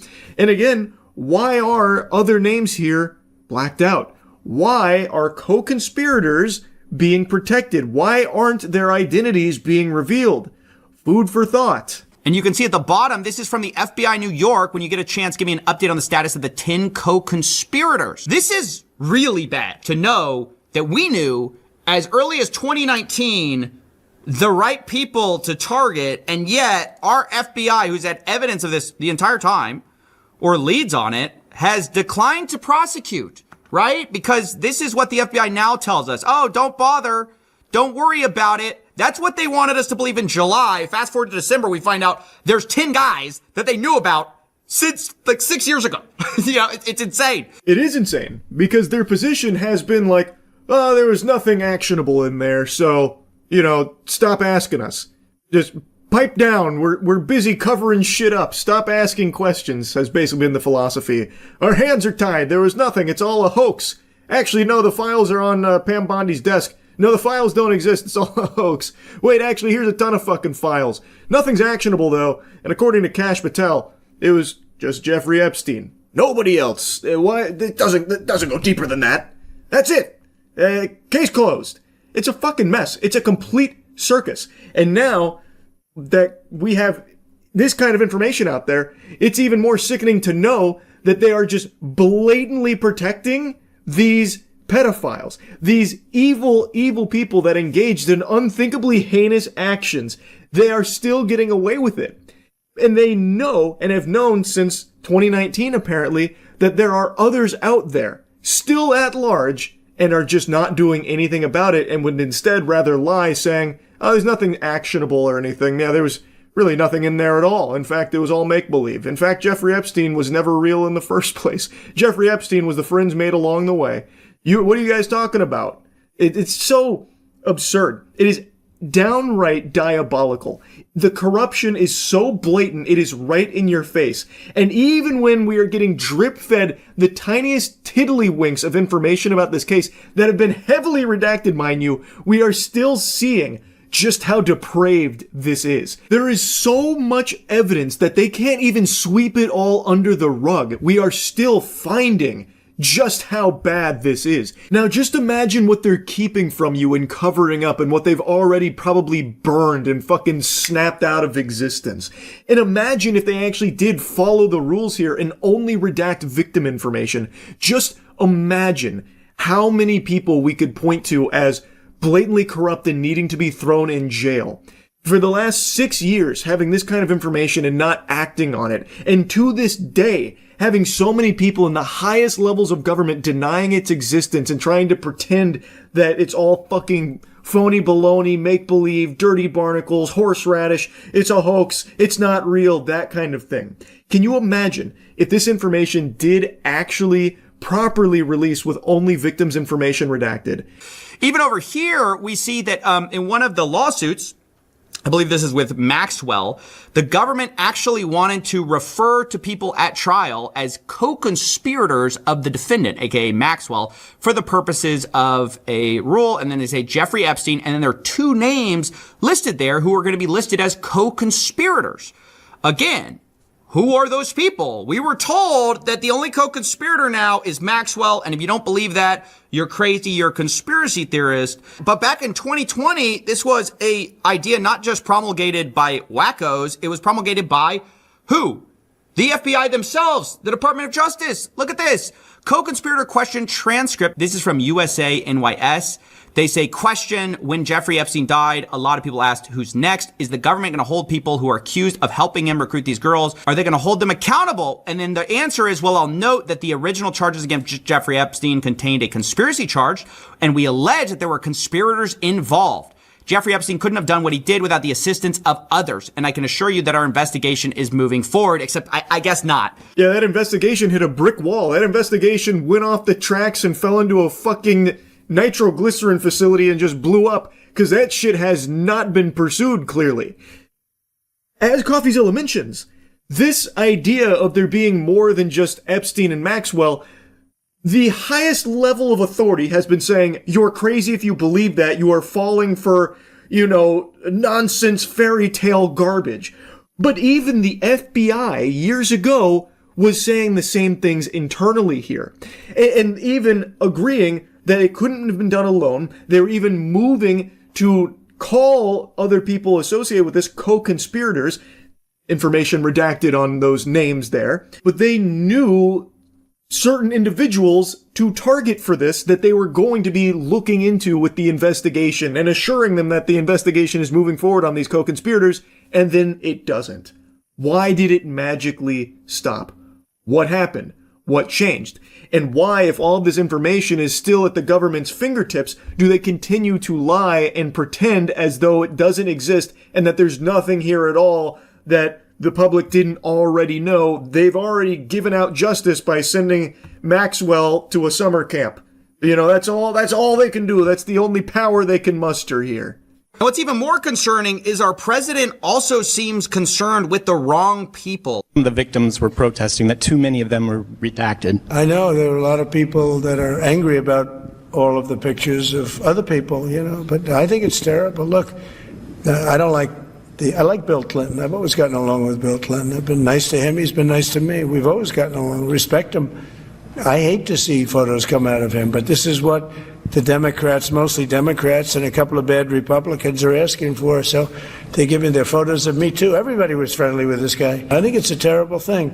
I think Bill Clinton's a big boy. He can handle it. But you probably have pictures being exposed of other people that innocently met Jeffrey Epstein years ago, many years ago. What an interesting perspective. That is a fascinating thing for him to harp on so much about, well, we got to think about all the innocent people that met with Jeffrey Epstein. That's what we should be focusing on, and how damaging and how traumatizing this must be for them, those innocent people that hung out with Jeffrey Epstein, all the lawyers and bankers and all of them. Heart breaks for them. Bill Clinton, I can't believe he got wrapped up in this. Love that guy. This is a crazy set of circumstances. He's a big boy, though.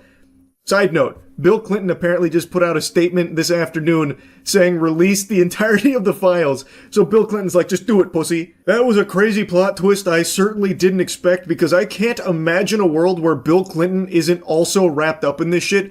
I think that guy is beyond guilty. I bet he had a whole fucking lodge named after him on Epstein's Island. I find it hard to believe that somehow he'd walk out of this squeaky clean. Sounds like mutually assured destruction here, and Bill Clinton's just throwing his meat on the table, challenging him to do so, and I guess we'll see how it all shakes out from there. The thing is that CoffeeZilla is pointing out, Trump's focus is more about, there's innocent people here. We have to keep in mind, think of the innocent multi-millionaire and billionaires that didn't know Jeffrey Epstein for all the bad stuff. They just knew him for cracking jokes and stuff, and, just being a guy, just being one of the dudes. Why is that what you're focusing on? Why wouldn't you instead be focusing on trying to catch all of the people that have just completely been swept under the rug? Why would that not be the focus? Why instead would you be pretending none of this is real, it's all a hoax? That's very peculiar. I think that's pretty concerning. And when you do have an opportunity to release the files, why are they so heavily redacted with hundreds and hundreds of pages completely blacked out? That looks very guilty. That looks like a really big admission of guilt. Now, I'll be honest, he gets off track from here, but the point he was making is that those poor, innocent, bankers who were meeting with Epstein, the poor lawyers who were meeting with Epstein, like all of Epstein's friends are just caught up in this unfortunate thing. And it's just such a reversal of what previously the DOJ and FBI believed. In fact, they believed it so much that they got a federal search warrant for the SDNY, and they got it, and part of the seizable data, part of the stuff that they commanded them to seize as part of the search warrant, and part of it says evidence concerning the identity or location of co-conspirators of Jeffrey Epstein, including blank and Ghislaine Maxwell. So again, who is blank? Well, they keep redacting the names of these co-conspirators, uncharged, remember, and now they're saying we have no evidence to charge anybody. Clearly, they had evidence for a search warrant, and it's just completely ridiculous that some of this stuff is redacted and that we're viewing the rich and powerful people who are mentioned as the victims here. Once again, just further evidence that they are indeed scrubbing the name of co-conspirators. These are not victims or minors that they are taking the names out of here. Thus, they are breaking the rules of how this is supposed to go. It is blatant, this cover-up. There is no world where that is somehow a victim there, yet their name has been redacted. Why? Why are they hiding the co-conspirators' identities? It's fucking outrageous. And people should be very mad about this. But I have no doubt, again, it's 5 a.m. right now, so I haven't seen the full response to all of this now being out there, but I know there's going to be people that are butt-chugging the Kool-Aid to such an unbelievable degree that the delusion has fully taken hold that they're going to go through these mental gymnastics to explain why, actually, there's nothing fishy going on here. This is totally normal. They did everything by the book, and you're making a mountain out of a molehill. Clearly the most transparent administration in American history at work here, obviously. Which just, again, you have so much evidence to prove that this is not by the book here. This is indeed a co-conspirator's name and many other examples of co-conspirators' names being redacted. Not victims, not minors. Unless they're trying to say that these names here are victims, these people that are potentially co-conspirators of Epstein, they're also victims. And in that case, you need to be institutionalized ASAP if that's what you think.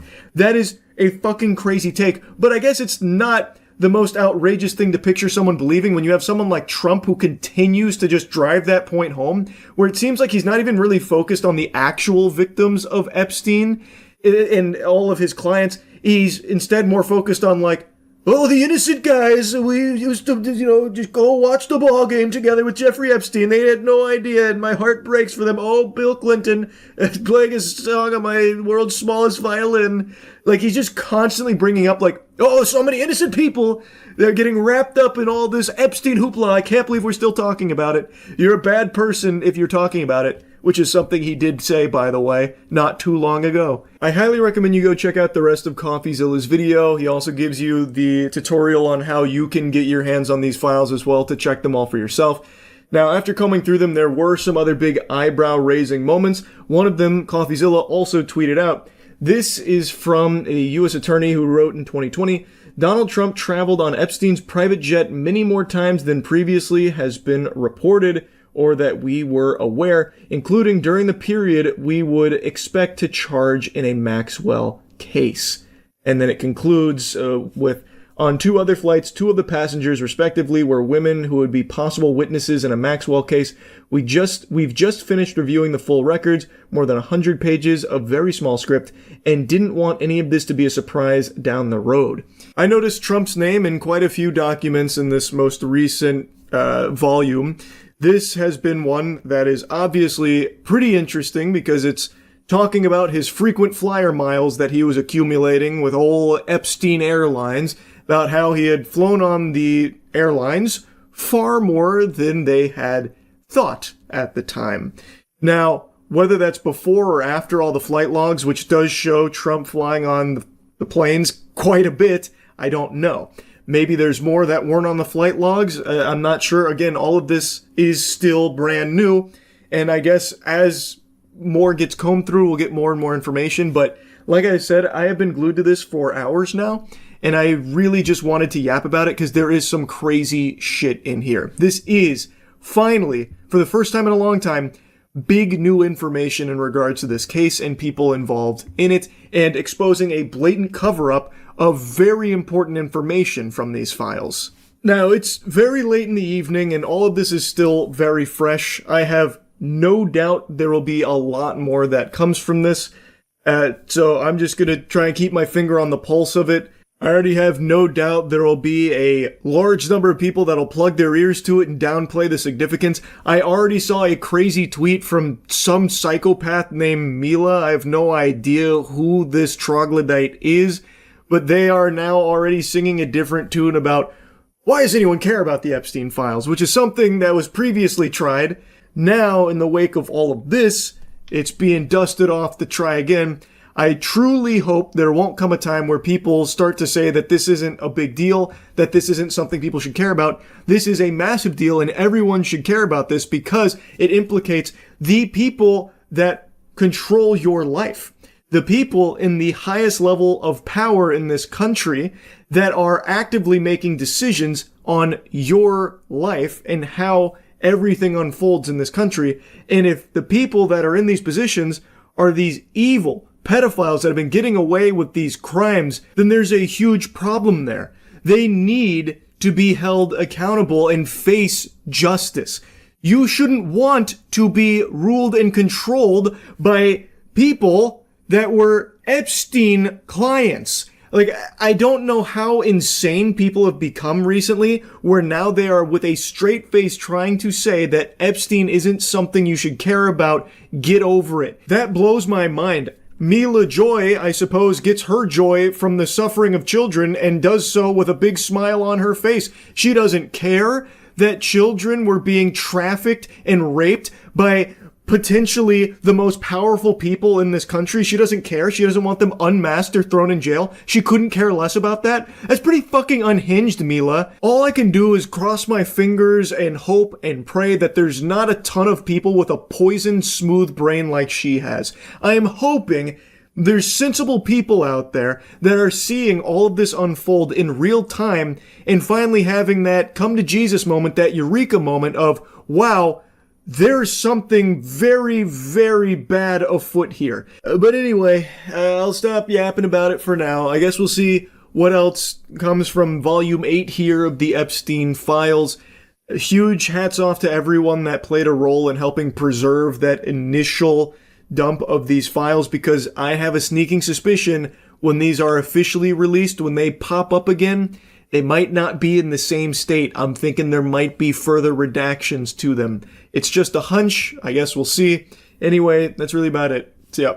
For 2 months, many of you have been trying desperately to convince me that I would like something that I was pretty confident I wouldn't. And like a stubborn child refusing to even try a head of broccoli, I stuck to my guns, crossed my arms and said, no, thank you. I do not like green eggs and ham. And for 2 months, I'd been adamant that I will not watch the movie that blew up this summer, K-pop Demon Hunters. I saw, I think it was 2 of the trailers, or maybe it was 1, and I saw it twice, I can't remember. But I saw the trailer, the animation looked great, but it is just not my kind of movie. It is a musical, and I've been very public about how much I do not like musicals. So it simply was not for me. But when this Netflix film exploded with popularity, I said, I'm happy that you're all happy. I'm glad. And for 2 months they said, no, Charles, listen, you old Scrooge. This is fucking incredible stuff. You might not like musicals. You might not be the biggest K-pop fan, but this movie's gonna blow you away. Trust me. The amount of times I heard that. If I only had a nickel. And I was firmly planting my feet and lat spreading, saying, I'm not doing it. You won't get me to watch it. I already know I won't like it that much. What's the point? But then tonight, at 5 a.m., after another sleepless evening, no rest, Gotta tell you, sports fans, I wish the K-pop stars could start targeting insomnia. Fucking banish that to the Shadow Realm, please. If you finish with the demons, please go after insomnia. I'm really fucking tired of it. But I said, to hell with it. I'll take a peek, I'll take a gander, see what all the fuss is about. Nothing to lose. I either watch something and I'm moderately entertained, I watch it and I end up loving it, or I fall asleep. All of these are fine outcomes at 5 a.m. when I just can't sleep in the first place. So I just finished it. It is now 6:30 a.m. And I bet you're expecting me to have this big eureka come to Jesus moment. No, you were all right. It actually was my favorite animated movie ever. Sorry to say that's not the case. I feel exactly how I expected to feel after finishing this film. I didn't hate it or anything. I didn't dislike the movie, but I didn't love it or anything. It was a fine time. It was a beautiful animated movie. The animation was stunning. I love the style of the film, which I also knew I would going into it, because the trailers, they do a really good job of setting you up for exactly what you're going to get. But like I said, I just don't like musicals. And I don't dislike K-pop, but it's not my favorite musical genre. So it's a musical in a genre of music that I don't typically download and snap my fingers to. So it was never going to be the grand slam home run in my eyes, but I totally understand why so many people have fallen head over heels in love with it. I definitely get it. If you like K-pop, this definitely has it out the wazoo, and the songs are catchy. Some of the tunes are definitely, little earworms that'll have you humming it a little bit, no doubt. My favorite song was actually the second to last one, the Your Idol one, from the Saja Boys. That was a good song. I enjoyed that boner jam. And I'd confidently say that there's no bad songs in here. There was none of them where I was plugging my ears, begging for the agony to stop or anything. Overall, it was fine. It's exactly what I expected to happen for me. I watched it. I was entertained, but it wasn't something that I'll be singing or really thinking about in a day or two from now. But, like I said, I really do get why so many people have been glued to it. I know it just went to theaters. Netflix, this was so big for Netflix, they decided to put it into theaters. And in its debut a few days ago, it brought in 18 million, I think it was, on its opening, which is actually a huge opening. It beat Weapons, which I know Weapons is going into its second or third week, but this is a pretty big movie across the board. And it also does something that I actually think is a pretty cool direction for movies to go. I've heard they've offered sing-along performances, theaters are doing sing-along showings where people go in with the full notion that there will be people in the audience singing along to the music in the movie. I would never want to be in one of those auditoriums. They did that same shit with Minecraft with the Block Party edition where you're supposed to yell memes at the screen or whatever. I would never want to be in one of these auditoriums, but I appreciate that they're doing it, because I think any effort to make things more social and get people to interact with other people of similar interest is a great step in the right direction, whereas all of society and all of big business is right now focused on trying to keep you indoors and isolated from other human beings, even going as far as to try and fill your romantic void with AI companions. So anything that kind of kicks that trend is getting 2 big thumbs up from me. So I really like that K-pop Demon Hunters is having these sing-alongs, which apparently are doing really well, with a bunch of people going around others with similar interest and being social and singing to a movie that they really like. I think that's great.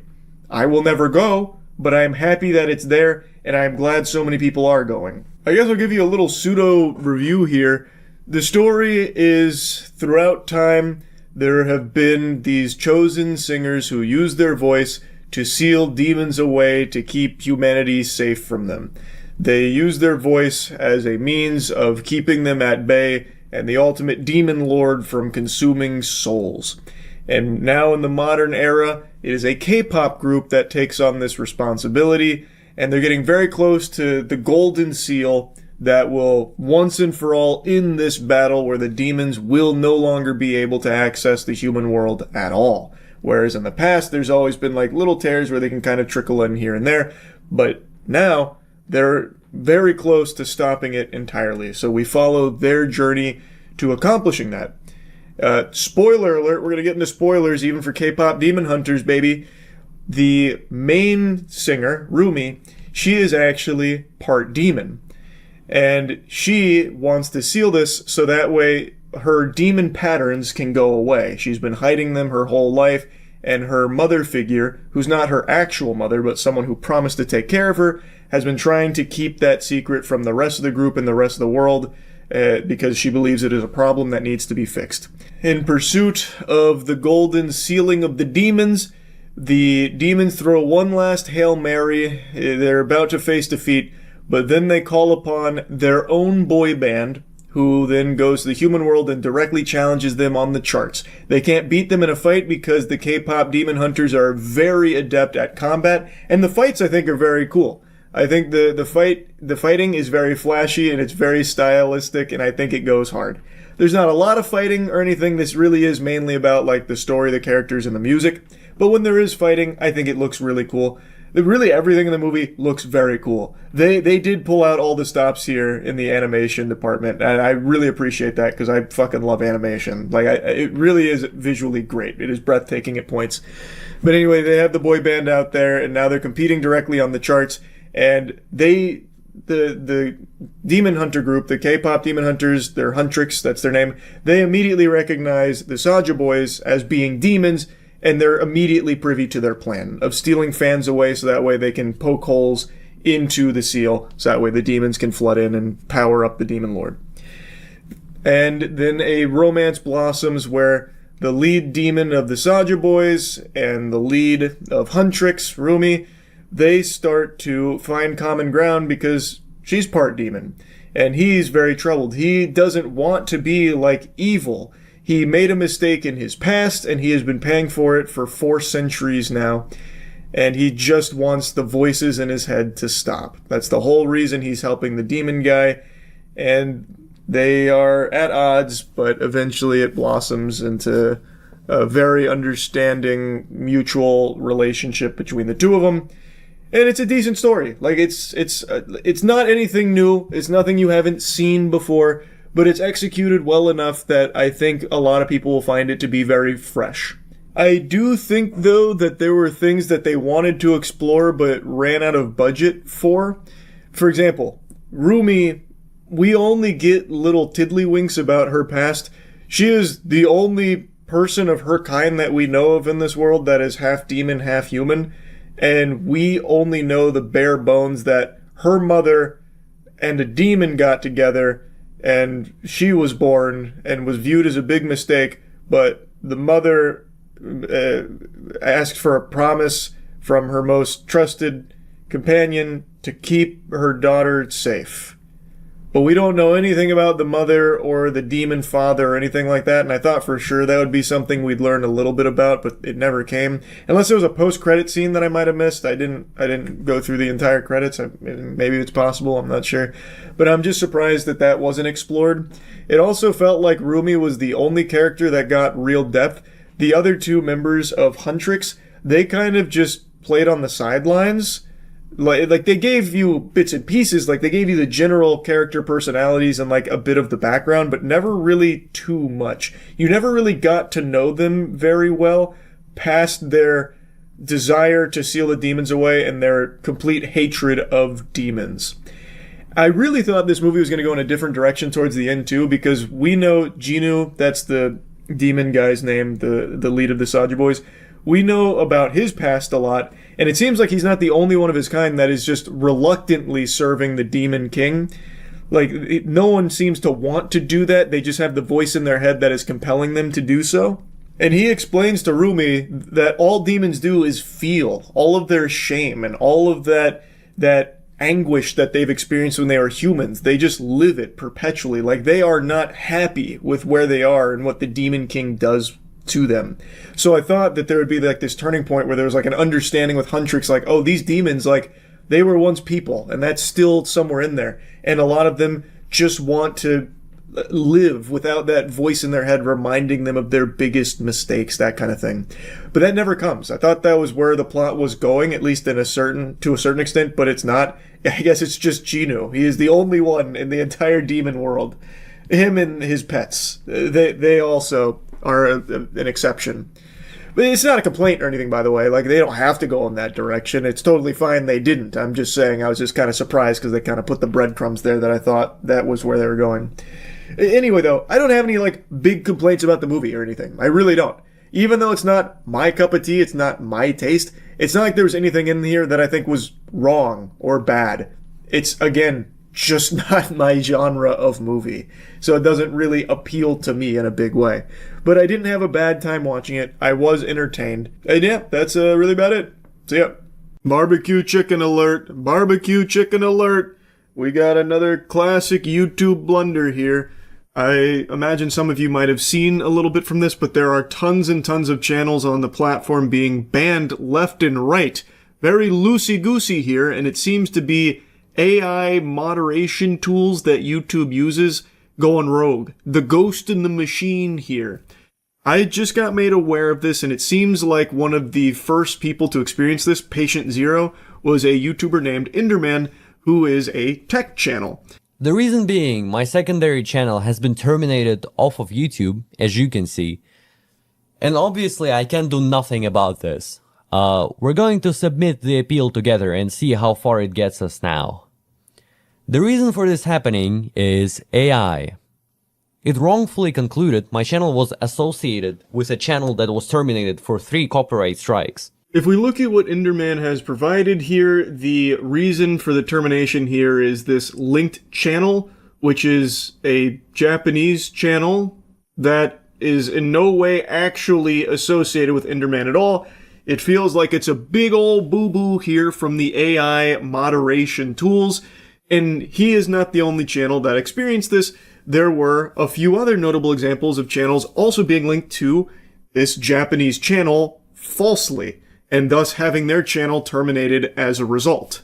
It's anyone's guess why. Maybe that Japanese channel is like a yawn that's just contagious and now it's spreading across YouTube, where for some reason on the back end, the AI has had a fucking conniption here and is associating like tons of channels on YouTube with that account and then just immediately banishing them to the Shadow Realm, which in and of itself is a huge problem because why is there no human being coming to review a channel termination? Why would AI have that ability? Why would it be given that much unrestricted power and authority where it could not only flag these channels for being linked to this channel, but then also ban them for it without a human being ever stepping in? That's very concerning because there is clearly a lot of wiggle room for errors with AI moderation. And it's not just with this linked channel epidemic here. We're going to get into a couple other examples, and of course we've already seen some in the past with it just kind of freaking out and going like bananas, actually just going ballistic for no reason.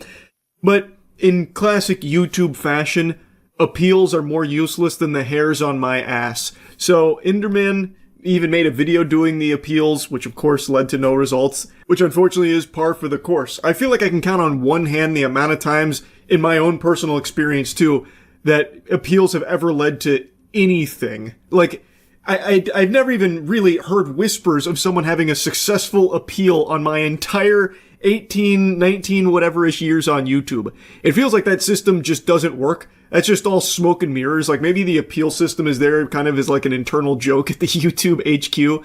Like, the appeals, once you finish filling them out, what it actually does is just print out a piece of paper that goes straight into the trash can at the YouTube HQ. Like, I don't even know what it's there for. It never actually leads to anything that I've ever experienced nor ever heard of. It is truly just like, you do this only to reaffirm that a human being is not looking at it, or if they are, they're not actually giving a fuck and just maintaining the original ruling that may be incorrect. In this case, being linked to a Japanese YouTube channel that was terminated long ago. This kind of thing would take someone actually 4 seconds to realize it's a mistake. This is a big ol' whoops-a-daisy. But since the appeal system it needs a drastic overhaul, it is just archaic, and I truly think that it might just not even function the way it's advertised. It didn't work for any of these channels that were experiencing this termination, this wrongful termination. So they did the only recourse they could. Make noise on Twitter. That, and I've said this for years, that is the only way to get actual YouTube help here, it seems, for most channels on the platform, is to go make a big hoopla, big stink about it on Twitter or any other social media, because then they actually do see it, and then a human being does actually step in, and it takes them a very short amount of time to fix it. In this case, it did get solved. Enderman did get his channel back. Both of his channels got reinstated. It was very clearly a mistake that this happened in the first place, and the second a human being actually is alerted to it and does take the time to take a peek, it's pretty quickly resolved. But there's a couple of problems here.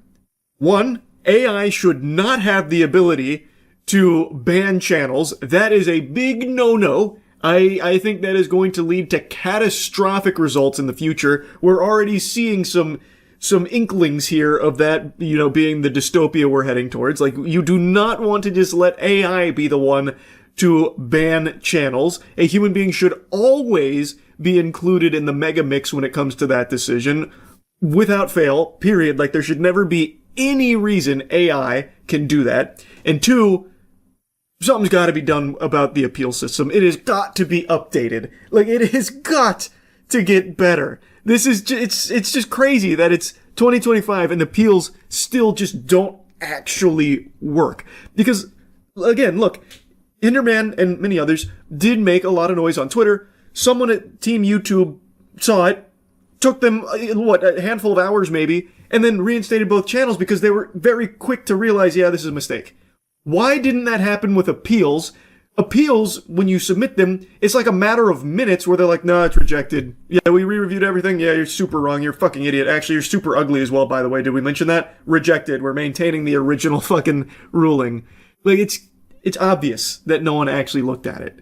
So, especially when it's like long-form videos, you'll submit an appeal for a video that's like an hour and a half long, and you'll get a response from YouTube on the re-review in like 15 minutes about like how you're stupid for even trying to appeal it.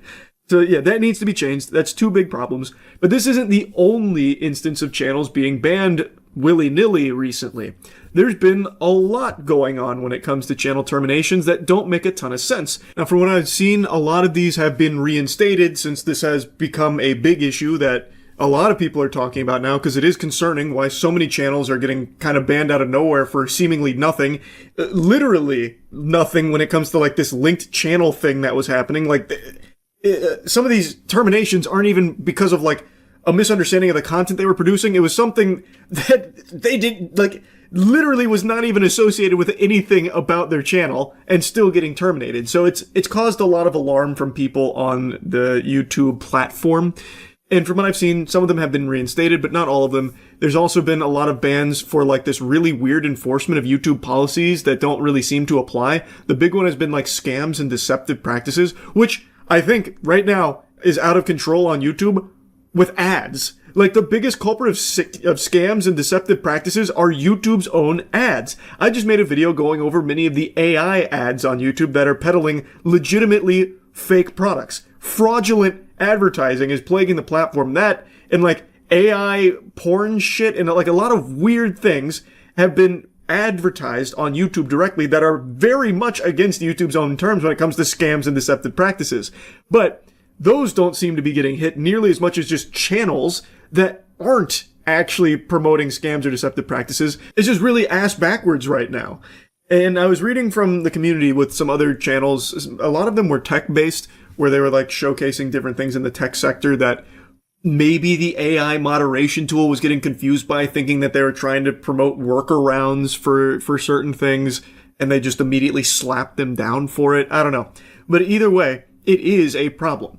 There, under no circumstances, should be the possibility for AI to just ban a channel, like outright. Even if a channel is in violation of rules and AI moderation tools flag it internally, a human being needs to be involved in this conversation about whether or not that channel needs to be banned.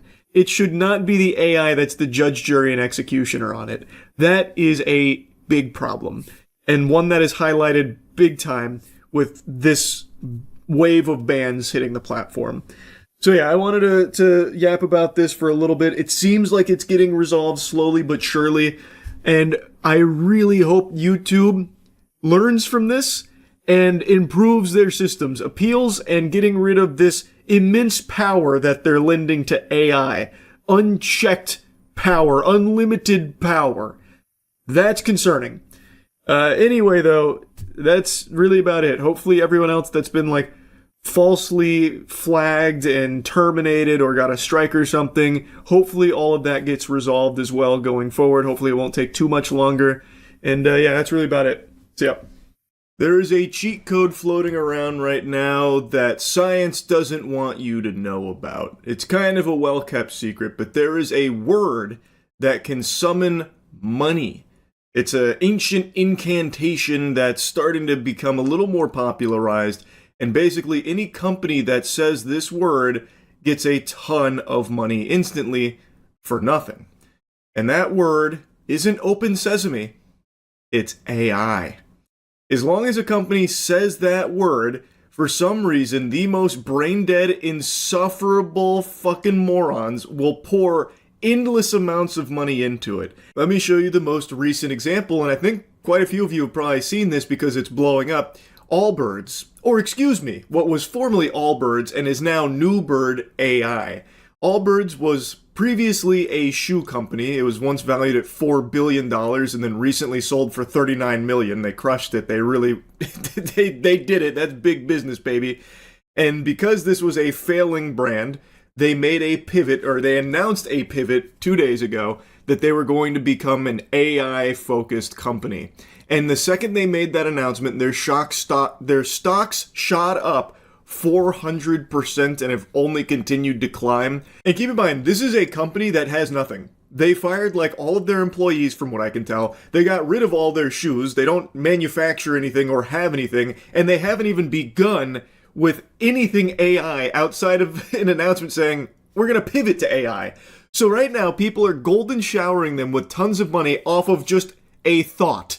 Literally the concept of an idea for this company, and they changed their name to Newbird AI. That is how out of control this fucking mass psychosis around AI is, where people just instantly throw all of their money, dump in their wallet at the computer screen just because a brand said the word AI. A brand which, by the way, is not successful. Again, they sold a $4 billion company for $39 million because it went straight into the shitter over the last, I don't even know how many years. You see the shoe company pivoting to AI and the stock jumped 800%. Allbird. I didn't look into that, but I kept seeing that pop up on tons of headlines. Basically, it was a complete failure of a shoe company, and then they made this announcement that they're going all in on AI to get a bunch of, I don't even know what it was, GPUs, and selling computation power to AI services or something. And then all of a sudden everyone just pumped their stock. I don't know, I didn't look into it. But yeah, this felt like a very interesting thing. Allbirds shares soar on a very 2026 pivot to AI. Shares of Allbirds, the 2010s pioneer of trendy sneakers, I've never heard of them, and eco-conscious millennial marketing took flight in an almost comical fashion Wednesday morning after the company announced an extremely 2026 pivot, abandoning its environmental agenda and getting into the AI business. Literally every company on the planet. The stock, which had been in the gutter since November 2021, shot up more than 600%, closed at $14.50, up 582% from Tuesday's close. Catalyst came from Allbirds' announcement that the company, once valued at $4 billion, would soon reemerge as a new entity with a focus on AI. What? No one's ever done this! Oh, I see why everyone started pumping it. Wow, nobody's doing that. What the fuck? Can you do that?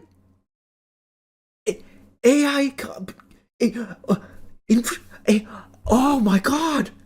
Wow! Essentially, it's going to buy and rent out computing power to tech startups?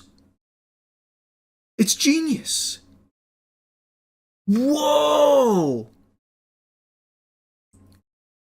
The shift comes just weeks after Allbirds sold its footwear assets and branding to American Exchange Group, which specializes in selling licensed fashion accessories with already existing recognizable brand names for just $39 million.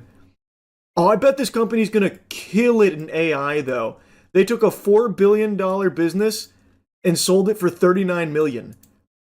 NFT bros are coming in their little trousers right now with those kind of returns. That's fucking business, baby. That's the kind of company that's going to be trailblazing in AI.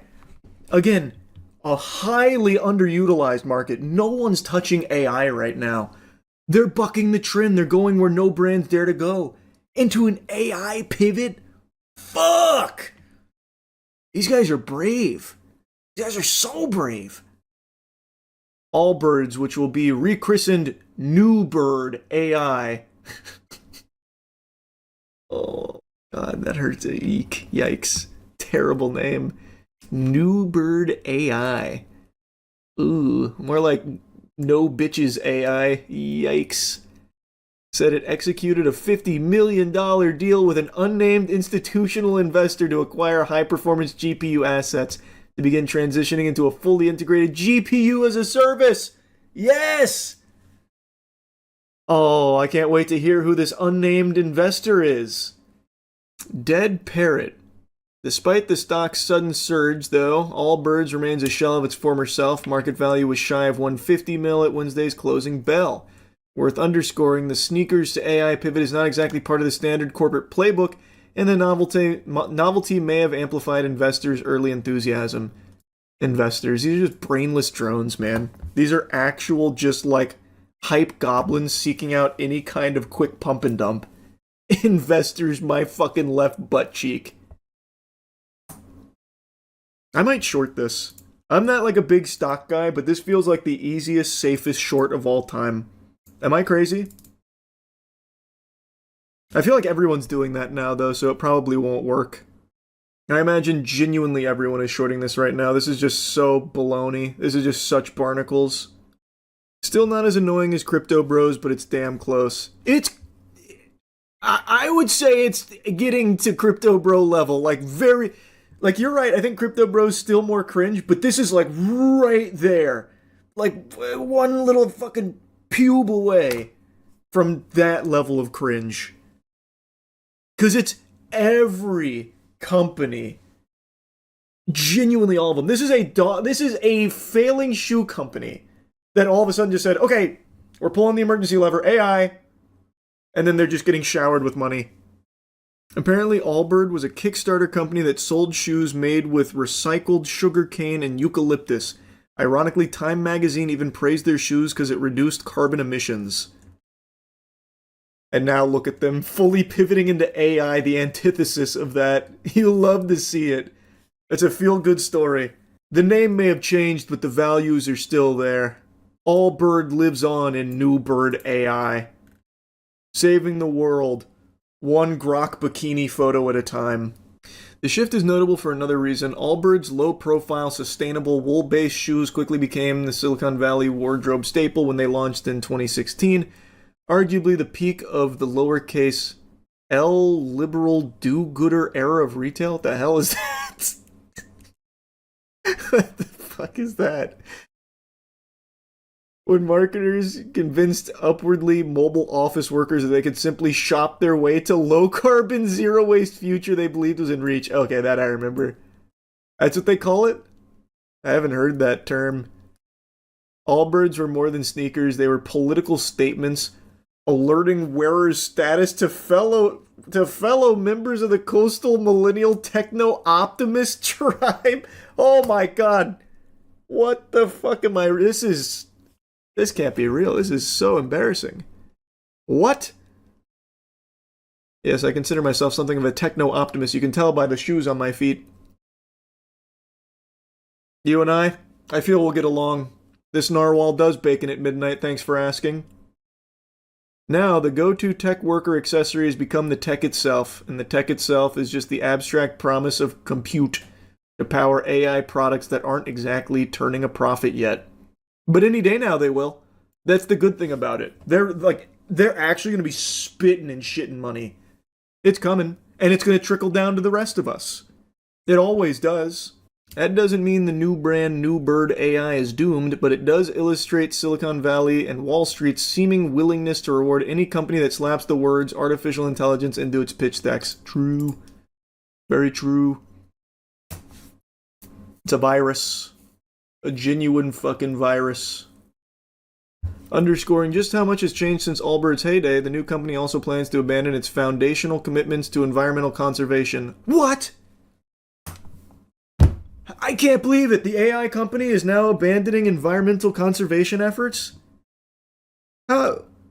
Why, I never. The company, which one touted sustainability in every step, was established as a certified B Corp, or a for-profit business with higher than usual standards for its social and environmental impact.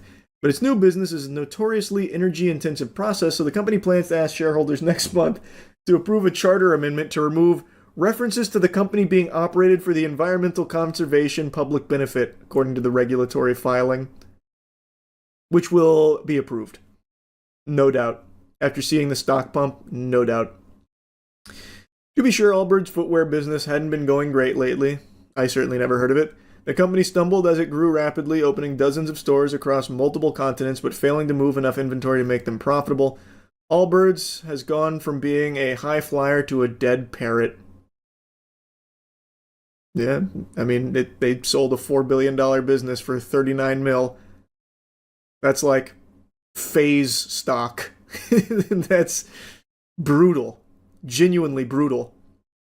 The reason for the lack of traction was that Allbirds' sustainability pitch has never been a key consideration for most footwear consumers who are more concerned about style, price, and comfort.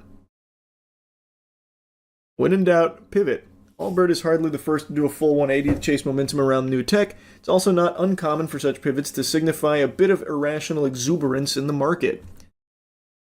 Take one-time soft drink maker Long Island Iced Tea Corp., which capitalized on the crypto craze of 2017 to rebrand as a blockchain technology company, even renaming itself Long Blockchain. What? While the initial pivot sent the stock up 380%, it didn't quite work out in the long run. The Securities and Exchange Commission charged 3 people with insider trading, the company never became an operational player in blockchain tech, and its shares were delisted in 2021. I had no clue. I never even heard that. Well, that's positive historical data to pull from for New Bird investors. It's looking good. The future's looking bright. Surely AI compute infrastructure won't go the way of crypto craze and NFTs. Wouldn't do that. Showing no signs of it. And as the tide has turned for crypto, several Bitcoin mining firms have restructured themselves to focus on AI infrastructure instead, but the extreme market reaction to Allbirds' move may be without precedent. Motivation behind the corporate pivot is sensible, the market reaction less so. A 6x or 7x move for a company that is literally ditching its prior business model for one in which it has no demonstrated expertise says quite a bit about a market froth and investor willingness to chase moves. Yeah, because these people don't care. These worms, they do not care. If it says AI, they will put their money into it. They won't give it even a second of thought. Silicon Valley, the article, heard like 50 buzzwords and multiple nothing statements. Pretty much. I mean, pretty much. Yeah, that sounds about right. Just trying to dump the bag onto someone else. That was the entire NFT pitch. Dump the bag onto someone else. Don't be the last one holding the bag, dick in your hand. And that is exactly the same shit that's happening right now. And see what's going on with New Bird. Have they even begun doing anything besides this partnership with an unnamed investor for $50 million to acquire high-performance GPUs? This could be anyone. They might have partnered with God to just manifest infinite high-performance GPUs for New Bird AI. I'm excited to see who it is. Can't wait. Don't these guys make running shoes? Not anymore. That's for the birds. That's caveman shit. They now make nothing. Literally nothing, by the way. They actually don't have anything. They have a statement. They have literally an idea. The idea of them doing something that literally every other company on the planet is doing. Guys, we're no longer making anything. Instead, AI. Thoughts, money, thoughts, money. And they have nothing to show. There's nothing. Tim Brown, co-founder and co-chairman of Allbird. Go to the Allbird subreddit top. Apparently they fired all their employees 2 months ago with only a 3-hour notice. So do they not have any employees? So now it's a company that has no employees, and the founder just said, AI! We're AI now. Now we're Newbird AI. And people are giving him money. Is that actually what's happening? Well, maybe he's going to have ChatGPT run it for him. ChatGPT is going to be his sole employee. Dear team, I'm writing to share difficult news. After careful consideration, we have made the difficult decision to permanently close a number of our U.S. full-price retail stores, which includes your store. Consequently, January 26 marks your last day of employment. Despite great efforts, these stores have not achieved sustainable performance. This is not a reflection of your effort or execution. The work was meaningful and impactful, but not sufficient to reach our objective. So sorry to hear about this, OP. Allbirds did not handle this well at all. I'm an Allbirds nerd, and this is really making me reconsider continuing to buy their products. Well, good news, you don't even have to consider it because they don't have any products anymore. They got rid of all their products in order to have nothing. But you can invest in the concept of a business that has the word AI attached to it. So, all in all, a net win. From nothing to nothing. Started from the bottom, and the bottom is where it stays, but with a new name. Investing in thoughts and shit. So true. Actually, so true. Tim Brown said a thought he had in his head, and I liked it. So here's a lot of money invested in his company, even though there's nothing there. It's not even really a company at the moment. Island Boy. Did that just send you into a fight or flight response? Yeah, I bet it did. That's a name you probably haven't heard in many moons now. The Island Boys have had a huge fall off. Very few people even remember them. I completely forgot they existed until a clip surfaced of one of them doing a 20 women versus one Island Boy, and he was just getting brutally cooked, absolutely roasted. It wasn't like a dating thing, it was more just 20 women line up to insult this guy to his face, but he is so unbelievably stupid, he can't even understand half of the insults. It's cinema, and I have to share it with all of you. In today's video, we got 20 women versus one Island Boy. This intro had me giggling hard. I was hooked immediately. 20 women versus one Island Boy. And the guy's just awkwardly sitting there doing this. That kind of thing. Oh, man. I knew I was in for a good time watching this. Alright, what's up? Listen, I'm the Island Boy. I'm here with this girl. What's her name? Annie. Annie. I'm gonna rate you 8. I didn't think it was possible to have this low of a charisma stat. This guy can very barely get words out of his mouth. And he looks like he is like spamming idle animations on a Mortal Kombat character select screen just to stay somewhat lucid. Because it looks like if he stopped moving for more than like 3 seconds, like stopped swaying, his whole body would shut off. It looks like he is perpetually on the verge of passing out. Like his brain has to work so hard just to get a few neurons to fire to do the bare minimum of human sentience. It's unlike anything I've ever seen before. Oh, she's an A. Why you give her this an A, bro? I don't know. Are you Asian? Yeah. You're Asian? Mm-hmm. Like fully Asian? I'm half Vietnamese. I don't know, because I heard Asian girls have like bad. Oh, really? Yeah. Who told you that? I f***ed the Asian girl before. Oh, it's not me though. It's not you? Mm-mm. Okay. What am I supposed to do with her? Yes? So how you feel? You said swipe right? Yeah. Swipe right is good. Nice! Look at the way the island boy handles business here. Smooth talking, silver tongued Casanova. Are you Asian? I heard Asian girls have something pussy, I think is what he said. And then she said, okay, where'd you hear that? And he just goes, I fucked an Asian girl. So you heard it from yourself. I also don't think he fucked an Asian girl, by the way. I think he was trying to look cool.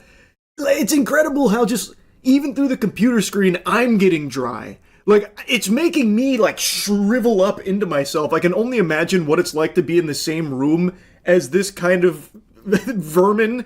Like, it's like a dementor of vibes. He comes in, he just sucks out all good vibes and leaves nothing but awkward cringe in its wake.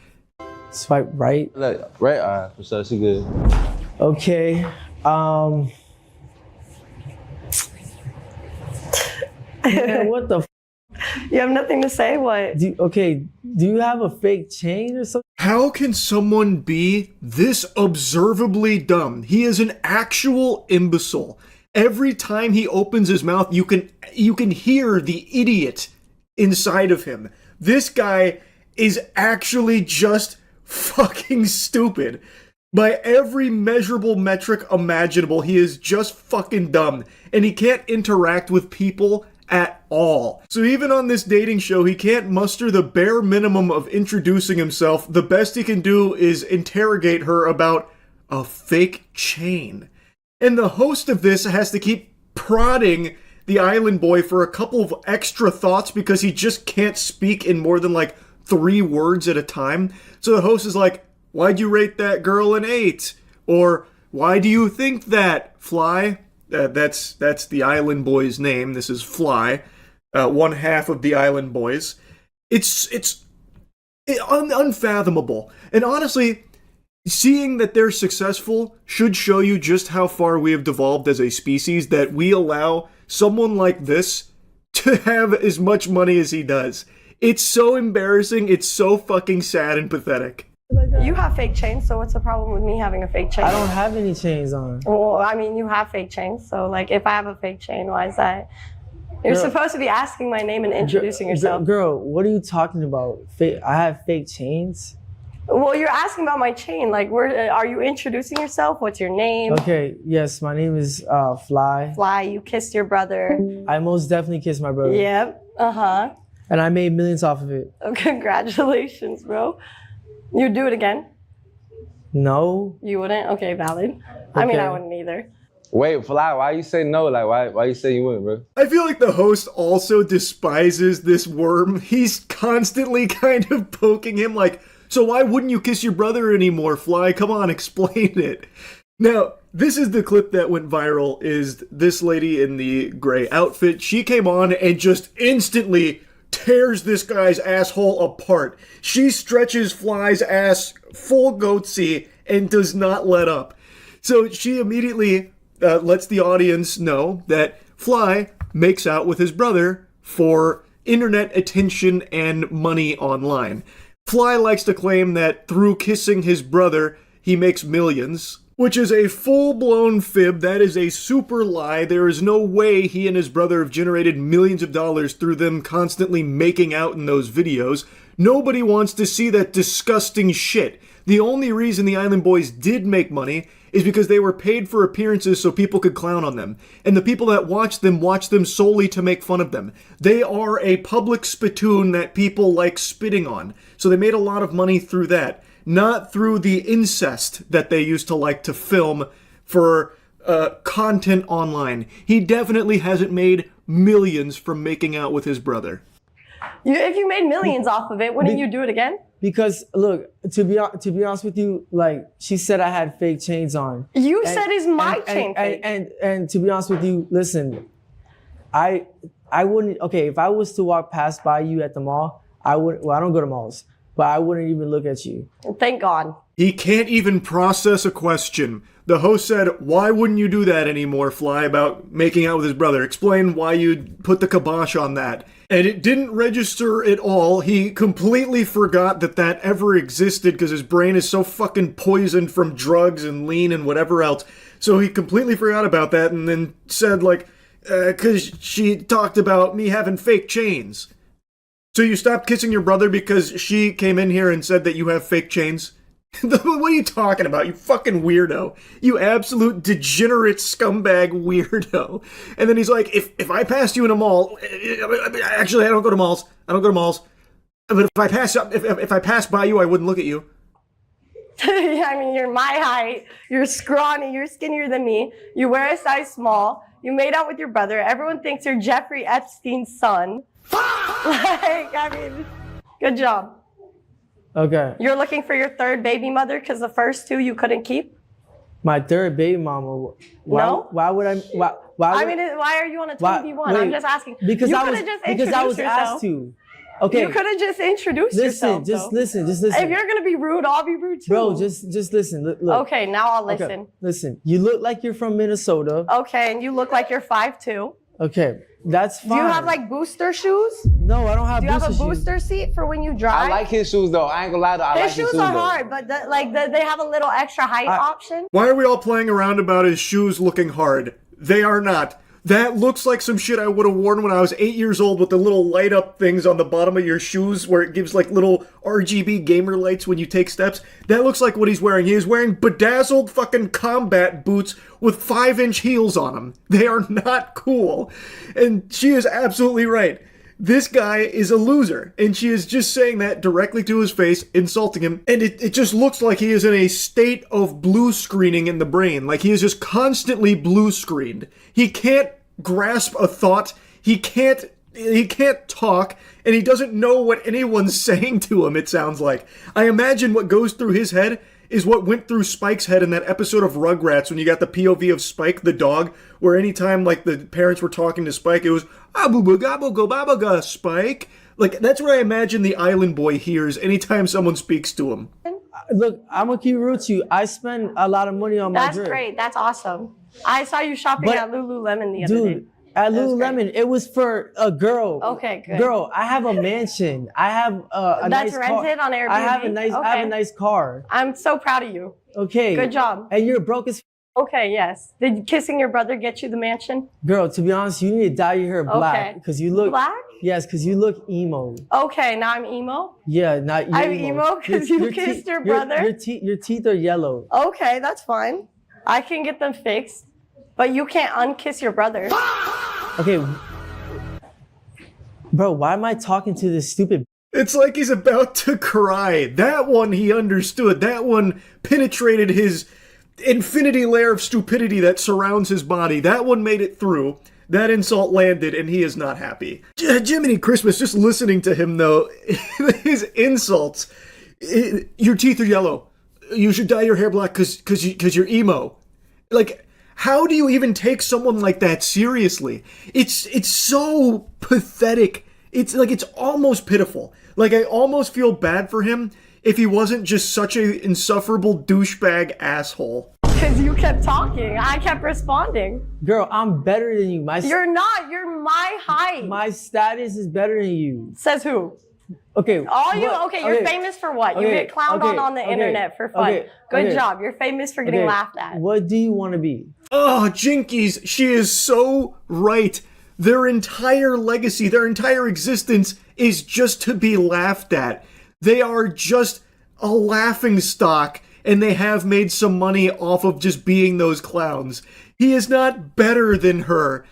Like he likes to try and pretend that he's better than everyone he interacts with and his status is so much better. But she's right. He's just someone that people can't help but point and laugh at because they're fucking losers.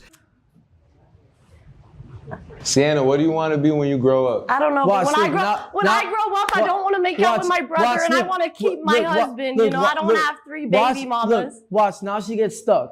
I didn't get stuck. I just responded. What car do you drive? Why does it matter what car I drive? I'm a woman. You're a man. So why are you bag checking me?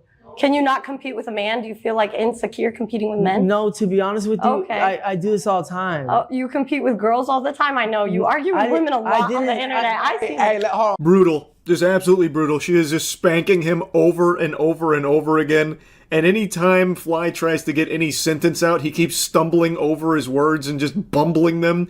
So then the host steps in to try and, like, steer it a little more. But even the host then just starts sarcastically making fun of Fly too. And Fly is too fucking dumb to recognize that everyone in this facility is insulting him and making fun of him, laughing at him. Hold on, I think we're getting confused. Sienna, look, listen. Nice to meet you, though. Just by looking at Fly, if you had to rate him 1 through 10, what would you rate him?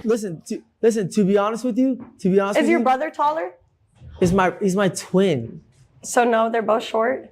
I don't know. He's like a 4.5. You know, his personality brings it down. Sienna, he got some drip on though. You know the drip. The outfit is cool. He's but drippy. The personality Bro, brings I don't it give down.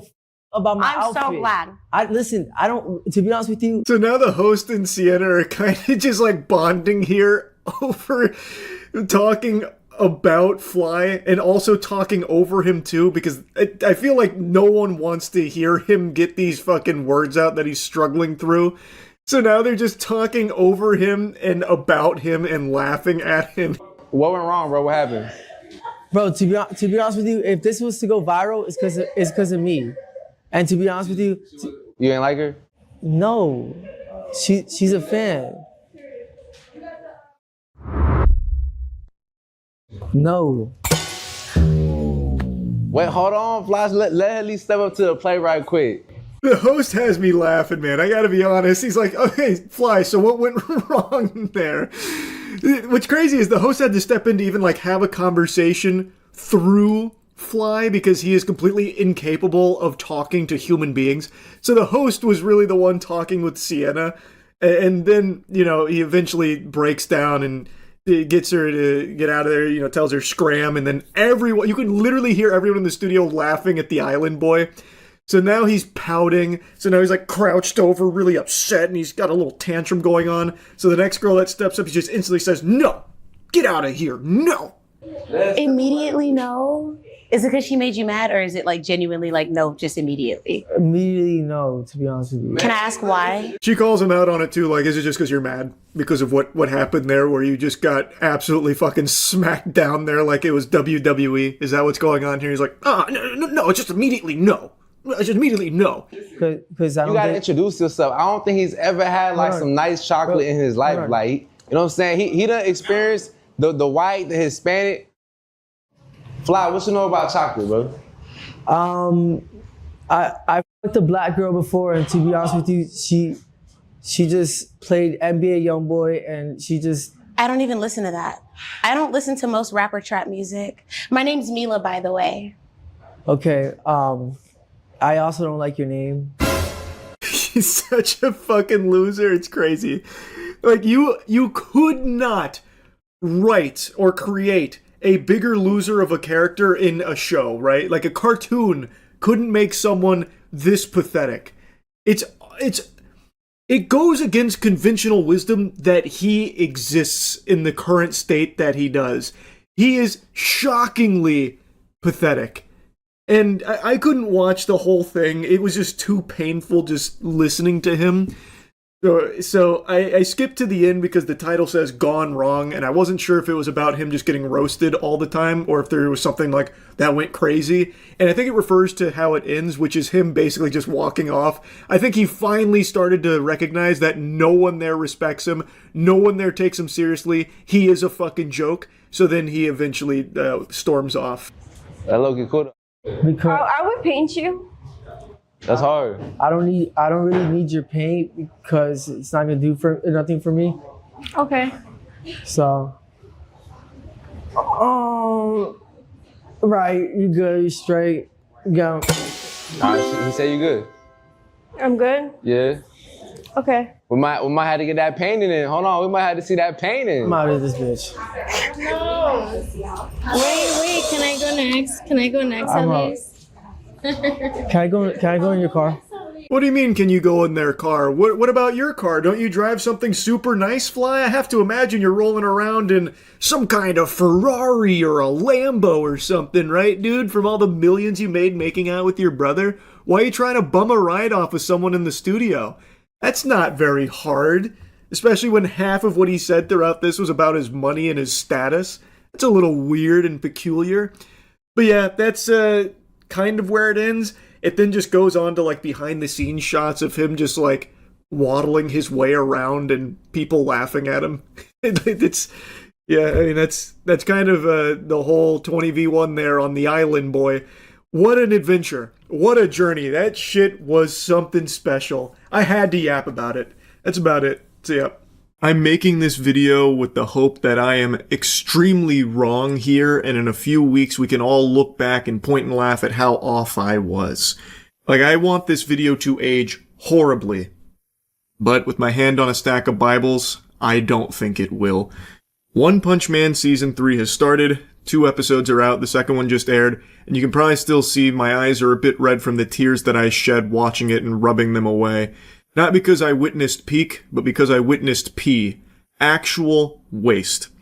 One Punch Man is one of my favorite property. I've watched it weekly since season 1, and it's one of the very few anime that actually got me interested in reading the manga. I've talked about this before, but I typically don't read manga of property that already has an anime adaptation because I'd rather not know what's coming. I'd rather it be a surprise. Even though I typically don't mind if I get spoilers or whatever, because for me it's more about the journey than the destination. But still, I prefer to be surprised when it happens, oohing and awing and kicking my little legs in my chair when there's a big plot twist or something that unfolds. But One Punch Man is just so juicy to me. I love the world. I love its whimsical, wacky characters, and it is so full of spectacle. The fights are extraordinary in a beautiful manga. And I even really like in One's webcomic the way that he portrays things in there. I love everything about One Punch Man. It is a beautiful manga that I can't help but sink my teeth into, even knowing full well it will spoil what comes up in the anime. I can't resist. And like I said, it's very uncharacteristic of me to do that. Typically the manga I read is on things that don't have real anime adaptations, like Berserk. Lord help us. It is so sad. Bit of a tangent. Berserk is an actual masterpiece of a series, which I'm sure all of you have heard before. People gushing grannies over Berserk for a good reason. It is a sin that it doesn't get a true, real anime adaptation past what they already did in the 90s. What happened in 2016, which we don't need to reopen old wounds there, but I don't want to get too lost in the sauce. Point is, I don't typically read manga for things that have an anime. One Punch Man is the exception because I absolutely love the characters and the world there. Anyway though, One Punch Man Season 1 I think is one of the best seasons of anime ever produced. And throughout streams people will often ask, I've never checked out anime, what should I start with? And like clockwork, I will always recommend One Punch Man Season 1 as an entry point to the medium. I think it is just so well done. From its pacing to its beautiful, breathtaking animation, unbelievable animation, the fights are incredible, but also just the character work is executed so well in Season 1. It is extremely good. It is extraordinary. And Season 2 rolled around, and it was a bit of a wet fart. That one was very disappointing to me, and I know a lot of people don't like my take on it, but I mean, it's how I feel about it. I think it is just such a huge step down, not only in the obvious decline in animation quality, it's a different studio, it's JC staff that took it over, which doesn't typically do something like One Punch Man, and they did not a great job. Season 2 did not have the greatest animation. It was no longer fluid. It had some really wonky CG in there, and it just wasn't as great as Season 1. It still had its moments because the characters are just so well done, like from the source material, it's hard to fuck that up, but man did they try. It was still a fine season, but just such a huge step back. So when it was announced that Season 3 of One Punch Man was once again going to be that same studio, I was immediately sad, but I tried to remain optimistic that maybe this time, given more time to cook, they could deliver something better. And now that we're 2 episodes in, they're delivering something even worse. It is actually even worse. Season 2 got dubbed by the fans One Frame Man because there's so little animation. A lot of the times you're watching still images, basically just manga panels and a PowerPoint. Season 3 is even worse so far. I shit you not, in the latest episode, episode 2, there is 2 separate scenes where it is a still image with the slowest panning camera imaginable. I actually thought my TV froze. And it goes on for like 20 seconds. Like it lingers for 20 seconds on just a still frame and some like narrator dialogue. And it's just inexcusable. How can something as good as the One Punch Man property get this treatment? It's incomprehensible to me. It's just insulting, especially considering some of like the most slop trash manga is getting beautiful anime adaptations. Like these actual nothing burger properties you've never heard of that are just actual garbage, bottom of the barrel slop. Like last winter, the Wizard Lord transmogrified me into a paperclip and whisked me away to Vampireville, where all of these vampire babes shoved me up their ass and tasked me with defeating the Demon Lord. And it's like, who even knows what that is? And then the anime rolls out and it's breathtaking. Like, why does that kind of garbage get that kind of passionate studio treatment, but something like One Punch Man, beloved, gets JC staff spitting in our face? I don't understand it. Now, I want to mention, I don't think they're doing it on purpose. I just don't think this is the kind of studio that can do One Punch Man justice. They already proved they couldn't with Season 2, yet they're hopping back on the saddle again with Season 3 just to prove people even more right that they just can't do it. So why did they even get this work again? It doesn't make sense. These 2 episodes have been abominable. Like, they are not good. Even outside of the obvious lack of animation, if you watch Season 3 of One Punch Man, you've probably noticed that there's pretty much no movement happening in this show. To call it an animation is being really loosey-goosey with the term. You're looking at pictures mainly, with dialogue. You're not really seeing anything move. Now, in the last episode here, at the very end, it's gearing up for a fight. And there is a little bit of movement at the very end there. Which is why I'm making this video now, because I believe that in the next episode it's going to follow the Season 2 formula where that fight is mainly going to be impact frames and camera pan, but not actual action or animation. But I'm really, really praying, fingers crossed, I am wrong with that. In this episode, I shit you not, there is even a scene where Garo, when he's going down a hill to break up these bullies from picking on this kid, they didn't bother to animate anything there. So to have him go down the hill, they took Garo, that still image of Garo, and just moved it down. Literally panned him down with no animation at all. It is so janky. It is so gross looking. Now, I've read a lot of conflicting things about why this is in the state that it is. Apparently, like, there was a bunch of back and forth on who was going to get Season 3, and it ultimately ended up in the hands of JC staff, but it took like a prolonged period of time, so they didn't have a lot of time to get in the laboratory and work on something of high quality here, so this is what they shat out. I don't really think that's an excuse, to be honest. Like, something needs to change in that case where scheduling is better, or like extend the deadline instead of just like pump out whatever just to, you know, slap it on screen and ship it when it's clearly not in a state for that. This looks so undercooked. It is just half-baked. And to be honest, at this point, I'm not even sure if my anger is misplaced on JC staff or if it really is just like Bandai refusing to invest real money behind this project because maybe they're just so content with mediocrity. They know this IP is so popular, people will watch it no matter what. So what's the point in delivering something special? Like, I think that's equally possible as well. Like, maybe they're more to blame than JC staff. Like, maybe they just weren't given enough time or enough resources to make something good. I'm not really sure, but it is just tragic. And I don't think Season 3 is going to get better. I actually think it's only going to get worse with the fights based on these first 2 episodes. But again, I'm making this video hoping that I'm wrong, and it could be something that we look back on and be like, wow, Charlie's no Baba Vanga here. Look at this prediction being super fucking wrong. Well, in that case, it'd make me exactly like Baba Vanga, to be honest. But point is, I'm hoping that all of this is just water under the bridge over the next few weeks as Season 3 of One Punch Man continues, and maybe it gets incredible and it just goes ballistic. Maybe they just wanted the first 2 episodes to look like shit as part of a, you know, galaxy brain plot to make people think it's going to be a bad season, but really it's going to be the best season. It's hard copium from me here, but whatever. What happened to the show I love, man? To see where One Punch Man Season 1 was to where this is now, a decade later. It's been a decade, by the way, and this is only the 3rd season, and it looks this bad. It's just infuriating. It really is. Anyway, though, can't wait for episode 3 here of One Punch Man Season 3. Maybe that's the one where it's gonna really get it together. That's when it all comes together. Anyway, just wanted to yap about this. That's it. See ya. Nina Lynn has quickly become one of my least favorite streamers, which is an impressive accolade considering how few streams I watch these days. She really speedran this.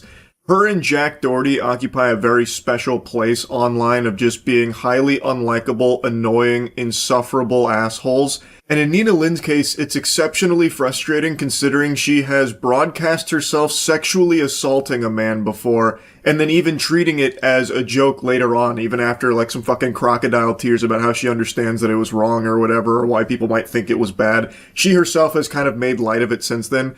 So, sexual assault superstar Nina Lynn has continued to stream even after broadcasting that crime, and her content's only really elevated since then. She's broadcast more crimes, and today she's been banned for her third time in 6 weeks. You couldn't hit me in the head with a sledgehammer enough times to make me delusional enough to believe that Twitch is permanently banning her.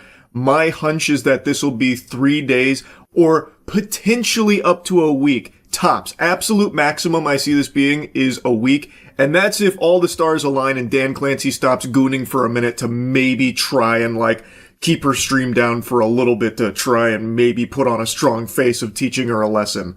But it won't be permanent. I think Twitch has made it very clear they don't actually take sexual assault that seriously when it's a woman doing it to a man. That is kind of the impression that a lot of people walk away from now, considering what Nina Lynn has done. She is the sexual assault superstar and has now quickly become the face of degeneracy on Twitch, and they don't seem to mind. So, I want to show you a few clips since the sexual assault, which I already made a video going over, that are showcasing some of the lowlights that she proudly broadcasts on Twitch. We'll go ahead and start with the obvious. This is what people think is the reason behind her ban, where she stole items from Target on stream, and then when people in chat were speculating whether or not she actually stole them, she made sure to confirm that she indeed did steal those Target items, and in fact has stolen many more that you guys don't know about, which she openly just admits to and says, get fucked. Oh, no, he's wildin'. I'm telling you, bro, even if it was the stakes, bro, yo, bro, ain't nobody missing no fucking money, bitch. Calm the fuck down. No Target is not losing no type of fucking money from some stakes, bitch. Right? Ass fucking bum ass steaks. I don't give a shit. Man, if I put this on Twitter too. Your mom's a bitch, you was a bitch, and happy holidays, all you hoes is bitches. A Shakespearean way with words. It is miserable listening to her struggle to throw together sentences because she is constantly in this persona where she's trying to portray a character that's like so tough and no nonsense, bitch that, fuck that, and that's all she ever says. So everything that leaves her mouth has to have that same like bravado to it. Oh my god, it's so cringe. She's so desperate to appear tough and uncaring, unfiltered. Yeah, she'll get a little crude, but that's Nina Lynn's brand, baby. She tells it like it is. That's sexual assault superstar Nina Lynn right there in all her glory. Go ahead, put that on Twitter. I bet you won't. I bet you won't. Just put that on Twitter. I bet you won't. Yeah. No. I don't give a fuck. I don't give a fuck, bitch. I don't give a fuck. Happy holidays, whores. Yo, like, I don't give a shit. Oh, hold on. Oh, matter of fact, you want to make a news? I got these from Target too, guys. Look, I got these from Target too. Guess how much I paid? $3.99. Get mad, bitch. Good one, Nina. A real slam dunk. Also, nothing says not giving a fuck quite like feeling the need to remind people of it constantly. The amount of times she has to reiterate she doesn't give a fuck kind of makes me think she does actually care. That just doesn't really seem like the behavior of someone that really doesn't, if she is just constantly having to say that. So we call on Monday. Oh, ma'am. Damn. So, and the language that you're using in front of a 13-year-old, I don't appreciate either. This is a public space. I'm gonna let you know that right now, man. This is a public space, you know, so. Well, and we wait our turn like grown-ups. No, 100%. And I'm just letting you know that, you know, sometimes you can also ask, hey, would you like to please use normal language in front of my daughter? That would have been great, too. I think in a public space, we kind of have an understanding. I mean, I'm not gonna lie, that wall is fucking Well, I appreciate you cleaning it up now. Oh, of course. Like, I just don't do this issue. No, not everything has to be This is like... This is like the most Karen argument. I cannot. I don't know, I just don't really think it's a big Karen moment here, to be honest with you, Nina. She was pretty polite in asking you to just maybe pump the brakes on those sentence enhancers you like to toss around loosey-goosey, considering her daughter is right there and is a child. Also, you're in a fucking nail salon where people are supposed to be going to relax, and instead now you're in there filming and being just like a giant annoying pest. I think it's pretty reasonable to just ask you to maybe have a little bit of class there. But I don't know, maybe I'm on the crack pipe. This is Nina's world and we're all just props in it, obviously. You know what? I already see the error of my ways here. Who are we to question sexual assault superstar Nina Lynn on how she conducts herself and her behavior? I appreciate the apology. Great. Oh shit. 1, 2. Sir, do not be recording. I'm saying that it's just me. It's just me. Okay, we got no one else on that. We can't do that either. Yeah. 1, 2. We have to. Yeah. Right, we have to do that. Yeah, right. Fuck. Bitch. Shit. I don't know what's more pathetic in this clip, her or the guy she points to pretending to laugh really hard at this so that way he can get a crumb of attention from Nina Lynn. Both are really bad, but I think Nina Lynn's probably still more of a sad specimen. Very good one again, Nina. Her comedy stylings are top tier. Did you see the way she said fuck, bitch, and shit there? Because, and the joke, just to explain the joke, it's a bit of a thinking man's joke. That mother asked her to not do that around children. And even the employee here of the business asked her not to film them. And Nina Lynn pretends they weren't filming them. Even though I saw the employees, I saw everyone that wasn't Nina Lynn too. She was filming everybody else as well. Despite what she lied to them saying that it's just her. It's not. It wasn't. But don't worry, according to Nina Lynn, this business is actually her playground. It's a public space, according to Nina Lynn. She can do whatever the fuck she wants in here, baby. Work around here, and like y'all are affecting my life. Like, No, Dad, what's your affecting? What is my issue? Yo, what's your problem? That y'all are coming Dad, in what's your here problem? and you're causing And who are you? so And who are many you? And who are you? Do you own this one? Do you own this one? Do I now? No. Oh man, you actually got to see it in real time there. The moths to the flame.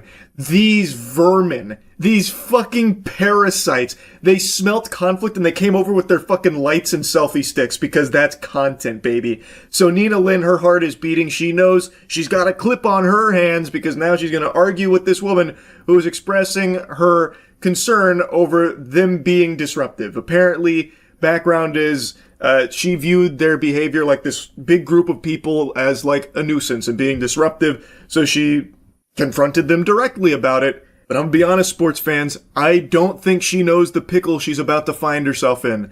She has now just started an unskippable cutscene with the sexual assault superstar Nina Lynn, and it's about to get messy. So what's your issue? No, what's your issue? Dad? What's my issue? Because you pressing me for no reason. You pressing me for no reason. What's your problem? Are you good, bro? Are you dead ass good? Yeah. Hey, on fucking camera. What's up? I'm surrounded You're by weird as 20 fuck. of you. You're weird as fuck. She's like you victim. Look at her. You act like a victim? Is that what you want to do? And Watching Nina and her posse handle anything is just, it's worse than nails on a chalkboard. It is hard to sit still because it is just so unbelievably annoying. So now they're like surrounding this woman here and all talking at once, and Nina's like threatening, "Do you want the smoke?" Like, oh my god. No, you're not. I'll tell you one thing. I smack the shit out of you, bitch. What happened? Is that y'all come For real. Weird ass bitch. She's a weird ass. Hold on, bro. Go on. And I used to work too, bitch. So what's up? So what's up? And if there's any justice in the world, Nina, those days will be upon us again with you getting another job that's not streaming. Maybe I'm wrong and this is a permanent ban. That would be a joyous celebration. But anyway, you can see in the comfort of her huge group here, she feels very confident to threaten to smack the shit out of this woman, all because she dared say like she didn't appreciate this huge group filming and what they were doing there. And to Nina, those are fighting words. So she even breaks free like a dog off its leash in order to get right back up in her face angry. And then it continues for like another minute or so with just Nina steaming, angry, upset because this woman dared say like, hey, you being this loud and obnoxious is affecting me and like the business here, which I think is a pretty reasonable take based on everything I've seen here, especially with the way the group handles it, where they all come over, fucking cameras in face, lights in face, just constantly insulting her and everything, trying to make her like the joke to the stream for Nina's content. It's so fucking unbearably cringe. I really hope she stays banned. I just know that's not going to happen. Would love to be proven wrong though, to which I guess we'll see. I'm sure if she's unbanned, she will continue to go back to committing crimes on streams. She loves to do that, it seems, and Twitch loves to turn the other cheek to it and pretend it's not happening. Anyway, I guess that's kind of all I wanted to talk about with this, so that's really about it. So yeah. Goodness gracious, this whole fake Jim Carrey body double replacement thing is really gone kind of bonkers, huh? So, Jim Carrey recently accepted an award, a very big, prestigious award in France, and while giving an interview, people were quick to notice that his appearance looked very different. Specifically, his face just seemed very off compared to how it had always looked. And instead of going with the obvious sane explanation of bad Botox and cosmetic work and plastic surgery like everyone in Hollywood seems to do, and there are some botched surgeries that celebrities get that make them look like fucking facial animations from 007 GoldenEye on the N64. Instead of using like the logical explanation, people ran with something a little more extreme, that he had been replaced. They had fucking killed him. The deep state took him out back behind the barn and put him down because he was outspoken about like the establishment and stuff and how like evil and rotten Hollywood is, and he's talked about it quite a bit. So they thought, maybe they came in there and fucking Dr. Robotnik took care of him and now impersonates him here. So they went with this like body double theory, and then a makeup artist named Alexis Stone poured gasoline on that fire, making a bold claim that this was actually a stunt from Alexis Stone. That wasn't Jim Carrey, it was Alexis Stone in a mask. It was a big, pulling the wool over everyone's eyes moment, and then even posted a picture of the mask that was supposed to be the irrefutable proof in the pudding, except this mask isn't real. It's an AI-generated image. It's fucking clearly AI. But it didn't matter. That was enough for people to start taking the victory lap. We knew it! It wasn't Jim Carrey all along. Now we can only pray that he's safe. And we can only, with our fingers crossed and a banana squeezed deep between our butt cheeks, hope that Jim Carrey hasn't had his throat slit. It's like, I guess, I don't know why you would be so willing to just accept what I believe is pretty obviously an AI-generated picture of the mask. And also, if this really was an Alexis Stone stunt, it would be easily provable by having footage behind the scenes or pictures behind the scenes, but instead the only proof was 2 photos of Jim Carrey at the event and then this AI mask. And people were like, I knew it. Can't argue with the facts right there. Watertight. And then it also came out today. It's been confirmed by both Jim Carrey's rep and the organizer here, like the head of it, confirming that that was actually Jim Carrey. He was even there with like his daughter, his family, like it really was Jim Carrey. So the truth of the matter was, he just got bad plastic surgery done. He's had some bad Botox injected there, like countless other Hollywood celebrities. It's not uncommon or unusual. This shit happens all the time. I can't wrap my head around why this one was so big. I guess because it is so like uncanny, and Jim Carrey has been like outspoken about like Hollywood norms and stuff. I guess it is odd that he of all people would have work done like that, especially like very noticeable work. That is peculiar, but it is something that happens in Hollywood all the time. And it sucks, but it is what it is. And the links people ran with it in like the most wacky ways were mind-boggling. I saw a viral post about a picture of Jim Carrey from 2006 versus Jim Carrey in 2026 saying, "What happened? This can't be the same guy."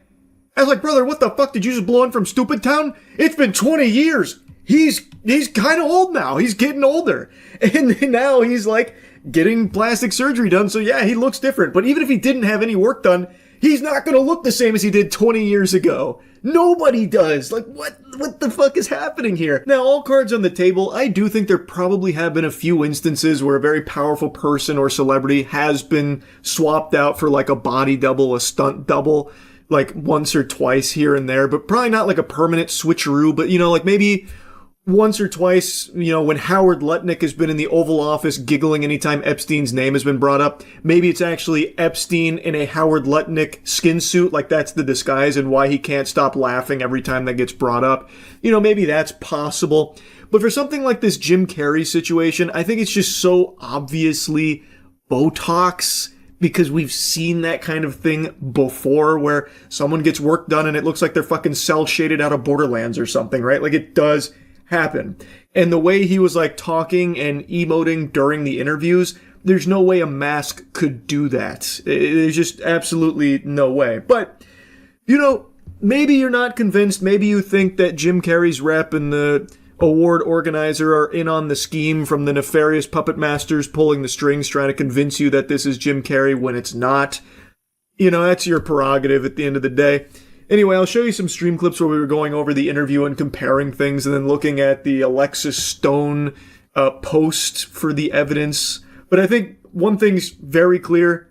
Alexis Stone was just trying to suckle clout from this whole thing, from the virality of all of it.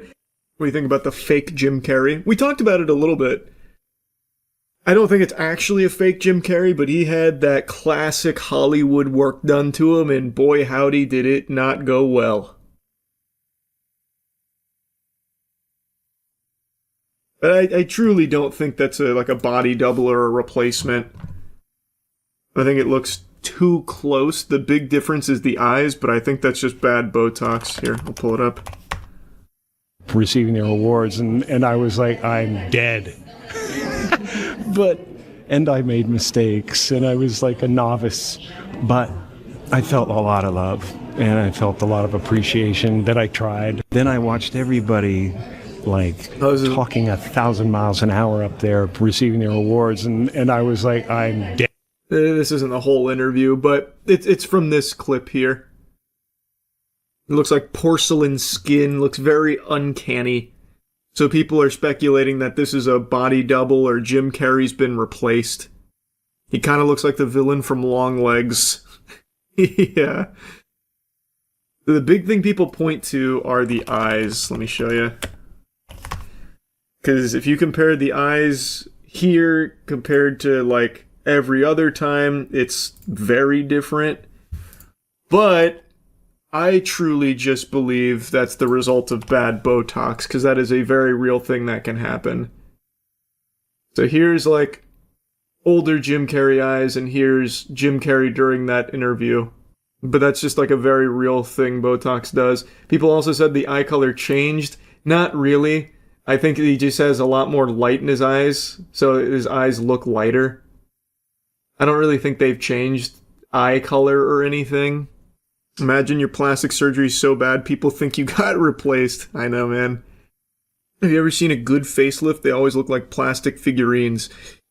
That's because you only can notice the bad ones. So many celebrities have had plastic surgery and you just don't know it.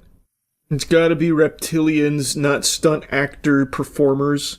But always be reptilians, I suppose. That is always a feasible explanation. Look at Alexis Stone Instagram. They did a Jim Carrey mask that wasn't Jim himself. I don't believe that for a second. That sounds more like an easy marketing stunt. Let me see. Who is it? Alexis Stone? I mean, what is this the evidence? Alexis Stone is Jim Carrey in Paris. And then it's just 2 photos at the Paris premiere with no behind the scenes or anything of the mask. If it's a mask, it should be super easy to show that, right? Yeah, there's nothing. There's no further info on it. It's just these 2 pictures from Alexis Stone. I can do that too. I can say I went to the premiere as Jim Carrey and just post this on my Instagram as well. It'd be really easy for Alexis Stone to show that this is not Jim Carrey and it's actually a mask. Good Boy is a horror film whose concept I find to be really interesting. It's a horror film from the perspective of a dog. Not a POV, it's not Cloverfield from the eyes of a dog like that episode of Rugrats with Spike. It is a horror film where the dog is the main character and you follow all of what happens and unfolds from that character. And I just saw it. It's really good. I'm happy to say that it is a very solid film that I think utilized its concept really well. It's a gimmick that doesn't fall flat. It actually just feels like it elevates a very tense haunting. Now, admittedly, the story isn't the most, innovative piece when it comes to its narrative. It's not trying to reinvent the condom or anything. While it seems like it's just a pretty standard haunted house movie, it does have its own spin on it that changes. I've been getting into spoilers for so many of these things, but for this one I'm going to avoid it. It does do something a little different with the concept and caters it more to a deeper meaning, especially to a dog. I'm finding it hard to get the right words across without just spoiling it, but most of what you're going to see are things that you've seen in other horror films when it comes to like its scares or like its tension building, but there is a deeper meaning to it, albeit I don't think it's one that really is a game changer for a horror narrative or anything, but it's not like I'm disappointed by that. You get your jump scares, then your music cuts out, it's silent, then nothing. You get all of that, the same formula there, but using the dog as the main character and having that perspective does make it feel fresher. Like, it does breathe a little more life into it. And the way the movie is shot, I think, is extraordinary. I really like the cinematography here. I think they have some very creative shots that help elevate things that otherwise would be pretty stale in other movies. So, since you follow the dog, you never really see, the full face of his owner, Todd. And Todd is sick. Todd is very ill, and he moves back to the old family home where multiple generations of their family have died at a young age. And his sister really doesn't like that, so she's trying to convince him not to and tries to talk to him pretty often to get him out of there. He refuses. And he takes his dog, Indy, to this house to live with him, their new home together. The house is haunted, and there's a lot of spooky noises going on, and some kind of weird monster creature that shows up occasionally before disappearing and stuff, and it's trying to, get Indy and get Todd. And this entire time, you spend the whole movie following Indy. And since you're following Indy, you never really see, a full picture of things that includes Todd. So you never really even see his face. You get these silhouetted outlines of him pretty often. When he's watching TV, you'll see TV from a bigger perspective because to a dog it's much larger, and then you'll see some things out of the corner, and it's really cool. I love the way some of the shots look, and it makes it more tense. And I think the choice to follow the dog makes you naturally more emotionally invested, especially if you're already a dog fan. If you already have some pets of your own, you're going to feel, I think, a lot more emotional in certain scenes where the dog conveys so much. It really does seem fear and being frightened and analyzing the unknown. What does it all mean? And not fully understanding what's going on, with Todd and wanting to be there for Todd because he's so loyal to Todd. I think the dog actor Indy did an amazing job. And interestingly enough, at the end of the film, the director, Ben, is talking about how they made this. And Indy is not a trained dog actor. It's just Ben's dog. So him and his wife and his dog, over the course of 3 years, filmed this movie in 1 to 3 hour chunks. Shoot days. They filmed for an hour to 3 hours, depending on, how cooperative Indy wanted to be over the course of 3 years. And I think the results are extraordinary. I think that all that time they put into this, all that passion is very clear on the big screen. It was a joy to watch. And I think they really did a great job with Indy. And I think the fact that Indy is not some kind of like, Air Bud prodigy or something, like a protege to the Air Bud lineage or something, really helps. Because it does just feel like a guy's dog who is now experiencing all this paranormal shit around it while seeing its best friend struggling and going through so much. It just makes it feel much more real and a lot more sad in certain aspects, again, without trying to get into too many spoilers. I just think it really is a good movie. Though I think some people will probably find it boring. Because it's not a film that is like, fast-paced, nuts to butts, scares out the wazoo or anything, trying to have you on the edge of your seat throwing popcorn in the air. Like, it is a slow burn. And for me, I really liked that. It's not a long movie. In fact, it's a very short movie. But that's not to say that it doesn't deliver a full experience. I was very satisfied with this, but I do think there will be people that come out of it just thinking that it was all just a one-trick pony, relying on the gimmick of the dog perspective to sell an otherwise bland horror movie. I think there will be people with that take. I'm just not one of them. I think it did something different, and it tried something new, and I think it did it well. Would I have liked to see a little bit more in terms of horror? Sure. But I think what's here is executed well, and I think their spin on it is something that will resonate with people that bother to pay enough attention to it, especially if you are a pet owner. I won't yap about it too long, but I will also mention that I found it extremely cute that they did the behind the scenes at the end of the movie to show you how they got Indy to do certain scenes. And I just thought it was so cute. It's no easy feat being able to have a dog perform in a movie like this. And they didn't try and force it or anything. They just did these short work days over the course of 3 years. This is a longer development time than a lot of Marvel projects get. And so I really appreciate that dedication to it and just wanting to build something special. And as the director mentions, this was like a family project for them. And I think they did a great job. I also couldn't help but get some Courage the Cowardly Dog vibes for certain scenes, especially when it came to how they lighted certain elements of it. Like scenes where Indy would be roaming around the house and there'd be this strong moonlight illuminating some very, specific piece of furniture as darkness creeps up on it. I did get some Courage vibes. Maybe I'm just, picking up on something that wasn't there. Courage the Cowardly Dog is one of my favorite shows ever made, and clearly the concept here of a horror movie from the perspective of a dog kind of fits in line with, Courage the Cowardly Dog and that, but I don't know, it really did seem like there were moments where there was definitely some influence there, which I appreciated.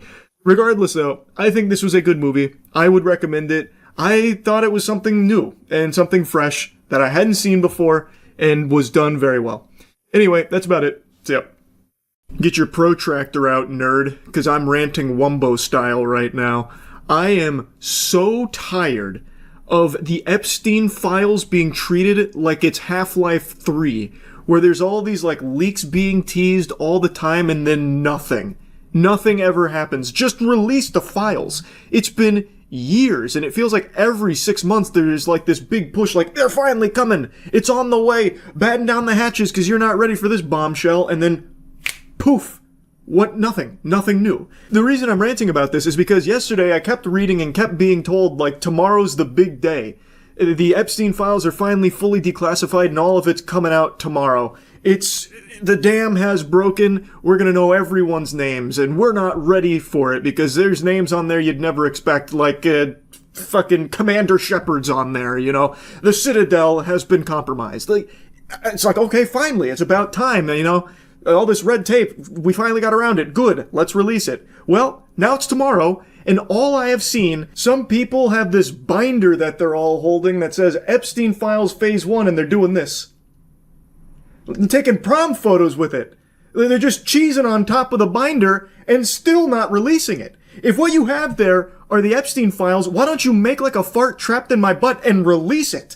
Instead, they're just taking like these photo ops, like they're just looking for Instagram updates. Like, what the fuck? It's starting to just feel completely performative. It's feeling like it's just banished to the shadow realm forever. Because I have seen this as a talking point for a while now when people are looking for like approval on things or trying to get into a position of power. I've seen this as a big talking point, like, hey, if you choose me, when I get in there, come hell or high water, I don't care whose feelings get hurt, I'm releasing the Epstein files. I'm gonna go in there, I'm gonna take a power stance, lat spread, and teabag this shit, going right into the department, marching in there, slapping the files out of their hand, and I'm putting it in the American public's hands. Take my word for it.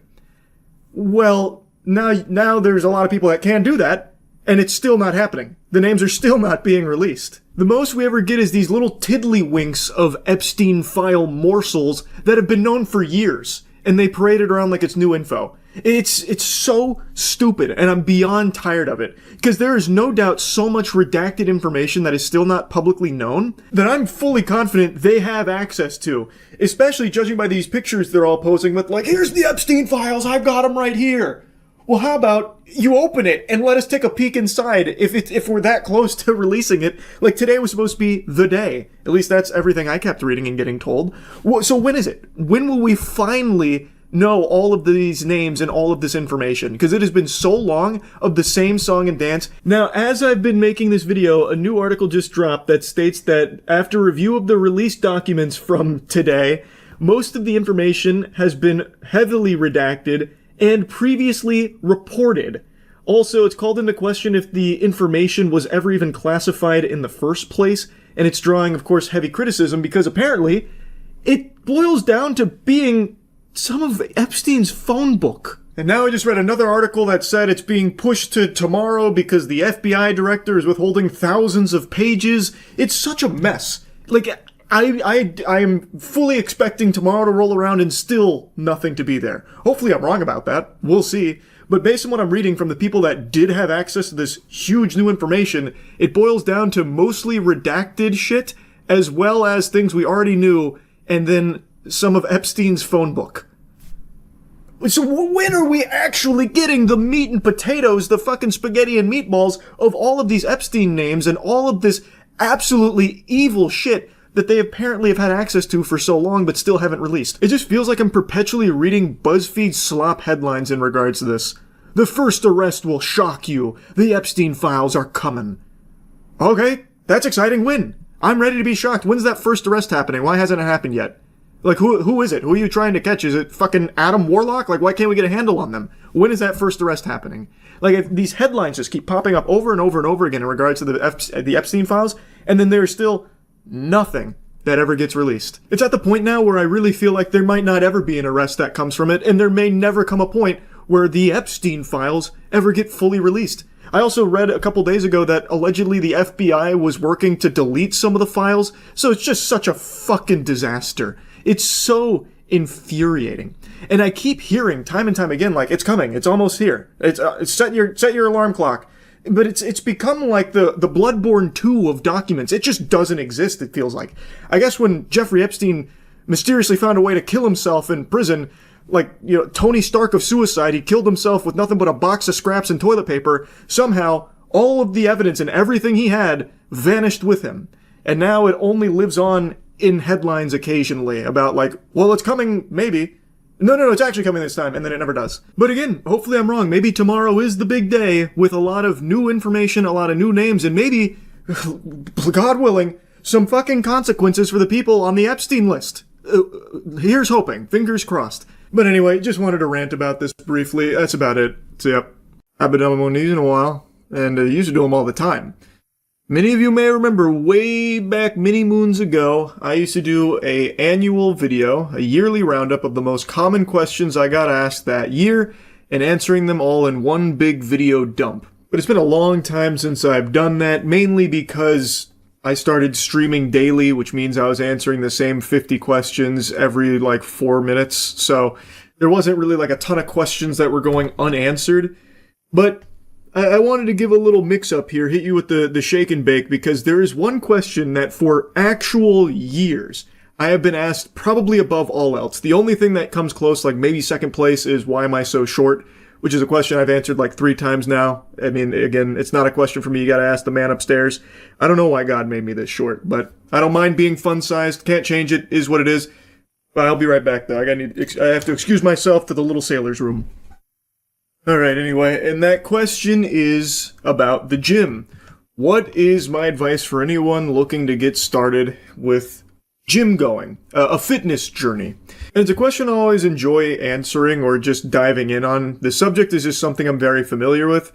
Maybe you know, maybe you don't, maybe go fuck yourself, but a little bit of lore on, my academic career. When I first went into college, I had a digital arts major. I wanted a career in animation. But it became painfully clear for the 2 years I spent in this major that there is no one worse in that field than myself. I have to be the least talented organism on the planet when it comes to art and animation. When zookeepers give paintbrushes to elephants and they fucking doodle on a canvas, that demonstrates a higher level of artistic prowess than what I was able to produce in 2 years with that major. So going into my junior year of college, I switched to a human sciences degree with a concentration on exercise physiology. And even though I don't use it these days, I of course still am very active in the gym. I know a lot of people like when I do the old sleeper build showcase type shit. It is something that I've always been very passionate about, and as such, I get questions about fitness and gym all the time, like where to start, because that is the hardest part of this whole journey. So I wanted to make this whole video dedicated to that topic on how to get started with working out. I always really enjoy seeing that so many people are really taking their health more seriously. It's always been like the number one thing I recommend to people that are struggling with self-esteem or maybe finding themselves in a bit of a rough spot mentally.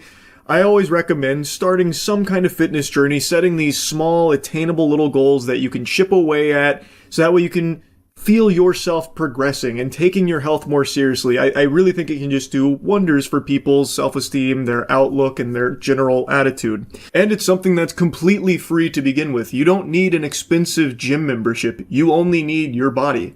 I'm a big proponent of calisthenics. The bulk of my training these days has been heavy weights, but I always integrate calisthenics into my workouts because I think they are just great for functional strength, and especially if you are just starting, it is great for beginners because there's so many progressions. So like push-ups, for example. If you can't do a full push-up, you can do knee push-ups. Pretty much every calisthenic movement has progressions for it. But by far, the most important thing when it comes to working out and taking your health more seriously, and one that everyone always mentions, how do you stick with it? How do you stay motivated? I believe it's routine. It's not easy to start for a lot of people. It's very hard to stay motivated. It's hard. It is difficult. But if you can just grit your teeth and bear it for like a week of sticking to a schedule, it starts to become easier. It starts to become routine. It becomes more comfortable. And then over time, maybe you start to enjoy it. Maybe you and your friends want to start working out together. You go to the gym together. Then it becomes fun. Like, it may start as something daunting that you're not looking forward to, but if you stick with it for a week or two and it starts to feel like a routine or even starts to feel fun if you're doing it with a friend or you start to find the joy in working out, then it starts to be locked in. Then it becomes far easier to stay working out, going to the gym, this kind of thing. So that's always the number one piece of advice I give to anyone looking to start a health and fitness journey is stick with it for like a week or two so it starts to feel like a routine. It becomes a normal part of your scheduling because then it's a lot easier to stick with it. Now, the next piece of advice I always give to people that are starting a health and fitness journey is you do not need to spend fucking oodles of doubloons on all of these outrageous fitness courses that are being hawked on every single social media platform out the wazoo. You don't need to do that. It's the big 2026. There is unlimited information right at your fingertips for exercise science. There are countless great resources online. There's innumerable channels on YouTube dedicated to every single possible training methodology that you could ever imagine. And when you're just beginning, you don't need to make yourself like the perfect split off rip. You don't need the perfect workout regimen to begin with. I think what's far more valuable to a beginner is having a big charcuterie board of a lot of different exercises that you have compiled from a lot of different training resources and trying them all yourself. Making sure to use good form, learning the movements, and finding which exercises you like the best. Because when you're starting a health and fitness journey, you probably want to be enjoying it. Having fun would make it a lot easier to stick with it. So finding the exercises you actually like doing in the beginning, I think, is far more helpful than immediately spending hundreds of dollars finding the most optimized workout splits for yourself.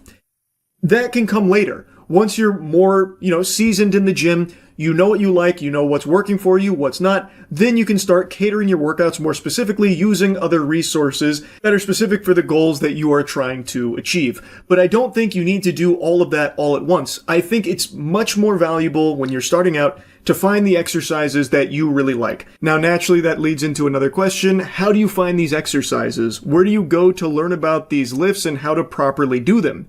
And how do you avoid the information overload if you do just type in, just workout, for example? Because if you do type in something like that, you're going to get hundreds of thousands of videos from thousands of different channels and influencers telling you a bunch of conflicting things. Like maybe this guy over here is saying you're a fucking idiot if you're doing barbell bench press. This guy over here saying, no, actually it's a gold standard to just flat barbell bench. This guy over here is preaching the gospel about, no, actually you have to dumbbell press. That's the only way to train your chest. That's the way you got to do it. And when you're just starting, it's a lot of noise. How do you figure out what's the best or who to trust? And I believe, kind of like what was said in the famous commercial, why not both? When you are just starting, I think it's valuable to experiment. So learn both of these lifts and try them for yourself. Because maybe this guy hates dumbbell press, but you end up loving it. So now that can also help you narrow down what channels you want to get your fitness information from, what resources work for you personally and what you enjoy most from your lifts. And like I said, it doesn't always have to be weight training. Maybe you fall in love with calisthenics. The point is just trying a lot of these movements and a lot of these lifts and figuring out what you enjoy most will help you stick with something. I think that's far more effective than immediately spending tons of money buying a program and, buying a bunch of supplements. Just try shit yourself first. And as you become more accustomed to working out, as you start making it more of a routine, then you can start fine-tuning it a bit more. And I think by trying a ton of things, it'll help you narrow in on what resources are teaching you these kind of things. And those can be the channels or influencers, whatever, that you follow as your trusted source for workouts, because it's what's, most enjoyable to you and what's working for you on a personal level. But as I said, the most important thing to start is trying to lock it in as a routine. And starting with somebody else is always going to make things easier. If you do this with a friend, I think that makes it infinitely more fun just off rip. So if that's an option on the table for you and a buddy to begin this kind of thing, I definitely think that's going to help both of you right away. But again, it can be done solo too. It just takes effort. It does take some time and it takes some effort. But I truly think it's worth it, which is why I always recommend it to everyone. And I always like when people ask me about it, even though I'm not the most knowledgeable guy in the world on it. Far from it. There are people far smarter than I on this subject, but hopefully this yap session has been helpful to someone out there that's been tinkering around with the idea of taking their health and fitness a little more seriously. Anyway, that's really about it. So yeah, this is just downright evil. A French streamer named Jean Parmenov, real name Raphael Gravin, has passed away in his sleep on stream after this marathon stream that he was a part of, where his friends, and I wouldn't call them friends, they are actual demons, basically just abused him, beat him, fundamentally tortured him, made him consume dangerous things, and then he went to sleep and died in his sleep. He was 46 years old, and the exact cause of death is currently being investigated. Jean Parmenov was mainly a gamer, and then over time grew a big following and started doing more IRL streams, and from what I can gather, more extreme challenges. But what happened during this marathon stream where he ultimately passed away was something that he was not a full willing participant of, as evidenced by what he would say during streams, as well as a text message he sent to his mother just days before his death. He allegedly sent this to his mom shortly before he passed. "Hey mom, how are you? I'm sick of this game. It's gone way too far. I feel like I'm being held hostage by their awful concept. I'm exhausted. I want to leave, but the other guy won't let me. He's holding me hostage." The other streamers involved here are trying to claim they had nothing to do with it, and then even posted some very heartfelt messages about his passing and how much he meant to them. But if you watch any of the footage, and I don't know what I can and can't show you here because it is actually torturing this guy, and then he eventually dies. Like, if you just watch that, it's very clear this isn't a man they respected. This is someone they treated like a human punching bag. Oh, t'écoutes? Ouais, ça va. J'ai jamais bougé. Vraiment. Vraiment. T'inquiète pas, t'inquiète pas.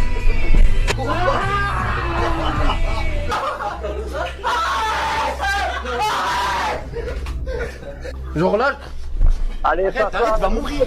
Arrête, Sarfine, arrête. Oui, oui. Arrête. Ah, il me prend, putain. Sarfine, arrête, tu vas mourir. Arrête, tu vas mourir. I've seen a few news sources showing these clips, so I'm assuming that these are okay to show.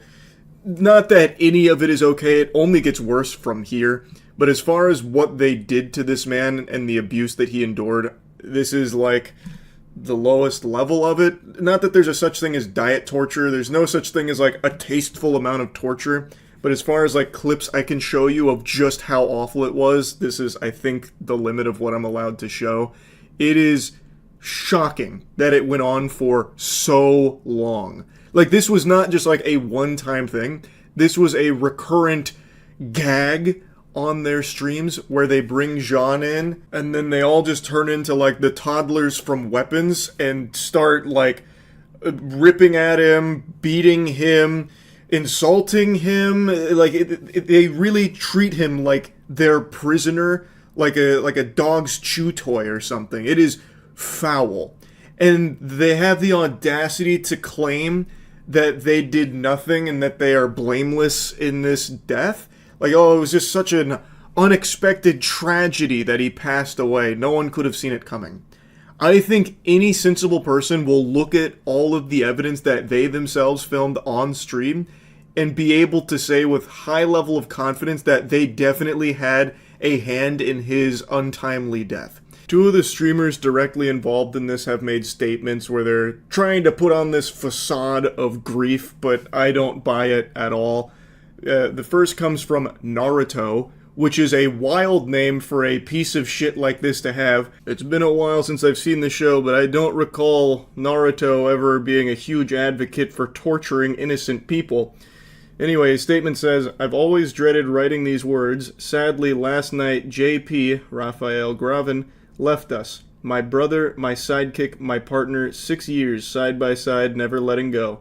I love you, my brother. We will miss you terribly. Please respect his memory and don't share the video of his final moments. For his family and for us, his second family, rest in peace." A bunch of words there, and I don't believe any of them. All of these words are once again more meaningless than mahujanize, and that's a word that I completely made up.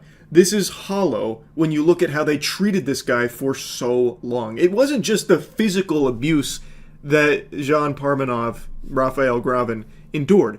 It was the mental abuse. They would all, like, from what I can tell, they were even doing their best to, like, keep him from sleeping. They were, like, strangling him as well, which, of course, is physical, too. But, like, there was significantly more than just the physical stuff they were doing to him to mistreat him and abuse him and dehumanize him. It was terrible. It was truly terrible. Like, obviously, I'm not going to show any more from the stream, but do you want to know how they went to check if he was still alive? Well, when they thought something might be a bit awry, they threw a bottle at him.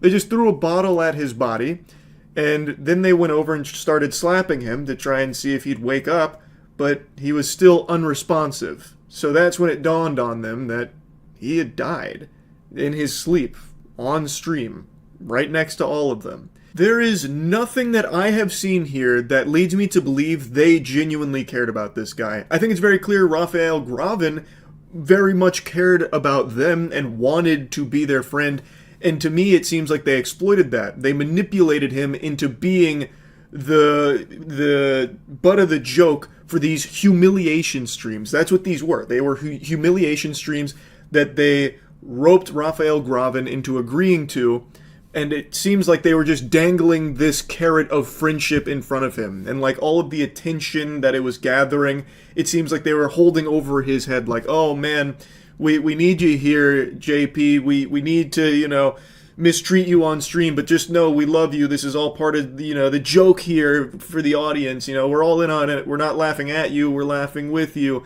That's what it seems like to me from everything I have seen here. And this has gone on for a really long time. It really seems like at no point did they actually respect JP or treat him like a friend. He was simply the catalyst for their humiliation streams. Because of him, they were able to get a lot more eyeballs and make a lot more money off humiliating and abusing this guy that they never actually really viewed as a friend. That's what it looks like to me. Now, all of this was broadcast on Kick, and it went on for a long time. Not only this 10-day marathon, but a lot of the other abuse that happened prior also broadcast on Kick, and at no point were they ever, reprimanded or shut down, according to sources. So a lot of attention is now turning towards Kick about, how they handle illegal shit like this. So our priority is to protect creators and ensure a safer environment on Kick. All co-streamers who participated in this live broadcast have been banned pending the ongoing investigation. So they didn't ban until after JP's death. Now, this kind of thing has happened on Twitch before. This isn't exclusive to just Kick. This has happened on YouTube streaming before as well. There was a streamer a while back on YouTube who literally murdered his girlfriend on stream. This is unfortunately something that has happened on other streaming platforms, and I understand that it can oftentimes be hard for a company to proactively get involved and stop something from happening before it happens, preventing a tragedy. This isn't fucking Minority Report here with Tom Cruise able to see the future or some shit. They couldn't prevent it in some of those cases, but this one's a little different because a big source of their content was mistreating JP on stream. Strangling him, beating him. That was a big piece of their content for a while, even before all of this blew up and he passed away. I feel like at some point Kick could have absolutely been alerted to that and taken action. And Kick does have a history of letting criminal activity fly unpunished for a while. There is a streamer that I have talked about numerous times who has literally fucked a prostitute on stream on Kick in front of a child on stream and still was never banned for that. And that wasn't even the first time that he fucked a prostitute on stream. But that was the first time he did that while a child was literally in the room while he had sex with that prostitute. Still, never banned. Kick has been very loosey-goosey with their enforcement of their own policies, where they will let criminal activity fly for way too long. So that is something I think they really need to get under control. Kick has been growing a lot recently, and I think if it wants to continue to grow, it needs to take shit like this far more seriously. Before something like this happens. I feel like day one of JP being abused during this 10-day marathon, Kick could have come in and just put the kibosh on it. I'm not saying that would have saved his life or anything like that. Of course, there's no way to know. But if Kick would just be a little more mindful of trying to prevent illegal activities from being broadcast on there, it'd be really helpful not only to the platform, but to people like JP, where if his friends weren't receiving such monetary incentive to keep humiliating and abusing him, if they had been banned by Kick, well, maybe they would have stopped. But when they get to do an entire 10-day marathon of a bulk of the content revolving around, fundamentally torturing this guy, well, then it seems like they've got the green light to keep doing it, and they made a lot of money doing it too. And I already know the defense that a lot of people will use here about Kick has grown a lot, so there's a lot of buns in the oven. They can't keep track of every stream every single time.